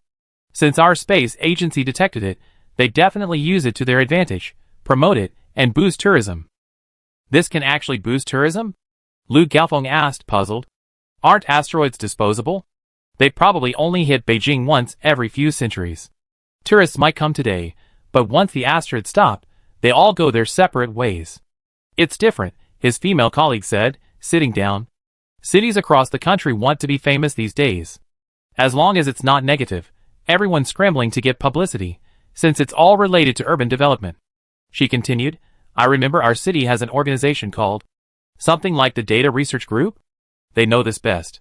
In recent years, the aging population has intensified, birth rates have plummeted, rural residents are migrating to smaller cities, and people from smaller cities are migrating to larger cities. These are all common phenomena. When a city, young people are all leaving, and if there's no one left, the city will have all sorts of problems. So everyone's basically trying to make the city famous. Oh, so that's how it is. Lu Gaofeng asked curiously. Was our news report on Shangjing TV deliberately misleading? It had to be deliberate. Think about it. After these past few days of publicity, the number of astronomy enthusiasts and internet celebrities buying train tickets to Shangjing today will definitely surge. They'd definitely be wearing live streaming or recording equipment, broadcasting the entire asteroid impact live. That give our Shangjing's construction and development publicity, right? His female colleague smiled slightly. Boss Lu, if you have any friends in the Glory District, you can ask them. They've been doing a lot of street cleaning there these past few days. Is that even a possibility? Of course, they deliberately attracted online celebrities to help promote the city of Shangjing. Some of these celebrities travel all over the country. They won't just glance at Glory District and leave. They definitely wander around, achieving the desired promotional effect. The female colleague thought for a moment. By the way, I remember there's also Longhu Bay Scenic Area in Glory District, right? That definitely increased the number of tourists visiting there. Lu Gaofeng sighed. You guys are really shrewd with your promotional strategies. Oh right, speaking of asteroids. A colleague, holding a teacup, approached Lu Gaofeng. Those previous batches of moons. How's the soil sample research going? Is it real? Nonsense, I personally dug it up from the moon. How could it be fake? Lu Gaofeng said, half laughing, half crying. Didn't that little L cause such a commotion at the anime convention recently? Our Ministry of Foreign Affairs even sent people to that small European country to pay hush money. So, do you think little L will go see this meteorite? I don't know. Lu Gaofeng shook his head repeatedly. Little L is like a god to me. How could I presume to know what a god is thinking? Before Lu Gaofeng could finish speaking, little L walked out of the spatial rift next to him, casually taking a crispy shark from his table. Yes, I will. With an air of familiarity, little L tore open the crispy shark packaging and said in a cute, ethereal little voice, I go check it out, just in case any scattered asteroids hurt anyone. Wow! So cute. Little L's casual sundress and bunny slippers instantly captivated several female colleagues in the office. Whose daughter is this? This? Lu Gaofeng's lips twitched. This is little L, the one who's become very famous in Beijing recently. She's little L? Wow! She's so cute. The female colleague who spoke reached out her hands to little L. Little one, can I hold you? Little L, who was munching on a crunchy shark, hesitated for a moment, then let the other woman hold her and sit on a small chair. Little L is so soft, and she smells faintly of flowers. She's so cute. Seeing his female colleague's fearless expression, Lu Gaofeng wiped the cold sweat from his forehead. The one you're holding right now is a god, who can travel freely between the moon and earth, and pull a European train over with a wave of her hand. I know, I've been watching little L's videos online lately, but I didn't expect her to appear in person so soon. His female colleague gently touched little L's smooth, light blue hair and leaned over. Little L, is there anything else you want to eat? I go buy it for you. Little L hesitated for a moment. Do you have milk? Yes, yes. The female colleague quickly got up and took a packet of milk powder from the drawer. I go make you some. Your office over here. A lot more colleagues. Watching her older sister leave, little L asked curiously, did you expand the team? They were temporarily assigned to assist me with my work. Just the previous batch of lunar soil samples, testing, analysis, data processing, and so on. The workload was just too much. Lu Gaofeng said somewhat apologetically, did that news about the asteroid on the Beijing local TV station bother you? No, I came here today just to ask you for some lunar-related data to compare. Little L said in her childish voice, while eating crunchy shark, I'm going to create a new world, and I also prepared a moon. I want to see where the differences are between the moon as studied by humans and the actual lunar data, so I can make some minor adjustments to the moon in the new world. Chapter 556. At noon, little L and Nasod arrived at the area outside Glory District in Shangjing City, the predicted crash site of asteroid 2030 OK by the space agency. It must be said, the Shangjing Tourism Bureau's promotional efforts were excellent. Despite being a very remote suburb with few bus routes, the Glory District suburbs were packed with people at this time of day, resembling a bustling downtown area. Hello everyone, this is a news reporter from Shangjing City covering asteroid 2030 OK. According to the data on the screen, we can see that this asteroid has been completely captured by Earth's gravity and is falling into our airspace. Given its current state, it should disintegrate in the area outside Glory District of Shangjing City. We reiterate, please do not go to the asteroid's impact site. Although the probability of the disintegrated asteroid hitting someone is very low, it's not zero. For your safety, It can be seen that many people in Glory District have turned on the space agency's live broadcast, searching for the best location to photograph the asteroid based on the data provided by the agency. Why are there so many people? They must all be here to see the asteroid.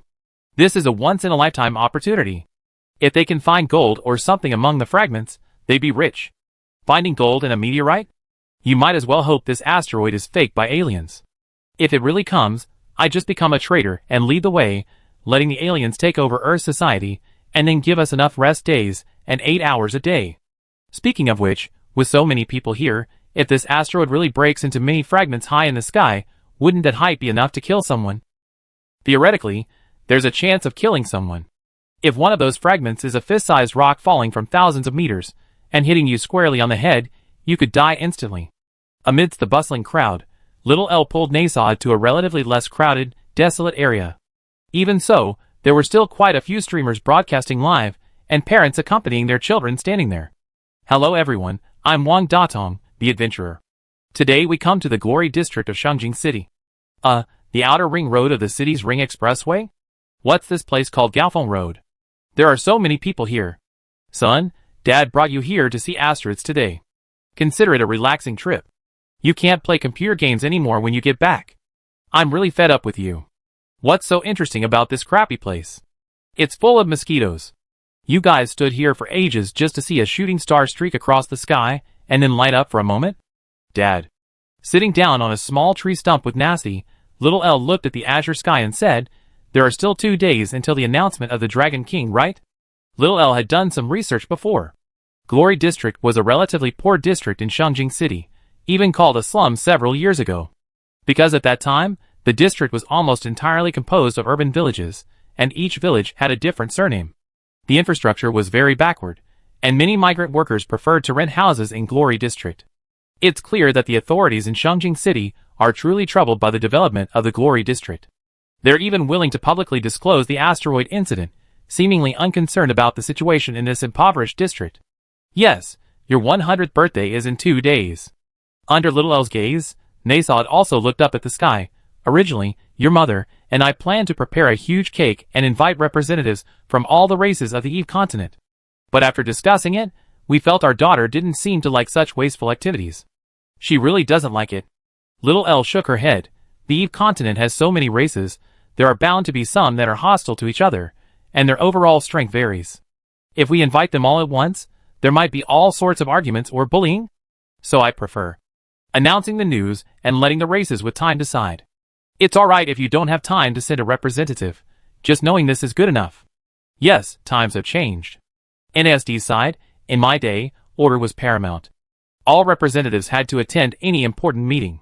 If they didn't, it was highly likely their troops had become disloyal, making them unfit to lead troops into battle. Back then, Dad must have used quite a few rather forceful methods to win over his subordinates, right? Little L asked tentatively. I can sense that many races were more afraid of dragons than anything else.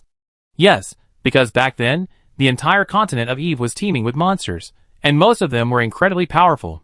The various races instinctively feared fighting them. Nasod sighed softly. All I need to do is make them transform their fear of monsters into fear of me. Is this your daughter? During the conversation, an older man seemed to notice Little L and Nasod, and immediately scrutinized Eline in her little sundress and bunny slippers with a critical look. How could you allow your child to dye her hair and dress like that in public?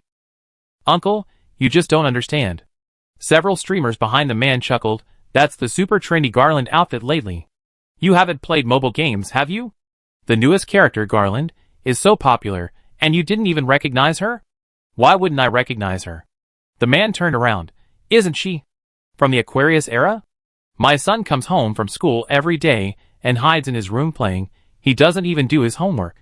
If you ask me, your generation has become like this because of games. Games must be shut down.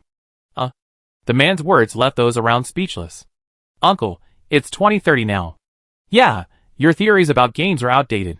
Even the official government of Shangjing City is promoting games to boost domestic demand. Are you going to go against the Shangjing government? Uncle, wake up. The internet is so stressful, real life is so oppressive, and you're still letting games ruin your life. Your child will become depressed sooner or later if this continues. Listening to the chatter of the crowd around him, The uncle approached Nasod with a resentful look. You're a parent too, right? You? I won't even mention how you, a grown man, have long hair, but you're so comfortable letting your daughter wear clothes like this in public. Originally thinking about the change of royal power. Nasod, who was performing the ceremony, looked up. What's there to worry about? No offense, but you. The man's face flushed red. You're corrupting customs. Customs? Nasod asked, puzzled. I don't understand what you mean by customs. This is our family business, and what hairstyle I have, what clothes my daughter wears. It's none of your business, isn't it? How can it not be related? Aren't you being a bit selfish by dressing like this? It's here. It's here. I see the little star. Wow. So clear. A big fireball. Just then, the surrounding crowd erupted in noise, many people raising their phones and running towards the direction the little star had left behind. I don't know what your ideal customs are, and I don't even know you. At this moment, Nasod also stood up from the tree stump. But I still give you a piece of advice. Living according to your own ideas isn't selfish. Demanding that others live according to your ideas is selfish. Chapter 557. Under the azure sky, a small asteroid, engulfed in flames, was hurtling down at incredible speed towards the distant outskirts of Glory District. Perhaps due to the immense light and heat released as the asteroid burned, visibility in the already clear sky suddenly increased dramatically. The dazzling light even caused the houses and trees surrounding Glory District to reflect flickering flames. Under the blue sky, a crowd that had arrived early raised their phones and cameras to record this spectacular scene. Wow, so beautiful! Luckily we came in advance to prepare. An ordinary person probably won't see an asteroid hit Earth twice in their lifetime. But its trajectory seems off, doesn't it? Why is it flying further and further away? That's not the city anymore, it's practically outside the city. Even the space agency's calculations have errors, right? With our current scientific methods, we can't detect all asteroids heading towards Earth, let alone one this small. Giving you a rough location is already pretty good. Actually, if I were the Beijing Space Agency, even if I calculated the asteroid's impact point, I wouldn't actually announce it. At most, I say an area where you can take pictures. Otherwise, if someone gets hit, the Space Agency and Tourism Bureau will be held accountable. That makes sense. Their move is quite clever. It gives Beijing attention while ensuring the safety of us onlookers. Capital is truly something else. They pulled off another stunt. Like the millions of netizens in the Glory Zone and online, the Beijing Space Research Base was also watching the asteroid's every move. That scared me to death. I really thought those bastards at the Tourism Bureau had announced the actual impact point. Watching the live stream on the computer screen with Lu Gaofeng, an employee in the office took a sip of coffee. Turns out they not only calculated the impact point, but also predicted the best observation point, then released that as the impact point, attracting huge crowds to go and try to make a fortune by collecting asteroid fragments. What kind of fortune can you make? A colleague joked. Old Lu dug up tons of lunar soil from the moon before. That's worth way more than these asteroid fragments. That's different. We just got incredibly lucky, running into a god beyond human comprehension. The female colleague speaking seemed still basking in the afterglow of I got to hold little L, her face beaming with enjoyment. And I also. Holding that child, I could die happy. Don't talk about death so easily. The colleague, holding a coffee cup, nudged Lu Gaofeng with her elbow. Dazed? Oh. Lu Gaofeng snapped out of his reverie. I was thinking about little L creating the world earlier. He turned to the documents on the table. She's terrifying. Such a cute child, yet she can create a world with her bare hands? I can't understand it. There are many things in this world we can't understand. The female colleague picked up her water glass. We work in aerospace. We should know how terrifyingly vast the universe is. What is this aerospace base we live most of our lives in compared to Shangjing City? It's just a tiny place. And what is Shangjing City in the whole country? Just a small area on the map. And even our country, on a world map, is just a tiny speck. And Earth, not to mention the Sun, even Jupiter is over 1,000 times larger than Earth. What does 1,000 times larger mean? We wouldn't even be a pixel on Jupiter. Then, if we set our frame of reference to the solar system, Jupiter becomes a few pixels, and the solar system is just a tiny spot of light within the Milky Way. As for the Milky Way, it's just a tiny bright spot within those superclusters. There are countless similar superclusters in the universe, far beyond our human observation range. In such a mysterious universe, I wouldn't be surprised if a few gods appeared. But she came to us. Lu Gaofeng nodded. That's what I can't understand the most. You can only say it's all a gift from fate, just like why life only appeared on Earth. Various coincidences ultimately forged inevitability. His female colleague patted Luke Galphone on the shoulders. So? Should we report what happened today? Not for now. Luke Galphone shook his head. I can sense that this time. She came to us in a private capacity, so we should give her the respect she deserves. In the glory district of Shangjing City, as the asteroid streaked across the sky with a clear fiery trail, the crowd spontaneously rushed towards the direction from which it would fall. Quick, quick! It should be in the southeast. The map shows a small village there. The asteroid will probably land there. Why do I feel like a male protagonist from an anime? Chasing after falling stars. How romantic. You mean your name? Oh, wake up! We haven't traveled through time here, and there won't be any cute high school girls swapping bodies with you. I mean, chasing stars like this is really romantic. Don't you think so? Watching the crowd of livestream viewers and astronomy enthusiasts begin their great migration, Erin followed behind the crowd with Nasod. Today, she came here in Little L's body to observe the asteroid. Besides letting Nasod go out and protect the people here from harm, another purpose was to experience this feeling of chasing stars. In Little L's beautiful world Lumilon, there's a concept called starfall. According to the rules of Lumilon's world, ordinary sunlight certainly can't meet the needs of life on Earth, such as constantly replenishing magic power. Little L created two methods for replenishing magic power. One is directly supplied by the Mystic River, and the other is falling stars. Almost every day, stars fall in Lumilon. These stars are called starstones, a type of magical item that can bring magic to that world. As for where the starstones come from, well, Lumilon is just a small world. The Milky Way and stars overhead are mostly fictional. They just need to set up starstone spawn points nearby and let the stars fall randomly. Furthermore, Little L plans to create a starfall day in Lumilon to significantly increase the number of starstones. On this day, stars will continuously fall from the sky of Lumilon, creating a spectacular sight. Dad, let's go directly to where the asteroid fell and wait for them. Seeing the uncle who had just asked him, "Why are you wearing that?" Still staring at him, Little L casually summoned a portal. Okay. Nasod understood, rolled his eyes at the uncle, and walked into the portal with Little L, disappearing from the spot. Holy crap! This scene startled the uncle so much that he lost his footing and fell to the ground. There's a ghost! Chapter 558. The way Little L and Nasod left startled the middle-aged man, causing him to shudder and fall onto the barren land outside the Glory District. He stared at the crowd of people running forward, phones in hand, his face filled with astonishment and terror. Did you see those two people? Hey! Hey! Is anyone listening to me? Those two people disappeared into a hole. They must have gone to a scary place. They're not human. The man tried to grab a student from the roadside. Did you see them? What? Let go! The student pushed the man away with some disgust. Aren't you the one who said he wanted to shut down the game and criticized other people's clothing styles? If you're so capable, go back and write a complaint to the city bureau. No, listen to me.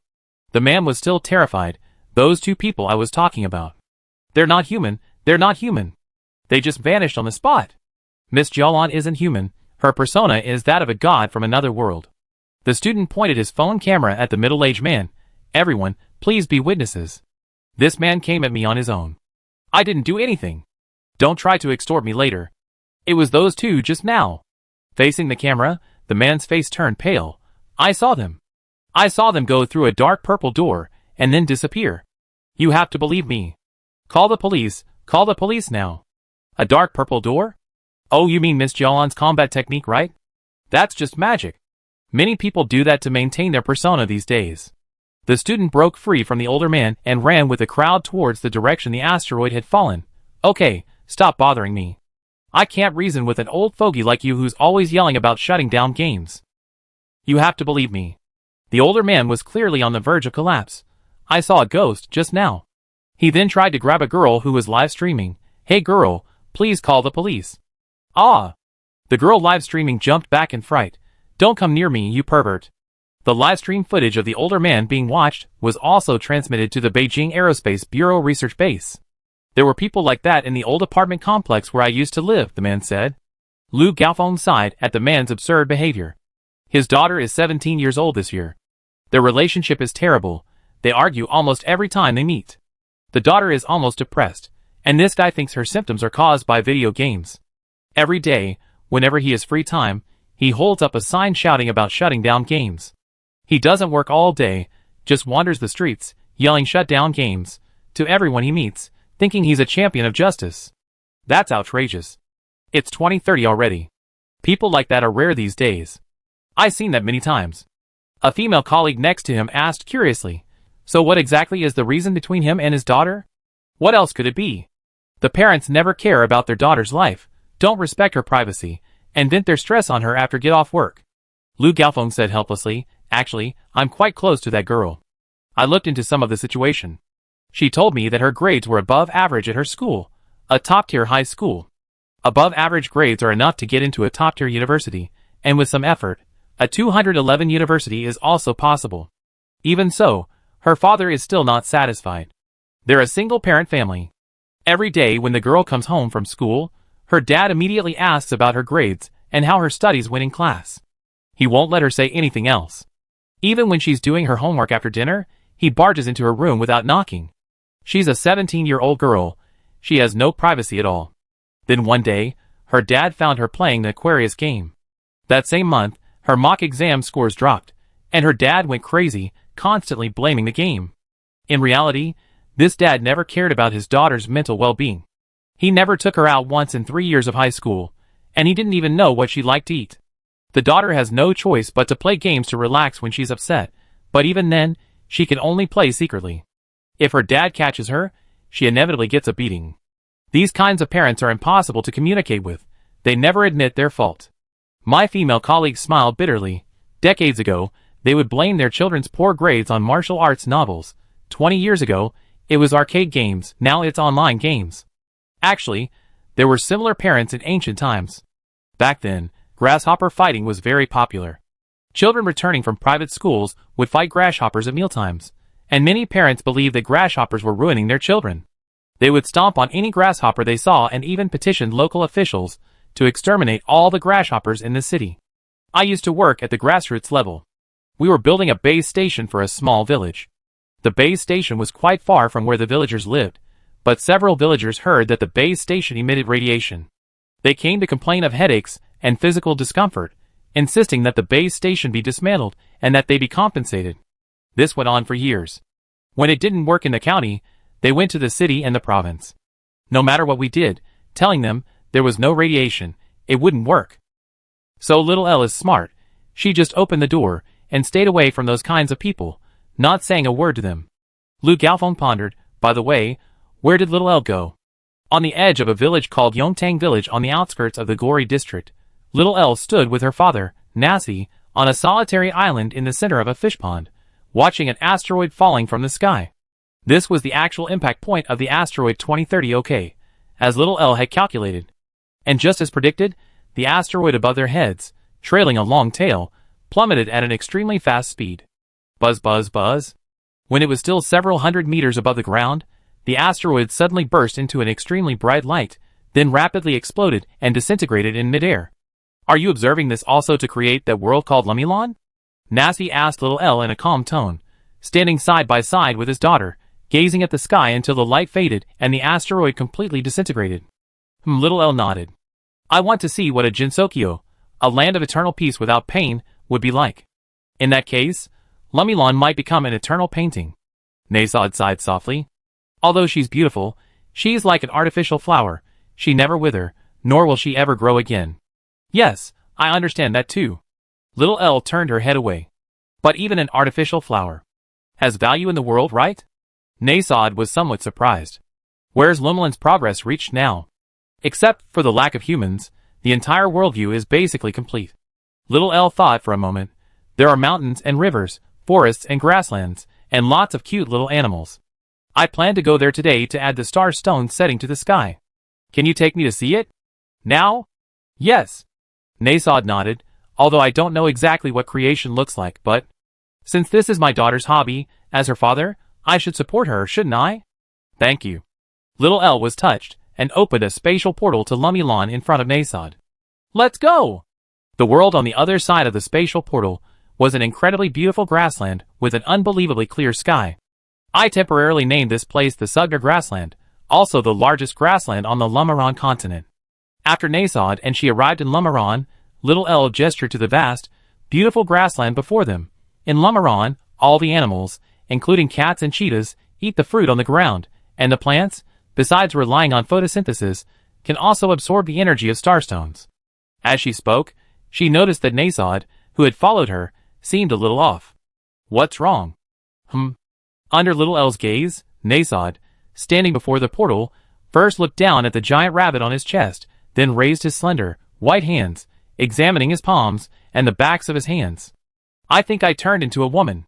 Chapter 559. So, in Shio's living room, looking at the beautiful girl next to Shower, who was only about 1.6 meters tall, with an explosive figure and long black hair past her waist, Fafnir suppressed a laugh and said, Shower means that the Dark Emperor who once instilled fear in all races of the world just went to the ideal land of Lamilan, and was affected by the laws there, turning into such a petite and cute girl. Don't laugh. Nasod, standing at the doorway, looking rather uncomfortable in his oversized men's clothes, said dejectedly, This is a very serious matter. Fafnir's lips twitched, barely managing not to laugh. But I didn't laugh. Not far away, Chiu Xiaoyu and Lucinu, sitting on the living room sofa, covered their mouths, their eyebrows curving into crescents, their bodies trembling, clearly having held it in for a long time. You guys have been laughing the whole time. Nasod clenched her fists, then relaxed them, finally adopting a resigned expression. Fine, laugh if you want. Ta! Fafnir couldn't hold back any longer and burst into laughter without any regard for her image. You. Ta! Darling, what happened to you? Whose innocent young lady is this?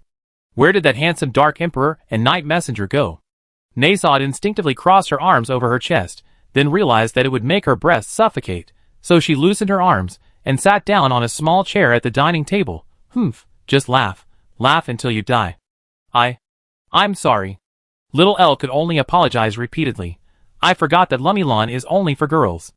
Dad said we should go see it together, and I was so excited that I didn't notice that.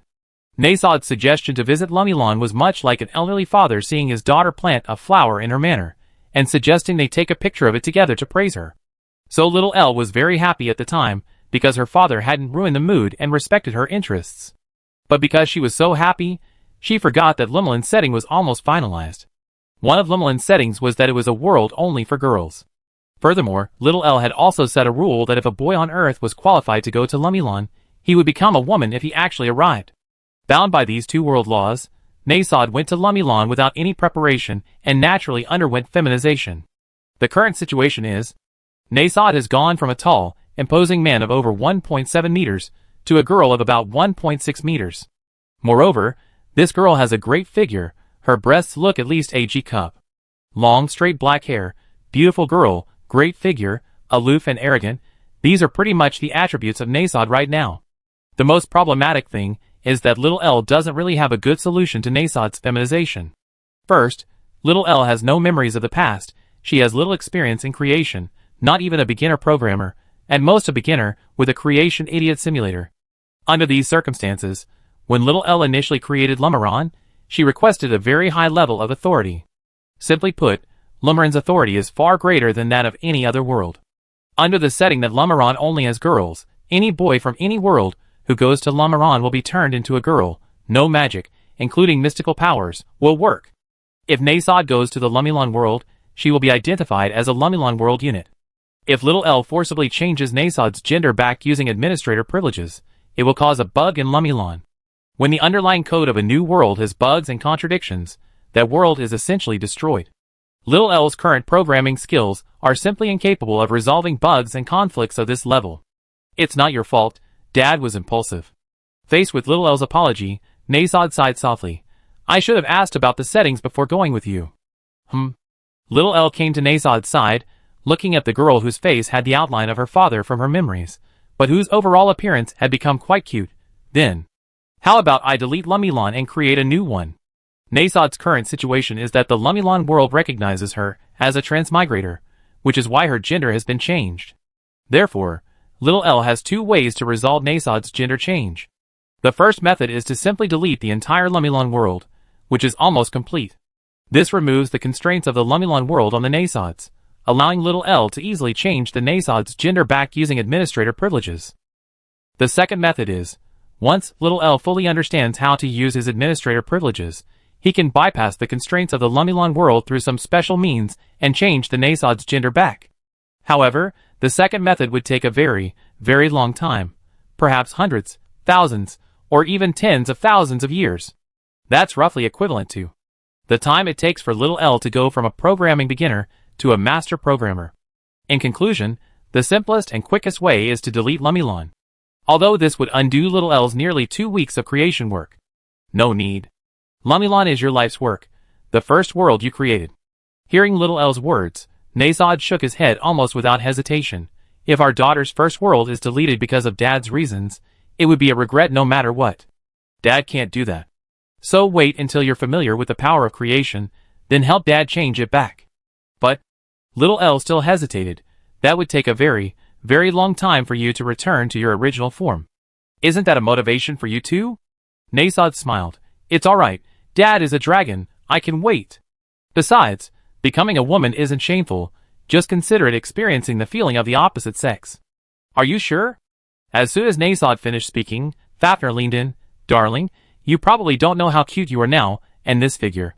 God, you're even more voluptuous than me. Is this what the powerful Black Dragon King should look like when he was born as a woman? His combat power is manifesting in some way. Hell, whatever. Nasod put on a proud look. I just consider it a gift from my daughter. Oh, is that so? Then I quite like this gift too. Fafnir laughed. I can't wait to see what kind of expression you have on your little face tonight. Nasod seemed to realize something. Hey! Oh right, there's one more thing. Don't forget that in 2 days, it will be the day you announce the transfer of the throne. Looking at Nasod's smug expression, Fafnir reminded him. Representatives from all the races of the Eve continent will be here. The fact that we have a daughter is already enough to surprise them. Then you tell them. The former Dark Emperor, the glory and pride of the dragon race, has become a little girl. Just imagine how interesting the expressions on the guests' faces will be. Chapter 560. In the end, Nasod did not choose to revert to her male form. In her own words, this is like a scar left from a long battle, proof of the good relationship between my daughter and me. Other fathers would love to have it. We parents must be magnanimous. Of course, magnanimous as she was, the first thing Nasod needed to solve after becoming a girl was the issue of clothing. Although Chioshiyo's family had many women's clothes, none of them were quite suitable for Nasod now. Especially underwear. So, Nasod had no choice but to temporarily put on a loose coat and, together with little L, went to the nearest women's clothing store, led by Fafnir, to buy new clothes. Welcome. What kind of clothes would you like to buy? Oh, this little sister is buying clothes, right? Don't know your size? No problem, let me take your measurements. To Fafnir and L's surprise, the shop assistant seemed to really like Nasod. When she heard they were buying clothes for such a cute little sister, the saleswoman, who looked to be only 27 or 28 years old, beamed. Little sister, you have such a great figure. And your skin is so well maintained. How do you usually take care of your skin? But this outfit. Hee, it seems like you don't really know how to dress. It's alright, it's alright. I met many customers like you, who like to stay home and don't pay much attention to their clothes. Anyway, you can rest assured and leave everything to me. Let's measure your height, and bust/waist/hips. Watching the shop assistant bustling around on Nasod, who wore a bitter expression throughout, Fafnir and little L couldn't help but chuckle. Underbust. 71. Overbust. Raise your hands, let me measure you. Overbust 96, great. And height is 164 centimeters, weight 55 kilograms, perfect. My goodness. You really have the best figure I ever seen. In no time, the shop assistant finished measuring the Black Dragon King. These figures confirmed little L's earlier visual assessment of Nasod's figure. 32G or 34G. The 32 and 34 in bust measurement refer to inches, and the numbers after that represent the difference between the underbust and overbust measurements. For example, if the difference between the underbust and overbust measurements is 10 centimeters, then it's an A cup. According to this standard, every 2.5 centimeters difference between the upper and lower bust measurements corresponds to 1 cup size increase. For example, a 12.5 centimeter difference is AB cup, a 15 centimeter difference is AB cup, and so on. After becoming a girl, Nasod's bust size difference reached 25 centimeters, indeed reaching the G standard. Speaking of which, is this cutie your sister? Or, seeing Nasod remain silent, the shop assistant turned to Fafnir, who seemed to know her. You have such a cute sister? She is. This question stumped Fafnir, leaving her momentarily speechless. Would you believe me if I said she's my husband? Haha, of course. My best friend and I often call each other husband too. The saleswoman laughed so hard she almost fell over, then picked up a few bras from the shelf next to her. We happen to have your husband's size here. See if he wants something push-up, a looser fit, or something else. We also have other colors. Let her choose for herself. Fafnir suppressed a laugh, walked over to Nasty, and said in a sickeningly sweet voice, Honey, don't just stand there. Pick something out. If I remember correctly. Nasty looked up. This seems to be your first time since we got married. Call me husband once. Really? Fafnir blinked her big eyes. Well, the first time is the first time, darling. Hurry up and choose your clothes. I don't know how to choose, you do it. Nasod turned his face away. By the way, aren't you a holy dragon? How come you seem even more cunning than me? Holy dragon is just my race. It doesn't represent my heart. Don't you know what kind of person I am? Fafnir reached out and pinched Nasod's little face.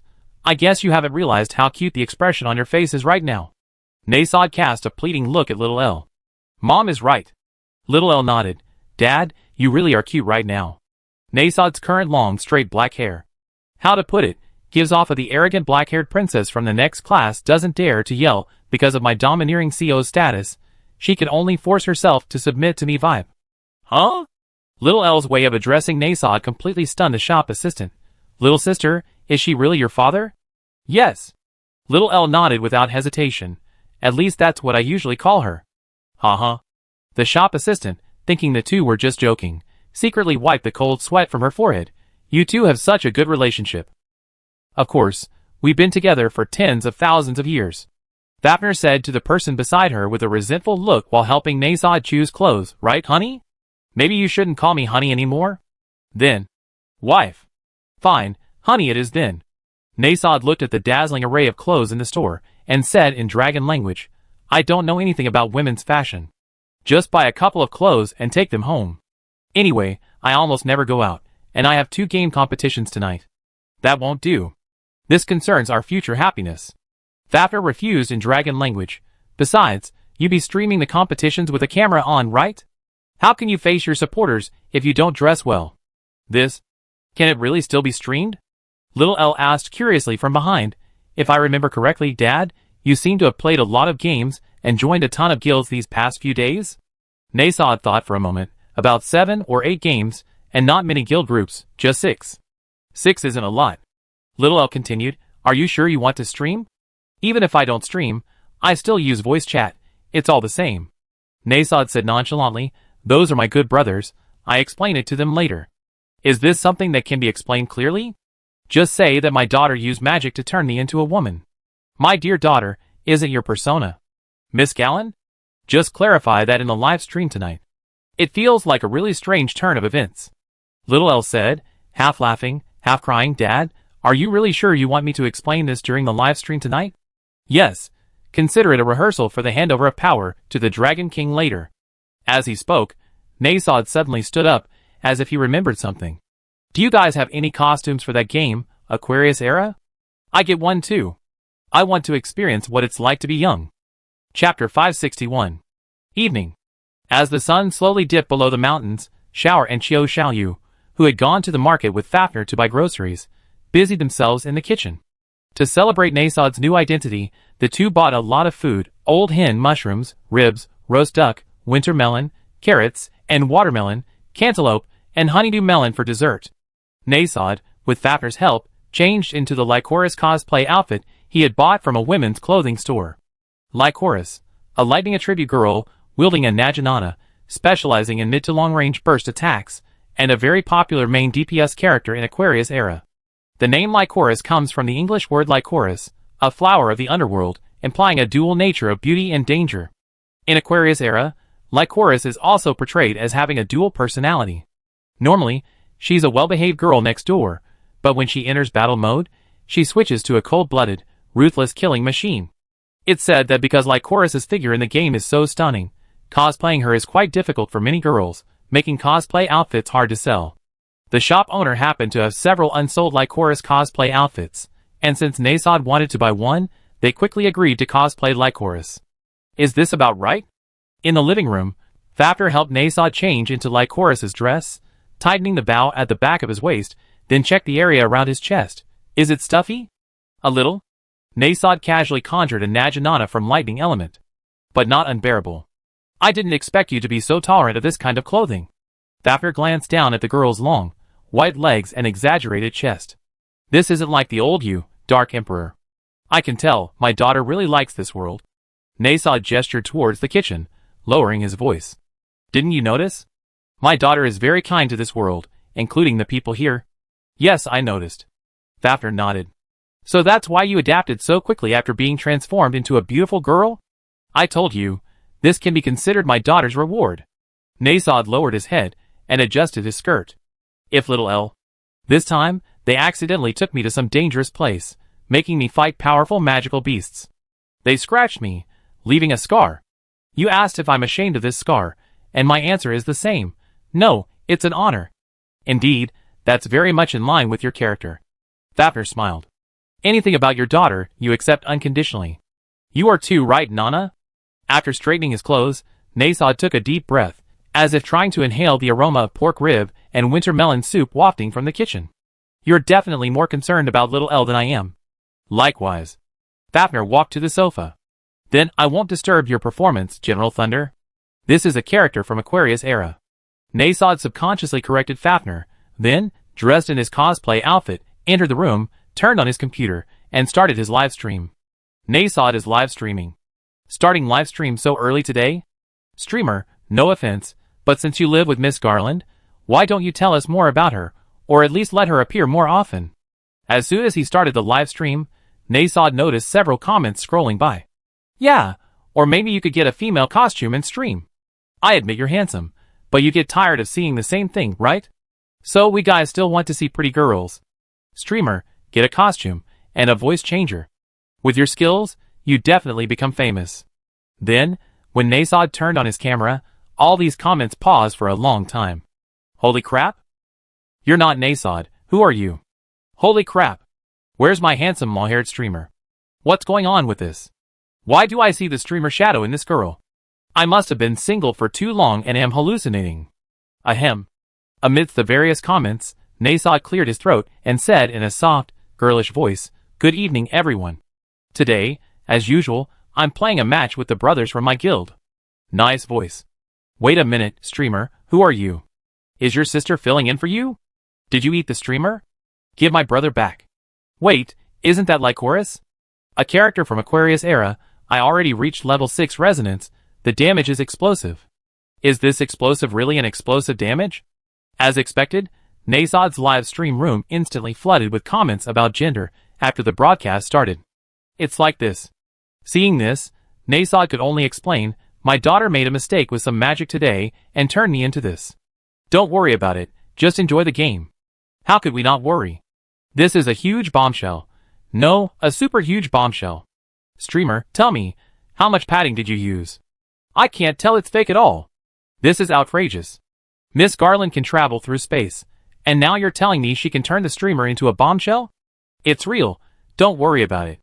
The increasingly thick barrage of comments on the screen made Nasod increasingly embarrassed. Magic isn't permanent, it will revert back after a while. Why don't you just not revert back, streamer? It's fine this way. Yes, it's fine. I'm going to the bathroom now. Streamer, don't panic, I'm dizzy. So this is the setup for today, Miss Garland meeting her old father. Playing games all day without any ambition, turning my old father into the beautiful Lycoris. So that's how the dual personality of the character in the game came about. Streamer, can you perform that? Like, the one where you pull a sword from your chest. You guys want to see that, right? Nasod, in front of the computer, took a few steps back, stood up, casually conjured lightning element, and then suddenly pulled a Naginata from his chest, swinging it a few times. Is that okay? Watch the game properly, you bunch of guys. Did you record that? Just kidding, I started recording the moment the streamer turned on the camera. I declare this is the most Lycoris-like streamer right now. Even the special effects are simulated. Streamer, have you considered participating in anime conventions? You definitely earn much more than with your streams. You guys. Nasod was about to retort when little Elle walked over with a bowl of stewed pork rib soup. Let's eat first. My lovely. Mom? Chapter 562. While Nasty was streaming, some of the groups she joined in the past few days were also discussing this newly talented player. Did Nasty stream today? I don't know, I go check. Just who is this guy? I chatted with him before, and he said he was some kind of dragon from the continent of Eve. Then I asked him how he got this gaming talent, and he said he was born with it. Yeah, I don't know if that kid is faking it. He even told me he just recently used a computer for the first time. I was wondering, he looks at least almost 20 years old, and this is his first time using a computer? If he really is just pure talent, that's terrifying. I remember he plays several games simultaneously now. Apex Legends, League of Legends, World of Warships, War Thunder, CS, Go, and I think Valorant and Valorant 2. Anyway, he's got maxed out talent in every game. He's actually a Valorant junior? In fact, at first, Nasty didn't know what streaming was, didn't know about discussion groups, and had never been in contact with professional gaming teams. Her sole purpose in having Lucinu install the computer was to enjoy the thrill of gaming. Nasod initially believed that computer games in this world were like his past military campaigns. Might makes right, strategy and brute force would prevail. However, Nasod forgot one crucial thing. The vast majority of competitive games on Earth were player versus player, PvP matches. Even in battle royale games, like Apex Legends, where new players are initially matched against bots, once they progress beyond the beginner phase, they're no longer matched against bots, but against real people on the other end of the internet connection. Because no one dies on the Earth's internet regardless of victory or defeat, and the cost of failure is not significant, certain unspoken rules differ from those of the War on the Eve continent. For example, when Nasod reaches a high rank with a new account, he'd be accused of cheating, and some people will jump out to mock, insult, and attack him. These attacks don't just come from enemies, sometimes even teammates, seeing Nasod kill so many people, will say, "Are you cheating?" and then try to obstruct him in various ways. In some more complex team games, a phenomenon of guild monopoly can occur at high ranks. High ranks in a popular game have high streaming value. If a streamer can reach the top of the rank ladder, such as top 10 in the Chinese server for a certain hero, then they can gain immense popularity by streaming under that title and then monetize that popularity. This created a lucrative opportunity for unscrupulous merchants. They would bribe top players in the game's ranked matches, forcing them to suppress newcomers who didn't follow the rules. This involved throwing matches against their own teammates to prevent the newcomer from ranking up, ensuring only their own people could stream, and then sharing the profits with them. Only when the newcomer submitted and paid their protection money would these merchants demand their teammates give their all when matched with them, or even bribe the opposing team to throw the game. Under this unspoken rule, high-ranking segments in various games were effectively monopolized. Without paying, you were simply being targeted and unable to climb the ranks.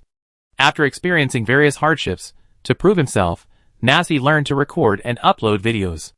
With the help of teammates he met in the game, he understood what streaming was, joining numerous tournaments and game groups specifically to combat this injustice. As the Black Dragon King who fought his way out of a horde of monsters, Nasod's learning ability has always been exceptional. Holy crap! Did I enter the wrong live stream? I remember Nasod was a guy, wasn't he? Soon, a group member who usually paid close attention to this prodigy was stunned after just one glance at Nasod's live stream. I always thought Nasod was a guy. Image, why is it a girl? And there's a big surprise.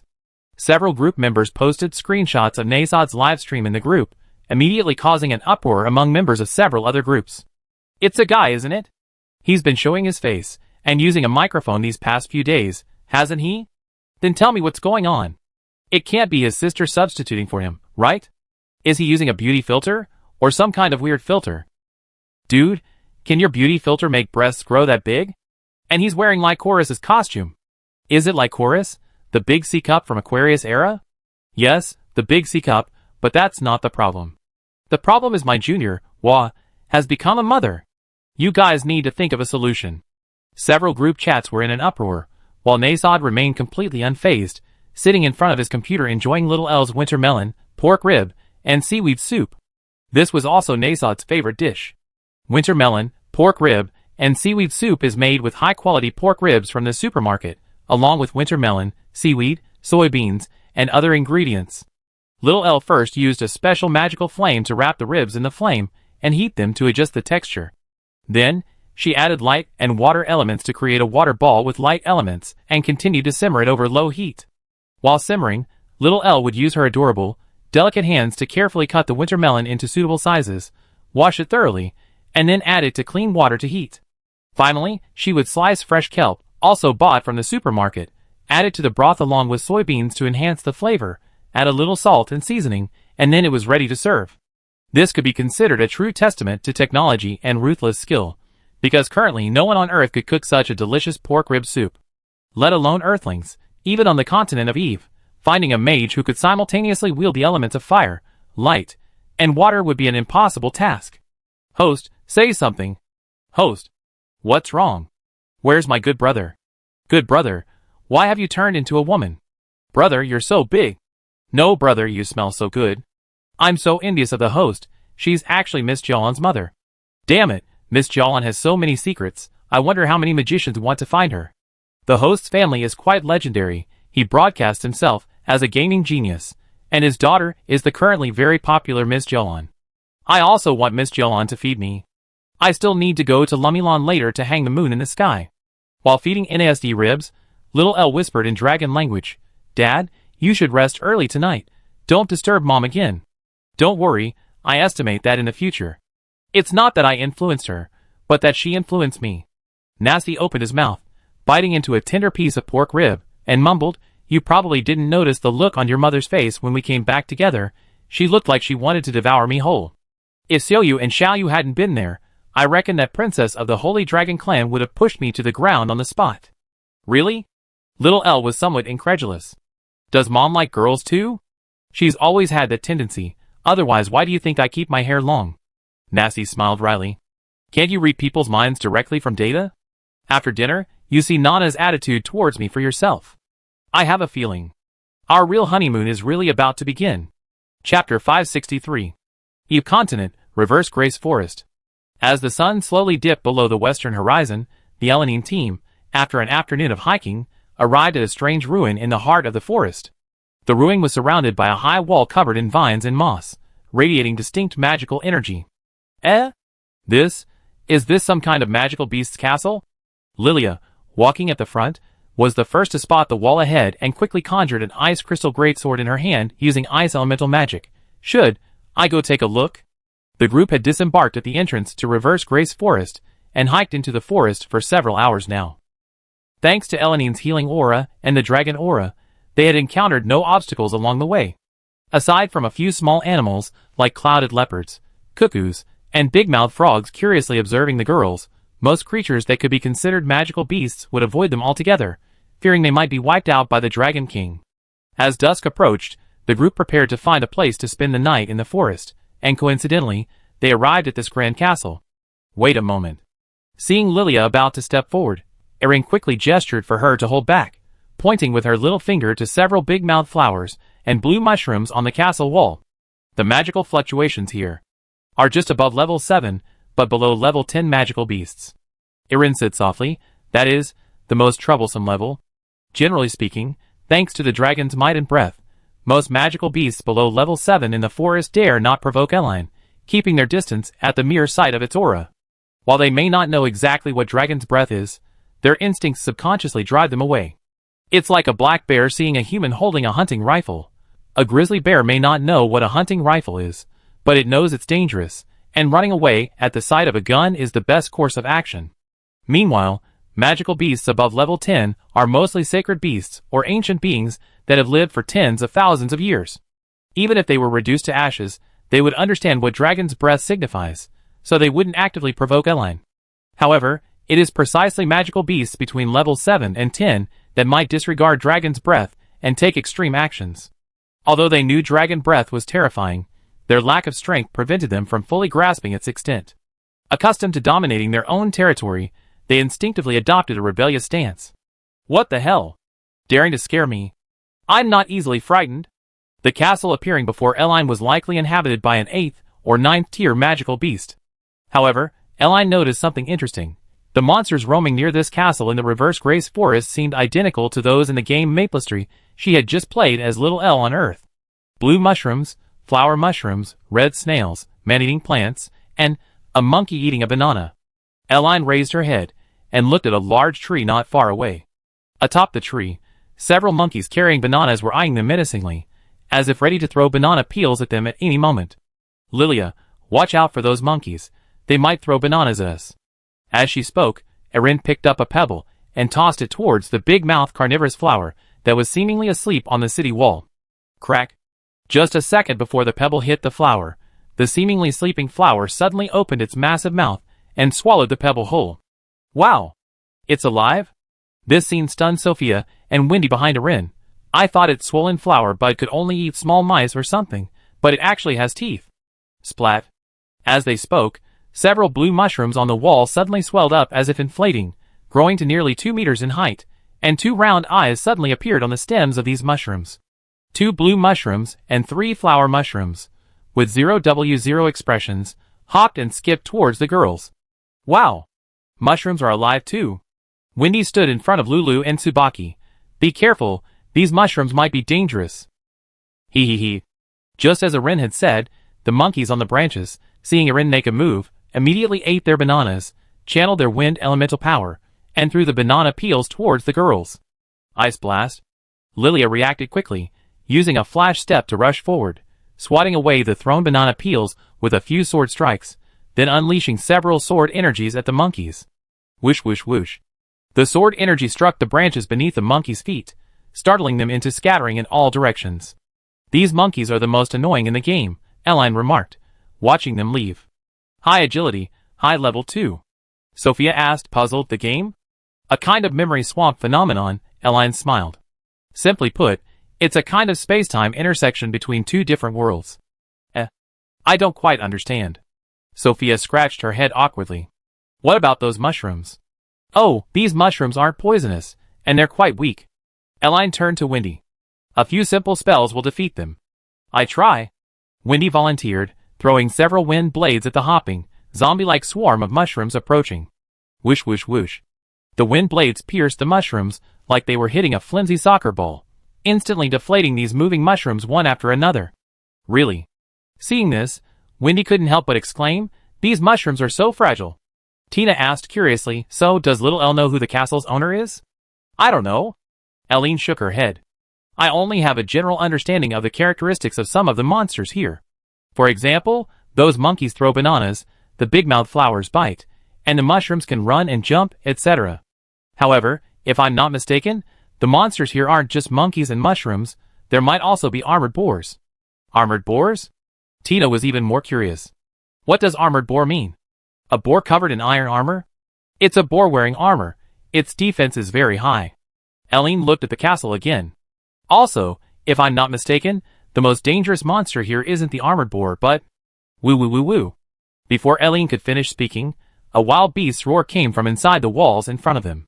A stone giant, composed entirely of stone and resembling a transformer, slowly rose to its feet, its eyes glowing with a scarlet light. This is it, the stone golem, a monster at least level 50 in the game. Chapter 564. In the game Maplestory, which Erin had played before, the stone golem monster had several different classifications. For example, there were white stone golems, black stone golems, ice stone golems, fire stone golems, black and white stone golems, and so on. These stone golems were distributed in several maps, such as the Eastern Forest of Archer Village, Rebel Forest, or Black Forest of Forest City, and were relatively high-level monsters. In the game, most players started as beginners on Rainbow Island, took a spaceship to Pearl Harbor, and then passed through maps like Pig Coast and Six Crossroads, choosing to go to villages like Archer Village, Abandoned City, or Warrior's Tribe. As high-level monsters around level 50, the stone golems were like a lower-dimensional attack for these new players. Basically, one hit meant death. However, this was only the stone golem's designation within the game. In reality, in the reverse Grace Forest of the Eve continent, the stone golem before her, though enormous and seemingly dangerous, didn't emanate a particularly strong magical aura from it. This was likely a monster created by the castle's owner to guard the gate, its overall strength weaker than the fire wolves of the Northern Lehman Empire. To be honest, it was similar to an iron golem from Minecraft, slow in movement and attack, and sluggish enough to be fine as long as one was careful. Therefore, Eline wasn't too worried about the stone golem causing any harm to Sophia and the others. I go find the entrance over there. Everyone wait a moment, And be careful not to get hit by that stone golem. Seeing the stone golem appear, Eline had initially planned to take a detour, circling the high wall to see if there was a way in. However, the golem showed her no mercy, howling to the sky before charging directly at the girls. Rumble. The white stone golem, exceeding 5 meters in height, easily smashed through the moss-covered wall, and then attacked Lilia, who was wielding an ice sword. Judging from its appearance, it clearly considered Lilia, who was constantly channeling ice elemental power, to be the strongest member of the group. Alright, no need to look for the entrance this time. Seeing this, Erin, who hadn't gone far, had no choice but to stop, examining the gap. The city lord's own watchdog solved the problem. What do we do now? Lilia, holding her ice sword, shielded the girls behind her. Should we fight it? Fight it. This thing isn't even a living being, just a puppet. Erin pointed out, it's weak to ice. I see. Lilia gave Lulu and Chana a look behind her. Understood. The two girls quickly channeled their water elemental power, summoning 2 enormous water spheres in the air. At my command, a tempestuous storm. Wendy waved her hand, channeling her wind elemental power, blowing the 2 large water spheres towards the stone golem. Splash, splash, splash. The water spheres exploded the moment they touched the stone golem, showering the massive creature with water, drenching it completely. Ice and snow! Lilia seized the opportunity, charged towards the stone golem, and leaped high into the air when she was less than 3 meters away from the puppet, slashing her greatsword down at the stone golem from above. Frost flower freeze. Crack, crack, crack, crack. The ice element on the girl's greatsword spread like a plague the moment it touched the stone golem, freezing all the water element on its body at a visible speed. In no time, the white stone golem was frozen into an ice stone golem. Spread. Seeing the frozen stone golem still struggling, Sophia casually took out a few vine seeds from her bag and threw them beside the golem. Wind of resurrection. Sensing the overwhelming grass element, the fallen vine seeds began to grow wildly, spiraling rapidly upwards along the golem's feet, binding it layer upon layer in place with perfect coordination. Woo woo woo. The stone golem let out a defiant roar, instinctively struggling. However, the more it struggled, the tighter the surrounding thick vines bound it. A few minutes later, under Sophia's influence, the vines grew to the thickness of an adult's thigh, binding the stone golem tightly in layers. Bound by several strong vines, the stone golem inside quickly collapsed to the ground, the red light in its eyes fading, and it became completely still. Was it a success? Lulu curiously took a step forward, waving her small hand in front of the stone golem. It looked so big, but it's so fragile. We're all among the best freshmen at Minar Academy this spring semester, and it's just a puppet, Wendy explained. Besides, we have Little L here. I remember Little L seems to have all sorts of buff auras. As long as Little L is around, our magic gets enhanced, right? Actually, I'm quite surprised everyone cooperated so well. Erin nodded. Tina hasn't even made a move yet. My magic isn't very effective against golems like this. Tina was a little embarrassed. I'm a rock mage, and this big guy is also a rock elemental creation. If we really fought, we might fight for a whole day and night without a clear winner. Are we just going to leave this guy locked up here? Lilia was puzzled. What if it breaks free and goes berserk after we leave? No, these kinds of golems enter a standby mode to conserve mana when faced with situations they can't handle.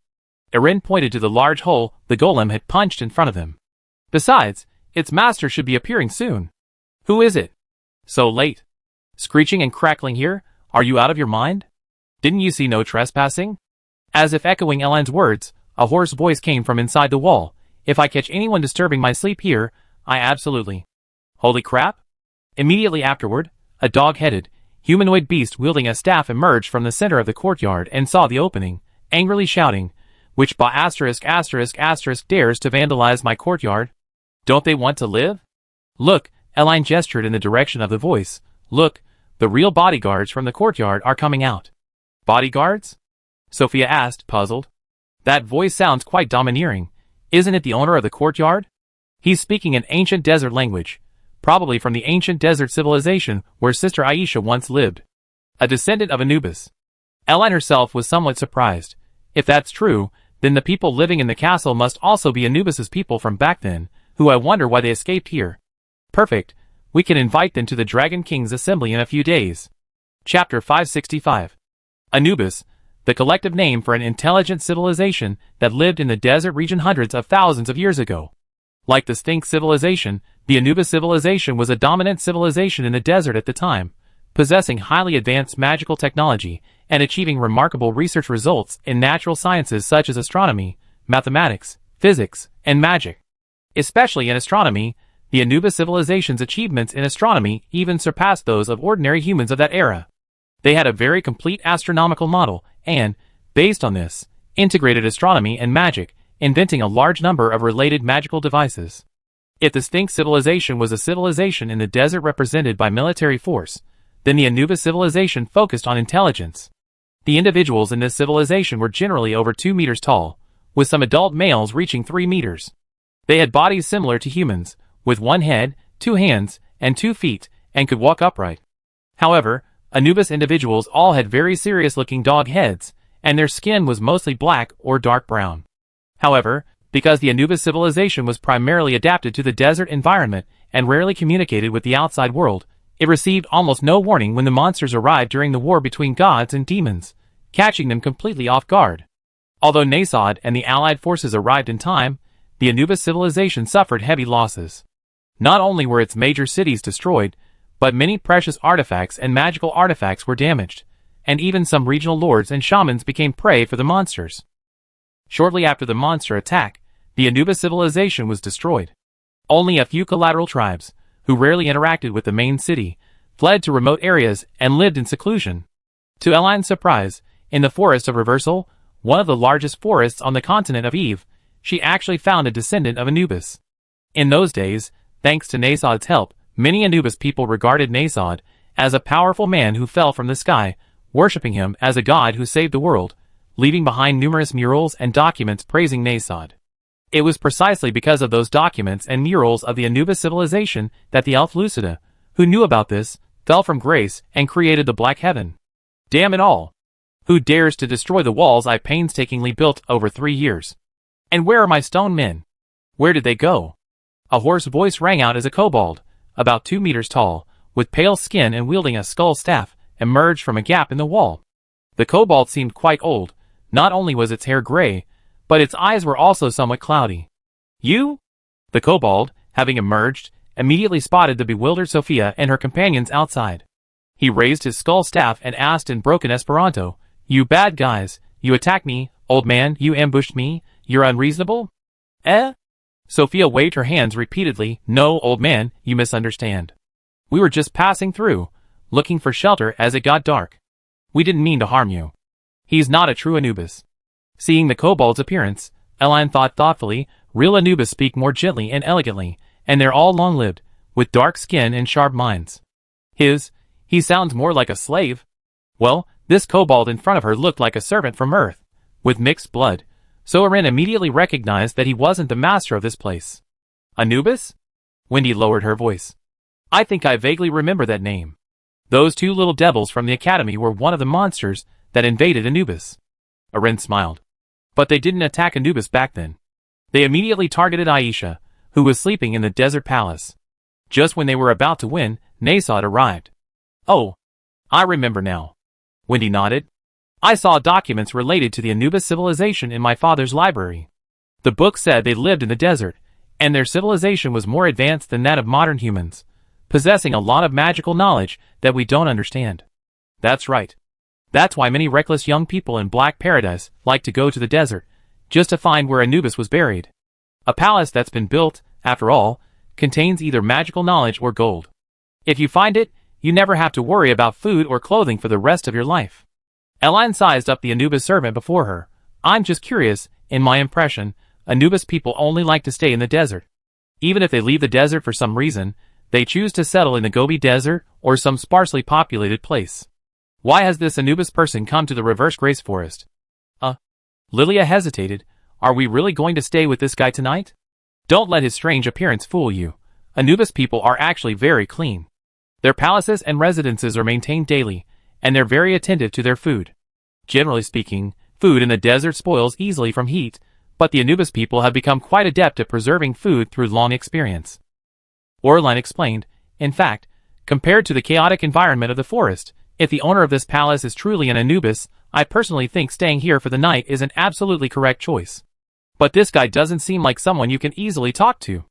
Wendy pointed to the kobold standing outside the gap. Can you persuade him? I try.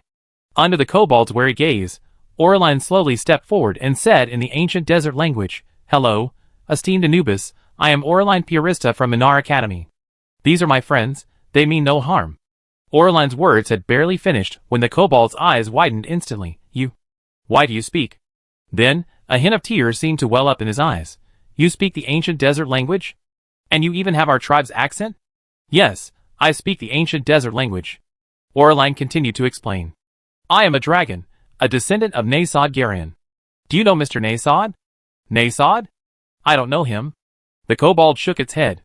My master and I have lived in this forest for tens of thousands of years. We don't care about, nor do we want to care about, what happens outside. I see. Eline thought for a moment. Could you please inform your masters that Mr. Nasod's descendant has arrived outside and hopes to stay here for the night? My two masters are still resting. I'd be scolded if I disturb them. The kobold seemed hesitant, a conflicted look on its face. After a while it sighed. Fine, since you can speak the ancient desert language, I go and inform them. But don't blame me for not warning you, my masters are very powerful, and have a bad temper when they wake up. If you upset them, you won't even have a chance to escape. Chapter 566. Led by the suddenly appearing kobolds, Erin and her group followed the moss-covered wall to the entrance hidden deep within the forest. Logically, since the stone golem had already smashed a large hole in the wall, the group could simply enter the courtyard through that hole. However, as the kobold himself put it, if we don't take the usual route, the master inside will be angry. That stone golem was the culmination of years of painstaking work I put into creating. I never expected it to be so clumsy. After entering the courtyard, the kobold in front remarked, According to my design, it should have leaped over the high wall immediately upon sensing enemy activity to attack the outside, but for some reason, it didn't choose to jump just now. The Anubis civilization seemed to be very adept at creating similar magical devices? Eline, behind them, tentatively asked, Like the sand soldiers stationed in the royal city, or the various mechanisms protecting the pyramids. The king I once served did indeed enjoy having his subordinates research sand soldiers. They were skilled at molding the yellow sand from the desert into clay figures, wielding divine weapons. Just standing at the gates of the royal city was like having an army. The kobold remarked. Judging from your appearance, you seem to know something about the ancient Anubis civilization? Not very much. I thought to myself, almost unconsciously. Because when I was in my aunt's history class in Lolin, I slept through almost the entire time, only remembering a few interesting things. However, she didn't say these thoughts aloud. My parents went to the Nia Desert, I said. They told me stories about Anubis. Your parents were dragons too? Of course. That's wonderful. The kobold led the group through a thorny courtyard into a garden. I don't have much of an impression of dragons, only that they seem to have helped the Anubis civilization, and that each one was incredibly powerful. Wasn't Uncle in the Nia Desert when the monsters attacked? I was just a child then. I didn't understand anything. I was playing in the mud in a tiny village a million miles away from the royal city. I only learned about the monsters later. Kobold, the man turned around. Girl, how old are you? You seem to know everything, and you speak the ancient desert language so well. Probably, almost 100 years old. So young? The kobold was somewhat surprised. Don't let my appearance fool you. I'm already 6,000 years old, but for some reason, I feel like a child in front of you. Actually, I don't know much. It's all from the Nia Desert legends I heard from my parents when I was little. As he spoke, several pigs with bows tied on their backs ran past the crowd. These pigs had pink skin, were very clean, and were clearly domesticated. Oh, these are all kept at the temple in my spare time. Seeing Sophia and the others' interest in the pigs, the kobold explained, I named them floating pigs. Occasionally, when my master wants to eat pork, he catch them. He said these are called floating pigs, and they're a breed raised in captivity. After explaining this to Sophia and the others in Esperanto, Eline looked at the kobold again. Is your master also an Anubis? Yes, but they're different from me. They're genuine Anubis nobles from the Nia Desert. At the end of the garden, the kobold pointed to a massive castle built of sand and granite like rock, and said to Eline, Please wait here a moment. I will go and inform the two masters truthfully. Then, he scratched his head. By the way, little one, what's your name again? Eline Garin. Eline repeated her introduction. I am Nasod Garin's daughter, and also a dragon. You can tell the head of the family truthfully. All right, then you can wait here for a bit. You can play with the pigs or the man-eating plants. I'll be back soon. With that, the kobold used a few instantaneous steps to reach the palace ahead and open the gate with a special key. He said we should wait a bit, that we could play with the pigs and the man-eating plants first. After the kobold disappeared, Erin said to Sophia and the others that kobold went to inform its master. Playing with pigs is barely understandable, but playing with man-eating plants? What's with that? Wendy complained. Those man-eating plants have teeth as sharp as piranhas. I don't want to get bitten. Actually, it's still okay to play. Erin looked around, picked up a small stick under a peach tree, and walked to the nearest man-eating plant. Although this flower has a big mouth and sharp teeth, it usually won't attack unless prey gets close. Poking the purple man-eating plant, which was even larger than herself, with her small hand, Erin gestured for everyone to look at the plant's branches and large mouth. For example, this man-eating flower is about 2 meters tall, and its stem can extend outwards by about this distance. Taking a few steps back, Erin pointed to the lawn in front of her, and adding its big head, we can deduce that the maximum attack range of this man-eating flower is an area with a radius of 2.8 meters around itself, which is roughly this distance. The little girl on the lawn drew a horizontal line on the ground with her cute round-toed shoes. As long as I stand outside, I'm safe. As if to demonstrate the characteristics of this man-eating flower to her companion, Erin leaned forward, raised the wooden stick in her hand, and slammed it down on the man-eating flower. Block! The moment the stick hit the man-eating flower, Erin quickly retreated, reaching outside the horizontal line. Enraged, the man-eating flower opened its blood-red maw and began to frantically tear at the air in front of the little girl outside the horizontal line. Look, this is how you play with a man-eating plant. Pointing to the man-eating plant in front of her, which was making tearing motions but couldn't bite her, Erin held up a stick in front of it. With a snap, the stick was bitten in two. Meanwhile, the kobold who had entered the castle quickly reached the room where the castle master was, and knocked on the door with extremely gentle movements. What is it? A moment later, an impatient voice came from inside the room. Disturbing my sleep, you better give me a good reason. My lord, an uninvited guest has arrived. She claims to be the daughter of the Dragon King Nasod. Hearing this name, the person in the room was silent for a while. Who?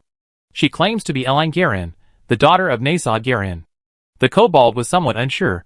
She says she's a dragon and speaks fluent ancient desert language. Should I send her away? Just as the kobold hesitated, the sound of something falling to the floor echoed from inside the room.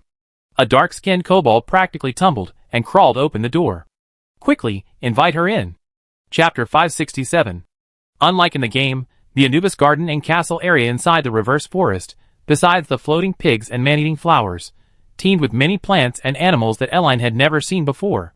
For example, there were wood sprites that could walk on their own, making a creaking sound, or axe wood sprites with an axe stuck in their heads and a single eye, as well as various strangely shaped monsters, like green mushrooms, thorny mushrooms, and baby mushrooms.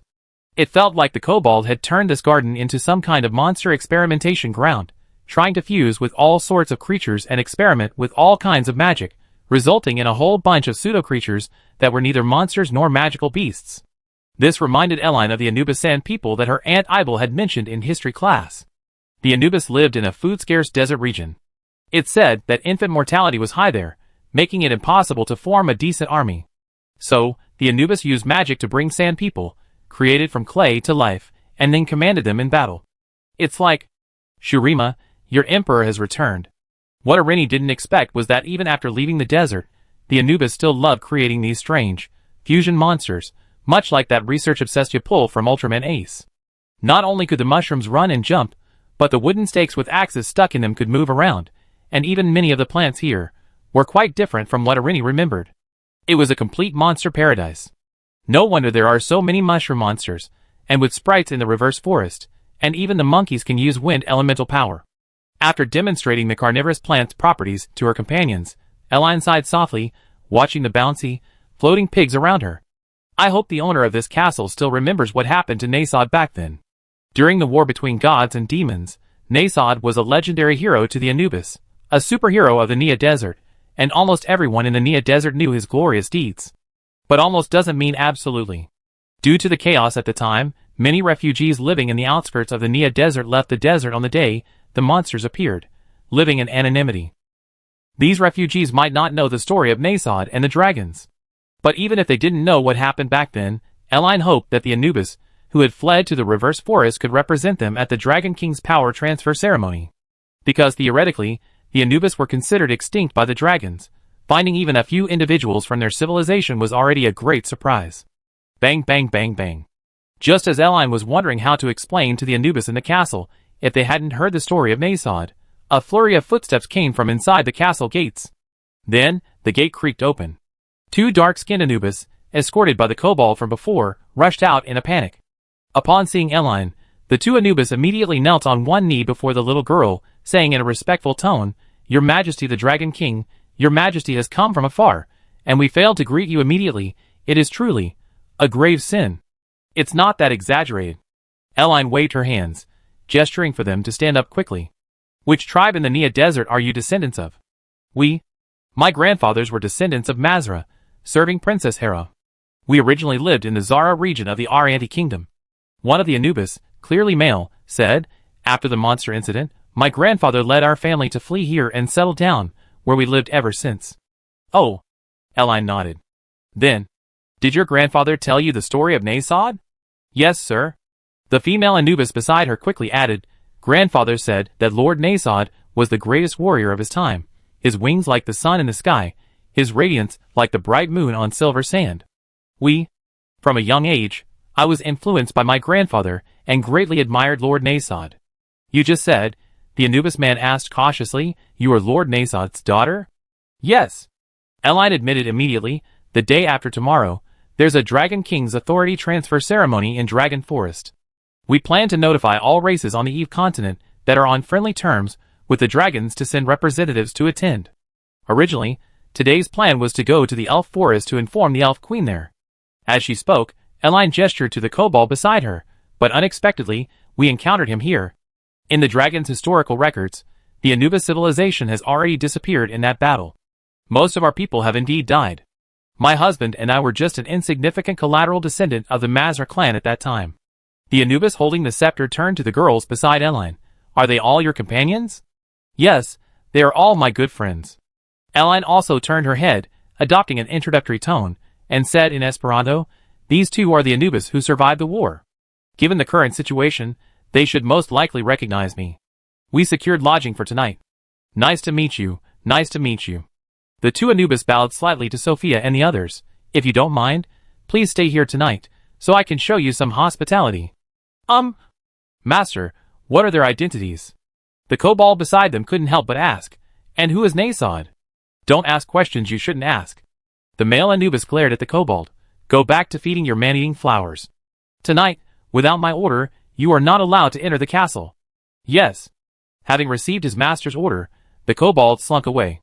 "My lord, please." Two Anubis stepped aside, gesturing for Eline and her companions to enter the castle. "No need for such formalities." Eline followed. "Are you two a married couple?" "Yes, my wife and I have been in love for over 900 years, nearly 1,000 years."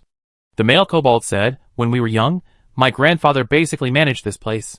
Back then, his favorite stories to tell us were about Nasod." Grandfather said. In his eyes, Lord Nasod was the man among men, the greatest warrior. He was omnipotent, invincible, creating one legend after another in the desert. We, including other Anubis, will probably never forget that name, Nasod.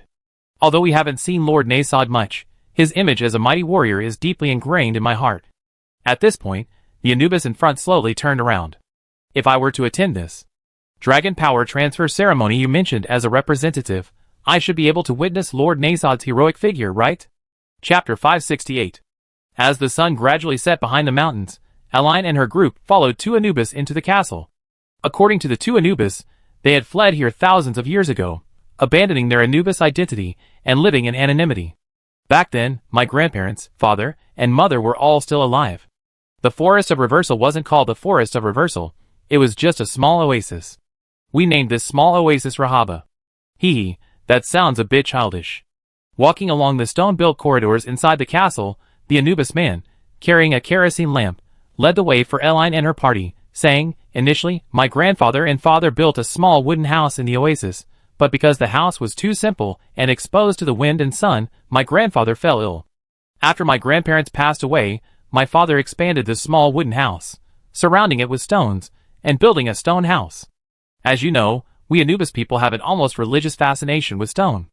With unwavering dedication, as soon as the stone house was completed, my parents began expansion. Several people worked on it intermittently for hundreds of years, finally renovating the house to its current state. Over the next few thousand years, this small oasis continued to expand. We watched it grow rapidly from a small grove of trees into the super tropical rainforest it is today. Because we don't have many memories of the Nia Desert, and my grandparents and parents are buried here, we rarely go back to the Nia Desert. Even when we travel far, we seldom go out, at most taking a stroll in the Nin forest. Many clansmen and stewards originally came with us, but now they all left, leaving only my lover, the old steward, outside. With the help of the Anubis, who led the way, Eline learned about their situation. The couple in the castle inside the reverse forest, the man named Ahmad and the woman named Shat, were minor nobles from the Orient region of the Nia Desert, similar to the Piarista family of the Lehman Empire. At the time, their family was considered relatively wealthy among the nobility, able to afford stewards and servants.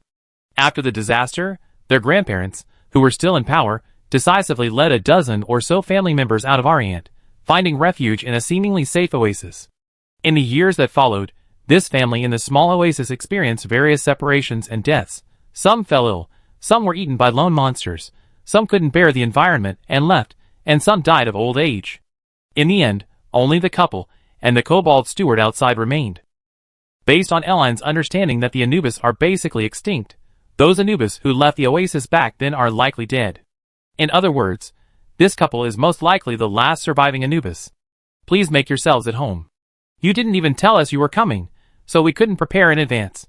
After leading Eline and the others to a spacious area resembling a hall, the Anubis Ahmad made a praying gesture to Eline. I go get some food. Shat, prepare the rooms. Please help yourselves with the fruit here, and also the spring water over there. It's directly connected to an underground hot spring. It's clean, you can drink it, and you can also use it to cleanse your body. After saying this, Ahmad followed his wife, Shat, out. Phew. Lulu and Chun breathed a sigh of relief only after watching the couple leave. They were so tall, and they even had dog heads. It was so intimidating. Actually, the couple was quite polite. Erin sat down at a small table, observing the large room. And the cleanliness here is excellent. Although the floor is carved from stone, there's not a speck of dust. Is this the bathhouse? Wendy noticed a small pool not far away. Why is the bathhouse in the same place as the dining table? That's probably the culture of the Orients. Water is a very precious resource in the desert, especially hot spring water. Generally, only the highest nobility are entitled to enjoy it. So, when nobles build houses, they specifically enclose underground rivers or hot spring vents to exclusively enjoy this resource. Source. Eline gestured to some oddly shaped fruits on the table. If you're hungry, eat first. I checked these fruits, they're not poisonous. They already gone to prepare food and shelter. We're fine. Sophia looked at Eline with concern. It's mainly little Eline. What if you fall asleep later? We won't have anyone here who can speak the ancient desert language. It's all right. I already talked to them. We're just here to stay and have a meal. We leave tomorrow morning. The couple is very kind and won't make things difficult for us. Eline picked up a small green fruit that resembled a kiwi from the table and took a bite. Their desert culture here is well preserved. If you're interested, you can walk around the house and experience it. Then I have to take a good look. Wendy stood up and examined the surrounding murals. I heard my dad say since I was little that there are many ancient civilizations in the desert regions, but I never had the chance to go. It feels like there's a lot to explore about the things left behind by ancient civilizations like these. I could probably write a thesis about it. Sorry to keep you waiting. While everyone was still chatting, the Anubis man, Ahmad, came in carrying a plate full of roasted meat, roasted chicken, and various smoked meat products. If you're hungry, you can eat some of this first. Thank you. Although she couldn't understand what people were saying, Sophia took the plate and gave Ahmad a thumbs up. The ceremony for the transfer of the Dragon King's authority begins the day after tomorrow morning and lasts all day, Eline said to Ahmad. If it's convenient, you two can set off tomorrow morning or afternoon. If there are any difficulties, our dragon clan can send someone to pick you up. It'd be quick. Oh, thank you. We walk there, Ahmad said, pointing to his staff. Don't let my appearance fool you. I actually studied magic for hundreds of years. A distance of several thousand kilometers is easily covered by my wife and me in a day. Actually, I still think. I suggest you two have the dragons pick you up and drop you off. Eline hesitated for a moment, that would be simpler and faster, and considering you lived in the reverse Grace Forest for many years and aren't familiar with the outside world. It's alright. Ahmad smiled. Just think of it as getting used to the outside world again. Lord Nasod was so brave back then. We Anubis descendants, who were cared for by him, can't let him down. No, what I mean is... Eline glanced in the direction Ahmad's wife had just left, lowering her voice. Your wife is a year pregnant. I suggest you have a private car. Chapter 569. The descendants of the Anubis are still alive? In Chioshio's room, after listening to Little L's description of Eline's group's travels, Nasod, who was live streaming his meal on the computer, was somewhat puzzled. That's not right. Back then, I traveled around the continent of Eve 3 times, repeatedly checking the areas bordering the desert with my dragon aura, but I couldn't find a single Anubis. I clearly remember that back then, everyone, including the elders of the Holy Dragon, thought the Anubis were extinct. We even held a memorial service for them. Maybe, it's probably because Dad only focused on checking the desert and its edges. Little L cleared away the bowls and chopsticks Nasod had left on the table. This surviving Anubis couple lived in Neon. In the heart of the forest, there's not much desert around. That's still abnormal. The reverse forest is a tropical rainforest. How could the Anubis survive in that environment? Nasod was even more puzzled. If I remember correctly, most Anubis dislike the climate and environment of the forest. So many of the Anubis who migrated to the reverse forest eventually left, leaving only the couple behind. Little L explained. As a result, the Anubis who left died for various reasons, and only those who stayed survived. Well, then that can only be described as fate. Nasod sighed softly. The Anubis and the Sphinx, they contributed greatly to the war against the monsters, and were also the two races that suffered the most casualties. I feel ashamed before them. That couple even recognized you. Little L chuckled, covering her mouth. They said their image of Nasod is that of a valiant Spartan warrior, a superhuman hero, and they're really looking forward to the transfer of power ceremony the day after tomorrow, hoping to catch a glimpse of you. Nasod's lips twitched. But Dad, you actually look pretty handsome right now. Perhaps sensing Nasod's helplessness, Little L quickly added, Lycoris's character in the game is a mature, sophisticated woman. Girls don't necessarily have to be cute and soft, there are also cool, older women. Dad is that type. Come on, I be honest. After Little L's comforting words, Nasod rubbed his shoulders and pointed to his chest. Having these two big guys hanging in front of me is really uncomfortable. They jiggle when I walk, and sometimes I even accidentally press the spacebar when I'm playing games on the keyboard. The keys are making my typing all messed up. Of course. As if worried that Little L would blame herself, Nasod added, women only have these little troubles to worry about. I'm a grown man, of course I won't care about such trivial things. Besides, to be honest, this experience is quite novel. Knowing that Nasod was concerned about her, Little L was a little touched. She subconsciously ruffled the girl's hair in front of the computer. Silly girl. Nothing, Dad. You have to be careful of Mom tonight. Giving Nasod a big smile, Little L picked up her bowl and chopsticks and left the room. No manners. Nasod muttered under his breath, then turned his attention back to the computer screen. At this moment, the live stream chat was practically exploding with comments. What a heartwarming scene. It's actually Little L patting her head. Speaking of which, aren't the streamer and Little L actually sisters? Mother and son, or father and son, are unlikely. I can't believe gender's online anymore. Just a few days ago, it was a handsome, effeminate long-haired uncle. How did it turn into a shockingly beautiful girl today? Is it possible that the effeminate long-haired uncle from a few days ago was fake? Was the streamer using a voice changer and beauty filters to impersonate him? Impossible. Absolutely impossible. If the uncle from a few days ago was fake, how would you hide such a huge shock? Looking at these comments, Nasty helplessly picked up his mouse. What are you all chattering about? This is the technical streamer section. Why are you so concerned about the streamer's gender? Oh yeah, I completely forgot Nasod is a skilled streamer. She's really a skilled streamer? I just can't believe it. Hey bro, go check her past performance and you understand. She's an all-around gaming genius. She can play any game, and she mastered it in less than a day. If she's not a skilled streamer, who is? I really don't believe she's a skilled streamer. If she is, this world is so unfair. How can someone have such a great figure, be so good-looking, and have such genius-level gaming skills? Is God feeding her? Others don't make money from this. I heard Nasod streams this just for fun.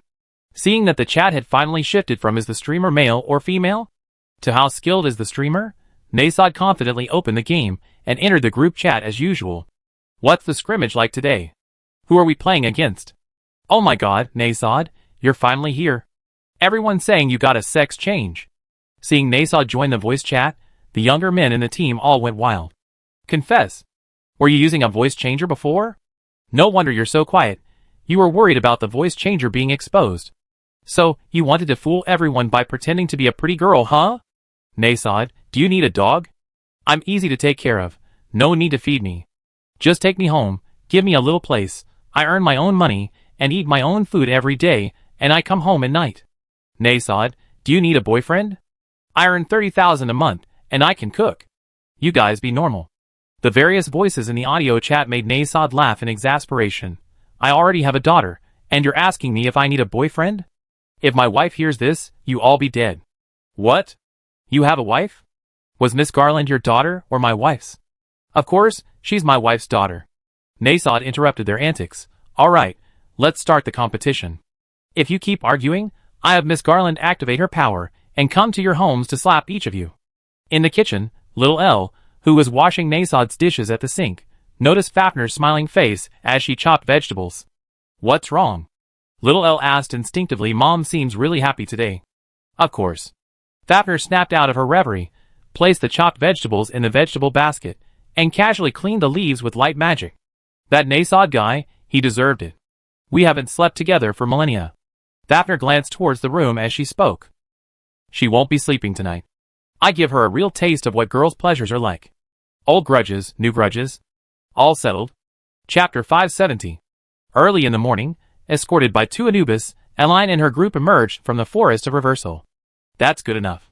A few kilometers from the Elven Forest, seeing Ahmad and Shad about to follow, Eline quickly waved them back to prepare. You two can stay in the castle today. I notify the dragons to come and pick you up. With that, Eline opened a portal, took out a dragon scale, and handed it to Ahmad. Consider this a testament to the friendship between our two races. This, sensing the immense magic power on the dragon scale, Ahmad waved his hands repeatedly. We can't accept something so precious. We didn't really participate much in the war back then. Strictly speaking, we were cowards. No, you preserved the Anubis' flame. You are heroes of Anubis. Eline forcefully stuffed the dragon scale into. The scales landed in the kobold's hands. Well then, see you tomorrow. Oh. Ahmad stared blankly at the cold scales in his hand. See you tomorrow. Seeing this, Erin added, by the way, Nasod from back then has grown up. Perhaps a little different from the hero you remember. It's alright. No matter what Lord Nasod becomes, he will always be our hero. Yes, heroes never die. Let's fight for a better tomorrow. As she spoke, Erin used grass element to create the prototype of a vehicle on the open ground.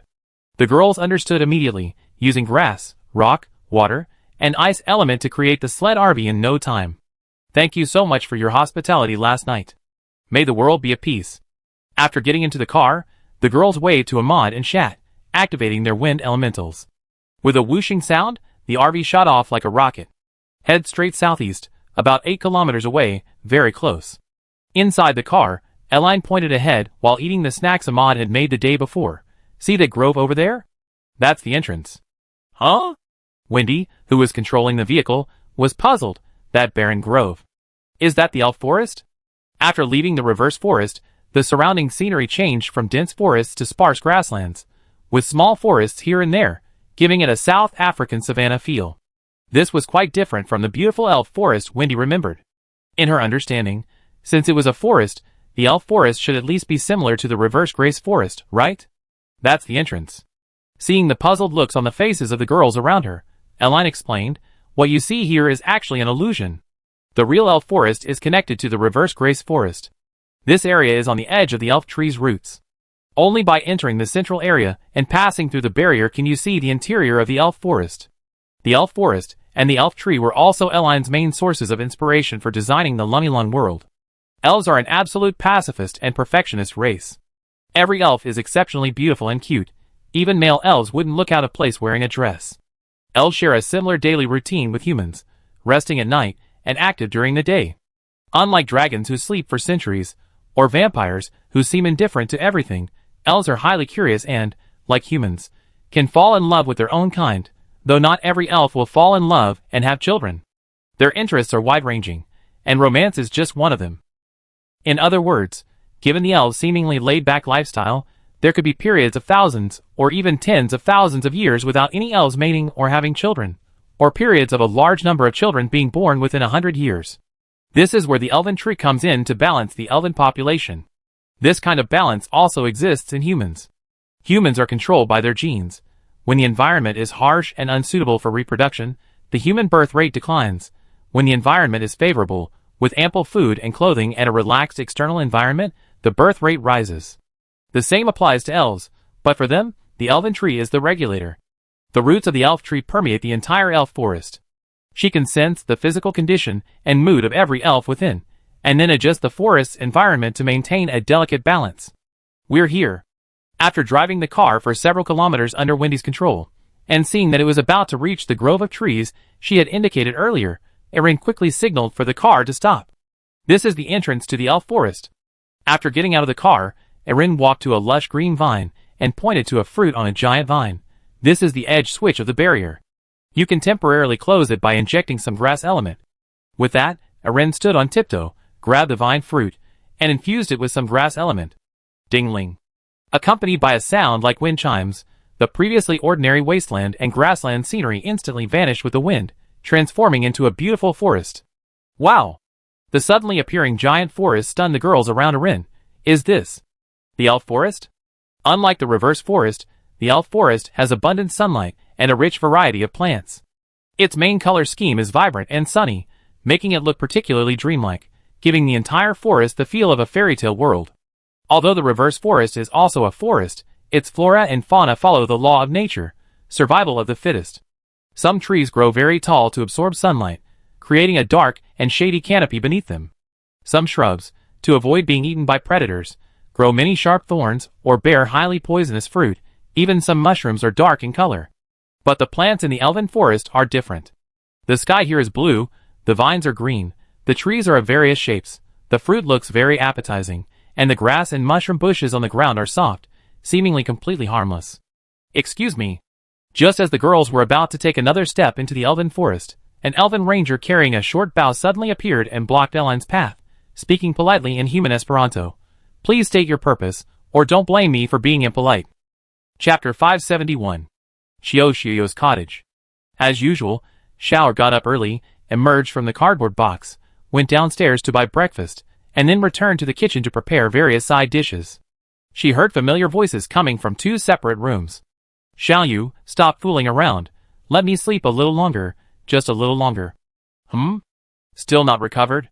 Who said last night they wanted to fight me 300 rounds? Either I die or I be dehydrated. I'm sorry, okay? Let me sleep a little longer, I'm really sleepy. Yesterday a reader tipped me 500 yuan, and according to the agreement, I have to update 5 times today. If I don't get some sleep I die? Then tell me, I'm Shirio's little pet. Are you trying to die? Shower will hear you outside. Don't forget Shower is a god. Even if she doesn't listen today, she used her divine power to look into our dark history when she gets interested. Do you think we have any privacy in front of her? Tell me. If you tell me, I draw illustrations for your new chapter today, for free. Wow. Really? Really, hurry up. I am. What is it? It's Master Yu's little pet. I recorded it. Ah. How cunning. No, I feel like I'm losing out. You turn it over. This noise came from the guest room. In the kitchen, little Elle could only smile helplessly, put soybeans into the soy milk maker, added some kale powder and sugar for flavor, and pressed the switch. Amidst the buzzing sound, little Elle heard strange noises coming from her parents' room again. Honey, how are you feeling? I give up, I give up. Let me rest for a bit. Oh! The legendary invincible Dark Dragon King, the greatest warrior of the dragon race, is this all he's capable of? Say what you will, I really can't take it anymore. So you mean you're going to give up? I give up. I really give up. So, after all these years of fighting, it ended with the Holy Dragon's victory? I didn't say that. Eek. Where are you touching? Since someone's still on the wall, I don't mind continuing. After all, I'm really happy to see your little face with that expression of barely suppressing pleasure, but having to succumb to it. It's so cute, I can play with it for ages. 100 years. Don't. Ah. Stop, wife, I really admit defeat. I admit it was you. Your holy dragon's one. Then, if there's a chance in the future, and our daughter wants a little sister, will you take responsibility? What do you mean? I give Shower a little sister? Isn't it obvious? Shower was born from me, and now you're a girl too. Is it too much to ask you to give birth to one? No, what I mean is, we're both girls now, we can't have children, even if I could lay a dragon egg there's no embryo inside the egg, right? Universal magic can solve all problems. Besides, don't forget, Shower is now the administrator of the Mystic River. If she wants to, there's nothing she can't do. It seemed like her parents' relationship had suddenly become much more loving overnight. Listening to the sounds coming from the master bedroom, little Elle thought to herself. Back in Lomlin, although Nasod and Fafnir had their share of flirting, she could clearly sense that their relationship was only maintained by their daughter, her. If Nasod and Fafnir didn't have her, their feelings would never have reached the level of husband and wife. Even calling them ordinary friends would be a stretch. Now that Nasod had become a girl, Fafnir seemed to have genuinely developed feelings for her. And the female Nasod seemed to accept this affection, their relationship suddenly heating up to the stage of true lovers. Just as little Elle was placing the breakfast she had prepared on the dining table in the living room, with a creak, Nasod, his hair disheveled, emerged from his room. Compared to yesterday, Nasod was now only wearing a world-peace short-sleeved t-shirt. Because the shirt was so revealing, it completely concealed her large breasts and covered most of her thighs, almost resembling a dress. Good morning, little Elle. Seeing little Elle, Nasod yawned. I'm about to be tortured to death by your dear mother. This isn't torture, is it? At that moment, Fafnir also came out of the room. You seem to be enjoying it. Nasod shuddered, said nothing, and sheepishly went into the bathroom. Remember to go shopping with me today. Fafnir called out to Nasod's retreating figure, then turned to little Elle. My dear daughter, what are your plans for today? I plan to go see the friendly people on Earth who have been selected based on big data. Little Elle answered truthfully, the construction of the entire Lumilon world is nearing completion, and we're still lacking some people willing to live there. Theoretically, little Elle could simply replicate the entire population of each continent or Earth into Lumilon, or have the world tree of Lumilon create many girls at once. However, little Elle felt that wouldn't be formal enough. Therefore, she planned to use her administrator powers to select suitable souls on Earth, then consult their opinions, making these people the first batch of descended stars to live in Lumilon. Of course, little Elle would strictly control the character of the first batch of people going to Lumilon. They cannot exhibit overt aggression, such as a penchant for verbal abuse, a tendency to attack others, or excessive selfishness. Lumilon's initial vision was a happy fantasy world, so the chosen souls must all be pure. However, data is data. To truly assess a person's character, Shower believes on-site investigation is necessary. Therefore, today she plans to directly approach those humans who meet the criteria selected by the big data, talk to them, observe their living environments, inquire about their childhood experiences, and discuss their views on the other world. If possible, Shower plans to select some people from Earth and have Lumilon's world tree create some native inhabitants, combining the two to form a true Lumilon family. This task certainly cannot be completed in one day. Shower plans to use these few days to make as much contact as possible with those pre-selected descending planets. Speaking of which, tomorrow is the ceremony for the handover of the Dragon King's authority. While eating breakfast, little Elle said to Nasod in a deliberately teasing tone, I notified quite a few races. Dad, shouldn't you be preparing to welcome all the friends from out of town? Chapter 572. After having breakfast with her parents, Lu Xinyu and Qiu Xiaoyu, Shower, based on the big data information held by the administrator, opened a spatial portal leading to a large mountain. She planned to contact the first chosen descended star here. In the setting of Lumilon, the entire world consists only of girls, and all girls possess gentle and kind souls, the type who can unconditionally trust those around them.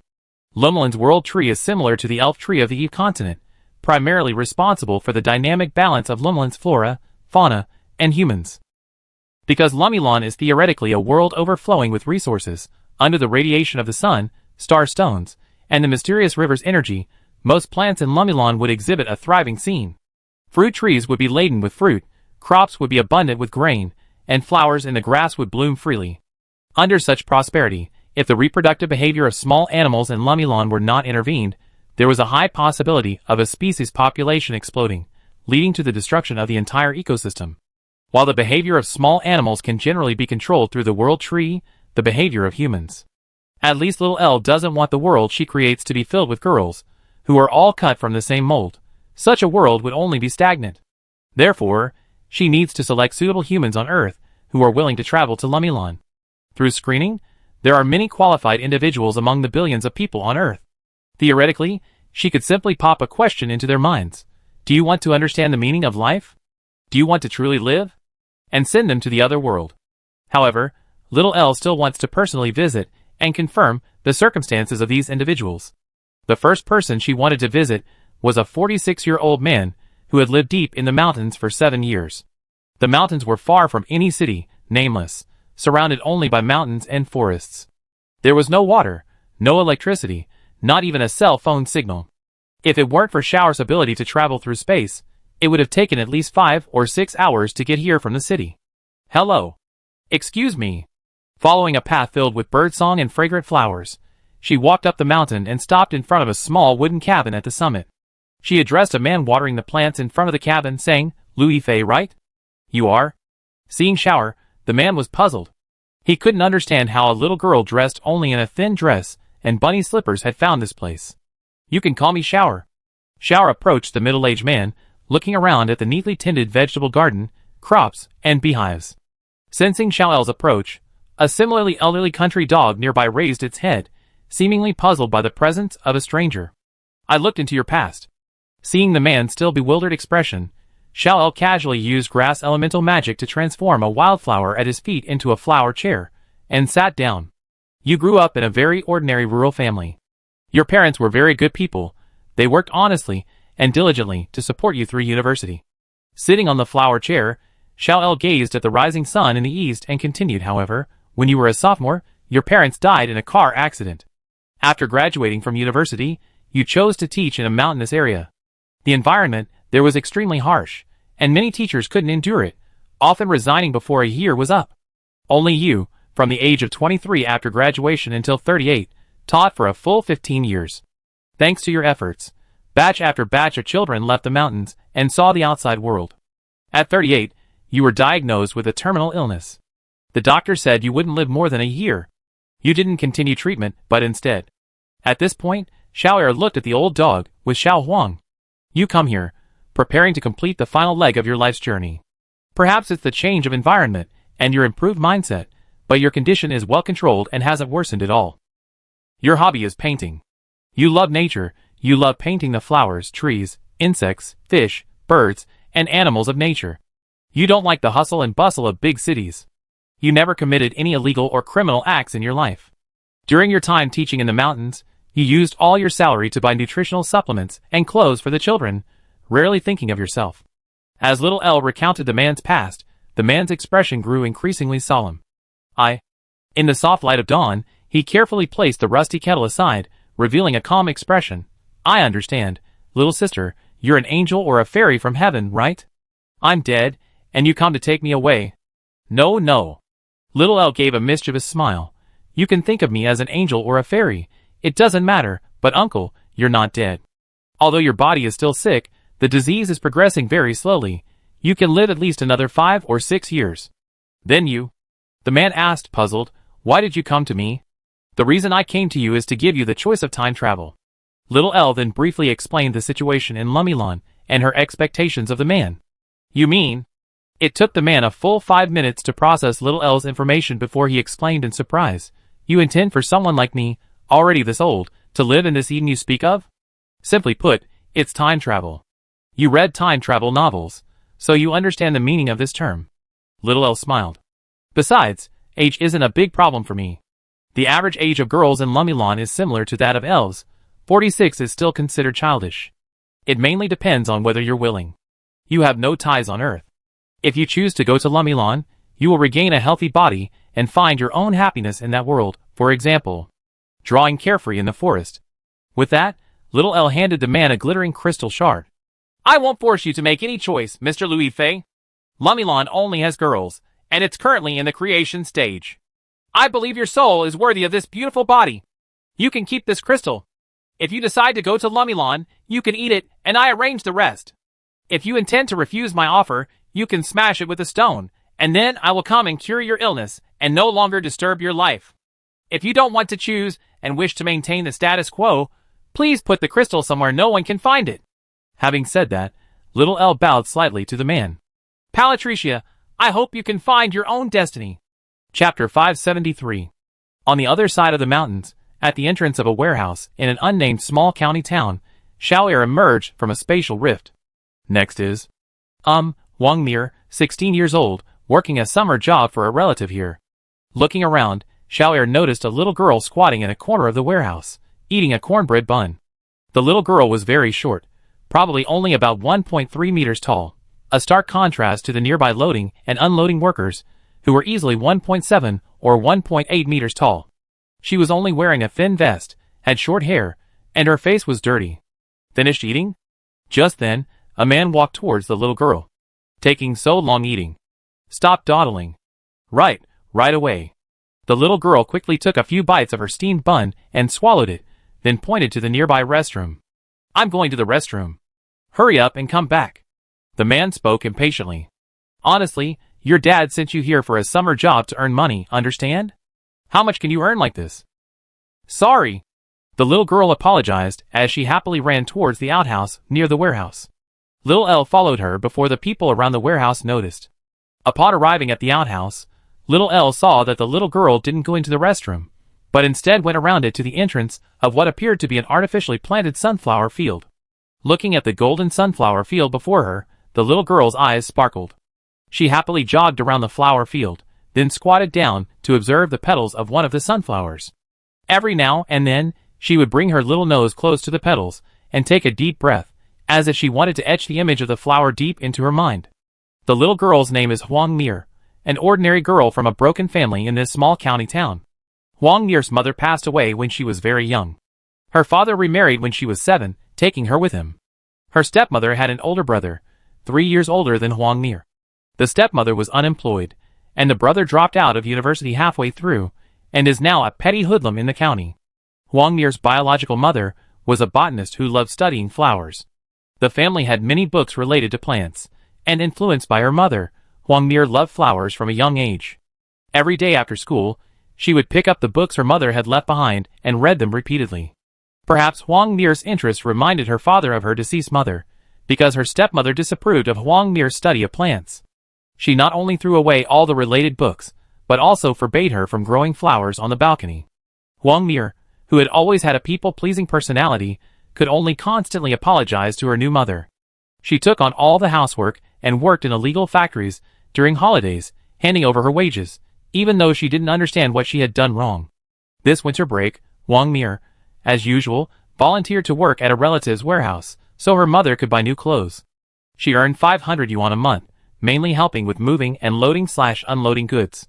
In this society, people with people-pleasing or altruistic personalities, like Wang Mir, often end up turning to the dark side, or becoming increasingly craving recognition from others because their one-sided efforts go unrewarded, ultimately collapsing from exhaustion at work. But a girl with this kind of personality would be perfectly suited to living in an idealistic world like Lumilon's. Hello. Seeing that Wang Mir had finished observing the sunflowers, Xiao'er took the initiative to walk over. I think. You seem to need a little help? Me? Xiao'er's appearance startled the little girl. Did Daddy send you here? I didn't mean to. I go back right away. No. Xiao'er shook his head. I'm Xiao'er. I don't know your dad or your mom. I just came here today to talk to you. Me? The little girl avoided Xiao'er's eyes. I can't do anything. I'm always causing trouble at home. What's there to talk about with me? That's not true at all. Xiao'er blinked, deliberately bringing his head closer to the little girl. You really like nature. You like flowers and trees, right? Yes. Then, Xiao'er explained his general identity and Lumilon's situation to the little girl. You haven't done anything wrong. You haven't hurt anyone. You're a good child. But your father and mother, they have no feelings for you anymore. In their eyes, you're just a tool. Your brother has also fallen. So, I hope you can make a choice for your future, a choice that can change your destiny. The inevitable destruction in size, you can overturn everything. Little Elle handed the crystal shard to the girl. I won't force you. Whichever path you ultimately choose, I will bless you. Parathyresia, I hope you can find your own destiny. Teresa. In the elven forest of the Eve continent, after hearing Eline and the others' explanation, the elven ranger guarding the barrier twitched her pointed ears. So it's the young lady from the dragon clan. I knew it. How could ordinary humans find the entrance to the barrier? Let me introduce myself. I am Harina, currently a shadow dancer. Parathyresia, hello. Eline extended her small hand to the elf Harina and shook it. Shadow dancer means. Oh, it's the fighting style that the elves in this elven forest generally excel at. Harina gestured with a short bow in her hand. We shadow dancers excel in physical combat, while the snipers on the other side excel in long-range sniping. We are considered rather special elves because the elves are all grass or light elemental mages. After saying this, Harina looked at Sophia and the others behind Erline. They are my good friends, and also students of Minar Academy. Erline said earnestly, Sister Harina, you should know Minar Academy, right? That school was built with the help of the elves. Yes, I went to Minar Academy a few times when I was little. I heard that 2 terrible demons are sealed under the sacred tree there. Harina stuck out her tongue. Since they are all Erline's friends, I won't check too much. Are you going to see the Elf Queen? Yes, the Dragon King's royal transfer ceremony begins tomorrow, and I plan to tell Her Majesty the Queen about it in person. They're actually having the Dragon King's daughter come personally? This ceremony seems very grand. Harina led the group towards the forest ahead. Let's go! Her Majesty the Queen is holding a concert at the Elf Tree. If we go now, we should still make it in time for the opening ceremony. Chapter 574. In the Grand Garden at the heart of the Elf Forest, Erin and her companions encountered the Elf Queen, Icilian, who was playing the harp beside an elf tree. This queen had participated in the War of Gods and Demons, witnessed the entire process of fallen fruit elves evolving into humans, and fought alongside the dragons for tens of thousands of years. She was essentially of the same generation as Erin's father, Nasod. Therefore, Erin had to treat Icilian with the utmost respect due to an elder. The elves awakened from among the myriad flowers, fluttering their light wings. Amidst ethereal music, the elven queen beside the elven tree softly sang. The warm breeze from the far east dispels weariness, offering the most sincere blessings to the strangers who tread this sacred land. Dance in the gentle breeze, for we are all gifts from nature. Elven language, the language from the very origin of the world, and also the most elegant language, was sung by the elven queen in song, causing even Eline, who was also quite knowledgeable about music, to marvel at their artistic talent. Clearly, the elf queen had noticed the arrival of Eline and her party, and began to sing a special song for them. Untainted dragon maiden, let the wind lift your little feet, let the clouds gently caress your little face. Please allow us to sing for your arrival. Rosemary, blue roses, baby's breath, thank you, darling of time, for allowing us to meet here. May your paradise be azure, and the moonlight bright. Before Eline lay a magnificent, splendor garden. The garden was filled with towering vines and colorful flowers. Blooming morning glories clung to the vines, enveloping the path in front of Eline and creating a floral corridor. The path was lined with trees laden with fruit and enormous flowers of various kinds, whose names she didn't know. Because the flowers and vines here were so huge, walking along this path, Eline felt as if she were walking through a dragon's crystal castle. So magnificent.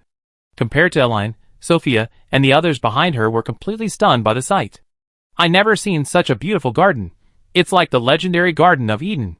The queen's singing is so beautiful. The fragrance of flowers is so rich. The sunshine feels so warm. I feel like I could fall asleep any moment.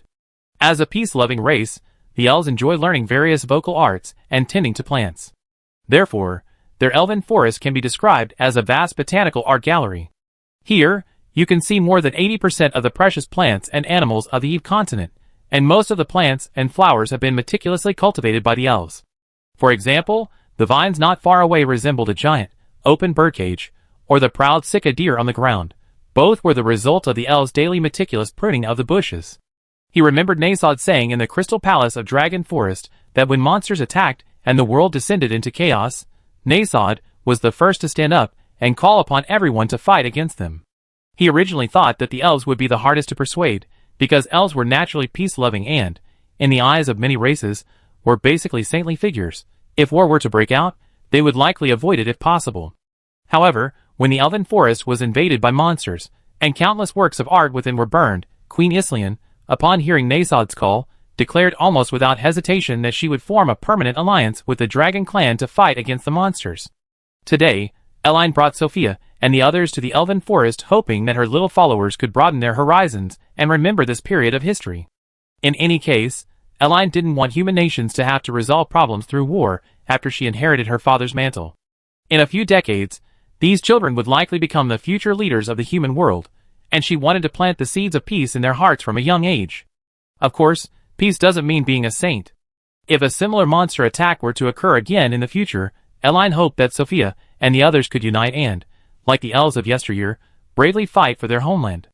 To the sound of singing, Eline led a group of girls to a garden near the elven tree. From here, you can see the massive elven tree ahead, as well as the water of life beneath it, and the elven queen Icilian.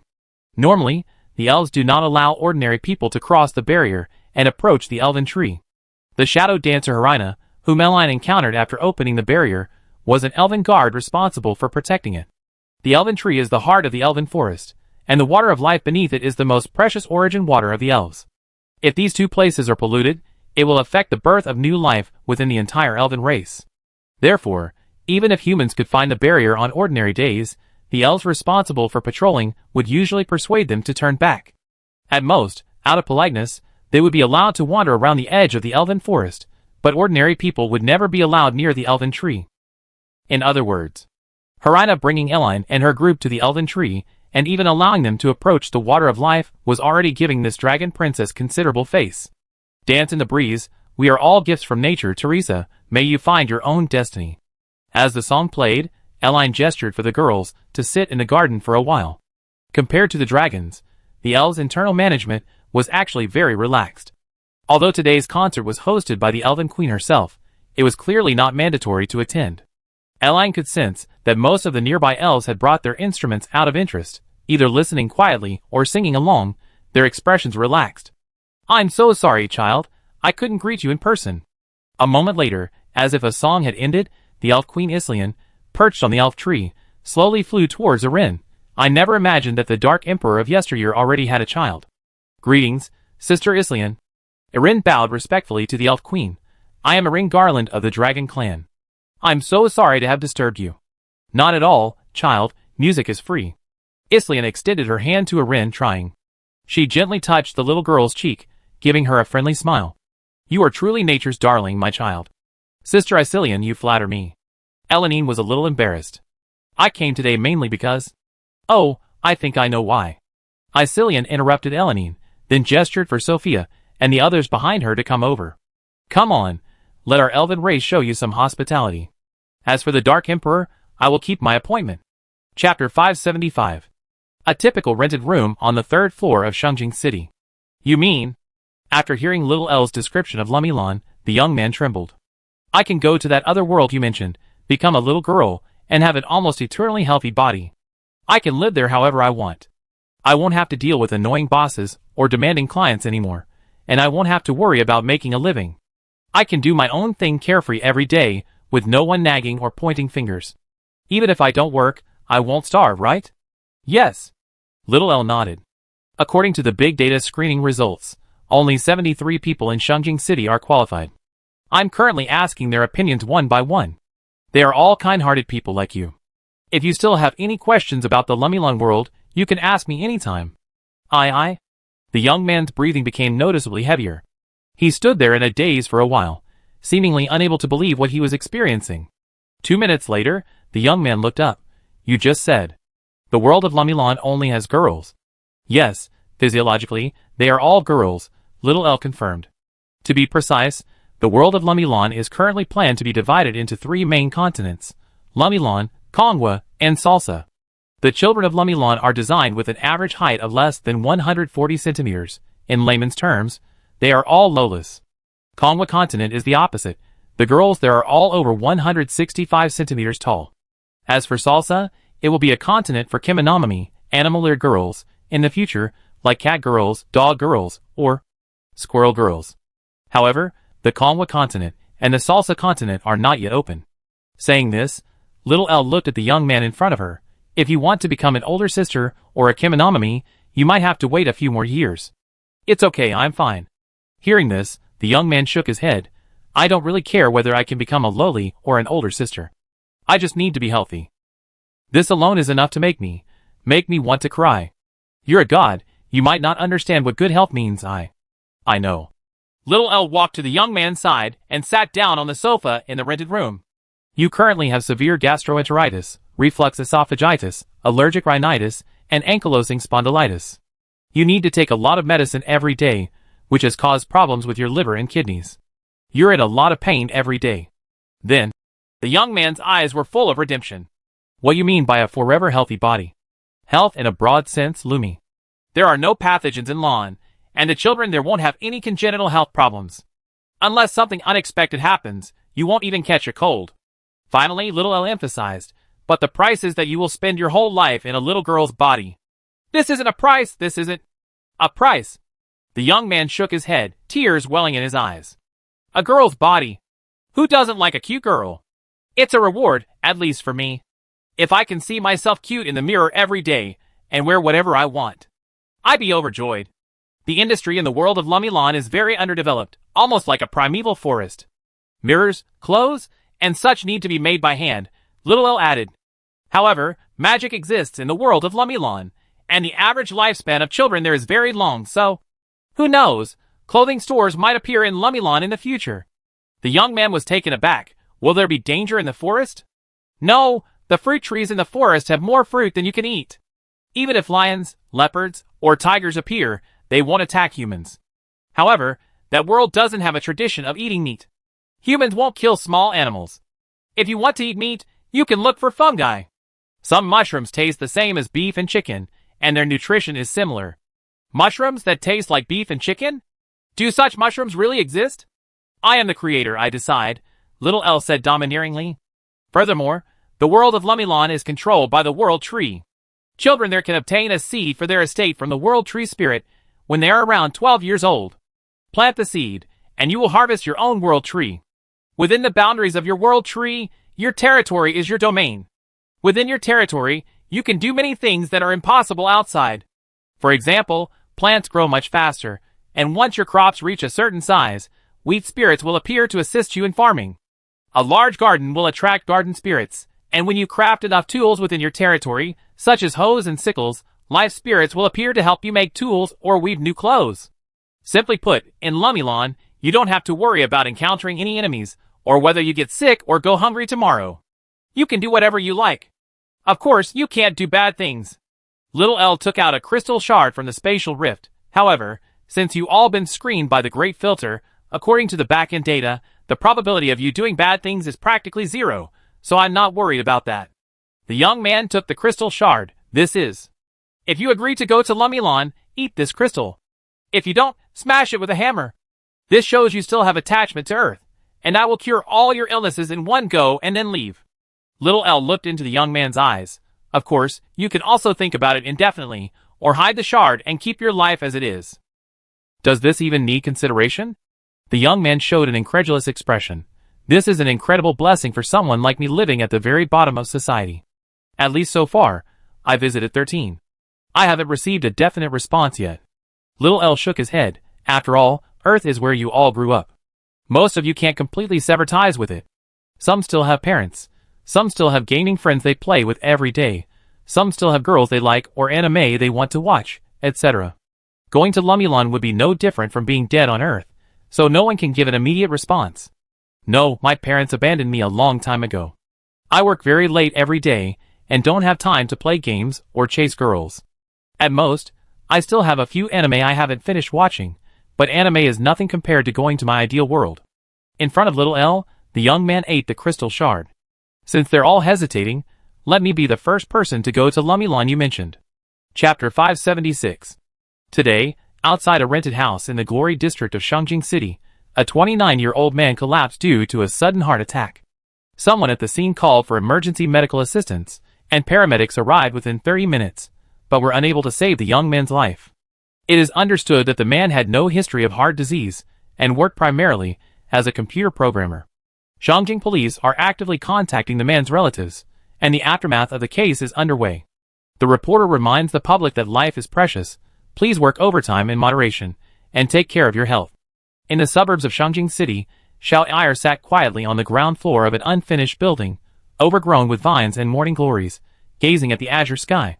Her small, white feet swayed back and forth in the breeze. Behind Xiao Eyre was a new mobile phone broadcasting the day's midday news. See? There aren't many people in this world who care about me. Beside the phone, a round ball resembling an Eldar sighed softly and said in a cute voice, "It's just that the police officers and the nurses in the ambulances have had to work so hard, wasting police and medical resources on someone like me." No, not at all. Hearing this, Eldar turned around. You haven't done anything wrong, you haven't hurt anyone, and you try your best to live every day. Even as you prepare to leave this world, you're still thinking about everyone in the city. You're a very kind person. This Eldar was the young man who had first expressed, "I want to go straight to Lumulon." The young Elder resembles a large gummy candy, predominantly pink, about the size of a lunchbox, and looks incredibly cute and cuddly, completely unlike any creature from Earth. Of course, it doesn't currently fall into the category of living being. This is a strange phenomenon that occurred after Elda attempted to extract the young man from her body as a thought entity. It's similar to a soul in a broad sense, but completely different from the soul entity often seen in novels or comics. Currently, Elda doesn't quite understand this phenomenon, but she feels that Elda's appearance seems to be the manifestation of a soul in the world. Simply put, the gummy candy-like figure beside her, which looks a lot like Elda, can be roughly equated to a soul or consciousness. Actually, I'm still a little, afraid of becoming a girl. Under Little El's gaze, QQ Candy on the open ground looked a little embarrassed. A rough old man like me, becoming a girl, I just feel a little unworthy. The fact that you think that way proves you have the right. Little El gave a gentle smile. On the contrary, there are quite a few souls in this world who were originally female, going against Lumulon's most basic principles. Is that so? Candy Elda seemed encouraged. I'm just doing what I think is right, and trying not to cause trouble for those around me. That's enough. Little El tilted his head. That's why I said, you absolutely have the right to live for yourself again. In Little El's eyes, the human soul doesn't actually have a clear distinction between gender or even good and evil. At most, it's about which world a soul is suited to, or where a soul's life aligns with local customs. After all, once a person dies, if their consciousness is extracted, it looks roughly like a giant gummy candy. The body is merely a manifestation of one's will in the external world, or rather, a medium. And the young man before her had actually signed a voluntary organ donation agreement before meeting Little El. He lived a very frugal life in his rented apartment, with almost no major expenses. The money he earned was either donated or used to help those around him. Do you need to look around some more? Seeing that Gummy Elda beside him remained silent, Little Elda turned around and held up his phone in front of him. If you already decided to leave Earth, I don't offer return services, okay? No need. Gummy Elda shook her head. I don't feel like I miss anything. That's quite a peaceful state of mind. Little Elda tentatively asked, Then, can I ask you a question? What do you plan to do after you go to Lumulon? Me? Gummy Elda seemed to think seriously for a moment. I try running on the beautiful grasslands you mentioned, until I'm exhausted, then lie on the grass, looking at the blue sky and white clouds or the starry sky, and try to have a sweet dream. Then, I might go to the nearby forest to try picking all sorts of fruits, and getting to know the small animals in the forest. That world truly feels like my ideal fantasy world, except for the lack of computers, internet, and cell phones. Computers and internet are possible, after all, it's a magical world. Little El stood up and picked up the gummy candies from the ground. So, shall we set off now? By the way, am I the first human to go to Lumulon? No, there was another one. Well, a rather unlucky guy who went too. Huh? Never mind, let's go. Oh, by the way, what kind of girl do you like? It was night. The world of Lumulon at night was sparkling with brilliant starlight and the bright moonlight. On the Sudner grassland, one could see stardust falling from the sky above, trailing long tails, bringing a magnificent and ethereal atmosphere to the world. By the river, several servals lay leisurely in the reeds, swaying their tails. Amidst the flowers, swarms of shimmering butterflies fluttered with beautiful light, sometimes soaring high into the sky, sometimes frolicking around the tails of servals, like little elves fallen to earth. In the center of this vast grassland, a tree hundreds of meters tall stood quietly between heaven and earth. This tree seemed imbued with divinity, appearing from afar like an angel praying to the moonlight, its entire body enveloped in a soft golden glow. Beneath the tree, a pale blue egg slowly rolled down from within a mysterious space. The egg was about the size of a curled-up child's body, its surface covered with mysterious patterns resembling magical designs. Crouching down in front of the egg, little Elle reached out her small hand and tapped the shell a few times. As the cracks on the eggshell spread, with a crisp crack, the upper part of the shell broke open, revealing the image of a pink-haired little girl inside. Seeing the little girl open her eyes, little Elle smiled slightly. Welcome to Lumilon. Chapter 577. Under the starry sky, the little girl, who had rolled out of the eggshell, stared blankly at her new world. She first glanced at the starry sky above, then at the vast grassland around her, before lowering her head, raising her hands to her chest, gently clenching her fists, and then releasing them. Yes, this is Lumilon. Little Elle, standing in front of the little girl, gently reached out and smoothed her slightly messy pink hair. How are you feeling?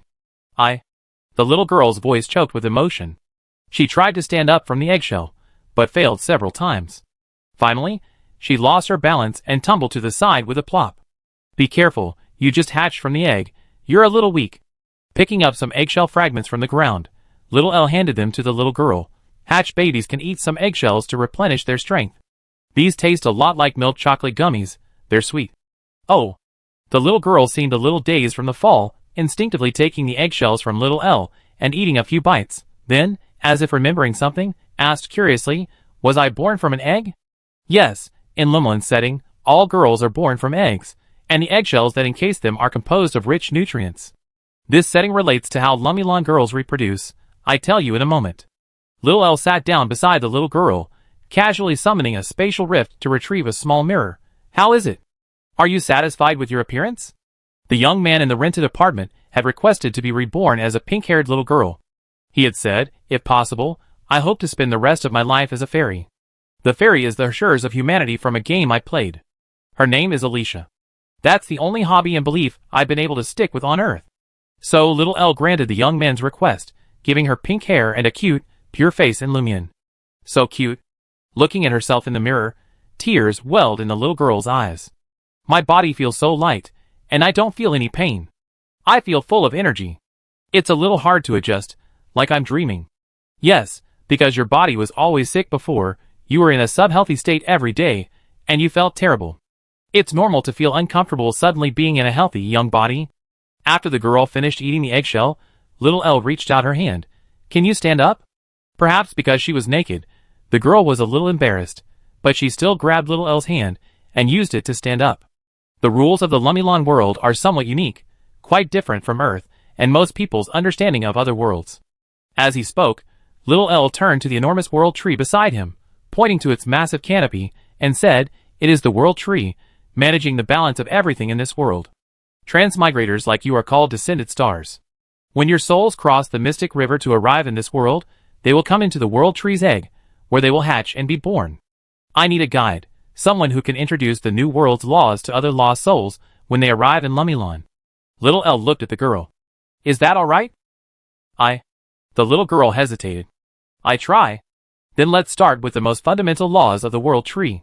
Taking the little girl's hand, little Elle teleported to the vicinity of the world tree's roots.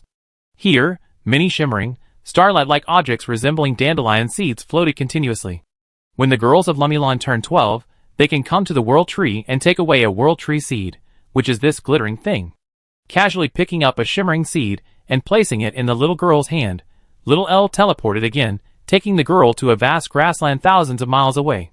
With this seed, you can find your own manor on the Lumilon continent. It could be by a river, in the middle of a vast grassland, or in a forest. Now, let's say we choose this location for our manor and plant the seed. At little Elle's prompting, the girl placed the glittering seed on the ground. Like this? Yes, usually after planting a seed, you need to cover it with soil, water it, and wait about a day. But now I use my administrator privileges to speed things up a bit. With a slight lift of his hand, little Elle used mysterious power to make the seed grow into a small tree. This tree is your fairy tree. As soon as little Elle finished speaking, a small fairy, only the size of a palm, with a face almost identical to the girl's and pale green wings on its back, flew out of the fairy tree. She is your guardian spirit, possessing most of your memories and inheriting a portion of your personality, so you can communicate without barriers, even using Earth's language. Little Elle let the little spirit land in his palm. Guardian spirits appear along with the spirit tree. She can create a spirit space for you and bless the land in the manor. A certain area surrounding the spirit tree belongs to your manor. Within the manor's boundaries, the guardian spirits will bless all crops and items. Planting fruit trees, crops, or flowers here will allow them to grow from germination to harvest in just a few days. When certain attributes within the manor reach a certain level, different types of spirits will spawn near the spirit tree. For example, if you plant enough wheat in the manor, wheat field spirits will appear when it matures.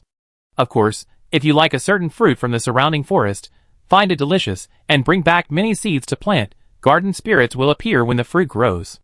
Doing more crafting work in the manor will spawn life spirits.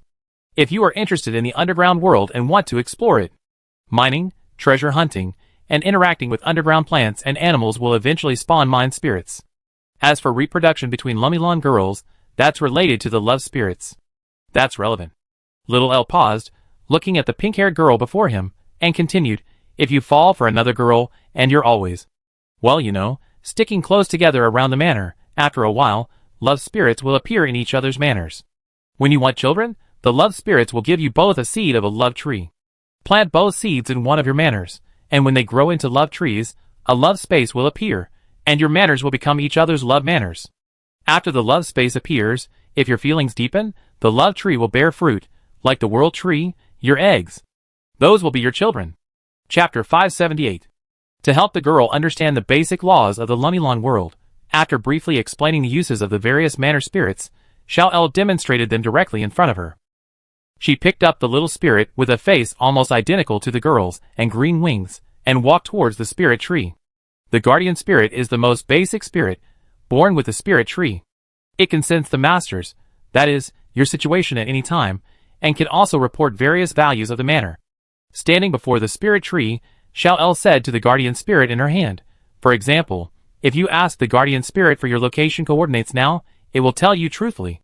With the spirit tree as the center, let north be the y-axis and east be the x-axis. The master's current coordinates are 5.78, 6.57.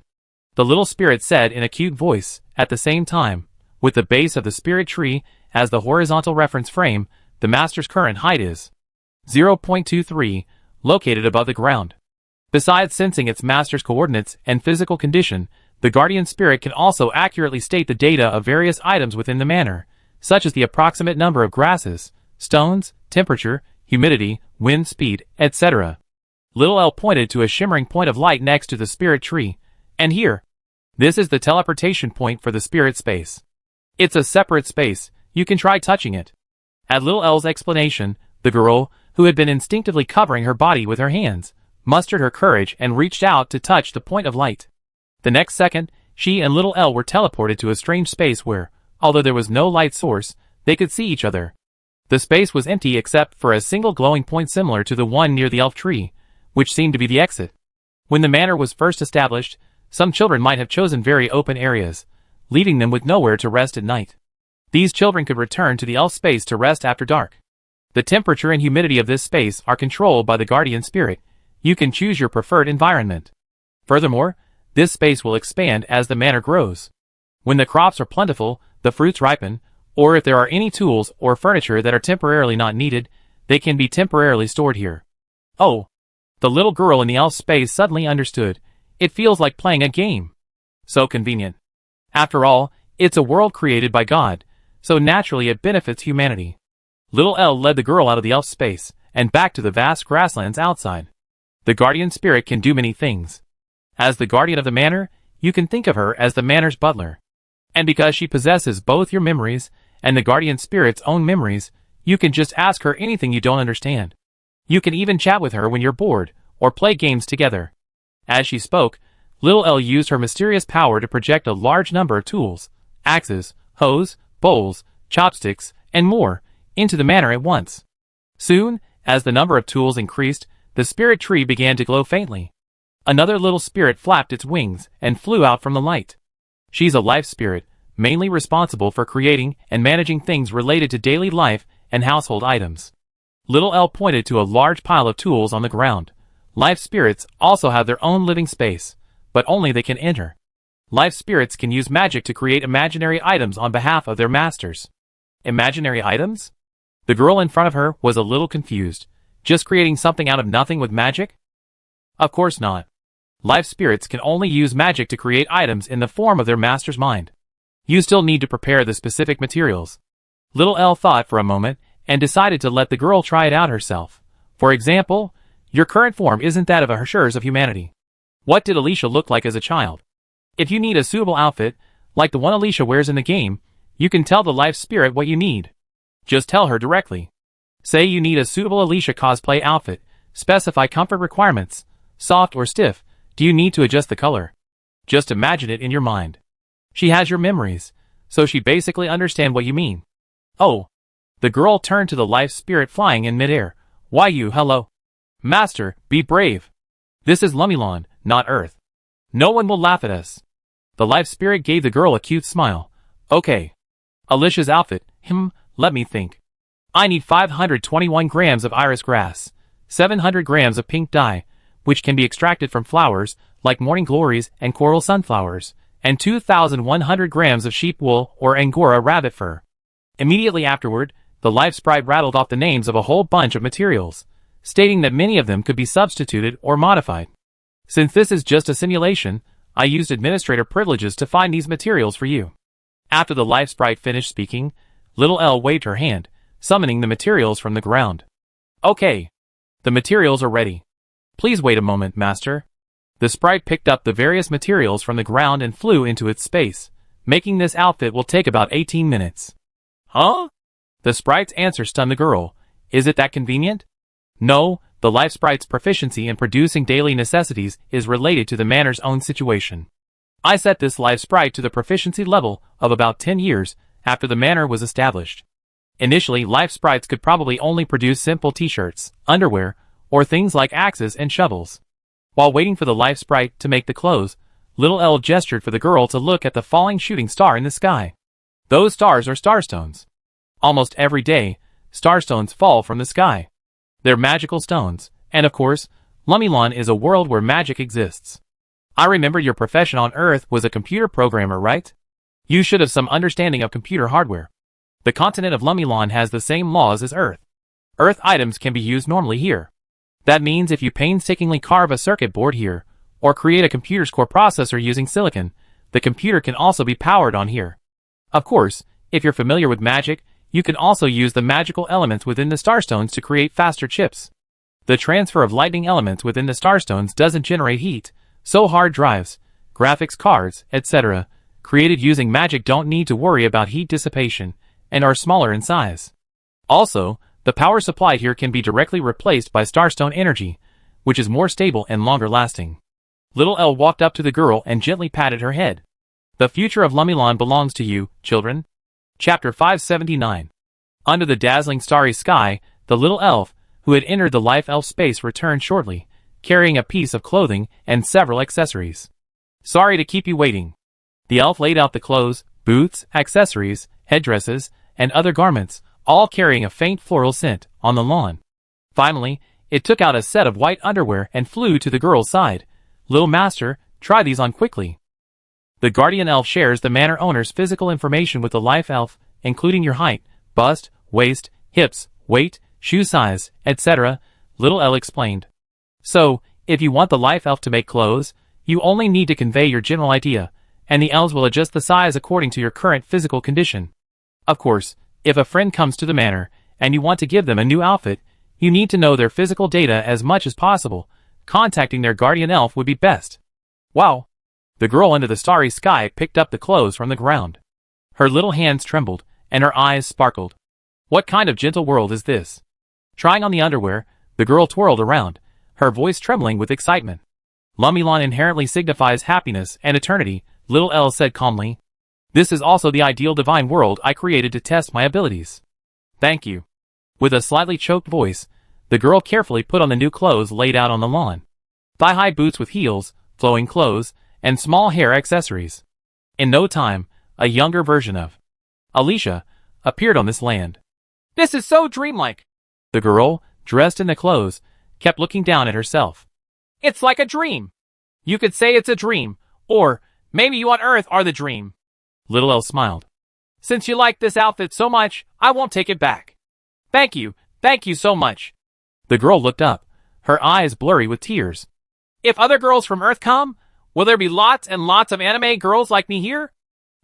That's possible, but only if the children on Earth really like a particular anime character and decide to come to Lumilan. Make a similar request to me. Little L thought for a moment. That's about 1/10? Of course, even if they don't actively ask, when they arrive in Lumilan, this world will automatically set their appearance to their ideal form. That means... The girl held out her hands. There might be Yoshino, Ilya, Chino Kefu, and many girls with anime/manga attributes here. There might also be 2, 3, 4, or even 5 Elysius. Little L nodded. But everyone can rest assured. Everyone who comes to Lumilan is a good child. There's no need to worry about communication problems. I know. The girl was still a little excited. She tried walking back and forth on the lawn a few times, jumping around a bit, seemingly getting used to her balance in the heel boots. Let's move on to learning the next type of sprite's attribute. Seeing that the other girl had a good grasp of life sprites, Little L casually summoned a wheat field behind him. A golden sprite, representing harvest, quickly appeared with the wheat field. The wheat field sprite can help monitor the wheat field's condition. If the owner is busy, she can also help water it, fertilize the land with magic, and harvest it, Little L said to the golden sprite. The definition of wheat field is broad. It includes any crop, such as sweet potatoes, and vegetables. The garden sprite's attributes are similar to the wheat field sprites. The garden sprite is also responsible for managing the flowers in the manor. However, besides being ornamental and providing nectar, the flowers in the manor also have positive effects on the manor.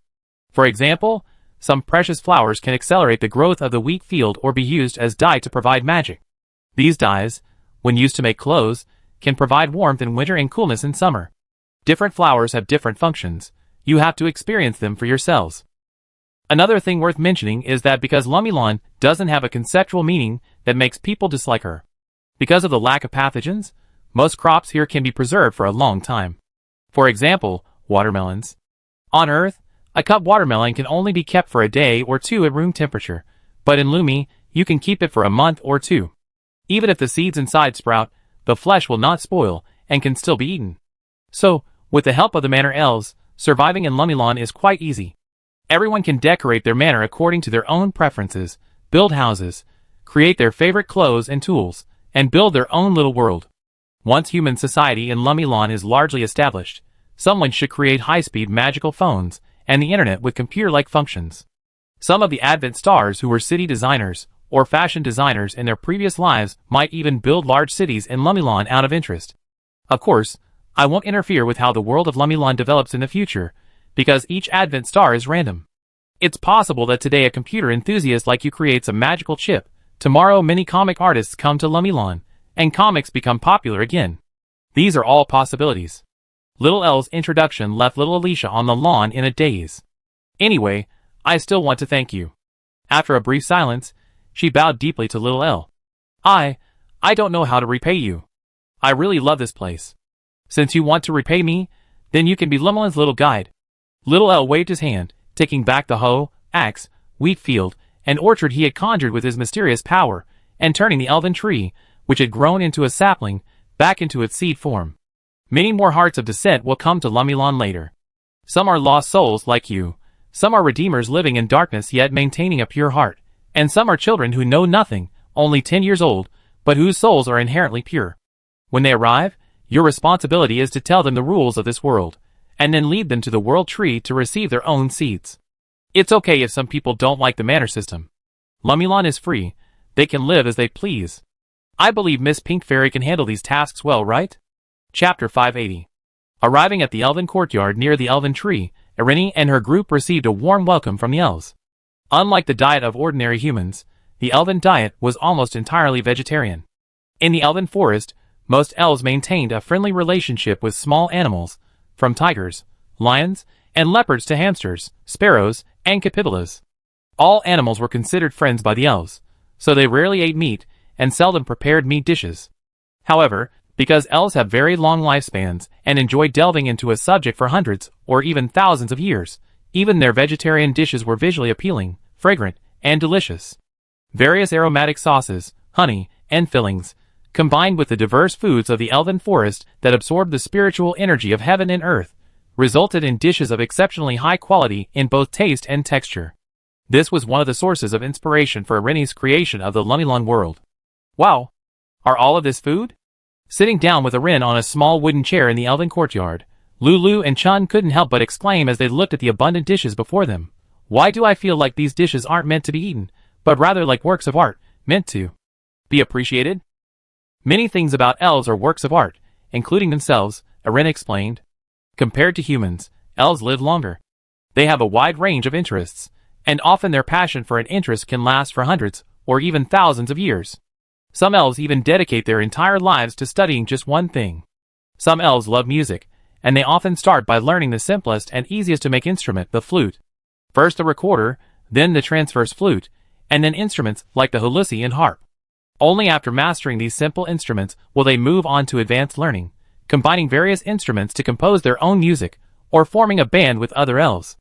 If an elf is interested, she might study any musical instrument for thousands of years, becoming a musical master herself.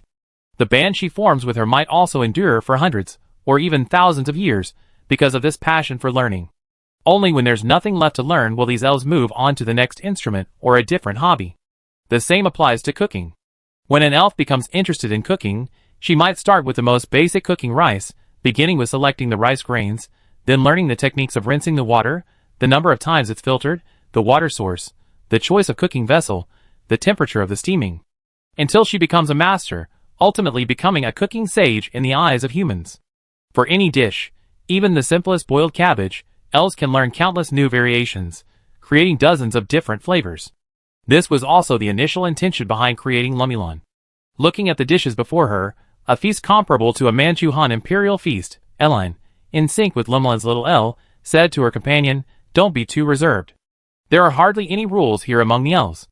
Eat whatever you want if you're hungry. On Earth, everyone has their own dreams as a child. Some want to be painters, some novelists, some programming masters. However, most people, after entering university, are forced to succumb to reality. They either learn other skills to earn money, or their sincere hearts are corrupted in the pursuit of their dreams, becoming solely driven by money. Artists repeatedly create content they don't like to satisfy clients. Novelists devise plots that are despised by the public to please readers. Software engineers, under pressure from their superiors, steal customers' private data to write rogue software that they willingly pay for. But none of this will happen in Lumilon. You have ample time to fulfill your dreams. Even if you only improve a little each day, create a little each day, it doesn't matter, because your life is nearly eternal, and you don't need to struggle for a living every day." How envious. Lulu and Chun's eyes sparkled as Irin explained, "I always felt that they didn't just treat us that way. It seems like there aren't any particularly strict rules and regulations within the elven race." The elven race does indeed cherish freedom. The elven queen doesn't usually restrict the individual elves in the elven forest. Irin picked up a carefully carved broccoli, drizzled with a special sauce, and took a bite. Look at today's concert. There weren't many elves here, and most of them were interested in music, occasionally performing themselves. "That's wonderful," Sophia exclaimed, "being able to be carefree and do whatever you want. I want to live for my dreams." Every society has different standards. Some places enjoy the thrill of battle, while others have a fast-paced lifestyle where online arguments are commonplace. To this, Irin simply said calmly, the elven race is a typical slow-paced society. The only race on the Eve continent with a slower pace of life is probably the vampires. By the way, speaking of vampires, Wendy pulled up a small chair and sat down next to Irin. "Little Irin, are you going to inform the vampires and the cat demons this afternoon?" "Yes, after we eat here, I take you back. Then I need to go to the Monster Forest, and also Saint Haven and Sacred Beast Island." "Is Sacred Beast Island where Emoshien's parents live?" "Yes, fire phoenixes, black tortoises, azure dragons, and things like that live there." "Then, is Sacred Paradise where the angels live?" "We usually call them winged people." Eline thought for a moment. Initially, the word angel was an affectionate term humans used for the winged people. They would occasionally visit the human world to help answer people's questions. Later, those winged people became lazy and all became fallen angels. Fallen angels? They're angels who willingly fell into depravity, the kind who lie in heaven sleeping all day and do nothing. "Gentlemen, are you enjoying the food here?" During their conversation, the elf Queen Icilian also approached, her flowing light green dress making her look like a fairy among the crowd. "Yes, everyone loves it," Eline replied. They all said the dishes are like works of art, and they almost don't want to eat them. It's good that everyone likes them. Icilian sat down next to Eline. Well, we're planning to present your father with a specially made elven outfit for the Dragon Clan's royal succession ceremony. We like to inquire about the approximate size and what style your father prefers. My dad? Eline looked at the elven queen before her. His figure is about the same as yours. Men's clothing? Women's clothing? Chapter 581. After enjoying a delicious elven-themed lunch, Elven Queen Erin bid farewell and left the elven forest with Sophia and the others. If we want to fly into the blue sky, when we're condensing the RV, we can create larger wings on both sides of the vehicle, and then modify the body into a streamlined shape that can adapt to airflow. On the way back, Erin explained the principles of airplanes on Earth to the girl beside her. This is also why birds can fly. With the assistance of continuous forward thrust, if the structure of the wings on both sides of our vehicle is reasonable and strong enough, this thrust will form an upward airflow under the action of atmospheric pressure. This airflow is like a pair of big hands that keep pulling us up, making us fly higher and higher. When we need to adjust our altitude in the air, we can also modify the thickness and tilt angle of the wings to create different degrees of change in the airflow. Seeing that the girls around her still looked confused, Erin simply created an airplane skeleton on the spot using grass element. It's okay if you don't understand the principle, I demonstrated for you. After the skeleton was completed, Erin used rock element to create a sturdy outer shell for the airplane, condensing it into the shape of a small passenger plane. Look here, this is the airplane's wing. By changing the angle of this part, we can use the airflow to push the airplane up or down. Imagine the surrounding air as the ocean, and the airplane as a stick or submarine moving through the water. Imagine this structure moving at high speed in water. Would it rise or fall? Wait, I think I understand now. Wendy, who had the most knowledge of wind elements, slowly stepped forward, examining the airplane wings that Erin had conjured. So, if we consider the air around us as water, it will disturb the airflow as it moves forward, and then that airflow will lift the car up, right? Yes, that's exactly it. Erin nodded. But the prerequisite is that it needs to be fast enough, and it needs a sufficiently long acceleration distance before takeoff. Ahead is the vast grassland. Sophia pointed to the plains outside the elf forest. We want to try it. This machine can fly, right? Lulu and Tsubaki were clearly confused. It has such a unique design. Little L means we should all fly straight back to Minar Academy. Lilia stepped forward. She has to go to the monster forest and sacred paradise this afternoon, so she needs to hurry back. Oh! The two girls suddenly understood, although we still don't understand why this big thing can fly. Come on up. Eline opened the door of the airplane and went to the rear of the plane, conjuring two small wind element magic circles.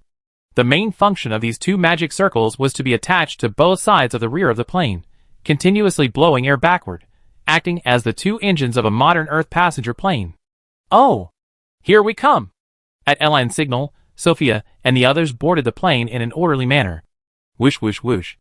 Once everyone was on board and seated, Eline activated the wind element magic at the rear of the plane. With the powerful magical blessing of Eline, the two wind elemental magic arrays unleashed a terrifying hurricane, quickly blowing the plane toward the vast grassland ahead. Whoosh whoosh whoosh. As the plane sped up across the grassland, the wind from the wind elemental magic array behind it grew stronger. Soon, the hastily assembled plane slowly rose into the air under the influence of atmospheric pressure, soaring into the blue sky. My God! Is this even possible? This sight completely astonished Wendy on the plane.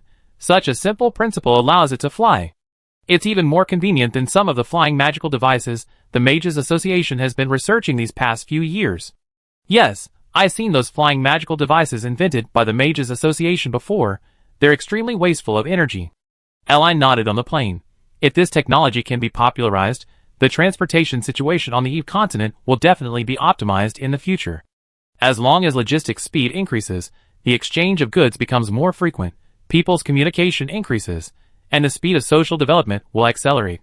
In Eline's eyes, those flying magical devices developed by the Eve Continent Mages Association did indeed exhibit significant energy waste. There are two types of flying magical devices here.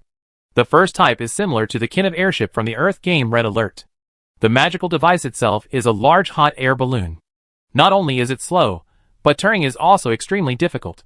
It's fine for air raids in war, but if you're talking about using it for transportation, by the time it reaches its destination, the ground carriages would have made countless round trips. The second type of magical device works on a similar principle to Earth's drones. This type of magical device has 4 or more levitation devices installed at the bottom, continuously powered by wind element crystals that blow air downwards to keep the device afloat. Then, it uses wind element crystals aligned with 4 directions to achieve turning. Theoretically, just manufacturing one of these magical devices would require at least 8 magic crystals, and its speed isn't very fast, with a flight altitude of only a few hundred meters. Aside from being useful for blitzkrieg tactics, it can't even replace a carriage in some respects, which is why Arin called it a waste. It's really flying. Seeing the plane beneath them soar higher and higher, Lulu and Tsubaki peered at the outside world through the transparent glass, and this speed. Good heavens. Little Arin, what level of wind element magic are you using? Generally, high-level wind element mages can use these kinds of wind-blowing magic arrays. Arin continued to explain, if we convert it to crystals. Theoretically, only 2 Tier 3 wind crystals are needed, plus at most a controller to control the airflow. This is absolutely the greatest invention of this century. Wendy's eyes widened. Can I tell Dad and the others about this principle? I remember Sister Karachu was interviewing some magicians' associations that specialize in researching flying magical devices. If this technology could be adopted by our family, if we master it, I can't imagine the wealth it would bring. Absolutely no problem. I'm telling you this so that you can share this technology with those around you when you get back. Eline smiled. The ultimate goal is for everyone on the continent of Eve to achieve happiness and create a harmonious and friendly society. That's truly amazing. Tina chimed in. I remember Aspera was researching flying magical devices before, but they never managed to develop such a smooth machine.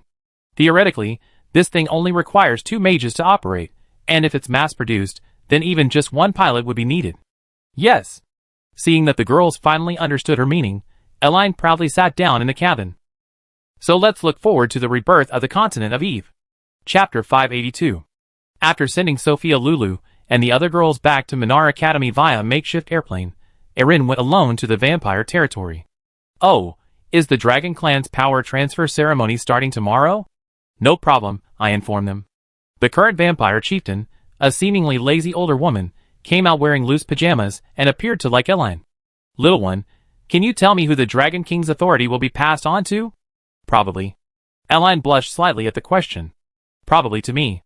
You? The vampire chieftain was instantly startled. But little sister, you seem under 100 years old. I remember dragons are at least several thousand years old when they reach adulthood. This made Eline even more embarrassed. Well, Dad wants to retire early. As the vampire chieftain said, at Eline's current age, she wasn't even considered a child in the dragon race. She was basically a young dragon that had just hatched from its egg. To most long-lived species, handing over the Dragon King's authority to a young dragon is no different from a president letting his 3-year-old son run against him for the future presidency.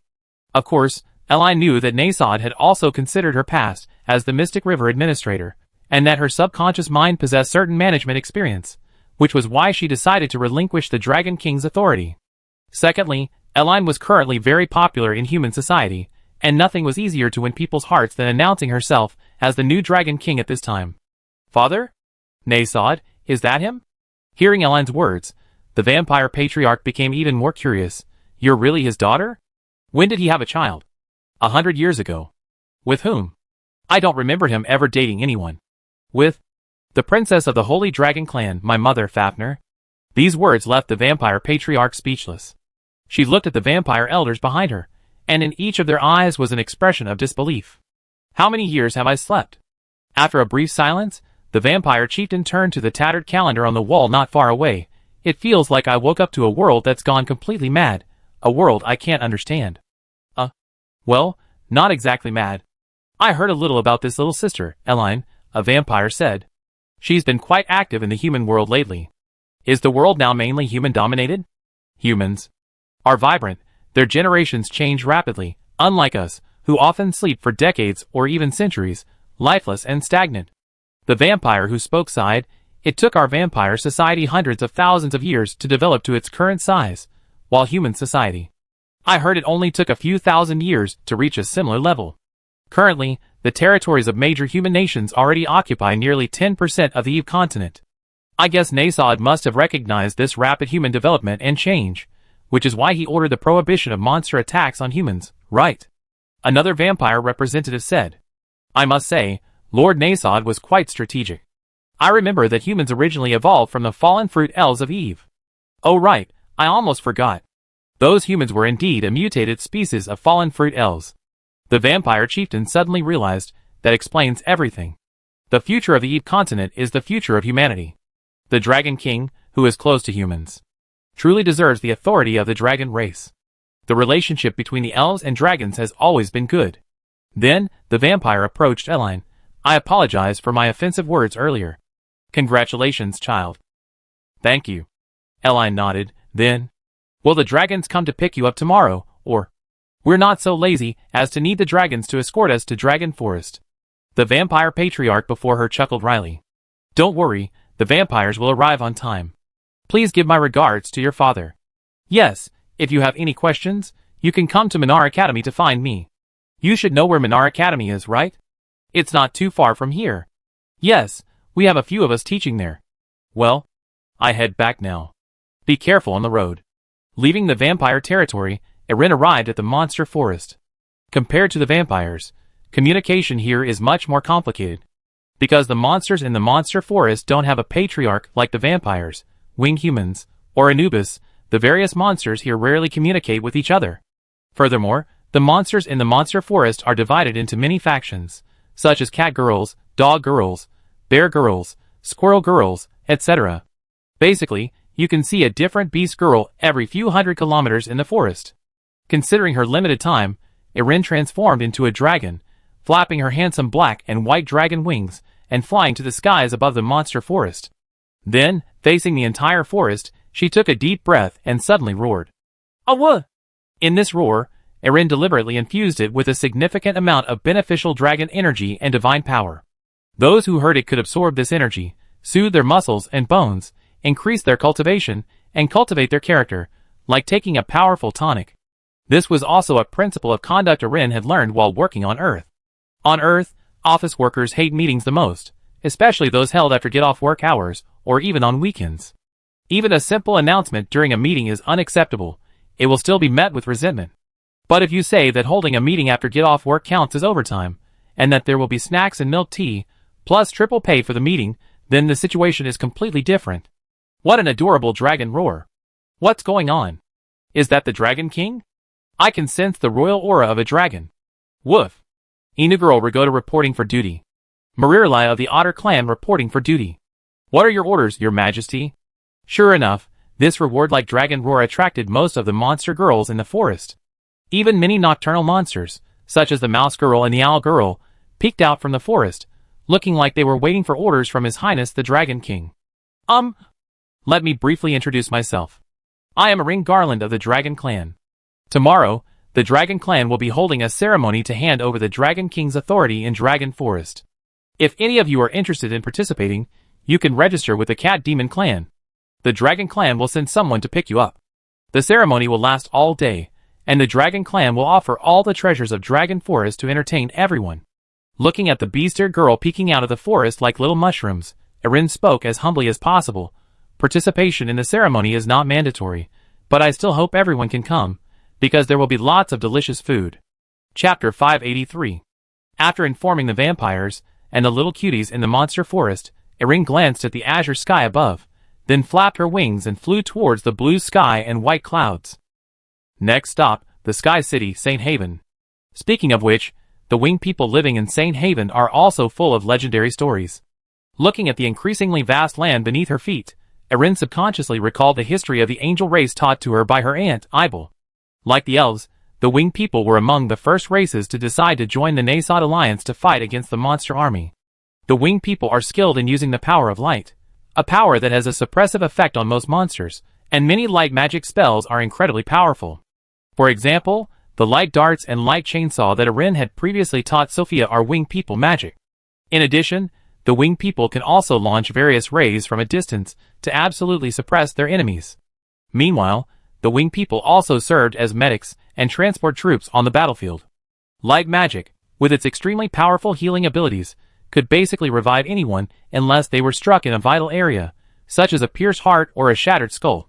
Furthermore, their ability to fly meant they were responsible for transporting a significant amount of vital supplies to the front lines. Because of this transportation attribute, at the beginning of the war, many intelligent races referred to the winged people as angels, or messengers of the sky, because these beautiful, winged humans would descend from the heavens bringing large quantities of life-saving supplies. Thus, in the early religions, many regions saw the emergence of doctrines centered on angels. In the era of war between gods and demons, battles raged everywhere, and death was rampant. Many lived in constant hunger and fear, devoid of hope. Only when angels came to their side could they find a full meal, and their wounded be healed. Over time, angels became the shared image of salvation for almost all the intelligent civilizations on the continent of Eve.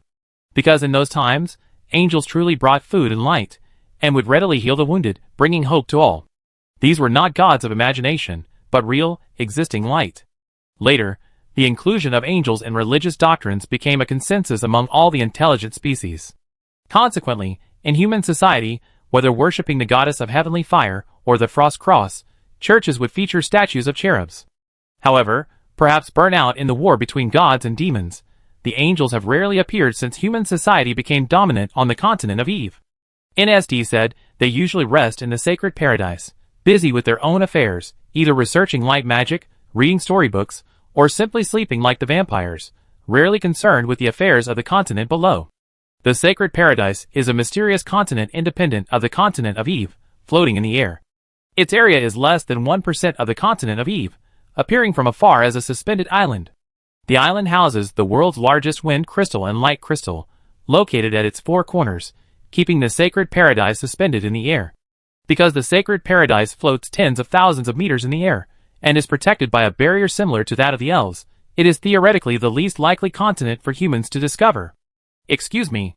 Using her dragon aura to locate the holy paradise, and flapping her dragon wings to reach the floating island, Erin transformed back into human form at the entrance, and found a place to dress.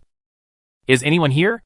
Wearing a young dragon nightgown and white stockings, Erin, clutching a pillow filled with winged feathers, stepped onto the corridor at the entrance of the holy paradise. Although this was a floating island, the abundance of light and wind elements, along with the magic circles inscribed by the winged people, constantly purified the surrounding environment.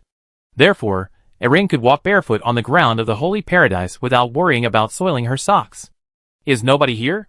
The entrance to the holy paradise, where only the sounds of wind and wind chimes could be heard, puzzled Erin. She used her dragon aura to sense her surroundings and confirmed that there was indeed no one there. That's strange. Logically, there should be one or two guards at the edge of the barrier.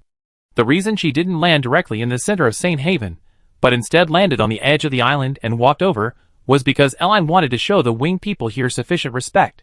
Just like in the elf forest, if Eline and the others had flown directly above the barrier and landed, it would have definitely disturbed the elf queen near the elf tree and their concert, which would have been very impolite. But the fact that there was no one near the St. Haven barrier also puzzled Eline. She quickly walked up the stairs towards the center of St. Haven. As you can see, this is an exceptionally luxurious corridor, lined with sculptures of archangels and various elemental magic crystals. Walking along it feels like stepping into some ancient ruin, brimming with the flavor of Western European mythology. Only when she reached a building more than 20 kilometers from the barrier did Erin sense the presence of the winged race within. Hello? The building appeared to be a small library. Erin was immediately enveloped in the rich scent of books as soon as she pushed open the door. On the second floor of the library, she found a small angel fast asleep. The angel seemed quite young, with a pair of tiny wings that appeared unable to fly. Her hair was white, even her eyelashes were white, and her body even seemed to emanate a holy aura while she slept. Asleep? Erin was both amused and exasperated by the angel's appearance amidst the piles of books. She slowly approached, knelt down in front of the angel, and picked up a book beside her. Soybean Cultivation and Management. What's this? Then, she looked at another book on the little angel's chest. Me, a Riemann noble, falling in love with Silas's roasted sweet potatoes. Huh? Erin was dumbfounded. She tried to pick up a few more books from the pile next to the little angel. Oh, my goddess. I learned to roast lizards in Aspera, aspiring to become a master lizard roaster. An autobiography of a lowly exile in Black Heaven, why I believed in the Dark Emperor. Dragon Raja, my undying words have failed. At this moment, perhaps the sound of Erin flipping through the books disturbed the little angel, and the white-haired girl in front of her opened her sleepy eyes. Is it dinner time? Hello. Erin quickly put the book back. Excuse me. Oh, It's only this late. However, the little angel didn't seem to care who Irene was, lazily glancing at the cuckoo clock not far away, and closed her eyes again. Go get whatever book you want to read. I'm going to sleep a little longer. Chapter 584. Perhaps because angels can fly, every bookshelf inside this library is built incredibly high, creating a visually stunning effect. At least in Elaine's memory, whether in human or dragon libraries, the bookshelves are at most 1.5 to 1.6 meters tall, with a few exceeding 2 meters usually having stairs for climbing. But the bookshelves on the winged human side are almost all over 10 meters high. Not only are there no stairs, but the books are also packed so densely that it discourages anyone from even looking at them. This angel. In the quiet house, seeing the little angel under the bookshelf actually closing his eyes and kicking his legs, about to fall asleep, Elaine quickly explained, I didn't come here to find books. The little angel was clearly still half asleep, barely opening his eyes a crack, not looking for novels. Then you're here to look through reference materials. The reference bookshelf is at the back against the wall. That pile is full of things like grafting techniques for vines, the cultivation of sand gourds, and maintaining soil fertility. Stop. Elaine felt completely confused. I really didn't come here to find books, I came to find someone. Find someone? Hearing this, the little angel, seemingly noticing that Elaine didn't have angel wings, finally came to its senses. Oh, you're looking for someone. Finding people isn't my job. Despite saying this, the little angel still managed to sit up, rummaged through the pile of books for a while, picked up an angel halo, and put it on its head. Little sister, who are you looking for? Irene quickly organized her thoughts. I'm looking for the person in charge here. Oh, so you're looking for the Grand Elder. The little angel stood up, kicking the books on the floor aside with her tiny feet. Where are you from? I'm a dragon. I know you're a dragon, but what kind of dragon? A black dragon, a holy dragon, or a fire-breathing dragon? Irene felt her IQ had seriously dropped after meeting this little angel. Black and white dragons. There's such a dragon species? The barefoot little angel straightened the tilted halo on her head. So what exactly do you want to see our Grand Elder about? Well, it's like this. Under the curious gaze of the other, Irene decided to get straight to the point. Tomorrow morning, the Dragon Clan will hold the Dragon King's authority. It's the inauguration ceremony. We be choosing a new Dragon King then, so I came here to inform your angel race. Huh? A new Dragon King? The angel's Ahog, Kalik, instantly turned into an exclamation mark. This sounds like a very serious matter. It is a very serious matter. Elaine was somewhat exasperated. That's why I came directly to the Holy Haven, but I haven't seen many people along the way. Oh, everyone should be sleeping at this time. The angel yawned again. How about you come back tonight? Tonight? Elaine was momentarily speechless. Aren't you angels? It's daytime now. You sleep during the day? Right now, almost every angel in the Holy Haven is likely to be sleeping at any time. Seeing that Irene seemed genuinely anxious, the little angel walked towards the library entrance. Then I take you to see if Elder Kyle has woken up. My name is Gabriel, and what's yours? What's your name, little dragon girl? Irene Garland. Seeing that the other finally understood, Irene secretly breathed a sigh of relief. Are there no angels in Holy Haven now? Yes, the same group as before. After leaving the library, the little angel Gabriel stretched. It's just that everyone's not very active. So heaven is quiet. And you? Gabriel's languid demeanor made Irene even more curious. What do you usually do? Play cards, chess, games, read books, and sleep. Gabriel blurted out. Anyway, the world is at peace. There's nothing for us to do, so it's great to just lie around. Huh? Irene was shocked by the answer. You mean, you've been playing cards and reading books in heaven for thousands of years? You haven't gone out? In her memory, it had indeed been a long time since she had seen angels on the Eve continent. Not to mention humans, even dragons were the same. In Irene's memory, the last time she encountered angels was when her parents wanted to make a pillow and invited the winged people to Dragon Forest. Also a long-lived humanoid species, vampires, although usually quite aloof, would occasionally leave their castles and forests to wander around and see if they could suck some delicious blood, like those vampire teachers in Minar Forest. The relationship between elves and humans is even closer. Leaving aside fallen elves like Lucida, who like to travel all over the world, even pure forest elves will occasionally leave the elven forest to visit human countries and exchange ideas on art with humans. But it seems no human has ever seen the winged people. The angels are merely legendary beings among humans, blessing messengers of the sky. Cannon to the 4th rank. Listen to me. No, if you do that, his rook will have to retreat. Why not? After cannon to the 4th rank, your horse will move up. What if he captures my horse? Then I'd be without a horse.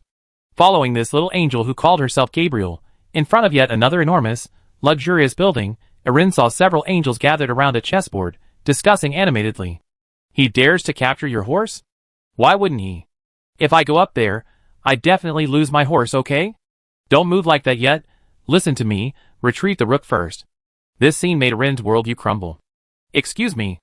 Approaching several winged beings, Erin gently patted the outermost angel. Big brother, is it alright to say a few words? Huh?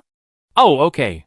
The male angel, whose name was being asked, rummaged inside his half-exposed shoulder, pulling out a halo and putting it on.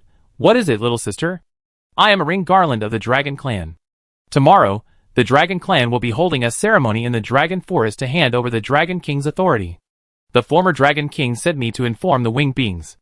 Erin gestured with her eyes to the large, chattering group of angels beside her. Who's the elder here? Elder? That's an ancient term. These days, we're basically all each doing our own thing. There's no distinction of rank anymore. The male angel gestured with his hand. Anyway, the world's at peace. It's none of our business anymore, elders or not, it doesn't matter. Goodness, not only children act like this, do you adults do it too? Look. I told you I'd be checkmated. I lost, it's my turn next. At this moment, the chess game next door also ended, and several winged people simultaneously booed. There are so many people here today, how about we play cards? Come on, let's play cards. Let's play until sunset. No one's allowed to run away. Amidst the noise, someone noticed Eline on the side. Hey! What's that little dragon girl here? Little sister, do you want to play cards too? Chapter 585. On the vast grasslands of Lumlin Sujinal, a girl with pink hair knelt on the soft grass in a duck-like posture, gazing absently at the azure sky. In a daze, scenes from her childhood seemed to reappear before her eyes. Dad, I got 100 on my test. First in the class. 100? How many people in your class got 100? Two.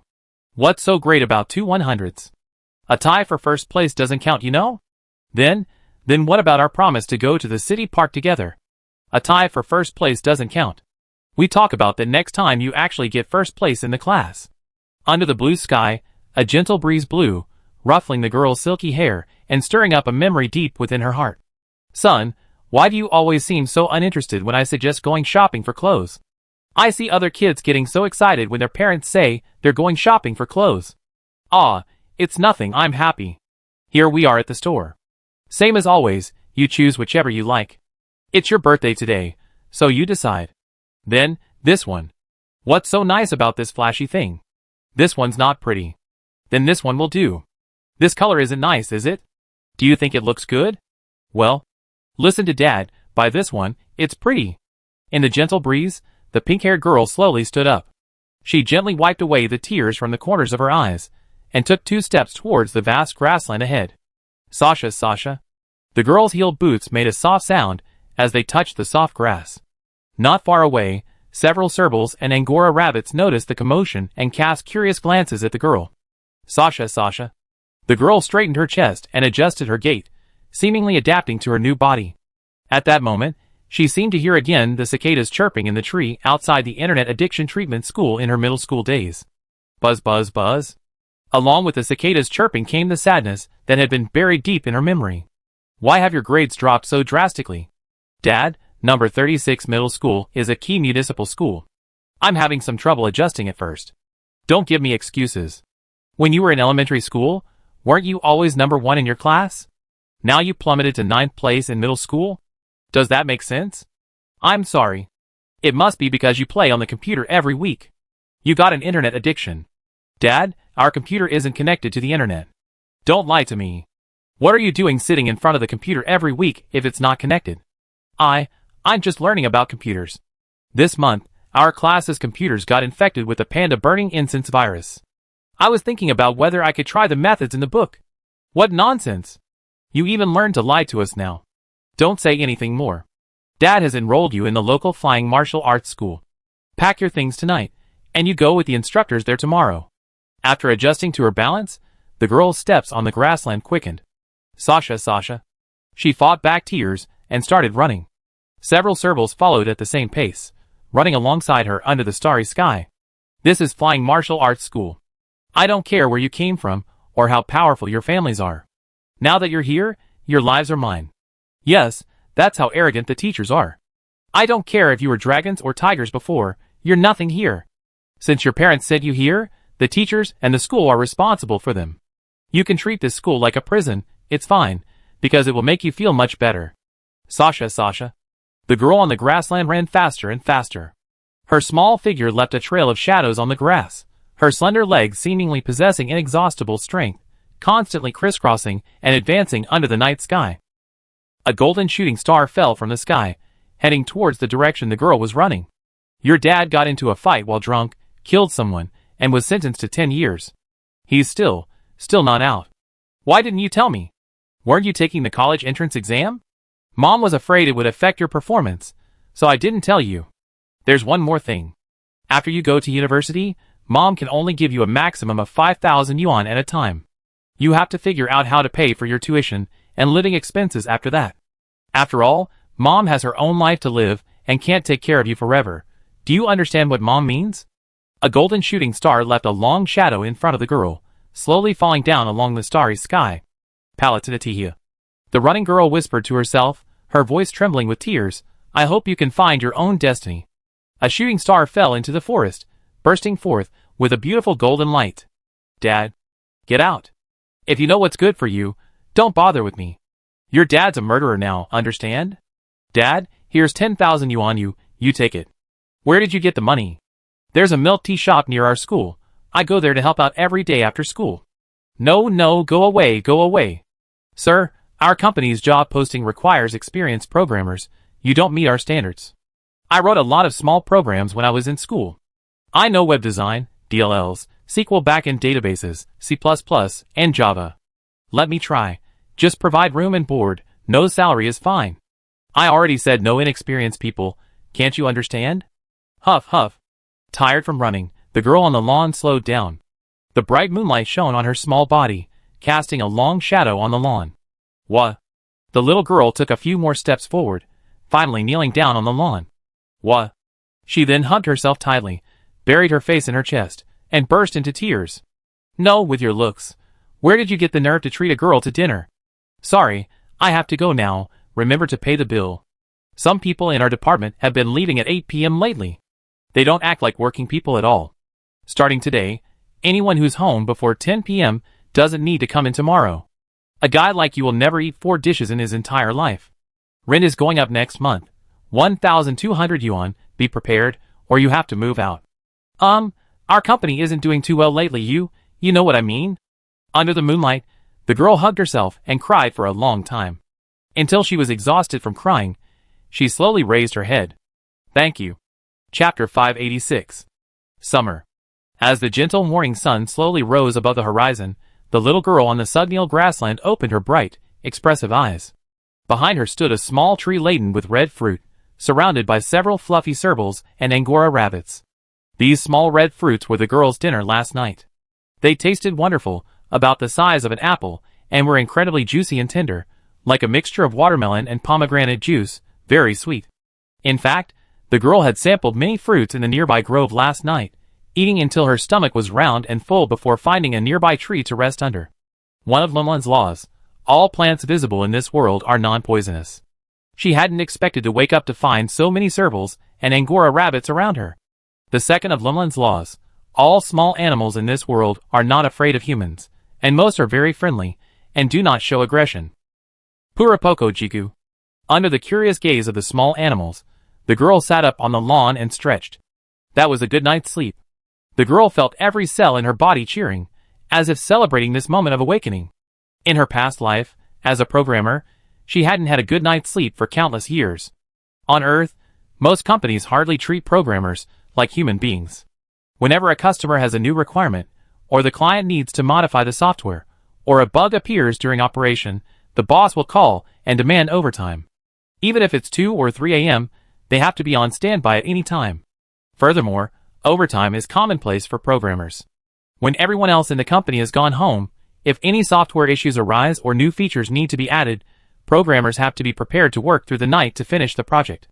A girl once worked on fixing bugs at the company until dawn, and shortly after returning home and lying down in the morning, a new bug appeared, requiring her to get up and code again. Over time, this work style disrupts the sleep schedules of most people. Sometimes, even when asleep, they dream of coding, and are easily awakened by nightmares of deadly bugs. And sleep disorders can lead to various nervous system disorders.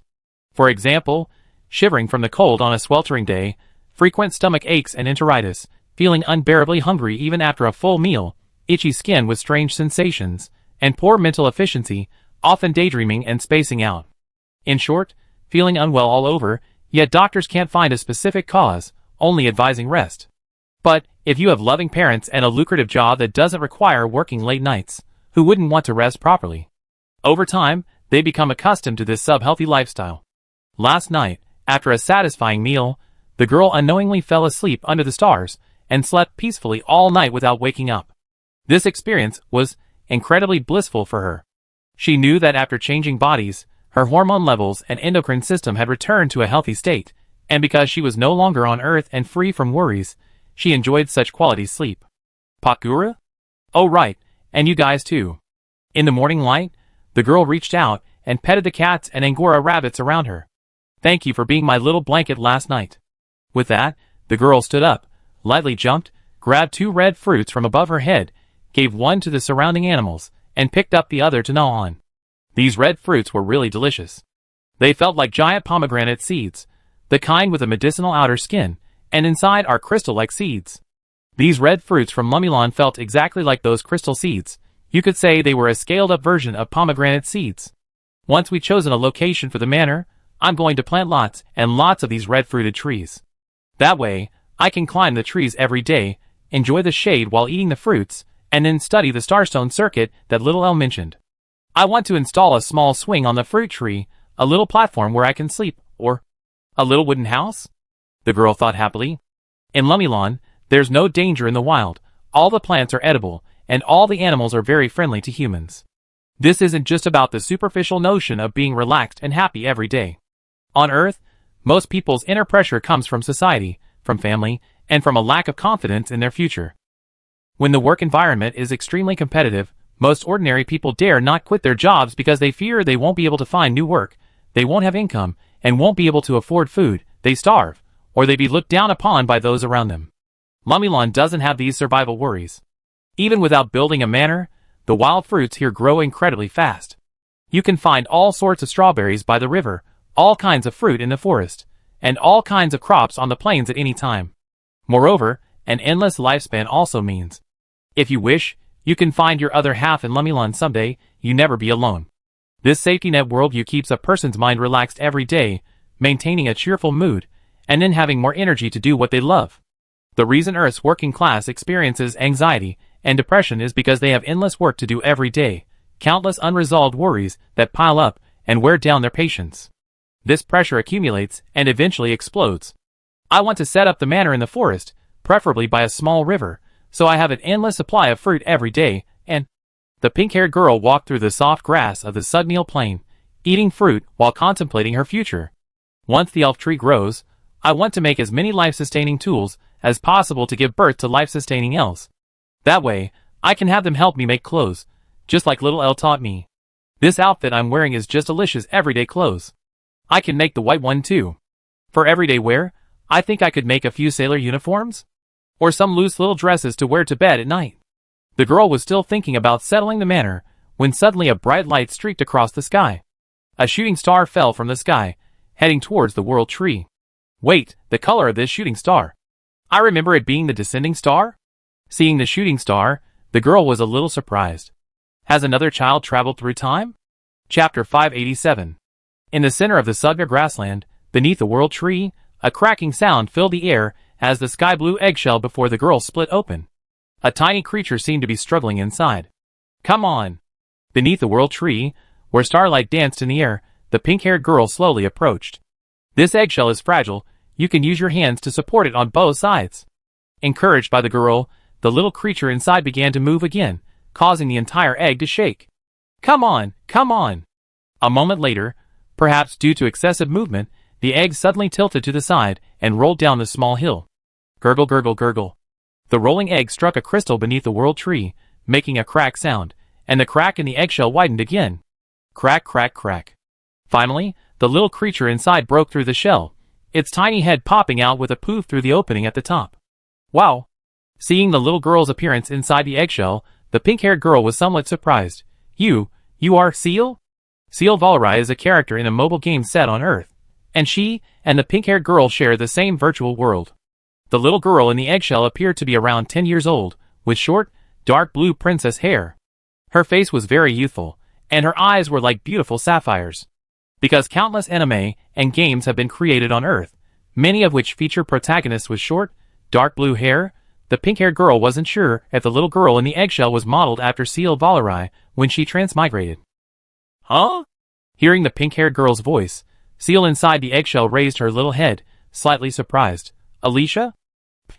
The pink-haired girl was a little embarrassed. I'm not Alicia. It's just that when I came to Lumilon, that deity asked me what kind of girl I liked, and I just casually described her like that. Hee, me too. Seal is my favorite. Seal inside the eggshell struggled a few more times and crawled out. The pink-haired girl quickly went to help. Thank you. After emerging from the eggshell, Seal instinctively clutched her chest, then seemed to remember something and released her hand, looking around. Is this Lumilon? Yes, a world created by the gods, called happiness, said the pink-haired little girl. I only arrived a day earlier than you, and I wandered around the nearby forest for a bit. Oh, right. Saying this, the little girl stepped forward and picked up some eggshell fragments from the lawn. If you're hungry, you can eat some of this first. It tastes a bit like chocolate. Biscuits, they're delicious. Are the eggshells edible? Seal opened her large, sapphire-like eyes. I remember little Elle did introduce the general worldview of Lumilon when we arrived, but I was a little distracted and didn't remember much. Right? Me too. The pink-haired girl sat down next to Seal. Little Elle told me a lot too, but I couldn't remember most of it. However, later she took me on a tour of Lumilon, letting me experience the setting firsthand, and I quickly remembered everything. Eat something first, you have the strength to stand up. Okay. Half an hour later, the two girls sat on a giant root under the world tree. Is that so? So this is what Lumilon's happiness means. After listening to the pink-haired girl's explanation of Lumilon, the blue-haired girl sighed. It always feels like Earth was a dream. I feel the same way. The pink-haired girl looked at the azure sky ahead. This world is unbelievably real. I only lived here for less than a day, and now when I think back to my time on Earth, it always feels unreal, like a dream. Does your sister like playing that game too? You mean Alicia? Yes. I really like it. This game is like my white moonlight. Back then, I was in college, and my mother didn't want me anymore. My dad? He wasn't very good to me either. I had to work to earn my tuition and living expenses. The only way I could relax was by playing mobile games. Was your sister a college student in her past life? Seal on the tree root wiggled her snow-white little feet. I only went to high school. Because of your family? Well, I never been very healthy since I was little. My parents spent a lot of money on my medical treatment and incurred a lot of debt. Seal showed a somewhat sad expression. The year I was at my sickest, I could only lie in the hospital room. My parents cried every day. Then little Elle found me and told me the story of Lumilon. The pink-haired girl lowered her head. I'm sorry, I reminded you of your sad past. It wasn't particularly sad. At least with little Elle's help, my ending was pretty good. After I decided to come to Lumilon, I told my parents about it. I said I might be going to a world without illness or sadness, where every day is happy and joyful, so they wouldn't be sad for me. My parents chose to respect my wishes. That day, they took me away from the hospital, and we went to see the snow-capped mountains of our hometown and took a picture together. Then I fell asleep on the snow-capped mountains, and when I woke up again, I was in Lumilon. The girl lowered her head again. I believe my parents were happy that day too. Little Elle also told me that she would help my parents' careers and work in a reasonable way so they could pay off their loans faster. Yes, they will be happy. The pink-haired girl nodded, seemingly not wanting to continue the topic, and changed the subject. Actually, I used to be a boy. The little girl beside her couldn't help but laugh. You noticed? Intuition. Then you. The pink-haired girl was a little embarrassed. Sorry, I didn't mean it. It's okay. Everyone who comes to Lumilon is a good child. Little Elle told me that herself. I believe her, I believe in this world, and I believe in Sister Alicia. The blue-haired girl said softly. Besides, whether we were boys or girls in our past lives, we are all girls here, aren't we? So let's not worry about those things, past life stories, gender. It's like that saying. No regrets falling from the stars in this life. May I be reborn in Lumilon in the next. Chapter 588. When Irini finished informing the Angel Clan and returned to Minar Academy from Holy Paradise, the sun had already mostly set behind the mountains. The students at Minar Academy were also wrapping up their holidays. Students who had gone home for the weekend were returning to school with bags full of things, while the boarding students who stayed on campus flocked to the cafeteria and food street, starting their dinner hunt. Sigh, school's back again. Time flies. It's alright. Minar Academy is so lenient. They given you 2 days off, aren't you satisfied? I have a friend studying at a military academy in Silas. That's terrifying. They only get 1 day off a month. You're comparing Minar Academy to a third-rate school in Silas? So don't complain. Let's all go for barbecue tonight.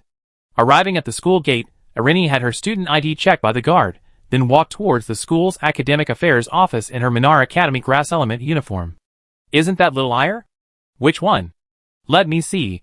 It really is her. That petite figure, the white stockings, and that signature long black and white hair. Should we go over and say hello? Didn't we get little Ire's contact information before? She might not remember us, right? I heard little Ire's contact list is about to explode. Let's try. Even if she doesn't recognize us, it'd be good to say hello like classmates. As they walked, Airlini heard several girls' voices behind her. Little Ire. Good afternoon, little Elle. Eline turned around. Good afternoon, Lydia Senpai and Yuna Senpai. The two girls who greeted her were instantly surprised. Little Elle, you still remember us? A little? Eline gave a cute smile. Senior, did you just return to school? Actually, Eline's memory wasn't bad. She could remember most names, including knowledge from books, after seeing them once. Unless she didn't want to memorize them. During her time at Minar Academy, Eline was approached countless times and asked for her contact information, so she was basically used to it. For those upperclassmen who asked for her contact information, if their self-introduction was unique, or if they were sincere in asking for her contact information, leaving even a tiny impression on Eline, she would remember their names for a long time. Yes, Yuna and I are both from Grandis. This weekend happens to be a major holiday in our country, so we went back. The senior student, seeing that Erin actually remembered her, looked very happy. Little Erin, are you going to the administration office? Yes, I need to talk to Sister Susan about something. Sister Susan? Is it about school? Sort of. Erin thought for a moment, then decided to tell her everything. Tomorrow there's a Dragon King's power transfer ceremony in the Dragon Clan. Representatives from the Eve continent, and all the surrounding continents, including Holy Paradise, will be attending. I already asked Sister Wendy to notify the envoys of several major human nations. And I plan to have Sister Susan announce it on the Minar Academy's public address system to see if any seniors are interested in the ceremony tomorrow. The Dragon King's authority. A handover ceremony? Eline's words left the girl before her stunned. It means the Dragon King transfers his throne to another person? Yes. Eline nodded. If you two seniors want to go, you can sign up. They arrange lots and lots of delicious food, and many important figures from all over the world. Lots and lots of delicious food. Eline had already hinted quite subtly here. For dragons, what could be considered delicious? For example, the heart-cleansing flowers that Eline often nibbled on grew in abundance on the back mountain of Ibel's house. Those super treasures that could revive the dying with a single bite, enough to buy a small country in human society, were nothing more than a weed in a dragon's backyard. And on such an important day as the Dragon King's authority handover ceremony, how bad could the food arranged by the dragons be? It would probably be enough to instantly boost an ordinary person's cultivation level, making them soar to the heavens and become an extraordinary being. Oh. Clearly, the two senior students didn't quite understand what Erin meant, looking completely confused. If it's a ceremony to transfer the Dragon King's authority, we don't seem to have a reason to participate, right? After all, I don't know the old Dragon King, and I don't know the new Dragon King. You know them both. Erin tilted her head. Didn't a lot of dragons come to our academy the night before school started? That black dragon was the Dragon King. Huh? He's actually the Dragon King? The senior students were surprised again. I saw him talking about some kind of war between gods and demons. Some kind of night emperor. Some kind of dark emperor. It sounded so childish. I always felt like his status among the dragons wasn't very high. No, he's my father. What Dad said back then was true. He really did save the world. Oh, Little El's father. Wait. The two senior students, realizing what was happening, widened their eyes. Little El, what did you say? These words also attracted the attention of passers-by. Did I just hear something incredible? Little El's father is the Dragon King? Is the rumor true? Should we secretly record the rest of the conversation? It feels like it'd be big news. My father really did save the world and gain the recognition of most races in the world, becoming the Dragon King. Feeling that more and more students were gathering around, Eline could only helplessly say, in a sense, he is also the king and ruler of this world, although he has hardly interfered in human affairs for the past few thousand years. My goodness, if Little El, your father is the Dragon King? Then you're also a dragon, a member of the dragon race? The two senior students covered their mouths with their hands. Is this something that needs to be kept strictly confidential? Am I getting too excited? It doesn't need to be kept strictly confidential. It'd be made public soon. That's why I went to see Sister Susan. Arin smiled. Besides, at tomorrow's Dragon King's power transfer ceremony, Dad will pass the Dragon King's power to me, so you're not exactly unfamiliar with the Dragon King. Going is no problem at all. What? Arin's words shocked the two girls again. This time, the two girls were so shocked by the amount of information they received that they couldn't speak, and their bodies trembled noticeably. Then I go find Sister Susan first. Seeing that the chat was almost over, Arin waved to the two girls. The relevant broadcast should be released in half an hour. If you want to participate in the ceremony, you can register at the Student Council. Chapter 589. Even after Arin had walked far away, her small figure disappearing near the Minar Academy's administration building, the two senior students on the tree-lined path and the surrounding students were still in shock. What did little Arin just say? Her father is the Dragon King? That black dragon who came to the academy to brag before. That's her father? Is she joking or is it true? I remember little Arin isn't the type to joke so seriously. If that's the case, then everything makes sense. Why are there rumors circulating throughout Minar Academy that little Arin is a dragon? Why is little Arin so close to the dragons? It turns out she's the Dragon King's daughter. The Dragon King's daughter. Just seeing the dragons on Weltenheru Island was enough to shock me. And now you're telling me that Arin, who's so approachable and adorable at school, is a dragon girl. This. Amidst the murmurs, the two senior students exchanged glances, both seeing expressions of lingering fear and utter astonishment on each other's faces. Little Ire is a dragon girl. At tomorrow's royal inauguration ceremony, she'd take the Dragon King's reins from her father and become the new Dragon King? It seems so. After saying this, the two senior students glanced simultaneously in the direction Airlini had left. In the minds of almost all students at Minar Academy, Airlini Piarista, possessing an S+ level talent in grass element, had always been a kind and approachable figure. Perhaps because of her physical condition, little Ire often sleeps, her beautiful eyes mostly only half open, giving her a perpetually sleepy and drowsy appearance.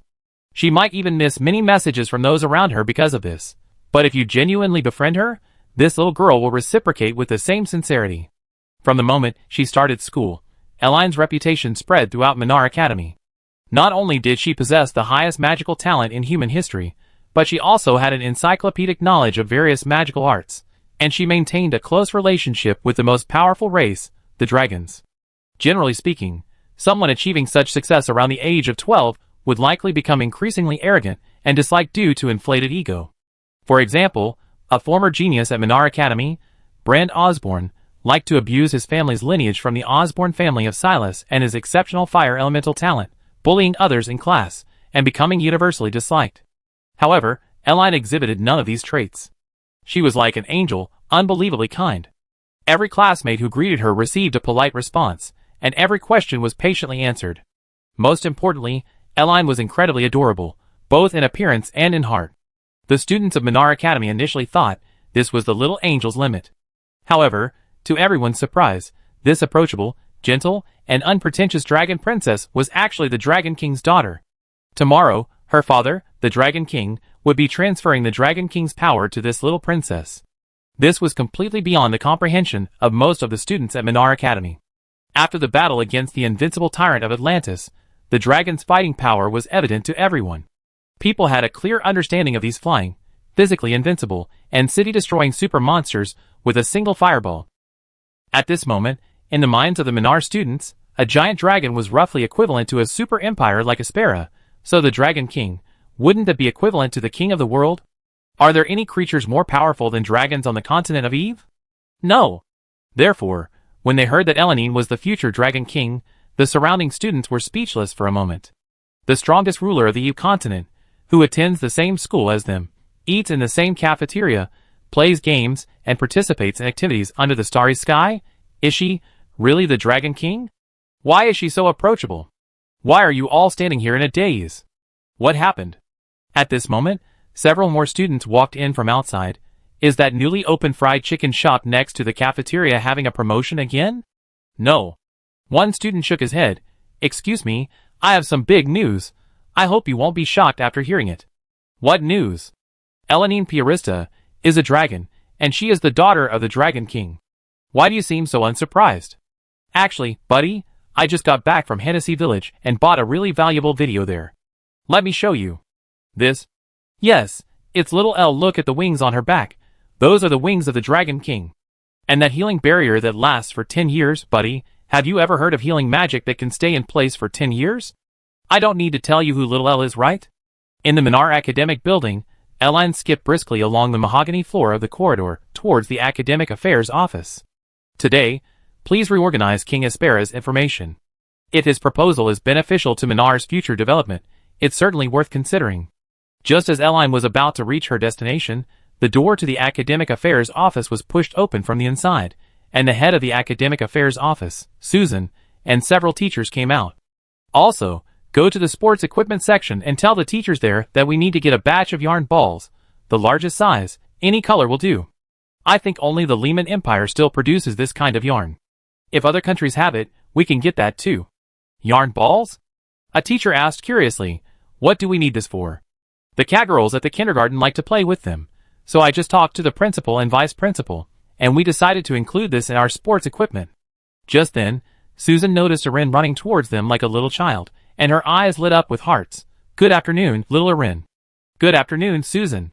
Erin abruptly stopped in front of Susan, tilting her little head up, and to all the teachers, good afternoon and good evening. Look at this child. Susan. Susan was instantly charmed by the little girl's polite demeanor. So what brings you here today? Is it still about the monster forest? No. Erin shook her head. It's about me. Your thing? Susan was somewhat surprised. Tell me. Tomorrow, there's a Dragon King's authority transfer ceremony at the Dragon Clan. I wanted Susan to inform the student council to broadcast an announcement tonight saying that anyone interested in the ceremony and the Dragon Forest can sign up. The Dragon King's authority transfer ceremony? Susan was a little dumbfounded. Well, it means the Dragon King title is changing hands. A new Dragon King is appearing. Is that right? Yes. Erin said, then added, the Dragon King title has been given to me. Oh, given to you. Susan finished speaking, then remained silent for several seconds. Wait, who did you say it was given to? Chapter 590. As the sun completely dipped below the horizon, its last rays fading, and the brilliant stars hung high in the night sky, the nightlife of the students at Minar Academy began. Minar Academy had no tradition of evening self-study sessions, and teachers here didn't assign homework, so the night was truly free time for everyone. During this time, students could try confessing their feelings to their favorite upperclassmen, gather with friends and family to practice magic in the plaza behind the teaching building, make friends in the lively plaza, and participate in various activities organized by school clubs. Breaking news. The legendary Elanine Piarista is actually a dragon. Really? What proof? Don't tease me. Senior, do you have a girlfriend? If so, would you mind changing her? If so, do you need a backup? I can wait. Why are there so many people in the square tonight? Both football fields are full. As usual, when the streetlights and shops near the square lit up, the projection crystal responsible for broadcasting announcements displayed the scene inside the school's broadcasting room. Another enjoyable holiday has ended. Did everyone have a good week? Did you learn anything? From these crystal images, several young men and women dressed as upperclassmen could be seen standing in the broadcasting room, reading from a script. A new week begins. I hope everyone will continue to study diligently. This is the third week since the start of the semester at Minar Academy. In just over a month, preparations for summer admissions will begin. Former underclassmen will soon be upperclassmen, so you can't slack off in your studies. Also, the Academic Affairs Office approved a decision today. We're going to order a batch of large balls of yarn. These balls will be considered sports equipment, specifically for the kindergarten's cats. If you want to play with the yarn balls, that's fine too, but like regular sports equipment, you need to report it before borrowing. If you have any experiences playing with the cats, or anything you'd like to say to the teachers in the Academic Affairs Office, you can come to the broadcasting room. Over the clear broadcast, the cat girls in the kindergarten had finished their dinners and cleaned up their dishes as instructed by the principal. Alright. After carefully checking each cat girl's clothing, the kindergarten teacher responsible for their daily care waved her hand. You can go out and play now, but remember to be back before 9:30. Yay! Let's go! Let's go get some human scratching. Having received permission from the nearby staff, the cat girls scattered and ran out of the kindergarten gate. Ram, you can rest now. Seeing the two little devils standing still, Emotion walked over. You finished your work. Go take a stroll around the plaza and relax. Okay. The two little devils bowed to Emotion, grabbed their brooms, and prepared to leave. Hey, what are you doing? Put your tools away before you go out. The plaza doesn't need your cleaning. In the broadcasting room, just as the student council announcer finished reading her prepared statement and was about to begin her usual chat, Erin walked in carrying a document. Seniors, this is a last-minute notice from the Academic Affairs Office. Respectfully handing the document to the people in the broadcasting room, Erin yawned widely. Sister Susan just issued this. Susan's document? Seeing Erin, the young man in charge of broadcasting that day looked puzzled, but he still took the document. So many? What's in it? Erin said in a distinctly childlike voice. The gist is, starting tomorrow, Minar Academy will have a 3-day holiday, and students will be allowed to register for the Dragon King's Authority Transfer Ceremony. What's the Dragon King's Authority Transfer Ceremony? Does this have anything to do with us Minar Academy students? Despite still being puzzled, the upperclassman in the broadcasting room opened the document bag and began reading the documents inside. After reading the contents of the document, almost everyone in the broadcasting room gasped, and even the way they looked at Erin changed. This is a temporary announcement. A moment later, the senior's image appeared on the projection crystals throughout Minar Academy, broadcasting from the broadcasting room. From tomorrow until Wednesday evening, that is, Monday, Tuesday, and Wednesday, the scheduled teaching activities are cancelled. All faculty and students of Minar Academy will have a 3-day holiday. Regular classes will resume on Thursday. The senior's slightly trembling voice, transmitted through the image and communication crystals, echoed throughout Minar Academy's classrooms, plaza, laboratories, food street, and dormitories, reverberating throughout the academy. What? 3 days off? What's going on? A 3-day holiday just like that? What happened? As expected, many students were startled shortly after the announcement was broadcast. A 3-day holiday is not short. Not only do teachers need to prepare lessons, but students also need to prepare the magical artifacts and notes they might need for class. The sudden announcement of a holiday for everyone can only mean one thing. Something big is about to happen from Monday to Wednesday. Tomorrow, the Dragon Clan will hold a ceremony to hand over the Dragon King's authority, meaning the current Dragon King will pass on the throne. The title will be passed on to the next Dragon King. To this end, the Dragon King has extended an invitation to all intelligent life on the entire continent of Eve, hoping everyone will participate in this ceremony of the transfer of royal power. The ceremony will be held in the Dragon Forest, deep within the Minar Forest, and will last for a whole day. There are no requirements for registration. Simply arrive at the designated location on time after registering. The dragon race will send a giant dragon to pick you up from Minar Academy. The announcer's words caused many students who were unaware of this event to discuss it with their companions. What does the Dragon King's transfer ceremony have to do with us?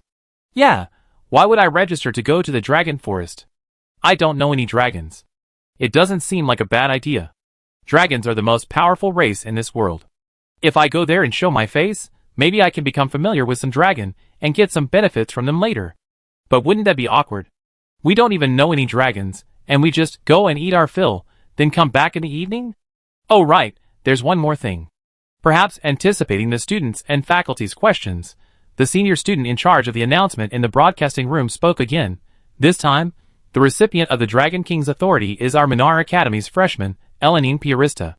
Elenine is a dragon, and the daughter of the previous Dragon King. Tomorrow, His Majesty the Dragon King will transfer the title to his daughter. So, Elanine entrusted the school's teachers to post this announcement. If anyone is interested in the ceremony, you can register now in the broadcasting room. Registration closes at 9:30 p.m. tonight. Elanine will be waiting for everyone in the broadcasting room during that time.